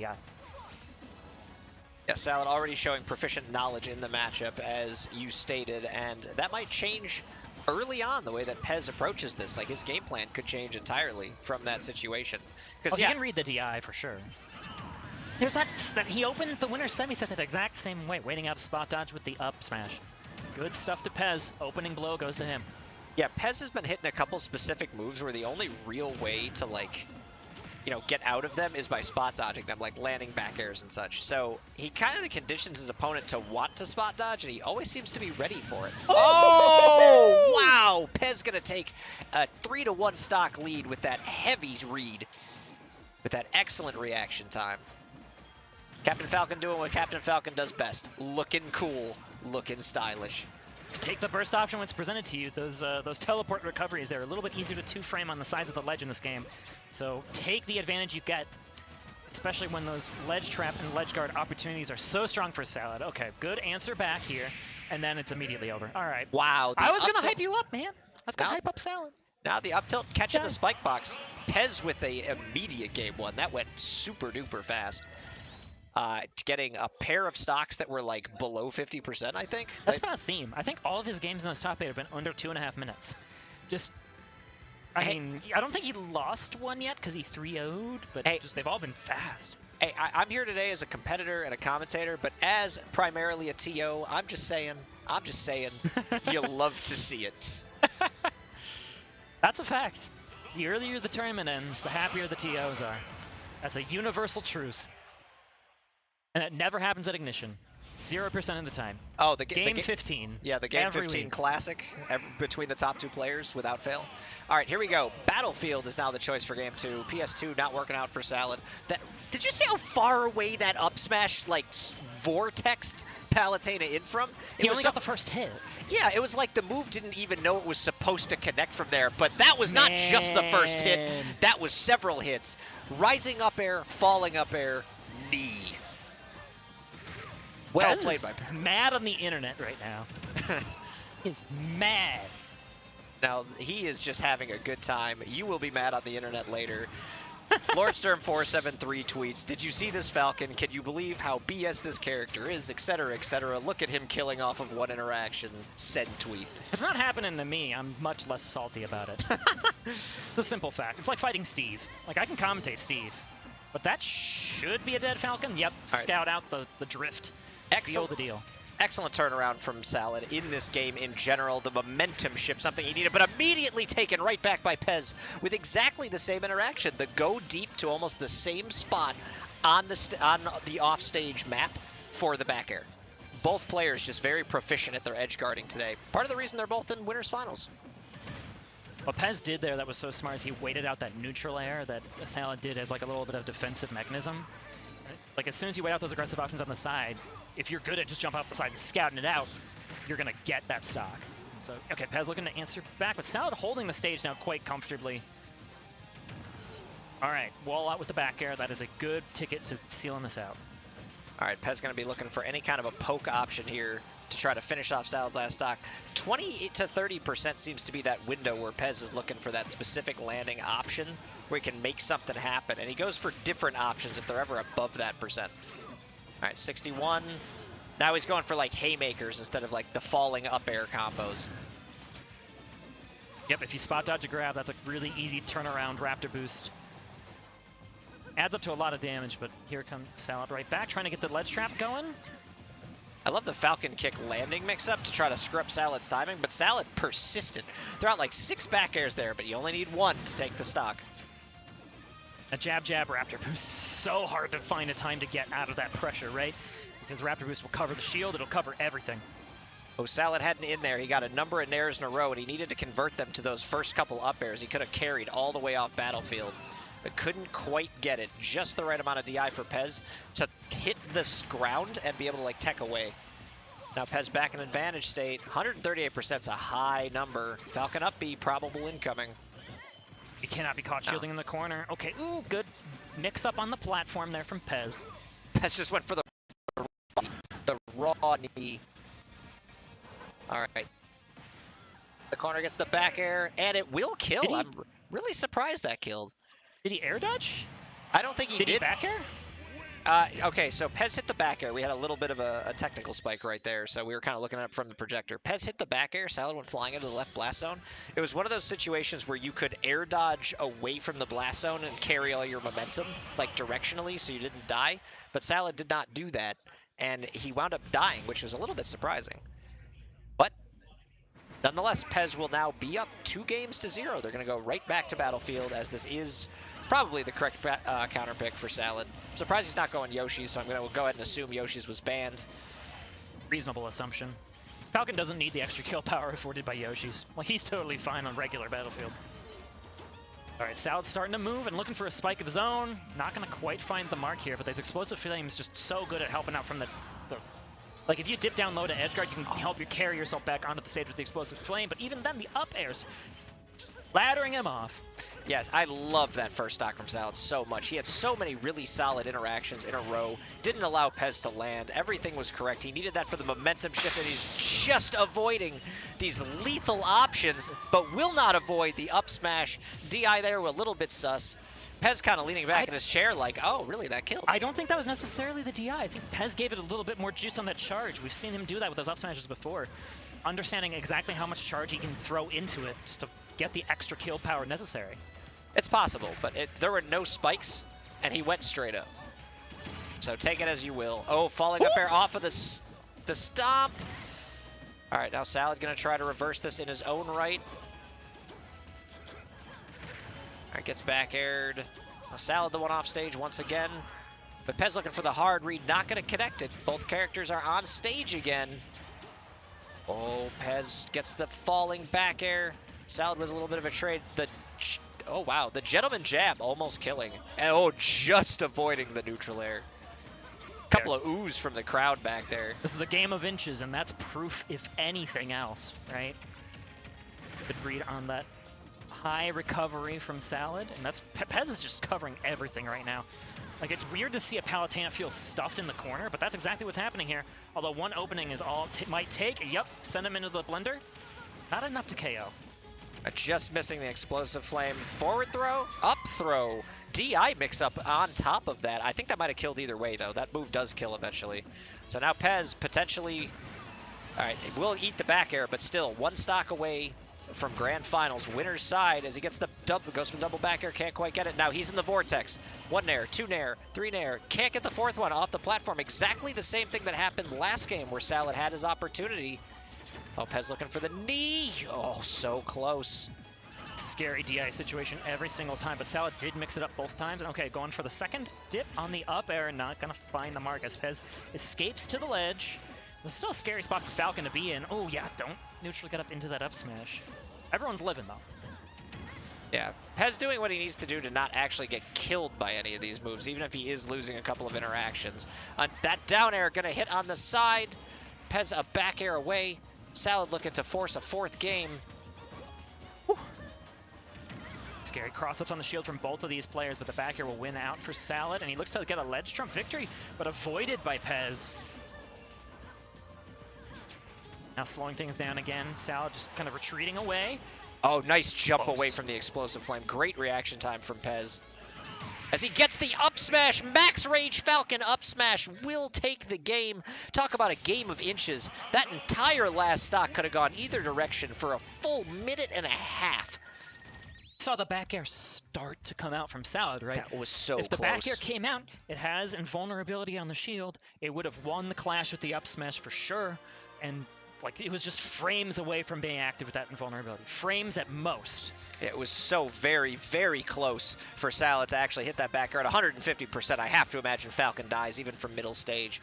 But like a frame away. That Falcon up smash, gonna connect on Palutena, gonna take the stock, gonna complete the game comeback, and the 3-0 clean victory for Pez as he advances to Grand Finals winner's side. He has looked very, very clean today, defeating Salad. He defeated Yumu on his way there. Has he lost a game today? That's the question. He beat Yumu 2-1. Oh, Yumu did take a game? Okay. So that set was a little bit of, I don't want to say marred with controversy, that's not correct, but both players believed it was a best of 5. And after the 3rd game, it was kind of like, all right, you're done. Yumu wins. So he got H-boxed, basically.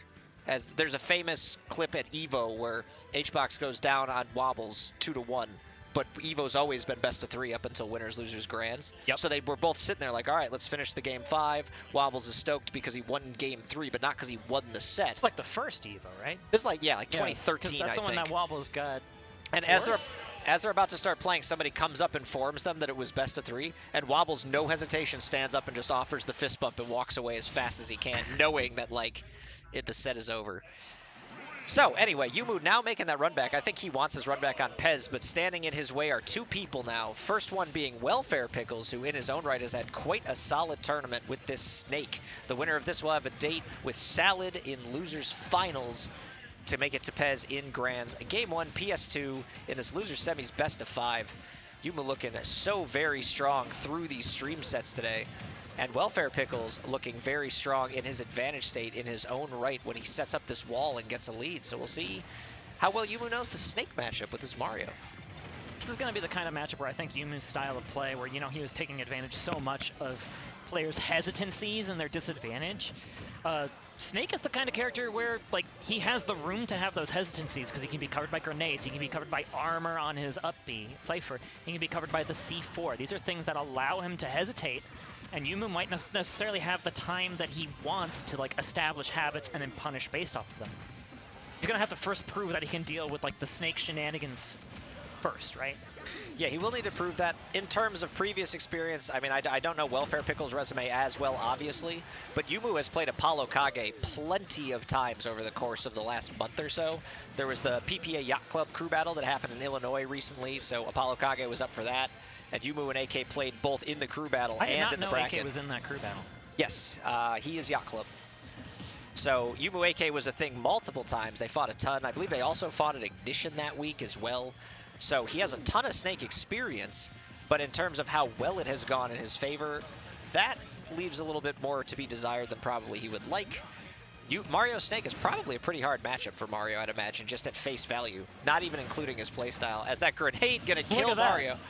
And he's just yelling at the screen. Mario doesn't really have great answers to Cypher, because like you're gonna run up and up air the Cypher. What's that gonna do? Unless Snake is at like 200%. He just jumped up and popped off for the one stock. Tell us how you really feel, Yumu. Snake's hard to fight, man. Hard to fight. Yes, very. Snake plays by different rules than a lot of the other characters in the rest of the cast. And there's a few characters like that as well. For a long time, it was just Snake. But a lot of the new DLC is kind of like that.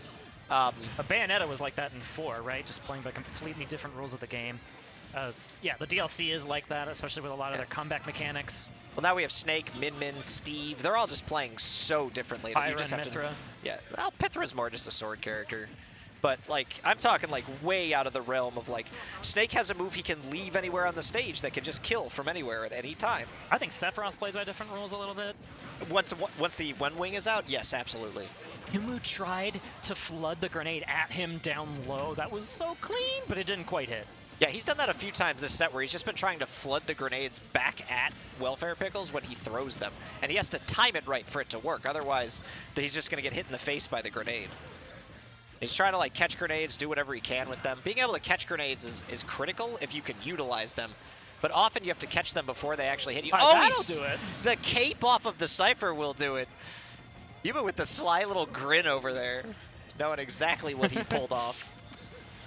And now, we've seen so many fast games today. It looks like Yumu wants to be very patient with this lead as he kind of dashes back and forth. Well, Yumu actually is a very patient player if his opponent is patient, because he waits for you to make mistakes more than he like pushes his own advantage a lot of the time. But a grounded Snake, yeah, he's going to take his 80% with the trade. Gets the F smash, puts it at 104. Welfare Pickle's having a hard time. Bam! Yumu going for it all, and the the Cypher armor not allowing the crazy thing he was trying to do there. Yeah, he really did go for it. But he does still have a lead. He just has to be a little bit more cautious with it now. And he gets the up smash. That will take the stock. That will kill even the heavy body of Snake. A very strong move in its own right. That was such a goofy game. It was a goofy game. It was goofy. It was adaptation a little bit from both players. I think Yumu adapted a little harder because Welfare Pickles started with a solid lead. He had kind of put that wall up. Mario has a little bit of a hard time getting through that wall sometimes, but Welfare started playing more of a grounded game. And instead of Yumu like chasing him in the air, Yumu was able to get the grounded punishes he needed when Welfare Pickles decided, hey, I'm going to play grounded. I'm going to go for some tilts. I'm going to hold my grenades like on stage. It wound up biting him because Welfare did have a lead I feel he could have maintained. But he has to know that he has to just continue the wall. You don't really want to interact directly with Mario on the ground ever if you can avoid it. I think Yumu's plan around these grenades, with the flood, maybe mixing in the cape every once in a while, and mixing up his burst timing. So like you saw the C4 was planted right in front of Snake. I think that was part of his wall. It's still there on the right. Like, Yumu just picking different timings to approach when necessary. It's not like he's camping and like waiting too long to approach, but he's just picking timings that Pickles isn't necessarily ready to scout out yet. Oh, he let that rip on the platform, which was a good idea. And he hit the missed tech. Wow, good stuff. Yeah, that was a great setup. It was looking like Yumu had that planned a lot of the way because he was going for falling up airs, and he mixed in a nair at the strangest time, and it caused the missed tech. I don't think Welfare Pickles was at all ready to get neutral aired in that situation. Yumu had been going for all up airs and up tilts up to that point. Yeah, that was like the last possible frame that Yumu could have landing nared there. It almost looked like a Yoshi nair landing on the ground. You know what? Up tilt's a move that you can spam 3 times and it will hit. A lot of Snake players will tell you, having a hard time killing, hit up on the C-stick. It's going to go places. And we haven't really mentioned this yet in this set, but this is another one of those spots where you gentlemen to Pokemon Stadium 2 against Snake. We've mentioned this many, many times on commentary, where it's like people let this stage be a thing where you're like, okay, this is a fair stage game 1. Snake loves this stage. Yeah, Snake is is one Snake's of the best stage. Yeah, Snake is one of the few characters in the game where, like, you should not gentlemen's to PS2. I'm just going to tell you people that are watching bluntly, do not do that. I promise it's going to go against you in the games you lose. And in the games you win, all you did was cause an uphill battle for yourself. 100% I mean, I agree think with many you. people gentlemen to PS2 way too much, but that's neither here nor there. I spent the entire day trying to get people to gentlemen's to small battlefield. The more neutral, more fair version of that stage. Wow, that up smash connected from about as far away frame-wise as it possibly could. It looked ridiculous. It looked like Mario headbutted the air and Snake flew away. Good forward tilt to catch the roll from the ledge get up. Back How throw? did you get that grab? Where did that grab come That from? grab was magic. Immediately out of the neutral, he must have buffered it out of neutral get up from the ledge. That makes sense. Who does that versus Snake though? Snake covers neutral get up so well. Yeah, Yumu is, like, as we've mentioned many, many times, he just sees the game differently than others. And you're right about it being magic. The M in Yumu stands for magic. Now I know that. Thank you. Nothing else now stands Twitch for chat anything knows else. that. The U stands for yo, but as he gets up tilted, you yo'd and up tilt. You're gonna need a shower. You have Yoda Snake up tilt. Cheered for Captain Falcon, so we're both gonna need showers. It's okay. There's nothing wrong with Captain Falcon. It's a very fine character. Oh, that saved Yumu. That back air saved him. He air dodged and was in the lag from it. He may not have been able to make it back. There's no way that Welfare Pickles would able to react to that. I mean, I think the strong hit of back air would have killed him as well. So no, they're all strong can't hits with necessarily Snake. blame him. That's true. No, I mean literally, it's always the strong hit. No, So, there's a weak hit of back air. I don't There think there absolutely is. It has a lingering hitbox. Yeah, but it's like always strong. It's ridiculous. It's not like Sonic weak hit back air. There is a weak hit. Yeah, Wow. look at that. He just knows when he can run through the C4. Well, Mario actually does have a pretty decently a decent amount of speed on the ground. And Yuma's been taking full advantage of, like, Welfare Pickle's not expecting Yuma to run up from far away and just go for a grab. Okay, good drift away. That C4 on that left platform was actually pretty scary, and I was scared for Yuma, but how deep can you go? Yeah, Very deep is the answer. Yuma waited till the very end. He never went that far out horizontally. He went for that crazy fair vertically, like down at the bottom of the blast zone in that first game. But he really had kind of been letting Snake freely go low, then go for Cypher, go low, go for Cypher. He never really challenged it. And that kind of conditions your opponent like, all right, that's always going to be safe. And all of a sudden, there's Mario's feet drop kicking you in the top of the head. And you are gone. Yuma with a 2-0 lead. That's the versatility of the way Yumu plays, right? Like, you have to respect his ledge trap just as much as you have to respect his edge guard. Mario, known for the edge guarding, but when Yumu is playing so well, just waiting on the stage for you to do a get up, that means that, like, when he changes the tempo in such a drastic way, it is huge.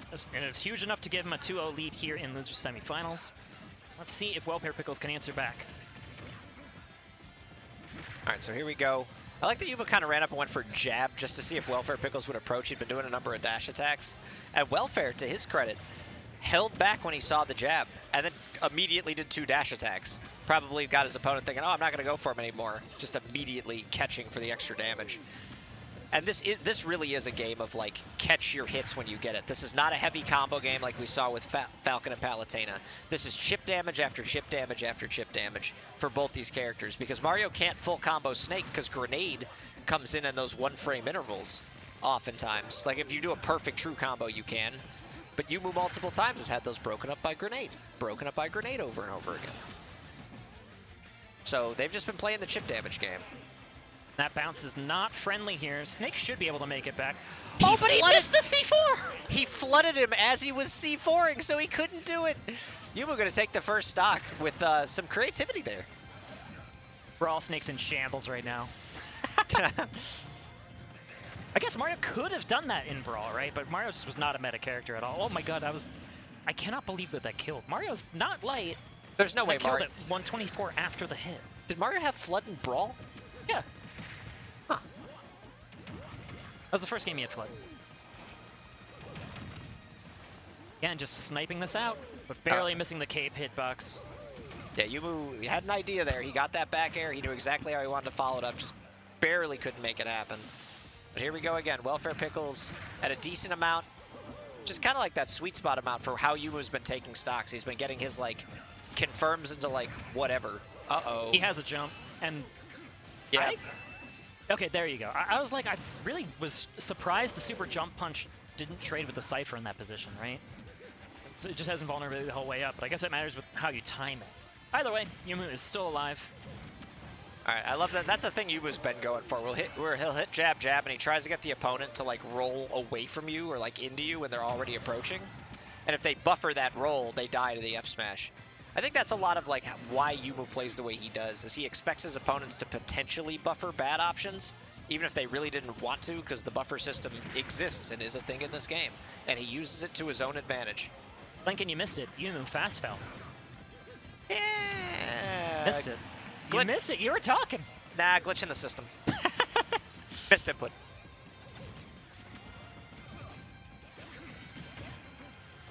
Now, actually, Yumu, this is the first time I think he's been at a stock disadvantage this set so far.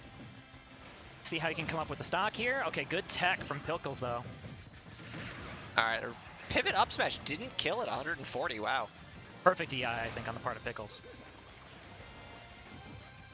He would charge up his Flood. Doesn't know if he'll need it this stock. Yeah, uses it immediately. Yeah, all right, there you go. Dash up, pivot up, smash. Yumu ready for that roll up. Weren't a lot of options there for Pickles to get out of the corner. He would have had to do something aggressive, but even then, I think Yumu would have been able to get the shield out in time. Yumu Double cape. I think he was looking for Cypher high, right? Yeah. He wanted to make absolutely sure that if it happened, he would get a free stock at 0. Because as I mentioned earlier on, this is mostly chip damage. So Yumu's fine with taking that risk at 0, because he's not going to die from the one interaction for the most part. Unless it's that forward air. That snake forward air will just sometimes just going to kill you. These slow jabs, like finding that window to dash in and then jabbing has bought Yumu so much space on the stage versus Snake, but oh my goodness, I could not believe that went to kill screen. But you know what? Yumu's still alive, only because he perfectly DI'd the best move in the game. It's not going to work the second time. No, it's not. And yes, that is the best move in the game. As a reminder for those of you listening at home, Snake up tilt. Man, that move's good. And that will take the stock and the game for Welfare Pickles. He is on the board as he attempts to climb this mountain of a 2-0 deficit. This is a good time to tell my one of my Welfare Pickles anecdotes. I went to Shine 2019, the last Shine there was. That's where they had the Smash Collegiate Champion Finals. And University of Iowa made it. Okay, actually, Pickles switching over to the Wolf for Smash. Well, interesting. I'm going to finish my anecdote anyway and ignore the character for now.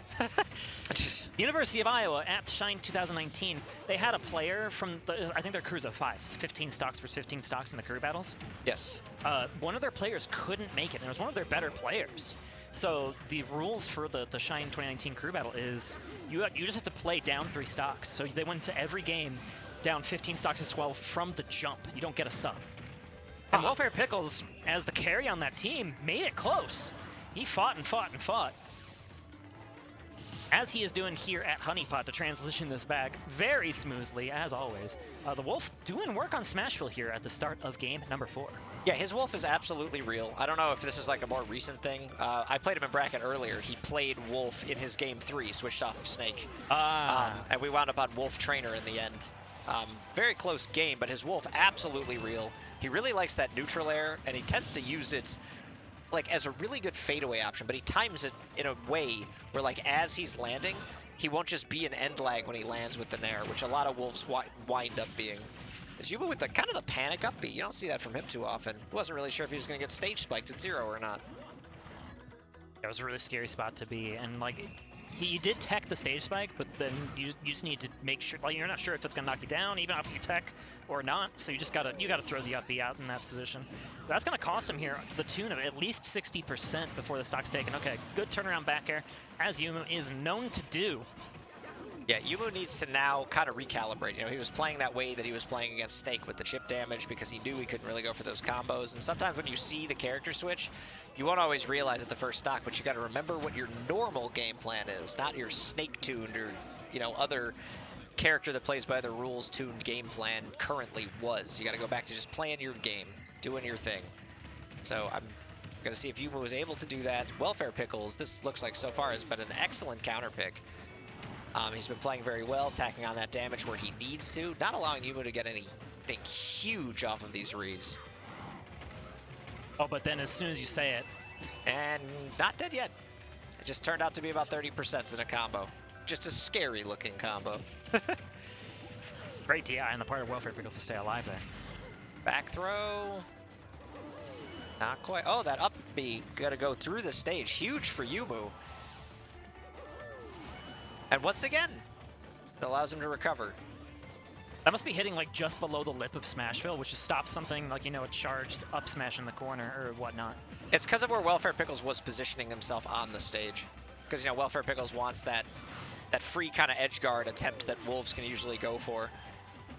How low can you go here for both of these players? And the dip on the back air is enough for Yumu to take the stock lead.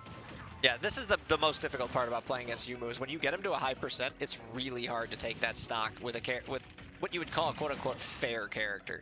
Like a character that doesn't have anything crazy. You know, Wolf has been hitting all these moves. He's like these neutral airs and like these tilt moves. With like 196, 206 he's living till, and Wolf has kill options. You are just conditioned to call Wolf fair because you commentated Snake for 3 games before this. Wolf is not a fair character. Wolf is a good character, but he doesn't necessarily have like a bizarre way to take stocks. Just everything is strong. Oh my lord! And with the wherewithal from Welfare Pickles to actually grab out of the tech.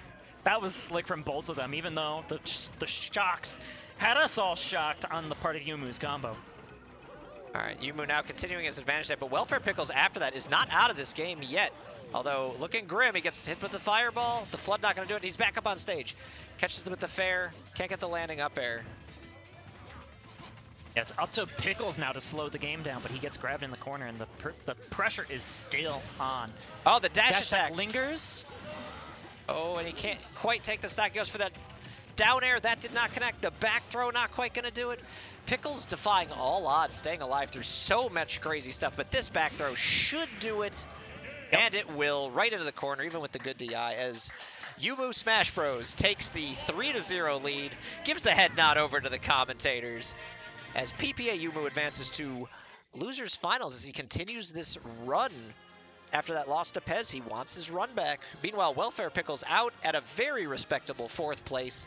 Got to see the Wolf a little bit, primarily a Snake. Played very well throughout the day, but gonna have to settle for 4th on this day. That last stock of that last game was a roller coaster. I'm still catching my breath after that. Man, that was crazy. Great gameplay from both of those players going. And actually, all these sets have been fantastic gameplay. I've been really enjoying this tournament so far. I just saw Final Destination as the Game 1 pick. Just going to say that now before people are surprised by it, as we are going to immediately go into this. It's okay, I'll still be surprised by it. into this losers finals. We sat down and when did we sit down? 6:30 or 7? Has it only been an hour? We sat down. We sat down around 6:30. This is a zoom-in top 8. Yeah, well, I mean, you've got. This is fast gameplay. Let's go. Yep. Yeah, let's go. Long-term fist bump. Fist bump in the commentators. What a bro. And Salad whacking him in the stomach for it. Yeah, this has been fast. All these sets have been 3-0, but you look at the characters also. We were expecting, some Pac-Mans, but they didn't quite make it. We saw the Snake, but, Snake Mario is about as slow as this can get. Mario's not a slow character. Palu's not a slow character. Falcon, obviously, super fast waiting in Grands. So it's not too surprising that this is zoom-in, just based on who's been winning. As we continue here, yeah, final destination on this game 1, and the Gerudo Valley music choice is an excellent decision. As Yumu goes for the runoff fair, Salad, he looked like not ready for it, but he had DI'd like down or something. I think he DI'd in. Yeah, in should have killed him. It's just, I'm surprised that didn't connect. So here we go. Now it's Salad's turn with a little bit of advantage state. Not able to convert on either of those aerials. But getting Yumu to the 100%, gets the drag down up air grab. I love that. That's so slick. Drag down up airs with Palutena are awesome. It's the coolest facet of her gameplay. I can probably count the number of times I've seen Palutena up throw on one hand. You were confused when you saw the animation. I was like, huh? On this stage, it makes sense because you just don't want your opponent to land. Yumu getting mad, doing the reverse angry pop-off over there. As these two, you know, they know each other pretty well. They're just having a good time. Multiple dash attacks here from Salad. I'm tempted to ask, is this a real game 1? Well, that's another way. So if you're playing that sort of slow methodical spacing style that Yumu wants to play, where like he is reading your habits back and forth, those really belligerent options like the Snake Grenade or the Palutena dash attack, they can ruin that game plan if you're trying to sit up too much time, right? But it looks like Yumu is not too much worse for wear on this second stock. Able to get the kill with the up smash. Yumu with the little mini pop-off again over there in person. He can't help himself. But Salad with the pretty convincing lead right now. Yumu has to make something happen. Gets the grab, down tilt, falling up air. Mario's good at making stuff happen, as a rule. Yeah, that looked pretty good. 69, 75% from that. And now Pal is off stage, catches the forward air. That was so scary. Yeah, we said need to make something happen. He just made 100% happen. Immediately. In the blink of an eye. And again, just a little scoop under the stage, buying Yumu so much space, buying him out of the disadvantage state. All right, down throw into nothing. The Yumu classic. And he will catch the landing with the up smash. Leans back, all excited. That's one way to deal with the back air spam. I don't want to call it spam. Like the back air spacing from Palutena, right? Is you get under it immediately. Okay, we got a couple of bags here and there. Are you sure we're not playing on Wi-Fi right now? No, I'm not sure. Maybe that was their intent. Maybe they sat down and said, hey, let's go for Wi-Fi stuff. But you wouldn't be going for Palutena dragged out up air if that was the case. That's too stylish and too not really doable on Wi-Fi. All right, here we go. Gets the falling up air there. Falling up air. Goes for the forward air. Can't quite convert. And now it's Palutena's turn. Can't quite convert the double up air. These two have been so close to some crazy highlight combos. Oh, wow! Catching the landing with F smash. Yumu catches the F smash, picks up the stageless, and then just throws it down. It's like, all right, there's your final destination. Yeah, don't trade with that move. No, you cannot trade with Mario F smash. That's a scary move. It's so strong. Like, now when you think about the strongest F smashes in the game that are like consistent and fairly safe to throw out, you think of like maybe the startup to Link's, Mario's for sure, Sephiroth's is pretty good because of how wide it is. Just F smash, Pac-Man's. Wolf. Yeah, Wolf. Like super safe but super strong. Mario is definitely up there. That F smash is a game changer. As Yumu with the 1-0 lead now, and he will catch the air dodge into another down tilt into nothing. They're just gonna play this whole set on FD? I'm curious at this point. Yeah, I don't. Did they just agree that like we don't need the stage list? Let's just play without platforms. Who needs them? Because it's like the gentleman's agreement for Mario Palutena. Because they both get way too much off plats. It's like no one wants Yoshi's story. No one wants.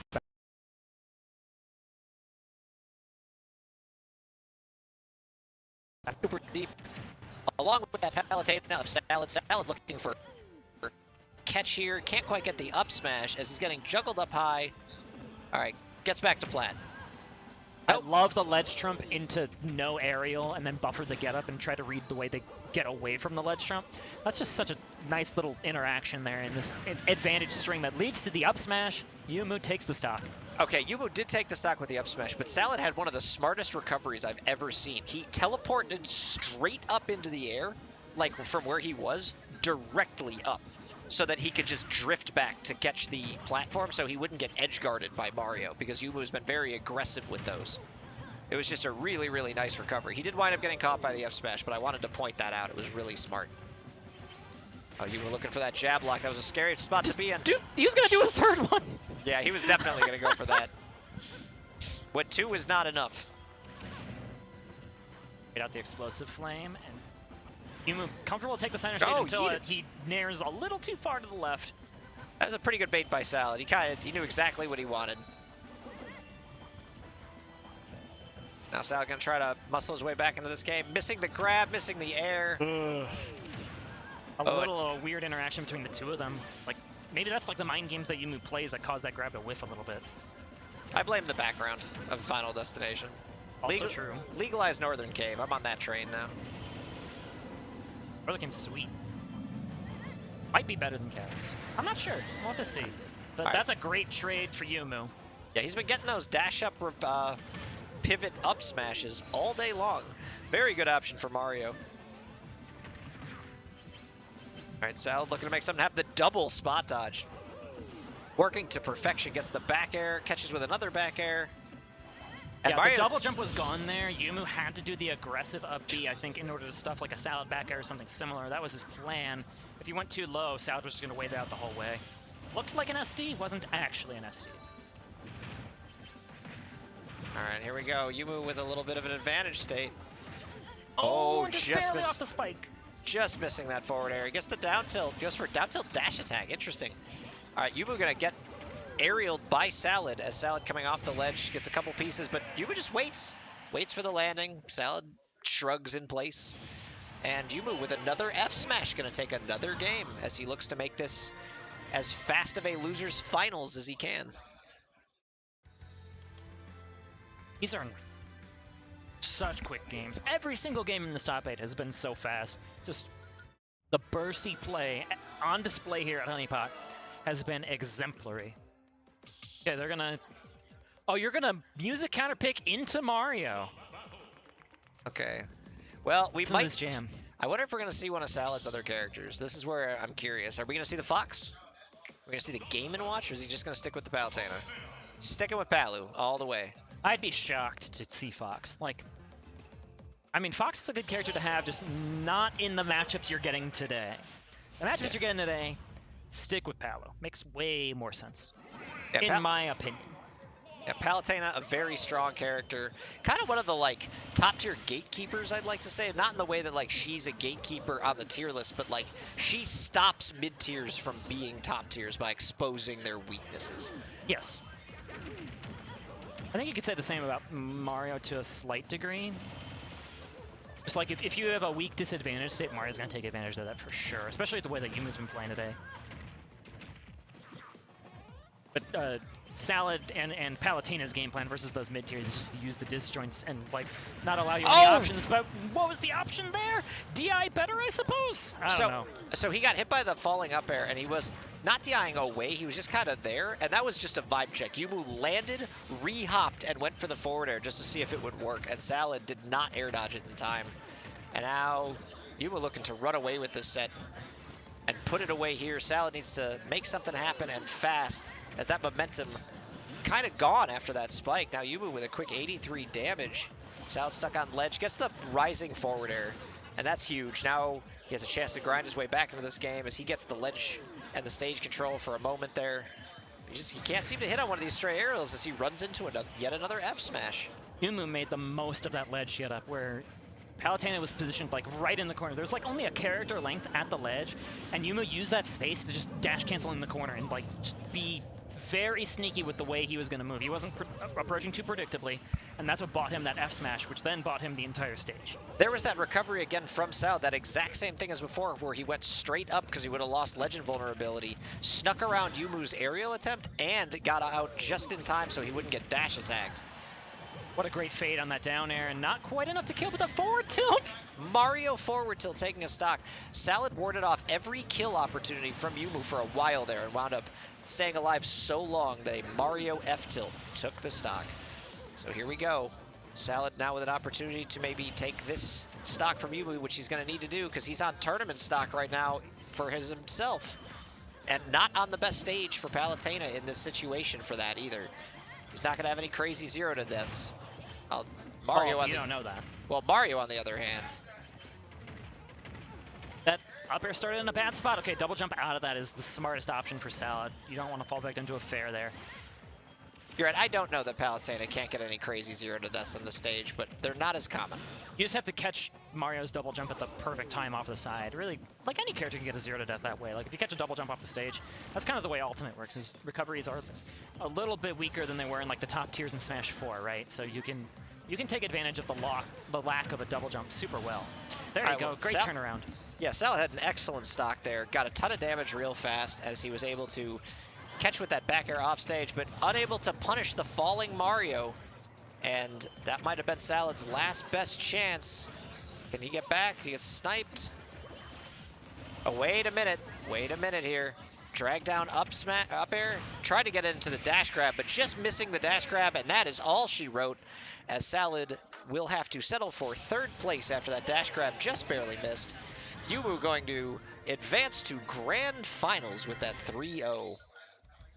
Looks like this run back was destiny the entire time. Captain Falcon versus Mario, after you said they were robbed of a best of 5 because they met one round too early. It was only top 12 that was guaranteed best of 5 here at this tournament.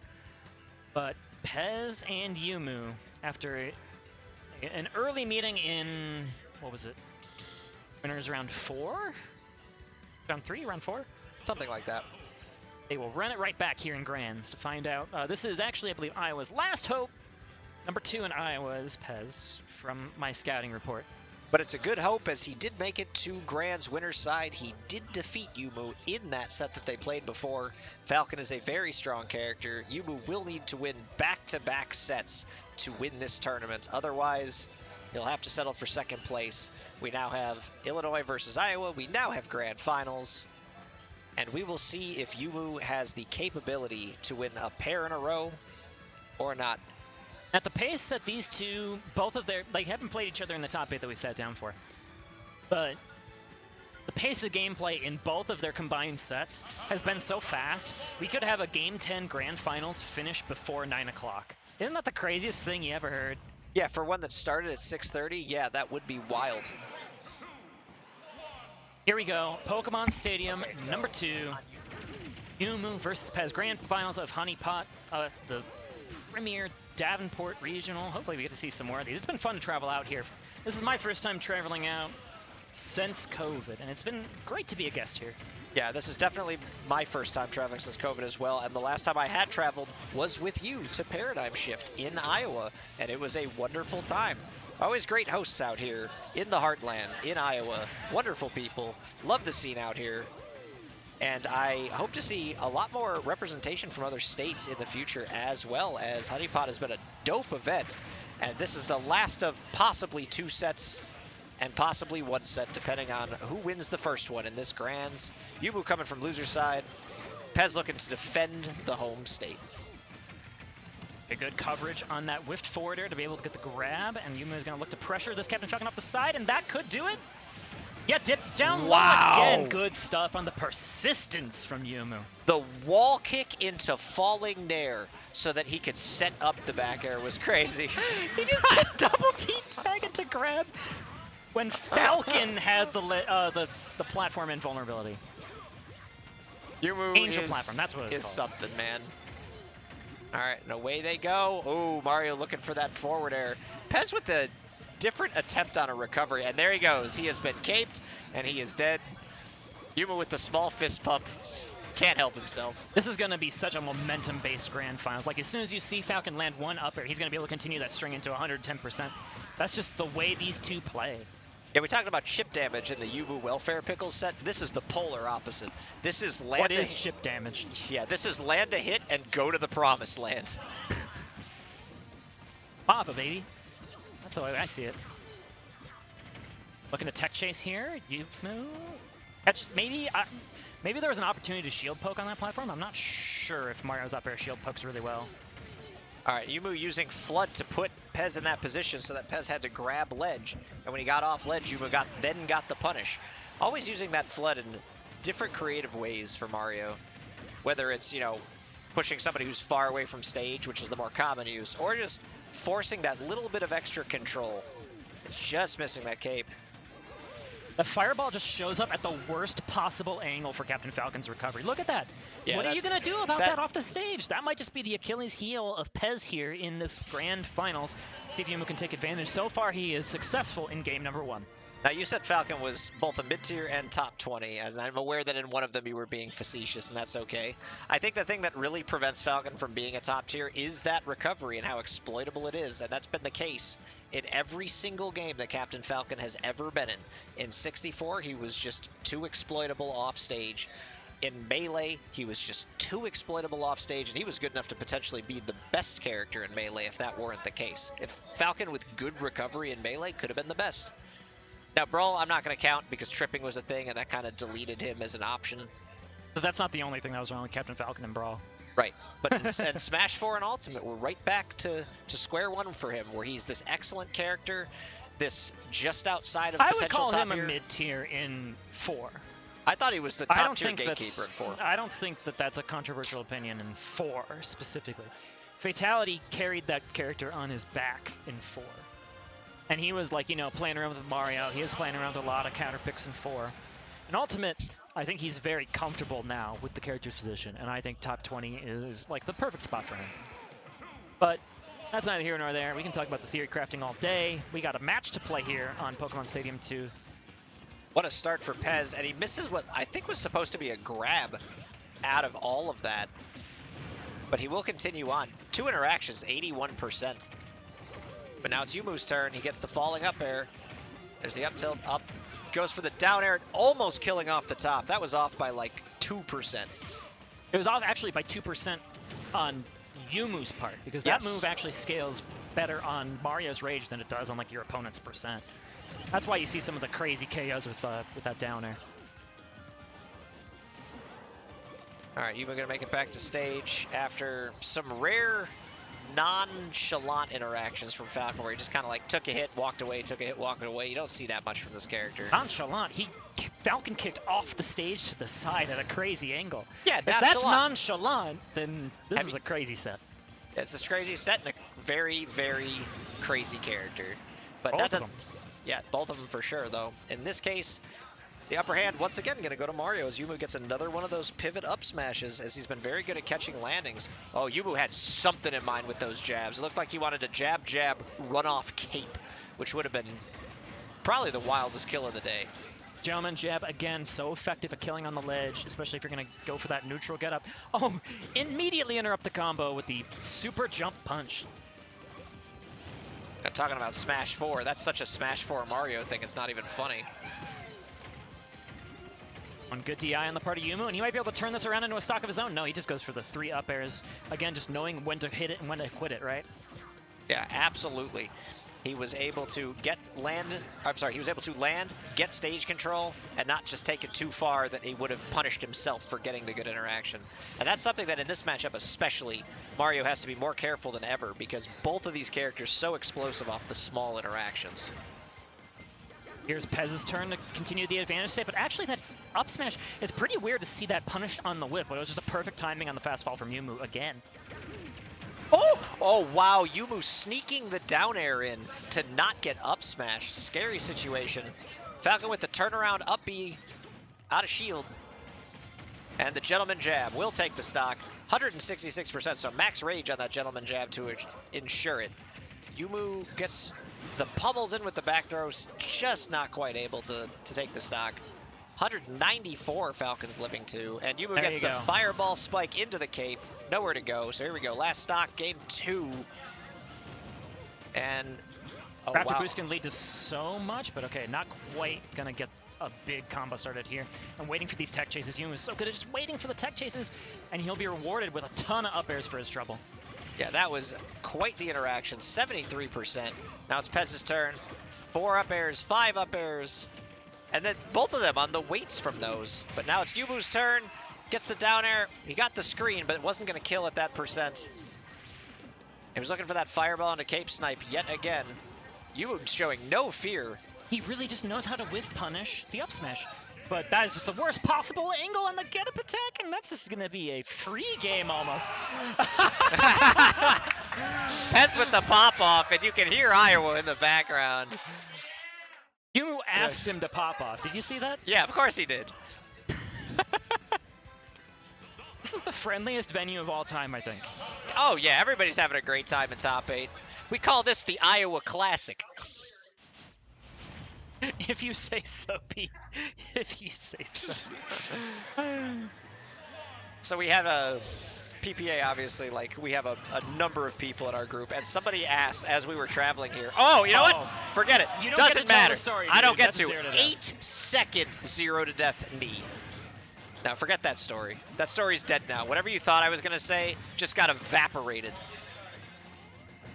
If Yumu can answer back again, just the burst in this game Yeah, is crazy! Oh, the double pop-off, one from each player, and rightfully so. Both of those were clippable in their own right.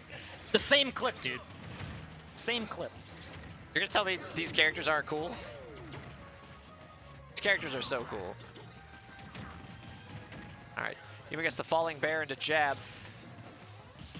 See if this momentum can stay up for both these players or not. The crowd definitely fired up really into it right now, as they're popping off with the players, and rightfully so. Some of these have been kind of wild. Left Lot is going to be like the one tool that either of these characters really has to slow down some pace, right? Falcon's dash speed is so quick. Oh, but you get to act out of that in this game? I almost forgot. Oh, wow. All right, Pez going to catch the up smash right out of that, turning certain disaster into ultimate riches, but not going to be able to recover from the fireball snipe. Oh, these two having a great time. This is high octane smash, ladies and gentlemen. Actually, yeah, this is as the high downer octane just as barely this game misses. gets. All right. Sometimes it's hard to tell who's up airing who. No? The stubby one is Mario. That's the best thing I can say. Like, the lesser animation is Mario. Oh, I'm barely missing the spike box, but we'll be able to get the back throw for his trouble. Yeah, Yumu going so low there to try to force something to happen. Oh, Pez almost reversed the whole thing into a knee. I don't know if that would have killed from there, but it may have at that percent. Falcon, dude. Yeah, probably then. Everyone's living. All right, down throw into the up smash, reads the landing option, and Pez is now one game away from taking this tournament. And defending Iowa in the process. Let's see if he can complete the job. Much more reserved reaction from these two.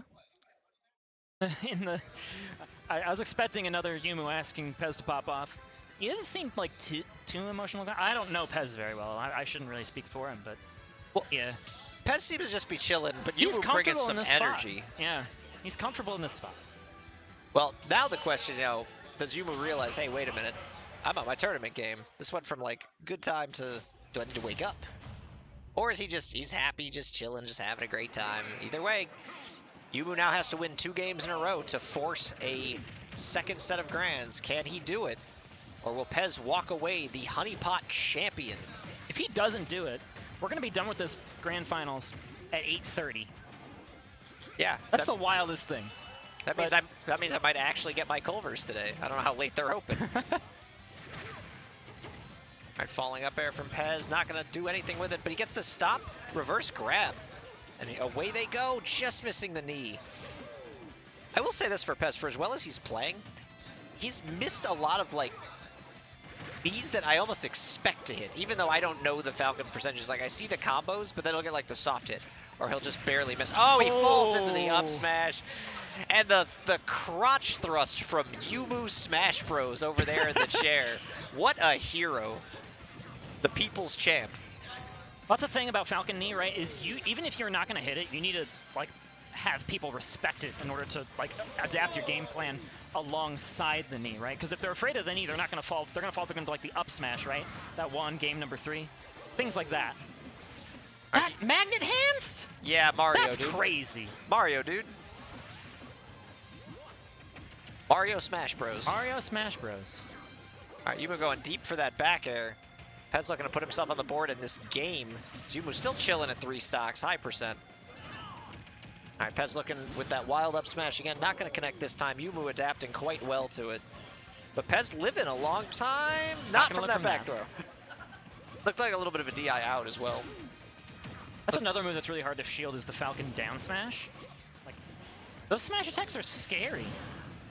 Looks like Pez is playing a little bit jittery in this game in particular. Like, knowing that he's one game away, suddenly he's like not going for the same risks that he was. He's more just playing on the defensive, and Yumu's totally fine with that. Because your defensive will eventually show a crack at it, and then something like this will happen. 42% being a lower end combo in this particular matchup, which is insane. Yeah, the burst from Pez hasn't been as strong this game. That's his strength. He's playing Captain Falcon. If you're not going to find spikes and you're not going to find knees, you're going to be in a tough spot. Yeah, playing Honest Smash with Falcon puts you at a disadvantage, to tell you the truth. And these up airs in the disadvantage are stopping the knees from even starting here. All right, Yumu back throws Pez off stage at 115%. Can Pez make something happen, or is Yumu forced in game 5? Sliding up tilt, buying so much space. And again, it's just another great way that Yumu is stopping those up smashes on whiff, which can be so tricky for some players to deal with a slower character like Mario. And the breakdance out the parry means we're going to game 5. He's breakdance fighting. All right, here we go. Game 5. Yumu. Love to see it. Yumu kind of cranking it up to another level that game. It really felt like. Oh, the milestone! Let's go! Menu popping off for a milestone 2000th battle in Grand Finals of Honeypot. Here we go. Pez will once again have a chance to close out Yumu. Yumu now putting himself in a position for the reset potentially. And it's another all. In this matchup, I guess it makes more sense to be always on Stadium 2 instead of, like, Snake. Yeah. Oh, wait a minute. That up tilt, Yumu barely recovering from that. And now Pez going back to his aggressive game plan. He needs to. That's a good sight to see if you're a fan of Pez right now.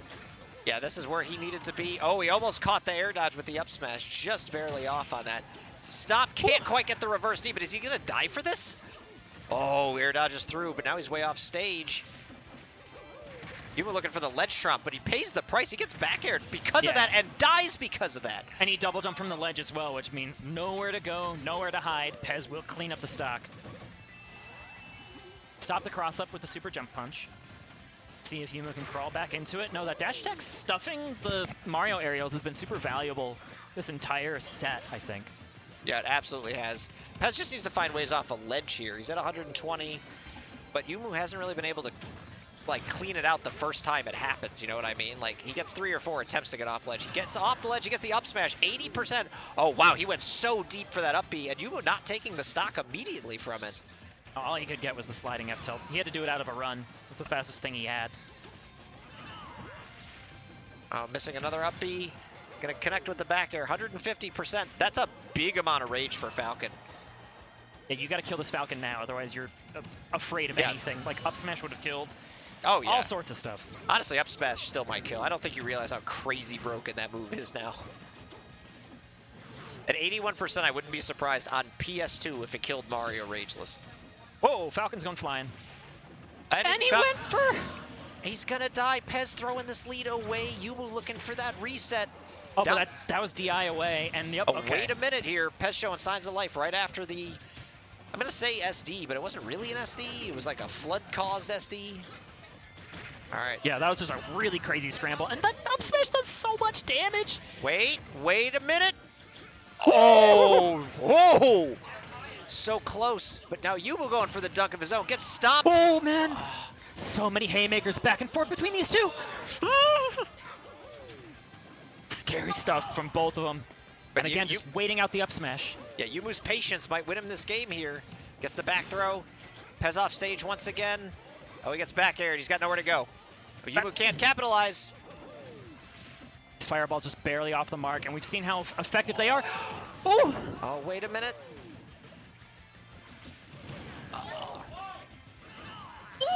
Both players panicking, just throwing out crazy options.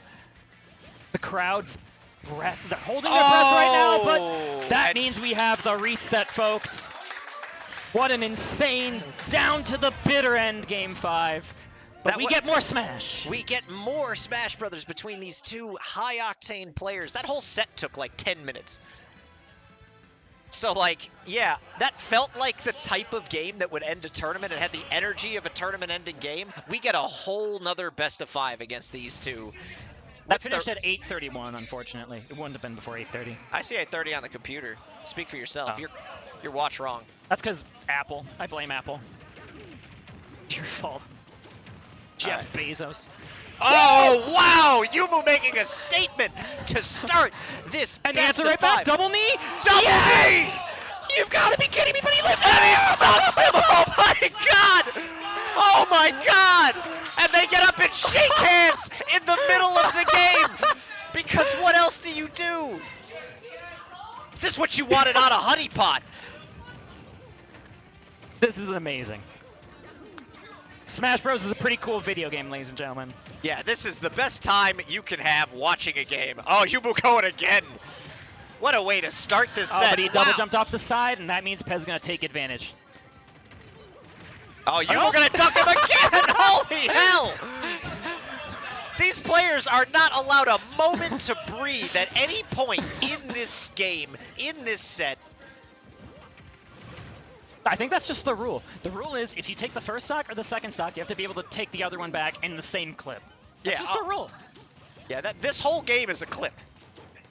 We were like, what, a minute in, and there were 4 dumpsters or whatever. Like, that's crazy. You got him off stage. Oh, he wanted it. He thought about it. You've got to know. All right, there's the dunk. But Yumu gonna punish him out of this? The falling up airs have been so valuable in disadvantage state here for Yumu, like throughout the entire first set as well. One jab, but using that armor so effectively is Pez. All right. Good mix-up on the timing from Yumu as well, considering how good those spikes have been from Pez. All right, Yumu gonna get the grab here. Gonna try to put it away, can't get the read. Pez gonna get the Raptor boost back air. Now Yumu The way DI mix-up off was stage. clean! And he gets the stop! Oh. Oh my word! What an insane game to start this set. We get more of these. That was just one game. Wow. Insane. I need a drink of water. Good God. I'll join you on that. Man, that was ridiculous. And there's more where that came from, folks. Do not get up to get a snack right now because you're going to miss the first 4 stocks of this match. You might miss the whole set at the speed they're going. This is kind of getting wild. All right, right back to PS2. Yumu gets him off stage. Oh, he thought about it. And Pez did not react. That fair might have worked. Here we go. Pez with his own falling back air into dash attack. Gets the dunk. Looking for the up tilt spike. He could have converted off of that. Just missing. And Yumu gets the fair. Continues it because he doesn't go all the way off stage. There's no stopping. There's no period in time in these games where these players are not at least taking % off of each other, if not the whole stock. That's how Smash works. You're taking % off each other. No, I mean like there's no breaks. No breaks at all. There's no resetting neutral. There's no hanging on ledge for too long. And we had 2 Pac-Men in top 8, don't forget. Had. Past tense. All right, using that jab so effectively to stop the turnaround Raptor boost. Oh my God! Charge All right, and let it rip. All right, the play-by-play for that. Yumu jab into dash forward teabag into dash forward charge pivot up smash. What a great set. What a great set. All right, Pez immediately going to take the back air. Not making the Pez fans wait any longer for another stock. Yumu getting his up airs, and away we go. Ends it with an air. There wasn't much else he really could have done from there, and it put Pez near ledge, which is not where Pez ever wants to be against this Mario. Oh, using the cute little mix-ups of the dash timing. Yumu needs to use all of his Mario movement at his disposal to make Pez flinch in the neutral when they're just dashing on the ground. That dash speed from Falcon is so useful, just closing the gap. You have to be tricky with your movement. Okay, good cross-up. All right, Yumu gonna hit that falling back air. Pez looking for any way in. Another falling back air. Goes way out there. Great trade. That was kind of nutty. He goes for that fireball, doesn't quite catch it, but that's okay. Down low, he goes again with the knee. Barely avoiding it is Yumu. Down throw, falling up air. And there was a little bit of a DI in. Yumu got to extend that, but Raptor Boost will beat through that aerial. Pez looking for another stop. Can't quite get it, but he will find the back air. Not going to take the stock. Isn't the flood from the disadvantage isn't enough? It was a good idea from Yumu, but man, did he pay the price for that one. All right. It was cute. And I think Pez knew it was cute, too. Not fooled in the slightest. Okay, here he comes from the ledge, getting that fair to dash attack. All right, can Pez bring this game all the way back to take a 2-0 lead? Or is Yumu going to get himself on the board here? Goes for that pivot up smash. That's going to clank. Not the outcome he was looking for. Now Pez just kind of fishing for a grab, misses it, gets punished. On the ledge again. You Find down that tilt perfect to the angle jab. under the fireball with every single one of these up Bs, but no, you jumped from the ledge, you'll pay the price, and it is going to be 1 game apiece in reset bracket. All right, so now effectively we have a best of 3. Worth noting, this is why best of 5s are important. Pez knocked Yumu into losers by winning 2-1 in what turned out to be a best of 3. Pez was up 2-1 in that winner's final set, so had that been best of 3, he would have won the tournament. Best of 5 is important. Now effectively we have another best of 3. So if he can cleanse the palate in his own mind and say, you know what, I just need to win 2 out of 3 here. I got this. As the Pro Controller halting things momentarily. No, that was Pez's Pro Controller, I think. No, there was a... Oh, it's Salad. All right, Yumu fist bumping Salad. Incredible. Incredible. Salad fist bumping both players. With the, hey man, that might have been me. Oopsie. Insane. All right, let's get back to it. This has been a lot of camaraderie in this room today, which is great to see. I think we all missed this. We all missed this a ton. Yeah, this has been incredible. All right, here we go. Pez versus Yumu, what is now effectively a best of 3 for the decide the champion of Honeypot. I think no matter what, we're done before at 9 o'clock. No! Oh no, Yumu with the unfortunate SD. Clip it, why not? We've been clipping everything else today. It's been kind of insane. All right, Pez got Yumu off stage, and he gets caped. Oh, can you imagine if he got double caped? Like a pixel away. That would have been something. Okay, good air dodge. Avoiding the clip in this instance. There's still plenty of clip opportunities. Oh, I'm sure we haven't seen the last of it. For all we know, the best is yet to come. All right, Pez gonna miss with the Raptor boost and get F smashed immediately. Yumu gonna even this game out. Actually, I haven't seen too many of those just dash grabs from Falcon. Mostly just looking for, you know, like Raptor boost to get things started. He's looking for like falling aerials. To tell you the truth, it is kind of dash unsafe. attack starts a lot for Falcon in this meta, apparently. Yeah, well, Falcon dash attack in this game is actually just less safe than a lot of his other options. So unless you know you're going to hit it, there's no real reason to go to it. Oh, he died for the attempt, but it was good. Yumu got a chunk of change on Falcon before dying, but this has not been about things like, oh, extra credit, oh, chip damage. This is get the best you can. Okay. All right. 1 SD apiece now, which means this is going to be an even game. Yumu fist bumped him mid-game. Insane. Being really tricky with the movement here, but not fooled at all as Pez, and he's going to dip again. Oh, he's going to stop him again. Yumu yelling, what is that at the screen? We are not finished with the clips yet, and now Pez, once again, 1 game away from winning this tournament. Yumu with his back to the wall for, what, the 3rd or 4th time today?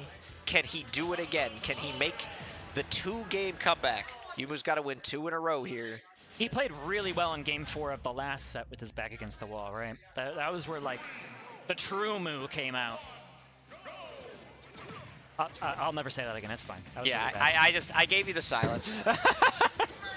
It's easy to think that because the MS capitalized. Oh, but I wasn't wrong. No, you were not wrong at all. Yumu with a stock 10 seconds in. How many times has that happened in this set? A stock that's been taken in the 15-second or less point in time. And here he goes again. Oh, he catches him with the double up tilt. What are we playing Smash 4? Okay, incredible. You're gonna pay for that. Oh wow, he's gonna pay the ultimate price. I thought, how far can Mario go off the side of that stage? I thought he would not make it back for any chance. Mario has better recovery than people give him credit for. Constantly. I thought Yumu was going to go off and do the flood way out deep. That's really what I was expecting. Oh, he catches him with the bounce fireball off the platform. He actually paused for a sec when that fireball hit. I think even he didn't think that was going to connect. All right, good catch here with the up B. What was that? Did he trade with the first hit of up B? Or was No. that up air? That looked like down air to me. That was, I don't know what the hell just happened. First hit of down air would not have sent it at that angle. No, that wasn't first hit. Yeah, you're right. But he just falling up aired. He got Okay, around yeah. it. That had to be what it was. It just looked weird. Very goofy looking. All right, so here we go. Yumu putting Pez last stock here. A little bit of dash dancing in neutral. Oh, we got the falling there. And goodbye. And Game goodbye. 10. Yumu getting up, popping off, pointing at the crowd. Who knows who he was even pointing at? Here is your game 10. This is the fastest game 10 I have ever commentated in my 15-year Smash career. It's been a half-hour game 10. You don't even need to cut it into 2 VODs. It can be 1 VOD. Bro, I watched and commentated and played Melee for a decade. I've never seen a 5-game or a 10-game set go this fast. Never in my life. Even Fox Puff. And I'm like including the loading screens. All right, so here we go. Game 10. Winner take all on the this Resident one. Sleeper on the track, though. Resident nothing. Just let Pokemon have its time, okay? There are a lot of banger songs on this stage. It's not this one, though. Yeah, I'm gonna be honest. I'm inclined to agree, but maybe that was the point. Maybe one of them wanted to put the other one to sleep. Maybe that was the goal. Just take them out of their element. Like, what is this? Then the next thing they know, they're dead, as has been customary within 30 seconds of every single game. Good tech, though. Has staying alive. All right, couple pummels into the back throw. Couple pummels into the back throw. Feel like I just saw that. And the catch, the jump with the back air. Yumu looking to run away with this. And there's That's the a flood. Oh, that cape was scary. He throws it out because if Falcon accidentally doesn't Magnet Hands or goes too high, it's just an auto kill. The combo. Woo. Yeah, Yumu not even done with the combo necessarily. No, he was ready. He was just fading too far away. All right, back throw. Now Pez is off stage again. He gets caught by that up B. You got to be careful of that from Falcon. He would try to make anything happen. Gets up beat again. Hey, that move's pretty good. Yeah, you can't even like force them into the tech position anymore. That was removed from one of the Falcon buff patches. Oh, Okay. the Falcon kick. Good Raw. first option. He got Yumu to drop shield. That F tilt sending from like through Falcon's body. That was weird. Down That was the tilt back weirdest air. hitbox I ever saw. Can't get the cape. Misses the punish on accident. Whew. I thought that was a chance for Pez to go for a spike or something similar, but instead I think he went for back air? Honestly, Yumu missing that punish got Pez back in this game. That knee didn't knee. And he got got it in. He did DI it in. So he got the soft hit, and then he immediately punished with the up smash. So here we go. Pez's last stock of the tournament. But can he keep it long enough to be the champion, or will Yumu put it away? Yumu's got him in the little bit of the blender here. Up air, up air. Wait. Shit. Delay. All right, Pez looking for the roll, misses the roll. Yumu going high with the down air, and that is going to do it. PPA Yumu, your Honeypot champion in a rousing 10 games of grand finals. Pez like inches away multiple times. He's going to have to settle for second place, but he gave us a show. Round of applause for these competitors. That was a great time. That was a great time.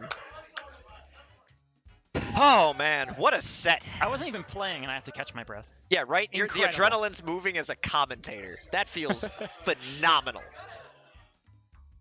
Smash Ultimate. Pretty cool game, as it turns out. Captain Falcon, pretty cool character. I'm just saying, you had a good time. Okay. It was okay. It's okay. It was okay. We had a great time. All right, folks, that is going to do it for Honeypot. Thank you all very much for watching. Shout-outs to SAU Esports and the Chases for putting on a fantastic event. Thank you to everybody else who was involved in production and the many events that have gone on today, as there were several brackets throughout many different games. We had a cool doubles bracket and a barn burner of a grand finals to close out this tournament. I hope everybody enjoyed. Yeah, it was a good time. As a recap, you had Yumu getting first, representing Chicago, taking home the dub. Pez did just such a fantastic job getting second place. That was a great effort from him. Salad in third place. Welfare Pickles in fourth. Dudu-chan coming out with the 5th place. What a great performance from him, too. Delightfully devilish Chan making quite the run with both his Terry and Min Min. And on the other side of things, we had, I believe, SF. SF, yes. The Samus player, who also had quite the run in his own right, which cleans out your top 6. And I believe the other 2 in top 8 were the Pac-Men. Bok Choy coming up from GRV. Bok Choy is a monster with his character, and Izzet, who also made a hell of a run today. So great job to today's top 8. Yes, guys, I hope you enjoyed the show, but that's going to be it for us tonight. Hope you enjoyed the broadcast. Be sure to hit the follow on the stream, and I don't know if you guys have the sub button, but if you have the sub button, definitely do that. And follow SAU Esports on Twitter if you're interested in learning some more about what the Davenport scene is up to. Yes. And if you enjoyed the commentary, of course, our Twitters are down here. I'm Lord Sturm.